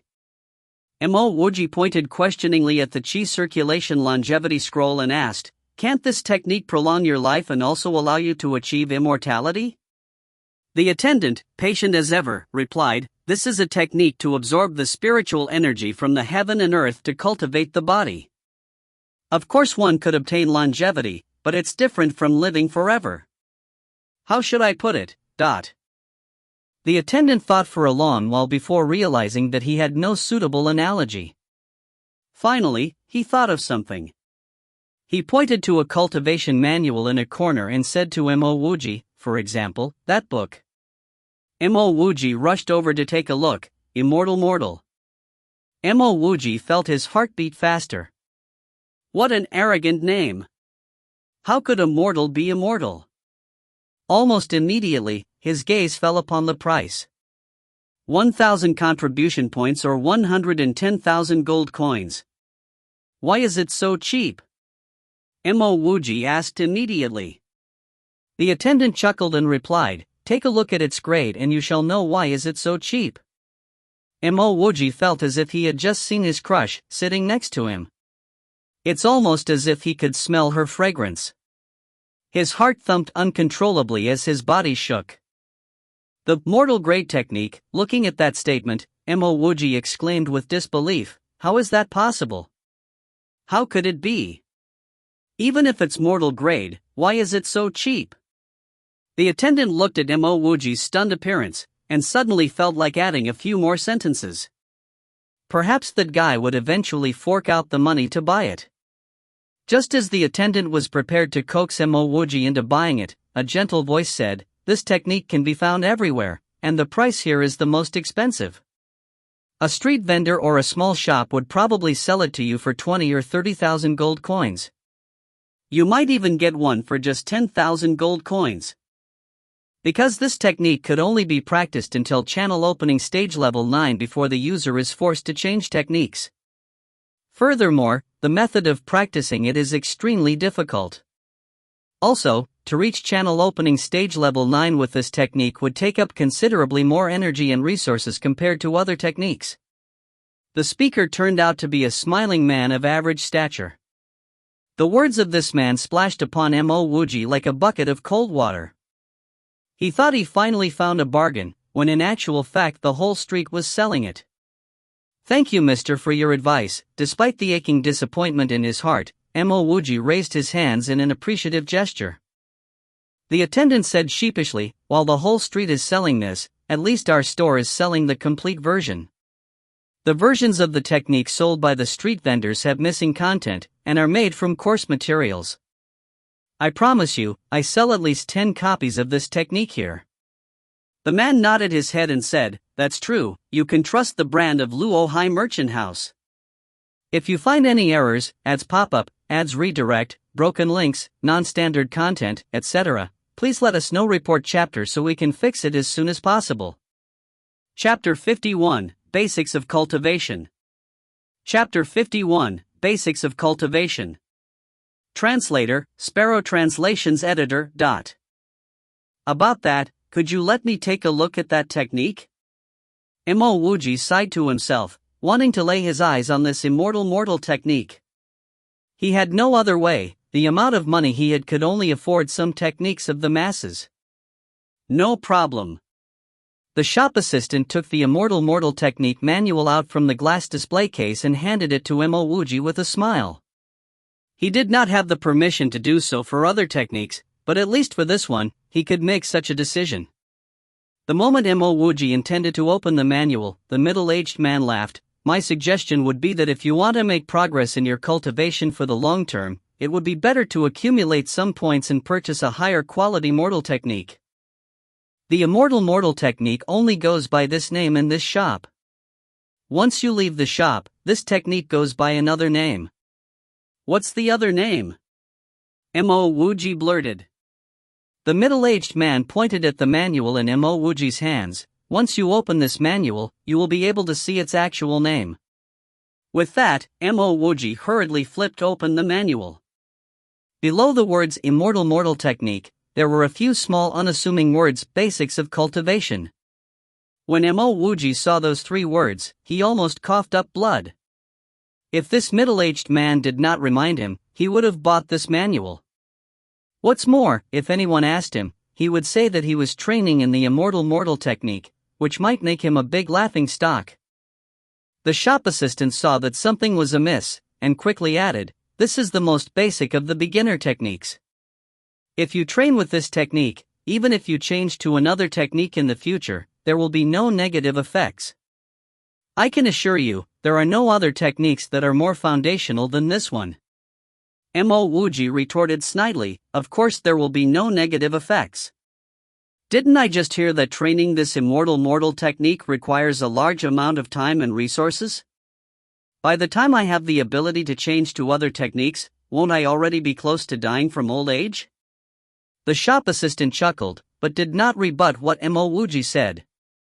The middle-aged man spoke once again. Technically this shop assistant is not wrong. Even though the technique takes up a long period of time for training, but it has been passed down for countless years, and went through all kinds of refinement, thus making it flawless. Whenever you have a higher quality cultivation technique, you can really swap it out at any moment. Mo Wuji flipped the manual open. The shop assistant did not lie about its contents.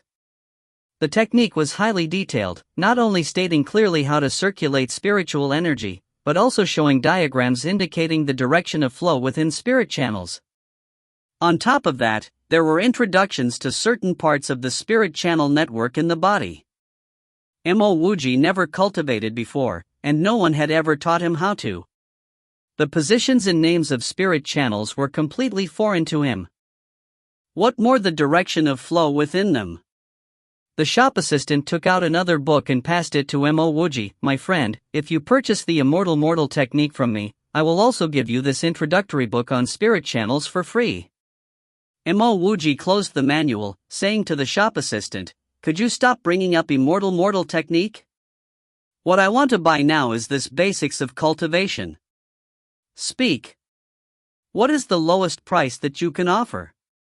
"That's right, I still have 250 points, how much money would I have to add on top of that to get this manual and the free gift?" He was rather impatient. Either he bought this manual, or he would leave the shop empty-handed.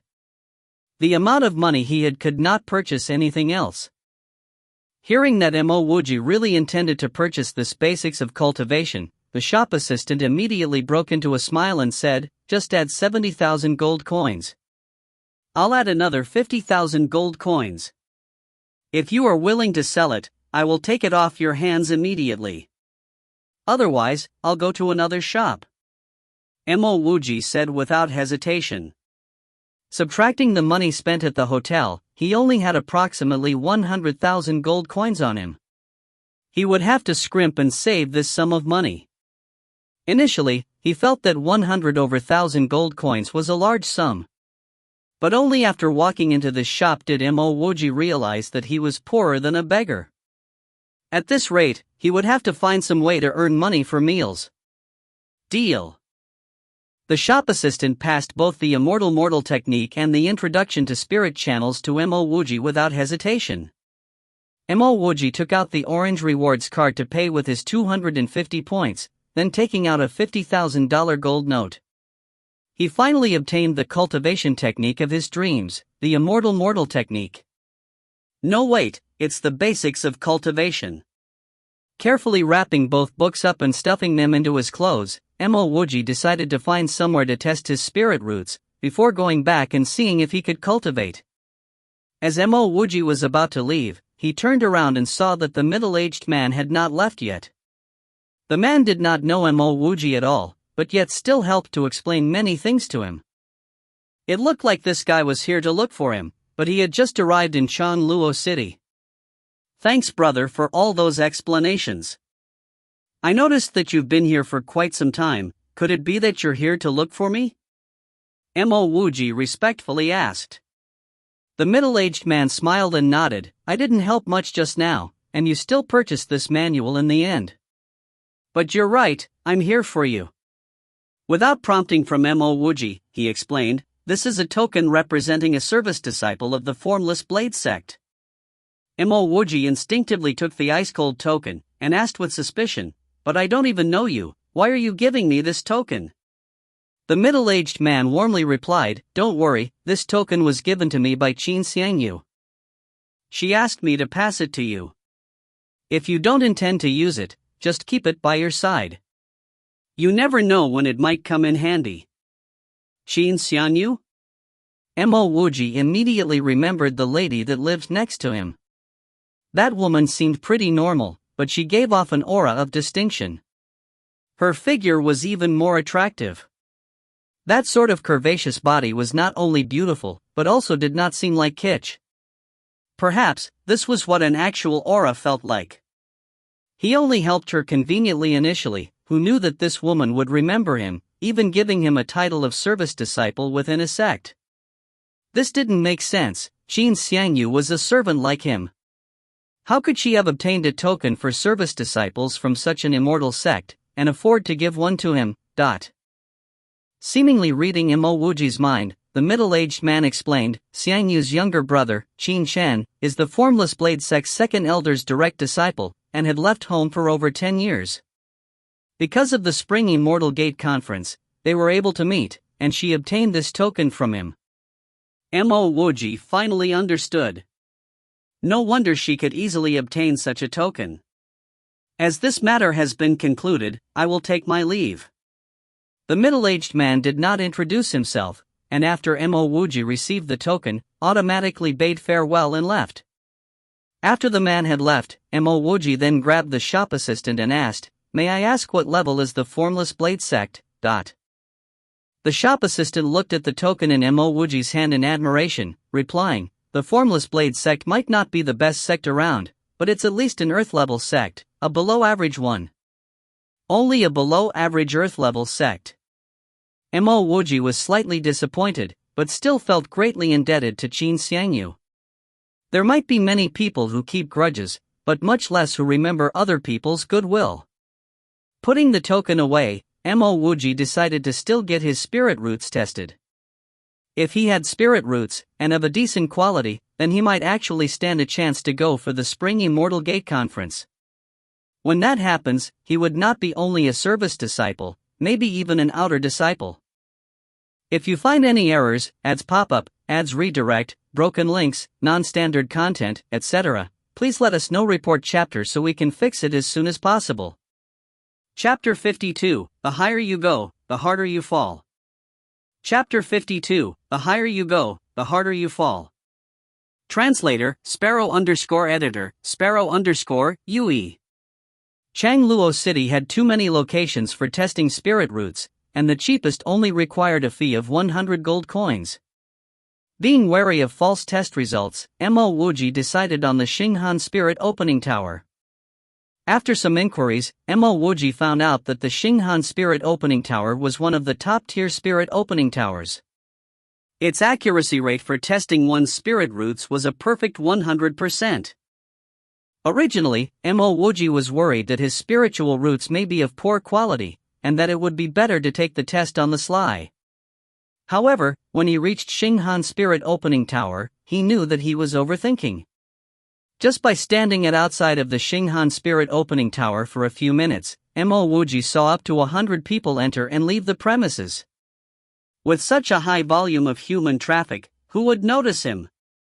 Mo Wuji walked into the spirit opening tower and was welcomed by a large signboard.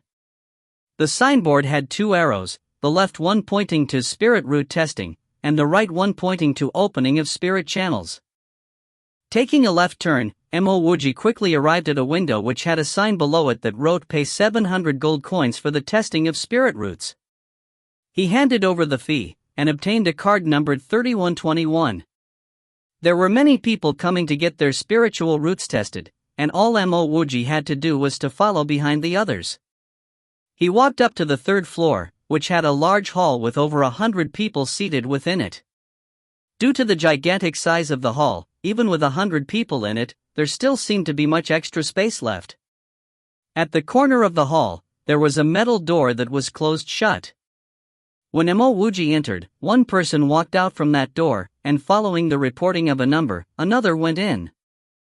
Within half a minute, the previous person exited the door, and the person with the next number entered. Mo Wuji waited for approximately an hour before his name was called. He then entered the room anxiously.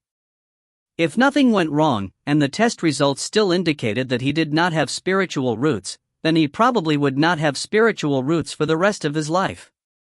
After entering the room, Mo Wuji saw a crystal pillar that was much more transparent and clear than those within Chengya's spirit opening tower. Not only was it clearer, its height was also much greater than the Chengya spirit opening tower. By his estimates, it was at least 4.5 to 5 meters tall. Beside the crystal pillar sat a middle-aged woman. Upon seeing Mo Wuji enter, she said emotionlessly, "Stand up there." Mo Wuji took the test once before, and already possessed experience about the whole process. He immediately stood on the Spirit Roots test platform. The next moment, a bright blue light shot up to the sky, exceeding the top edge of the crystal pillar. In an instant, this blue light disappeared, and the pillar reverted to its original state. "What's going on?" The female tester suddenly stood up, walking towards the crystal pillar with a look of suspicion. She touched the pillar all over for a good period of time. Sometime later, she still did not know what had happened, and could only tell Mo Wuji, "You, come down. You'll retake the test a while later." Mo Wuji initially got stunned by the blue light that shot into the sky. What followed was a tingling sensation on his scalp. He had saw Yen'er's spirit roots test before. Hers was a streak of green light which did not even reach the top of the pillar, and she was determined to have supreme spirit roots. But Yen'er's green light remained at the pillar all the way until she stepped down from it. That warm green light was something that Mo Wuji was unable to forget even up till that point in time. What was the issue with him? After that streak of blue light shot to the sky, it disappeared completely. Moreover, this sort of brilliance was highly disruptive, totally different from the warmth from Yen'er's light. "Stand up there again." Seeing that Mo Wuji was in a daze, the tester shouted once more. Mo Wuji hurriedly stood up onto the pillar.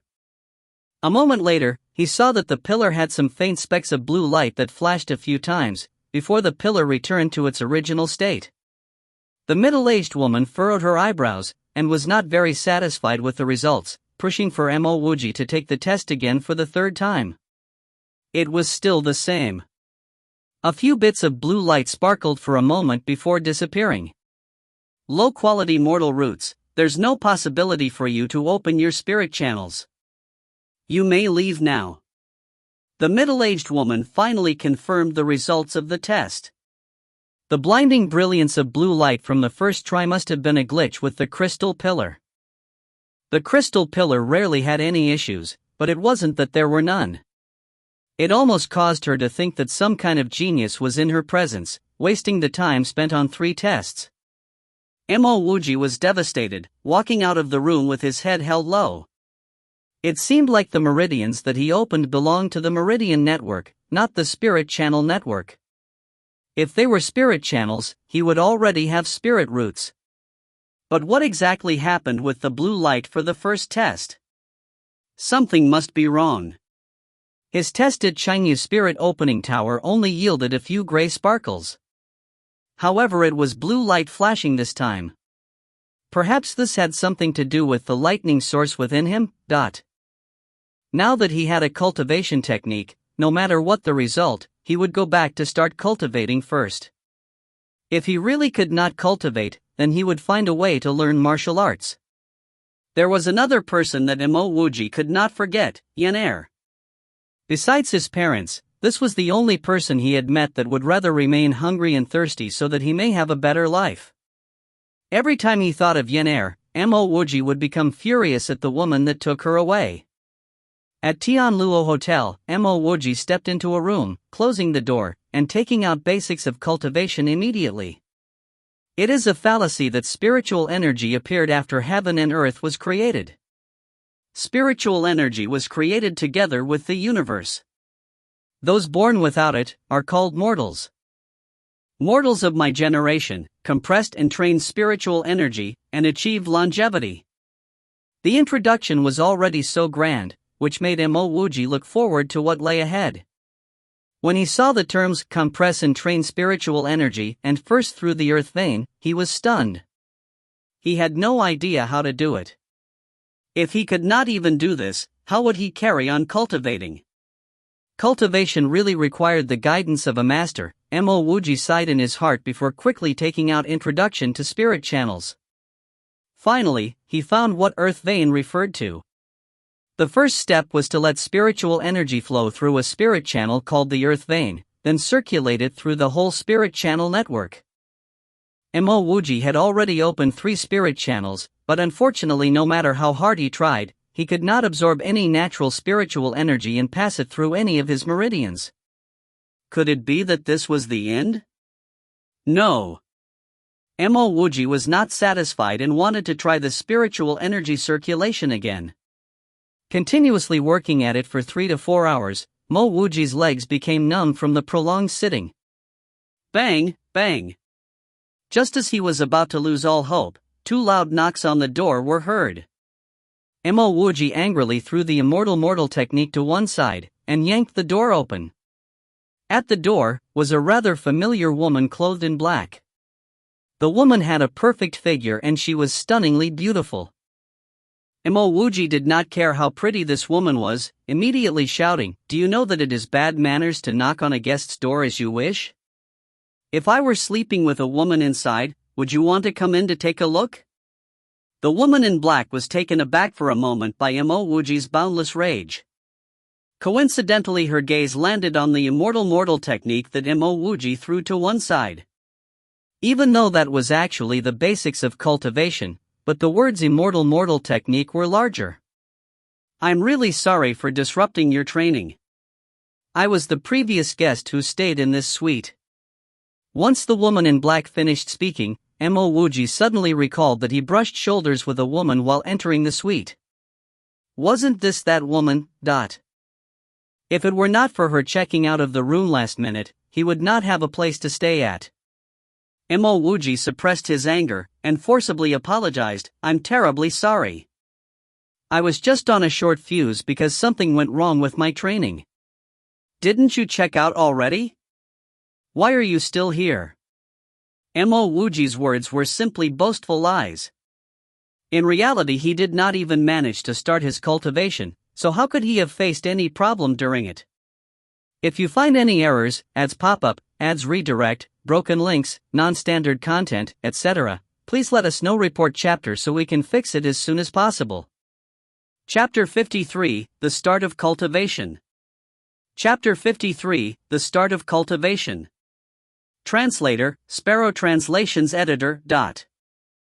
The woman in black felt embarrassed and replied hesitantly, "Something urgent popped up so I couldn't leave Changluo and now I'm unable to find another place to stay."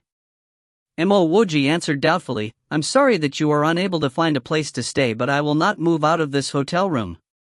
He was still unable to cultivate but decided to keep trying as he already knew of the cultivation techniques and this was a suitable place for him to try cultivating.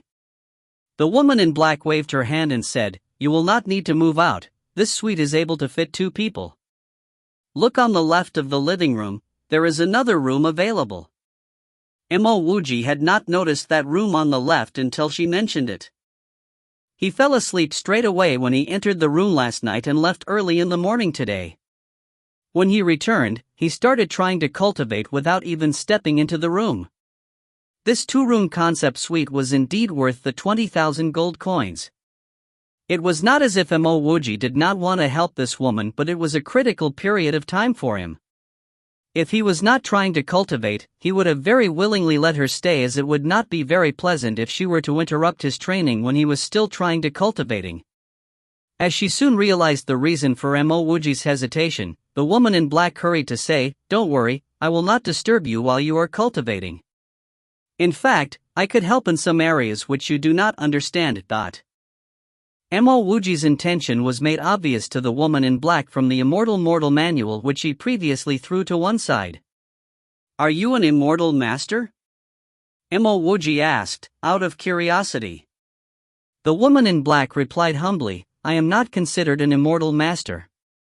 I am now only at channel opening stage level 4, but I'm quite familiar with the fundamentals." Anyone in the channel opening stage was considered to be an immortal master in the eyes of a mortal. However, the woman in black knew she was nothing extraordinary in terms of her channel opening stage. She would be too embarrassed to call herself an immortal master. Mo Wuji was in awe when he heard this. Han Ning was only at channel opening stage level 1, and she had mentioned that there would only be a drastic increase in strength after reaching channel opening stage level 4. He swept across to one side of the door and smiled vibrantly, saying, "Elder sister, please come in quickly. It is very windy outside."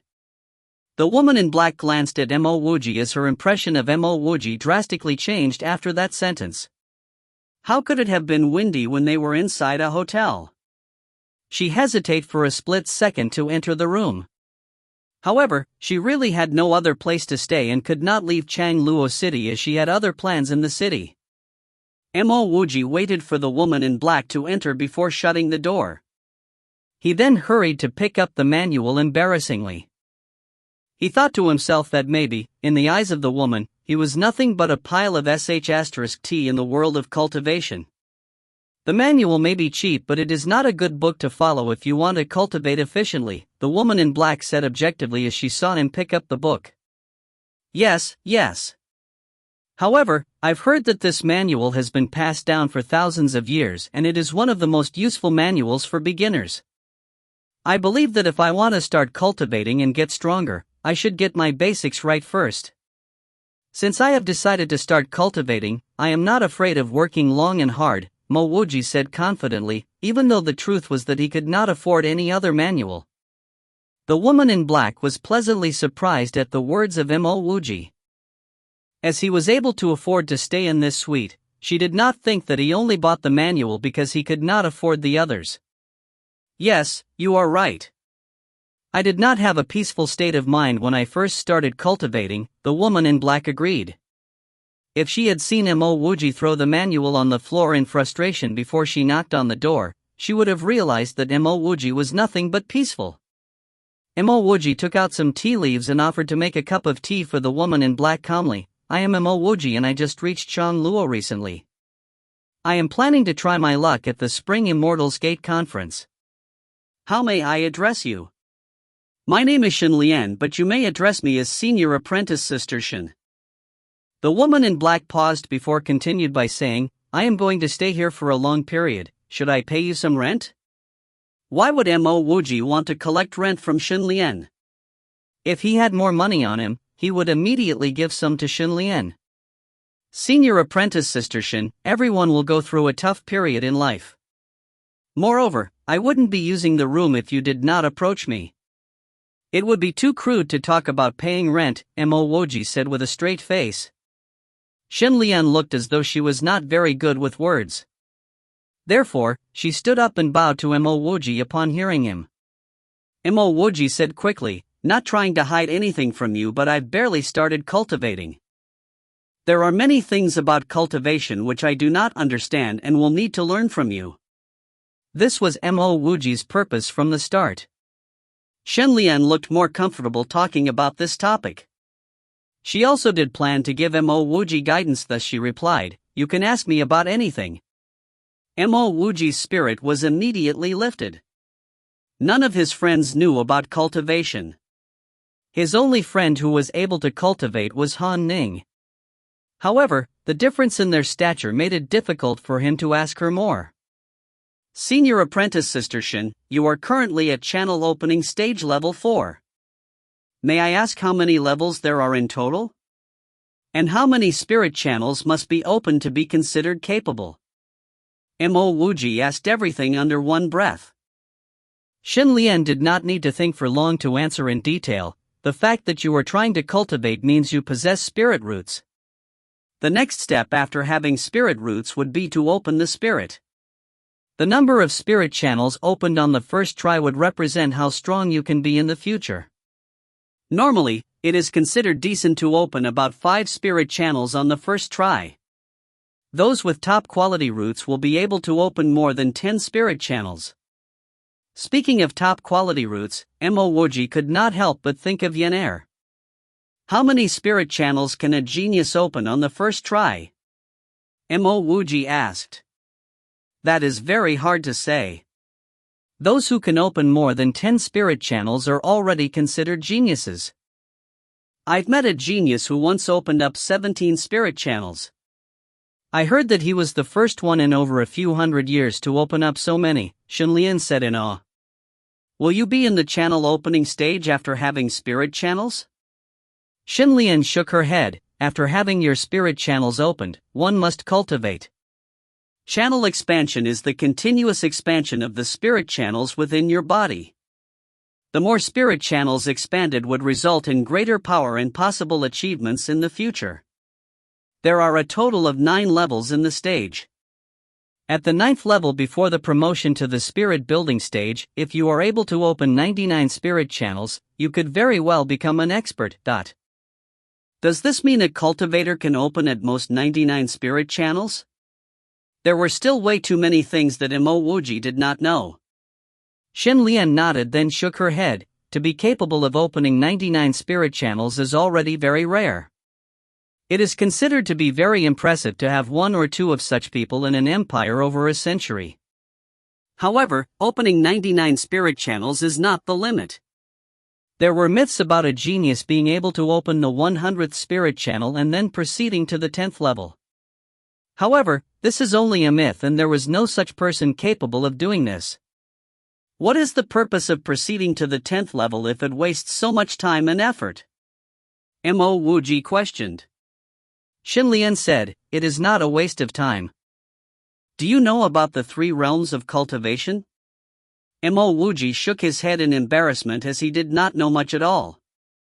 If you find any errors, ads pop up, ads redirect, broken links, non-standard content, etc., please let us know. Report chapter so we can fix it as soon as possible. Chapter 54, 10 Breaths. Chapter 54, 10 Breaths. Translator, Sparrow Translations Editor. Xin Lian silently watched Missouri Wuji place the basics of cultivation by the side, and explained, cultivation has 3 realms, the mortal realm, earth realm, and heaven realm. Each realm is separated into 3 stages, each stage separated into another 9 levels. The channel opening stage is the first stage of the mortal realm. The second stage of the mortal realm is the spirit building stage, and the third stage is the transcending mortality stage. Beyond the transcending mortality stage is the earth realm. The earth stage's first stage is the Yuan Dan stage, the second stage is the true lake stage, and the third stage is the nihility god stage. Seeing that Xin Lian could no longer carry on, Mo Wuji anxiously asked, what about the 3 stages of the heaven realm? Heaven realm? Legend has it that experts from quasi-heaven sects have crossed into the heaven realm. However, those people do not show themselves, and most of them remain at the first stage. So the 3 stages of the heaven realm are completely unimportant to us. Knowing them serves no purpose, Xin Lian said while sighing. In the past hundreds and thousands of years, how many experts within the 5 empires actually managed to cross into the heaven realm? Mo Wuji also knew that Xin Lian was not spouting nonsense. The heaven realm was indeed too far out of his reach. Thinking of what Xin Lian just said, he asked with a tinge of uncertainty, you previously mentioned that cultivating to the 10th level of the channel opening stage was not a waste of time, But what does all that you just said have to do with the 10th level of channel opening that we were talking about before? Xin Lian replied, because at the 9th level of transcending mortality, many people will try everything to go beyond the mortal realm, and take a step into the Yuan Dan stage, the first stage of the Earth realm. But isn't that very normal? Mo Wuji was really puzzled. Even if he did reach the 9th level of the transcending mortality stage, he would also try all that he could to get into the Earth realm. Yes, it's normal, but very few people are aware that there is one more stage after the 9 levels of transcending mortality, Xin Lian said. What stage is it? Mo Wuji wanted to know. A tinge of desire appeared in Xin Lian's eyes. It is called the extreme mortal stage, and it is the 10th level of the transcending mortality stage. Even though there aren't many who know about this 10th level, but there are still some who do. But there has never been someone who could really force their way into the 10th level of transcending mortality. Not because they didn't want to, but because they simply couldn't. In order to force your way into the extreme mortal stage, you must cultivate to the 10th level for the first of the 3 stages of the mortal realm, first for the channel opening stage. After that you would have to cultivate until the 10th level of the spirit building stage 2. Only then would you have even the slightest chance of stepping into the 10th level of the transcending mortality stage, the extreme mortal stage. But at this point Xin Lian took a quick look at Mo Wuji, before continuing slowly. In reality, simply cultivating to the 10th level of the transcending mortality stage is nearly impossible. What more of doing that for all 3 stages of the mortal realm? Wouldn't you think that going for the 10th level of the transcending mortality stage is just a waste of time and effort? Then how would it benefit anyone to step into the extreme mortal stage? Mo Wuji knew that there would be countless benefits to the extreme mortal stage after listening to Xin Lian's explanation, but he did not know any of them. Even if it were something out of his reach, he also wanted to know what it was. Xin Lian replied, firstly, cultivators that enter the extreme mortal stage would have a brighter future. Secondly, they would be stronger than others at the same level of cultivation. Normally, for those in the mortal realm, even if they are at the peak of the 9th level of the transcending mortality stage, or halfway into the Yuan Dan stage, their strength is still greatly inferior to those really in the Yuan Dan stage. But for those in the extreme mortal stage, they can actually go beyond their current stage and barely be able to fight against experts in the Yuan Dan stage. This is the greatest difference. Even though Xin Lian said many things, Mo Wuji did not hear about any of them before. But he knew that Xin Lian's level of wisdom was sufficient for him to ask her to be his master. Senior Xin, I know nothing about cultivating. Please guide me. Mo Wuji stood up and bowed respectfully. Xin Lian took a sip of tea and said, I can see that. I'll explain the distribution of spirit channels in the body and how to absorb spiritual energy. For the rest, I am unable to teach them to you. You'll have to learn them by yourself. Thank you, Senior. This was precisely what Mo Wuji lacked. He had no idea how to start cultivating. On the other hand, Xin Lian did not selfishly withhold anything from him, and taught Mo Wuji how to utilize the open spirit channels to circulate and then absorb spiritual energy. She also taught him how to do a minor circulation and a major circulation, even telling Mo Wuji how to synchronize his mind and the open spirit channels to absorb spiritual energy. Not able to memorize everything on the spot, Mo Wuji even took out pen and paper to record all of it down. The teaching and learning went on for a good half day. Xin Lian's mouth was parched and she stood up to say, I need to rest now. Sigh, staying in a room with you isn't easy. Thank you, Senior Xin, I will never forget your kindness of teaching me today. Mo Wuji humbly replied. What Xin Lian had taught him today was definitely not something that he could normally learn elsewhere. Even if he became a basic disciple, it would still be difficult for him to learn so many useful things. Forget it, I don't want to take you in as my disciple anyway. Xin Lian walked into the room on the right after she finished speaking. She used almost a day's time to just enter this apartment and a room within it. Mo Wuji chuckled sneakily, saying to himself that he did not intend to ask her to be his master. When Shenlian reached to the room's door, she suddenly stopped and turned around, asking, "That's right, how's your spirit roots? How many spirit channels did you open before opening your spirit?" Mo Wuji paused slightly. What spirit roots did he have? If he said that he did not have spirit roots, and never opened half a spirit channel, who knew whether Shenlian, who spoke until her mouth went dry, would pounce on him and strangle him? Well, my spirit roots are only average, and I'm not very comfortable to disclose how many spirit channels I have opened. In all, my talent and quality definitely is a far cry from Senior Shenlian. Mo Wuji sheepishly replied with an awkward laugh. Shenlian calmly spoke, "I naturally know that your talent is beneath mine. I only want to remind you that even for those with supreme spiritual roots who are absorbing spiritual energy for the first time, they require around a day before they can sense the spiritual energy. For spiritually sensitive people, sensing spiritual energy within 2 hours is not impossible. People with high-quality spiritual roots require 3 to 5 days before sensing spiritual energy. People with intermediate quality spiritual roots need around 10 days, while those with low-quality ones require a month or even years." Completing her last sentence, Shenlian pushed the door open and entered her room. The last sentence seemed to be targeted towards Mo Wuji. He laughed and grabbed his technique manual, swiftly entering the room on the left. He did not have spiritual roots at all. Who cares if he would take a few months to sense spiritual energy? He already had the method in manual. What was left was to attempt it. What he learned from Shenlian was too much, so he decided to use the 2 months here to try it out nonstop. Back in the room, Mo Wuji immediately began to follow the method that Shenlian had taught him to absorb spiritual energy and start the round-the-body circulation. Aware that those with the worst spirit roots would require at least a month to sense spiritual energy, Mo Wuji was completely calm. He did not have spirit roots, and it had not even been half a day yet. It would be unusual if he could actually sense spiritual energy. Cultivation was originally an orderly process with slow improvement, so why the rush? Taking in a deep breath, Mo Wuji closed his eyes and began to sense the spiritual energy of the heaven and earth.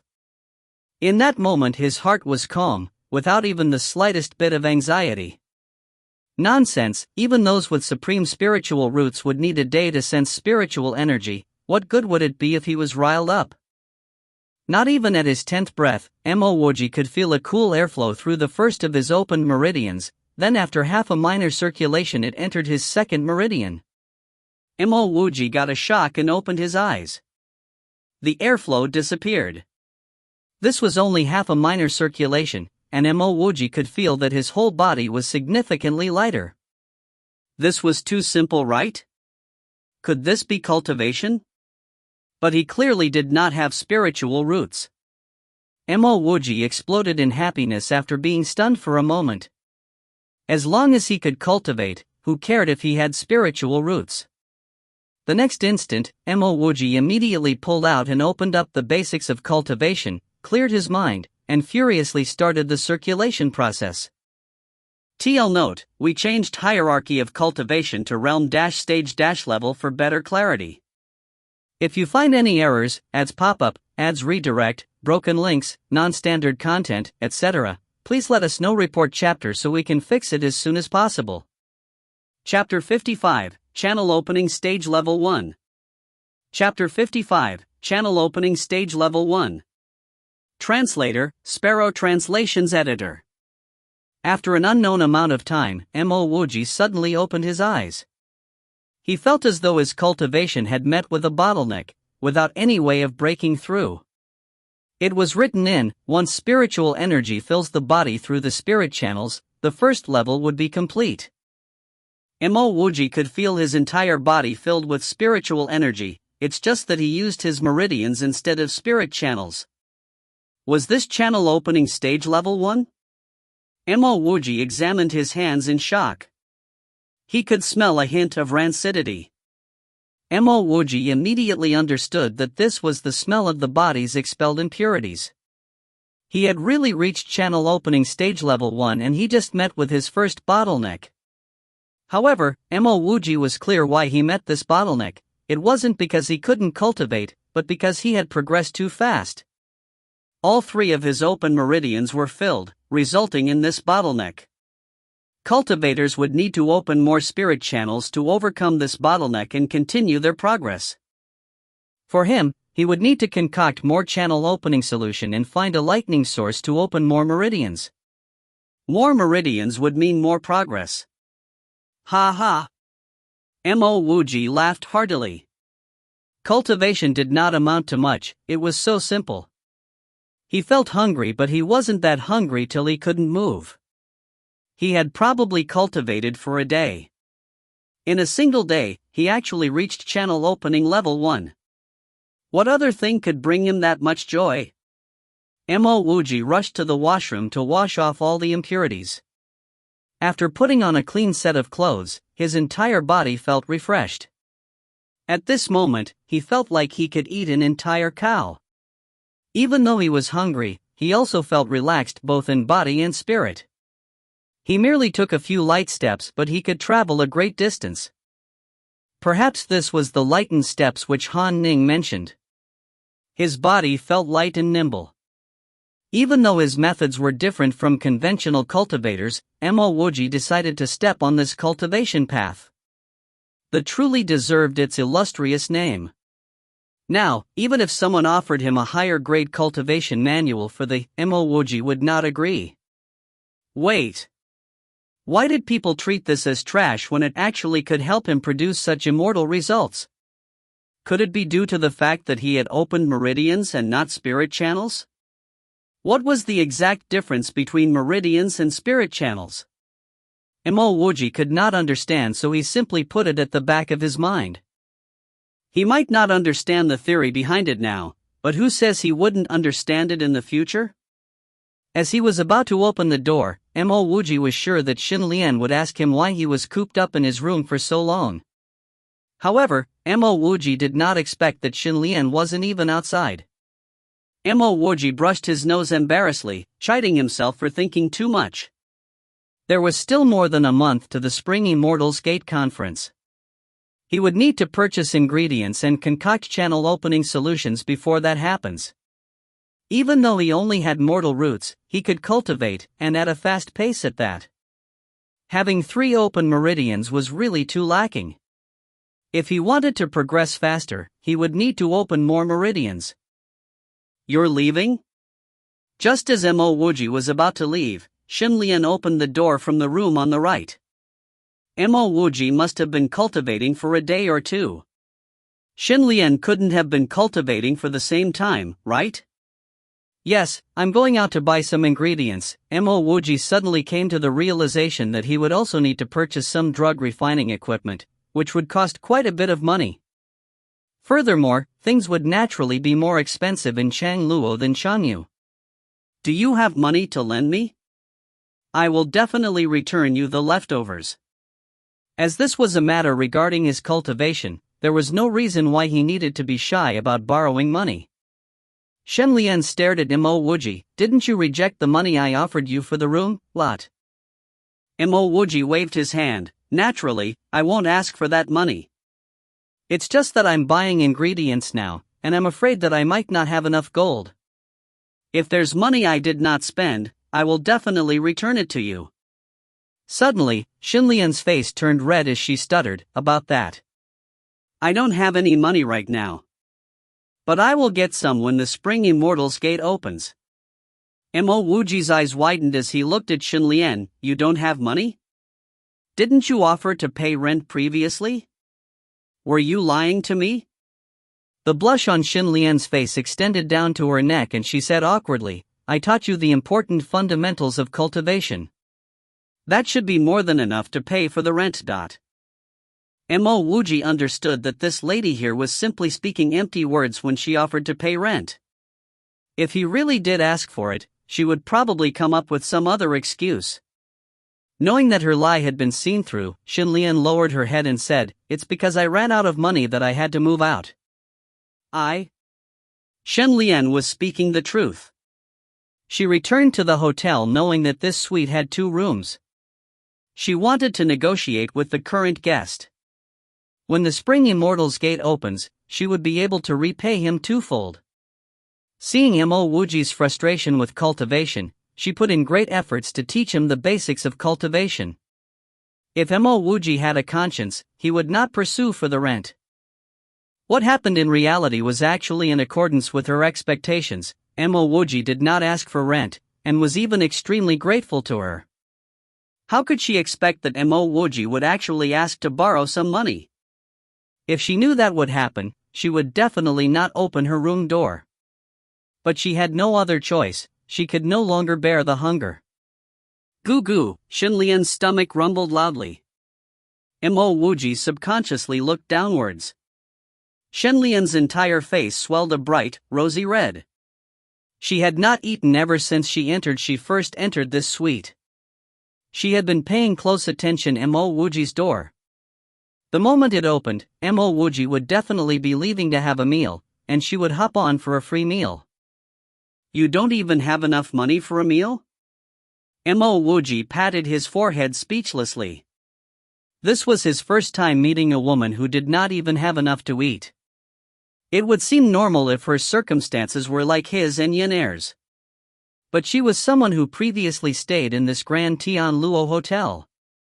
She was definitely not someone poor, she probably spent all her money unknowingly. Xinlian became more awkward, but she raised her head in a straightforward manner.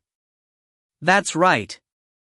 I don't have any more money, and I was just intending to follow you for a meal. If you are willing to lend me money, I would answer any questions you have on cultivation. Mo Wuji answered weakly, let's go and eat. He was intending to borrow money from Xinlian, but now he was the one lending her money. He was even treating her to a meal. What logic was that? You truly cannot judge a person by her cover. Rest assured. I will pay you back twofold.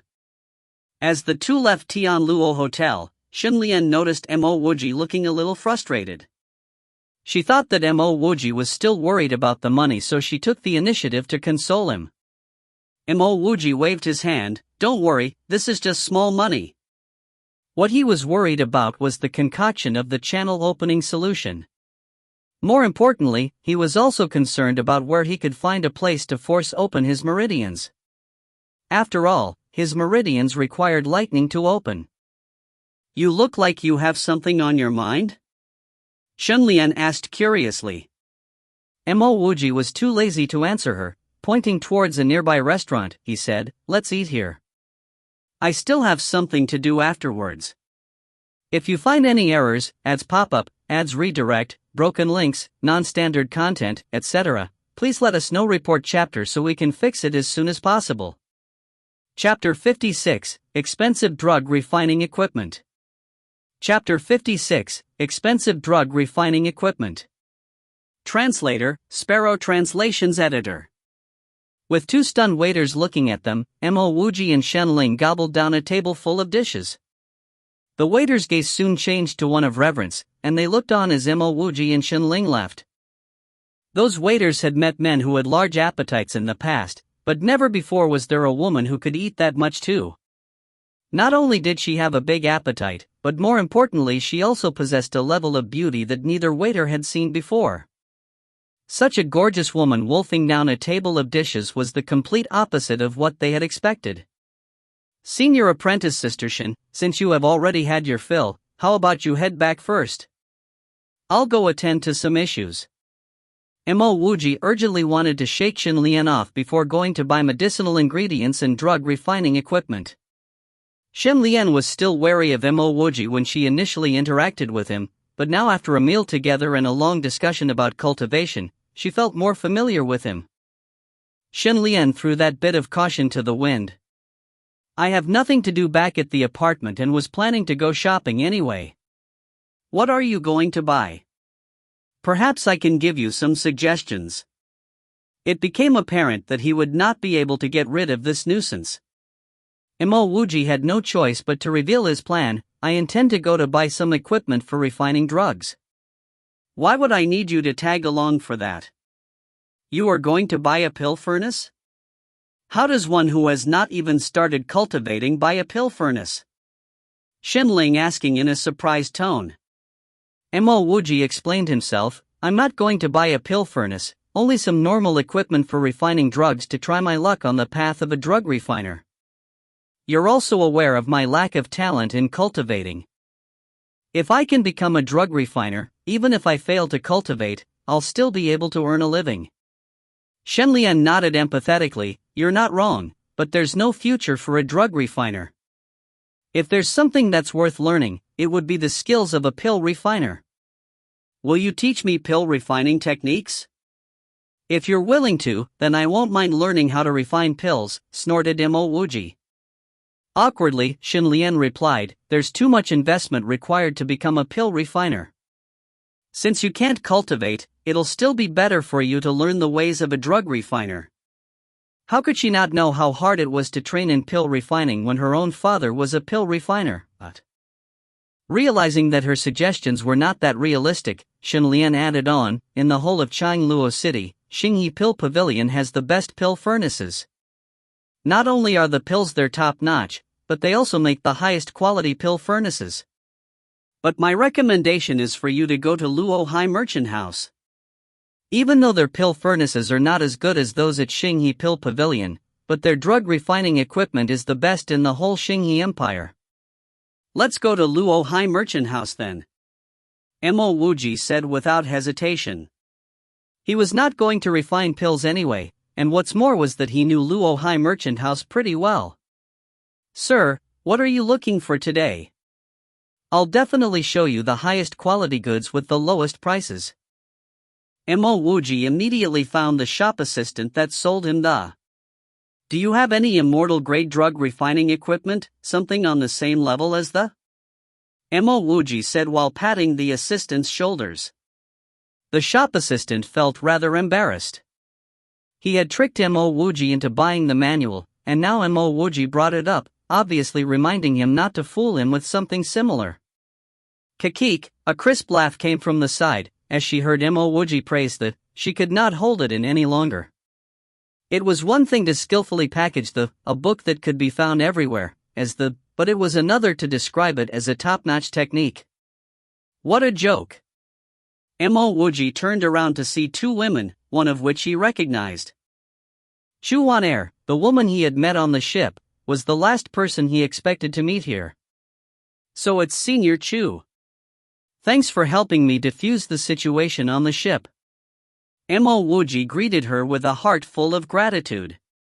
Slightly embarrassed, Chu Wan-er replied, sorry about that, my friend was not intentionally laughing at you.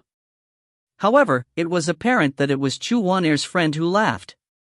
After Chu Wan-er finished speaking, she instinctively took a glance at Shenlian. She could not understand why Shenlian, someone who appeared to be a cultivator, would hang around Mo Wuji, who had only mortal roots. Mo Wuji waved her off, it's fine. Maybe to you it's just a mere, but for someone like me who has never cultivated before, it is the highest quality which can make a mortal immortal. Just take it as I'm ignorant about the outside world. This time even the cold and unfeeling Chu Wan-er could not keep it in anymore and burst out in laughter. Sir, I have a set of the drug refining equipment that you're looking for. It's called the Eternal Evergreen. Unlike it's really named the Eternal Evergreen. It was imported from a faraway land, and has been idling in the shop because not many people use machines to refine drugs. The quality of this set of equipment definitely outclasses the rest by many times, and the drugs that it produces are of high purity. The shop assistant frantically added on to his description of the equipment, seeing that Mo Wuji was staring at him again. How much does it cost? Mo Wuji asked directly. He had bought many low-quality equipment back in Chengyu State at around 1,000 to 2,000 gold coins. Even if the equipment were much better here and there were a tenfold increase in price, he would still be able to afford it. 370,000 gold coins. The shop assistant's words completed rained on Mo Wuji's parade. He barely had 30,000 gold coins on him, nowhere close to 370,000. While I have a stock of 2-leaved firegrass with me, will you accept it as payment instead? Mo Wuji asked hopefully. By his estimates, The two-leaved firegrass was worth far less than the clear sight fruit, but he had no other way than to try his luck. "Ah, you have a stock of two-leaved firegrass? Could you sell it to me? I'll pay 400,000 gold coins." Chu Waner suddenly screamed out. "You want the two-leaved firegrass?" Mo Wuji doubtfully asked. Chu Waner nodded. "Yes, I need the two-leaved firegrass. Here's the 400,000 in gold notes." Without waiting for Mo Wuji's reply, Chu Waner took out 100,000 gold notes. All four were from Luo Hai Merchant House, so there would be no issues with exchanging them for gold coins here. Mo Wuji swiftly retrieved a wooden box and passed it to Chu Waner, thanking her at the same time. "I should be the one thanking you. I'll be making a move first, until next time." Chu Waner grabbed the wooden box, tugged at the woman beside her, and quickly exited the merchant house. The 4 gold notes went into the shop assistant's hands. "Could you help me get the highest quality drug refining equipment that you mentioned?" The shop assistant never thought that he would close such a big deal this fast, and he rushed to keep the gold notes, before replying respectfully, "Please wait for a moment, I will deliver that set of drug refining equipment to you immediately." Once the shop assistant left, Shen Lian started to speak. "I find this very weird. Even though the two-leaved firegrass is quite rare, but it's still not worth that much.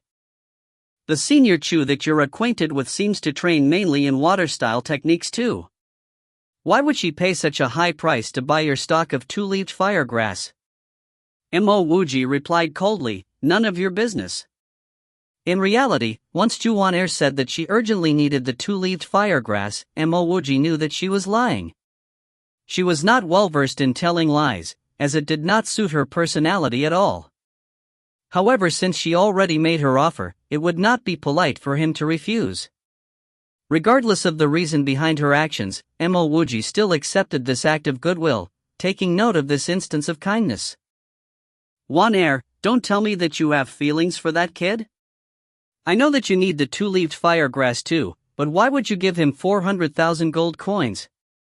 Chu Waner was grilled by the woman beside her the moment they stepped out of Luo Hai Merchant House. Chu Waner calmly replied, "He only has mortal roots." Upon hearing that Mo Wuji only had mortal roots, Chu Waner's partner immediately knew that she definitely did not fancy him. But she still looked at her with eyes full of doubt. Chu Waner continued, "Even though he is just a mortal, the level of determination and resilience is something that I've never seen before in my whole life. Being struck by wave after wave of lightning, even cultivators would have retreated, but he didn't. Time after time he was beaten back by the streaks of lightning from the lightning crocodiles. Time and again he forged forward, at last using his mortal body to kill both lightning crocodiles. So what? He's just another musclehead." Chu Waner shook her head. If he were a musclehead, he would not have killed 2 lightning crocodiles. This incident proved that he knows where his limits are. He knew that during the fight to the death, both lightning crocodiles would die in his hands. Unfortunately, he's just a mortal.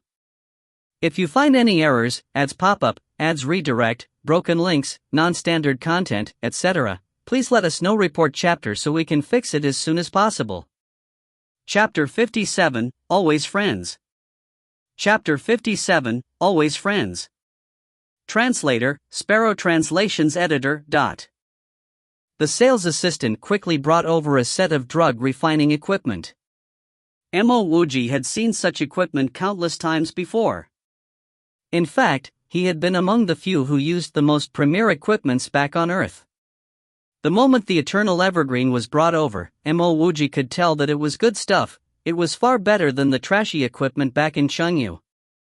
Even though its features were not the same as those on Earth, Mo Wuji actually felt that it was more suitable for refining drugs. "Your Eternal Evergreen has arrived. It looks quite advanced," Shen Ling spoke in a disapproving tone. It would be fine if Mo Wuji had a lot of money. However, she knew that Mo Wuji did not have that much money. As a person who was not wealthy, not only was he staying in a grand suite which cost 10,000 gold per month, he even spent 370,000 on useless drug refining equipment. It was simply preposterous. She did not believe that Mo Wuji would be successful, albeit in drug or pill refining.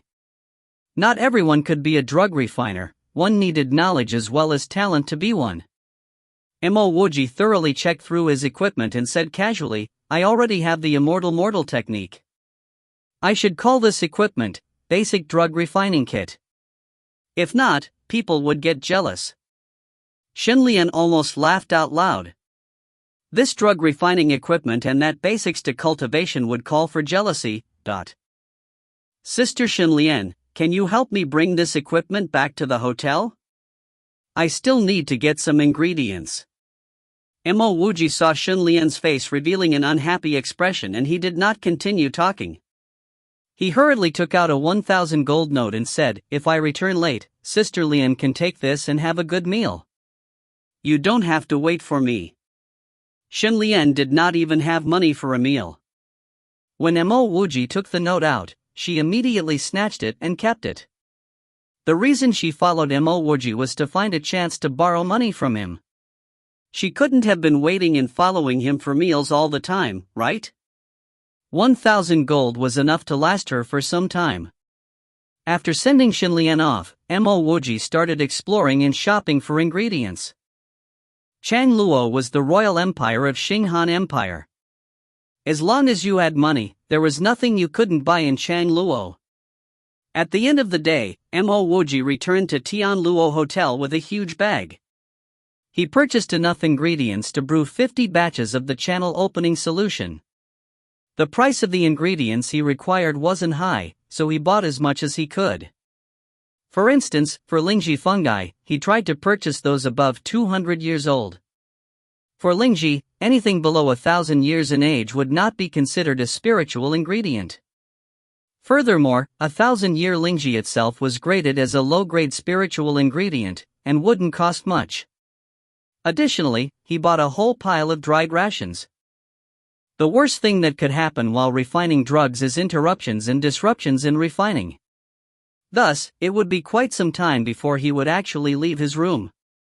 When he returned to the suite, he did not see Xinlian. Xinlian had put his equipment in the living room. Mo Wuji did not need to know much about Xinlian to know that she must be from great origins. Naturally, Mo Wuji would not try to find out what she was doing or intended to do. Returning to his room, Mo Wuji immediately started the concoction of the channel opening solution. Mo Wuji had concocted tens of batches of channel opening solution before. Thus, it was as simple as flipping his palm to him. For a few consecutive days, Mo Wuji did not leave his room. Xinlian could smell herbal smells emanating from Mo Wuji's room and knew that he was refining drugs. As a cultivator, she knew that it was taboo to disturb others whether it was in cultivation or drug refining. Furthermore, she was not familiar with Mo Wuji, so she wasn't really concerned about what went on throughout the night in Mo Wuji's room. After every 3 days, Mo Wuji would take a break and go out for a stroll before returning to his work. In such a manner, Mo Wuji spent approximately 20 days to finish all 50 batches of his ingredients. In these 20 days, he lost a lot of weight. With 50 batches of ingredients, he managed to concoct 46 bottles of channel opening solution. If he was not doing it in a hurry, he would not have wasted any of the ingredients. When he came out again, he still did not see Xinlian. Spring Immortal's Gate was opening in the coming few days. Mo Wuji had to grab all the time he could to find a lightning source to force open his meridians. It was not entirely impossible to find a lightning source here. Changluo was near the sea, so he might actually be able to find some 6-footed lightning crocodiles. However, Mo Wuji did not dare to find the lightning crocodiles alone. It took him so much to finally cultivate, he wasn't going to simply send himself to die. Perhaps he could look around Changluo, and maybe find a team to hunt for lightning crocodiles. Wuji, as Mo Wuji was about to enter the Changluo Union Gate, a familiar voice called out to him. "Jini, why are with Buer?" Mo Wuji was pleasantly surprised, but before he continued, he stopped abruptly and asked, "Buer, who hit you?" A whole half of Ding Buer's face was swollen, a red palm mark was still visible on his face. This is not the right place to talk. Let's enter the union first, Yuanjini said and dragged Ding Buer and Mo Wuji into the union. What happened? Mo Wuji did not even sit down as he stared at Ding Buer and asked. Ding Buer was not as carefree and generous as Yuanjini, but he was still a good friend. Furthermore, if not for his calls back in the Thunder Fog Forest, Mo Wuji might not end up where he was today. Ding Buer waved his fist angrily and said, "It was Chow Hao. If I ever have the ability in the future, I will definitely trample that B*****'s head right under my feet." Ding Buer did not continue, he knew he was merely talking nonsense. Chow Hao was a genius with impressive spiritual roots, unlike him, who only had mortal roots. How could a person without spiritual roots compete against Chow Hao? Talking about trampling Chow Hao was just an attempt to vent his frustrations. Mo Wuji said calmly, "You can take your time and talk." Yuanjini helped Ding Buer to tell his story. Ding Buer was always following beside Han Ning. When they reached Changluo, Chow Hao brought an immortal master to meet Han Ning, specially for the two-leaved firegrass. The two-leaved firegrass was particularly important to the immortal master. After accepting the grass from Han Ning, he immediately took out a wooden plaque and passed it to Han Ning, accepting her as an outer disciple in his sect. At this moment, Mo Wuji finally understood why Han Ning was desperately looking for the two-leaved firegrass. Looks like that woman had already made plans. Even if she did not get selected during the Spring Immortals Gate, she could still be an outer disciple. It was not a bad plan. The immortal master's surname was Liu. After he kept the 2 strains of two-leaved firegrass, it was seemingly not enough, and he continued to ask Han Ning where she found it. Yuanjini stopped here as Ding Buer interrupted and said, "This was when I spoke too much, and blurted that you were the one who found it. When the immortal master asked where you managed to find it, Han Ning told him that you found the grass growing by a lake on the outskirts of the Thunder Fog Forest." The immortal master did not continue speaking and immediately took off. However, I did not expect that Chow Hao would start hitting me the moment he left. He pushed me to the ground and started kicking me. Han Ning did not say anything? Mo Wuji asked solemnly. Ding Buer shook his head, "No." After Chow Hao was done with me, Han Ning came over and told me that she no longer needed me. I was not a fool.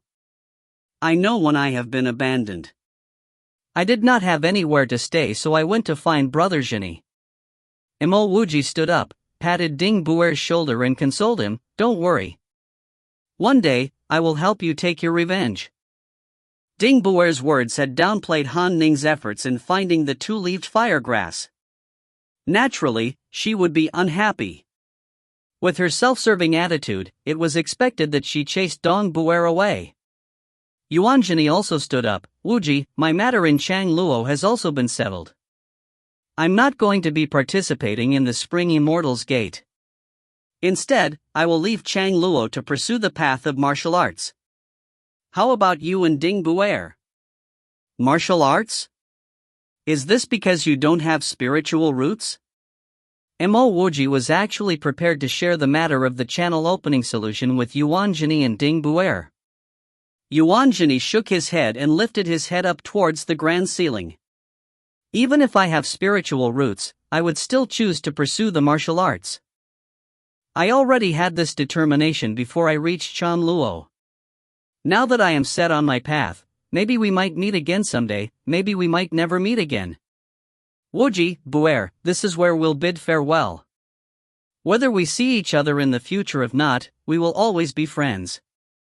Finishing his speech, Yuanjini turned and walked out the union. Before Mo Wuji could even say anything, he was already a distance away. As Mo Wuji and Ding Buer walked out the union, they could faintly hear him singing from afar. "Today we bid farewell. Maybe we'll meet someday. Even if we don't meet, we'll always be friends." If you find any errors, ads pop up, ads redirect, broken links, non-standard content, etc., please let us know. Report chapter so we can fix it as soon as possible. Chapter 58, Setting Out to Sea. Chapter 58, Setting Out to Sea. Translator, Sparrow Translations Editor. Brother Zhini is indeed a carefree person. Ding Buer said as he sighed after the back view of Yuan Zhini disappeared. Buer, I'm going to hunt for some 6-footed lightning crocodiles by the beach. Why don't you stay over at my place and wait for me to return, then we shall head over to the Spring Immortals Gate conference together. Mo Wuji offered his home to Diner Boer, guessing that he would have no other place to stay after leaving Han Ning. Ding Buer looked shockingly at Mo Wuji. Wuji, you do know how strong and powerful those lightning crocodiles are, right? Why would you be so eager to die? Mo Wuji looked in the direction that Yuan Zhini had headed and said in a deep voice, Zhini has his own dreams to chase and so do I. Even without spiritual roots, I have to carve out a path for myself. You should know that I am quite resistant to lightning and have killed 2 lightning crocodiles previously. I know it's dangerous, but it is a choice that I've made.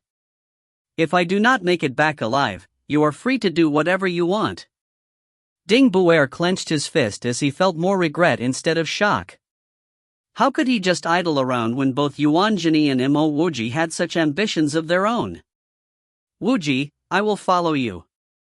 If you manage to hunt down a lightning crocodile, I will even go to the extent of helping you retrieve valuable material from it. Ding Buer made up his mind very quickly. Rather than being treated like a dog with no respect, he might as well live a life of danger and die without any regrets. Wait, who could guarantee that they would die anyway? Why don't the both of you join us to hunt for lightning crocodiles? A tall brawny man said with a coarse voice. This fellow with a huge waist is definitely over 2 meters tall. Behind this tall brawny man was a much skinnier and shorter man as well as a woman with neat short hair. Are the 3 of you planning to hunt for lightning crocodiles too? Mo Wuji asked skeptically because he did not believe there was such a coincidence. The tall brawny man said while laughing, you do not have to worry. We are not out to hunt for lightning crocodiles. We crossed paths with a lot of lightning crocodiles on the way to our destination, so we could be of use to each other. May I ask, what are you people searching for? Mo Wuji asked bluntly because he felt that it was important to know each other's intent if they were going to help each other.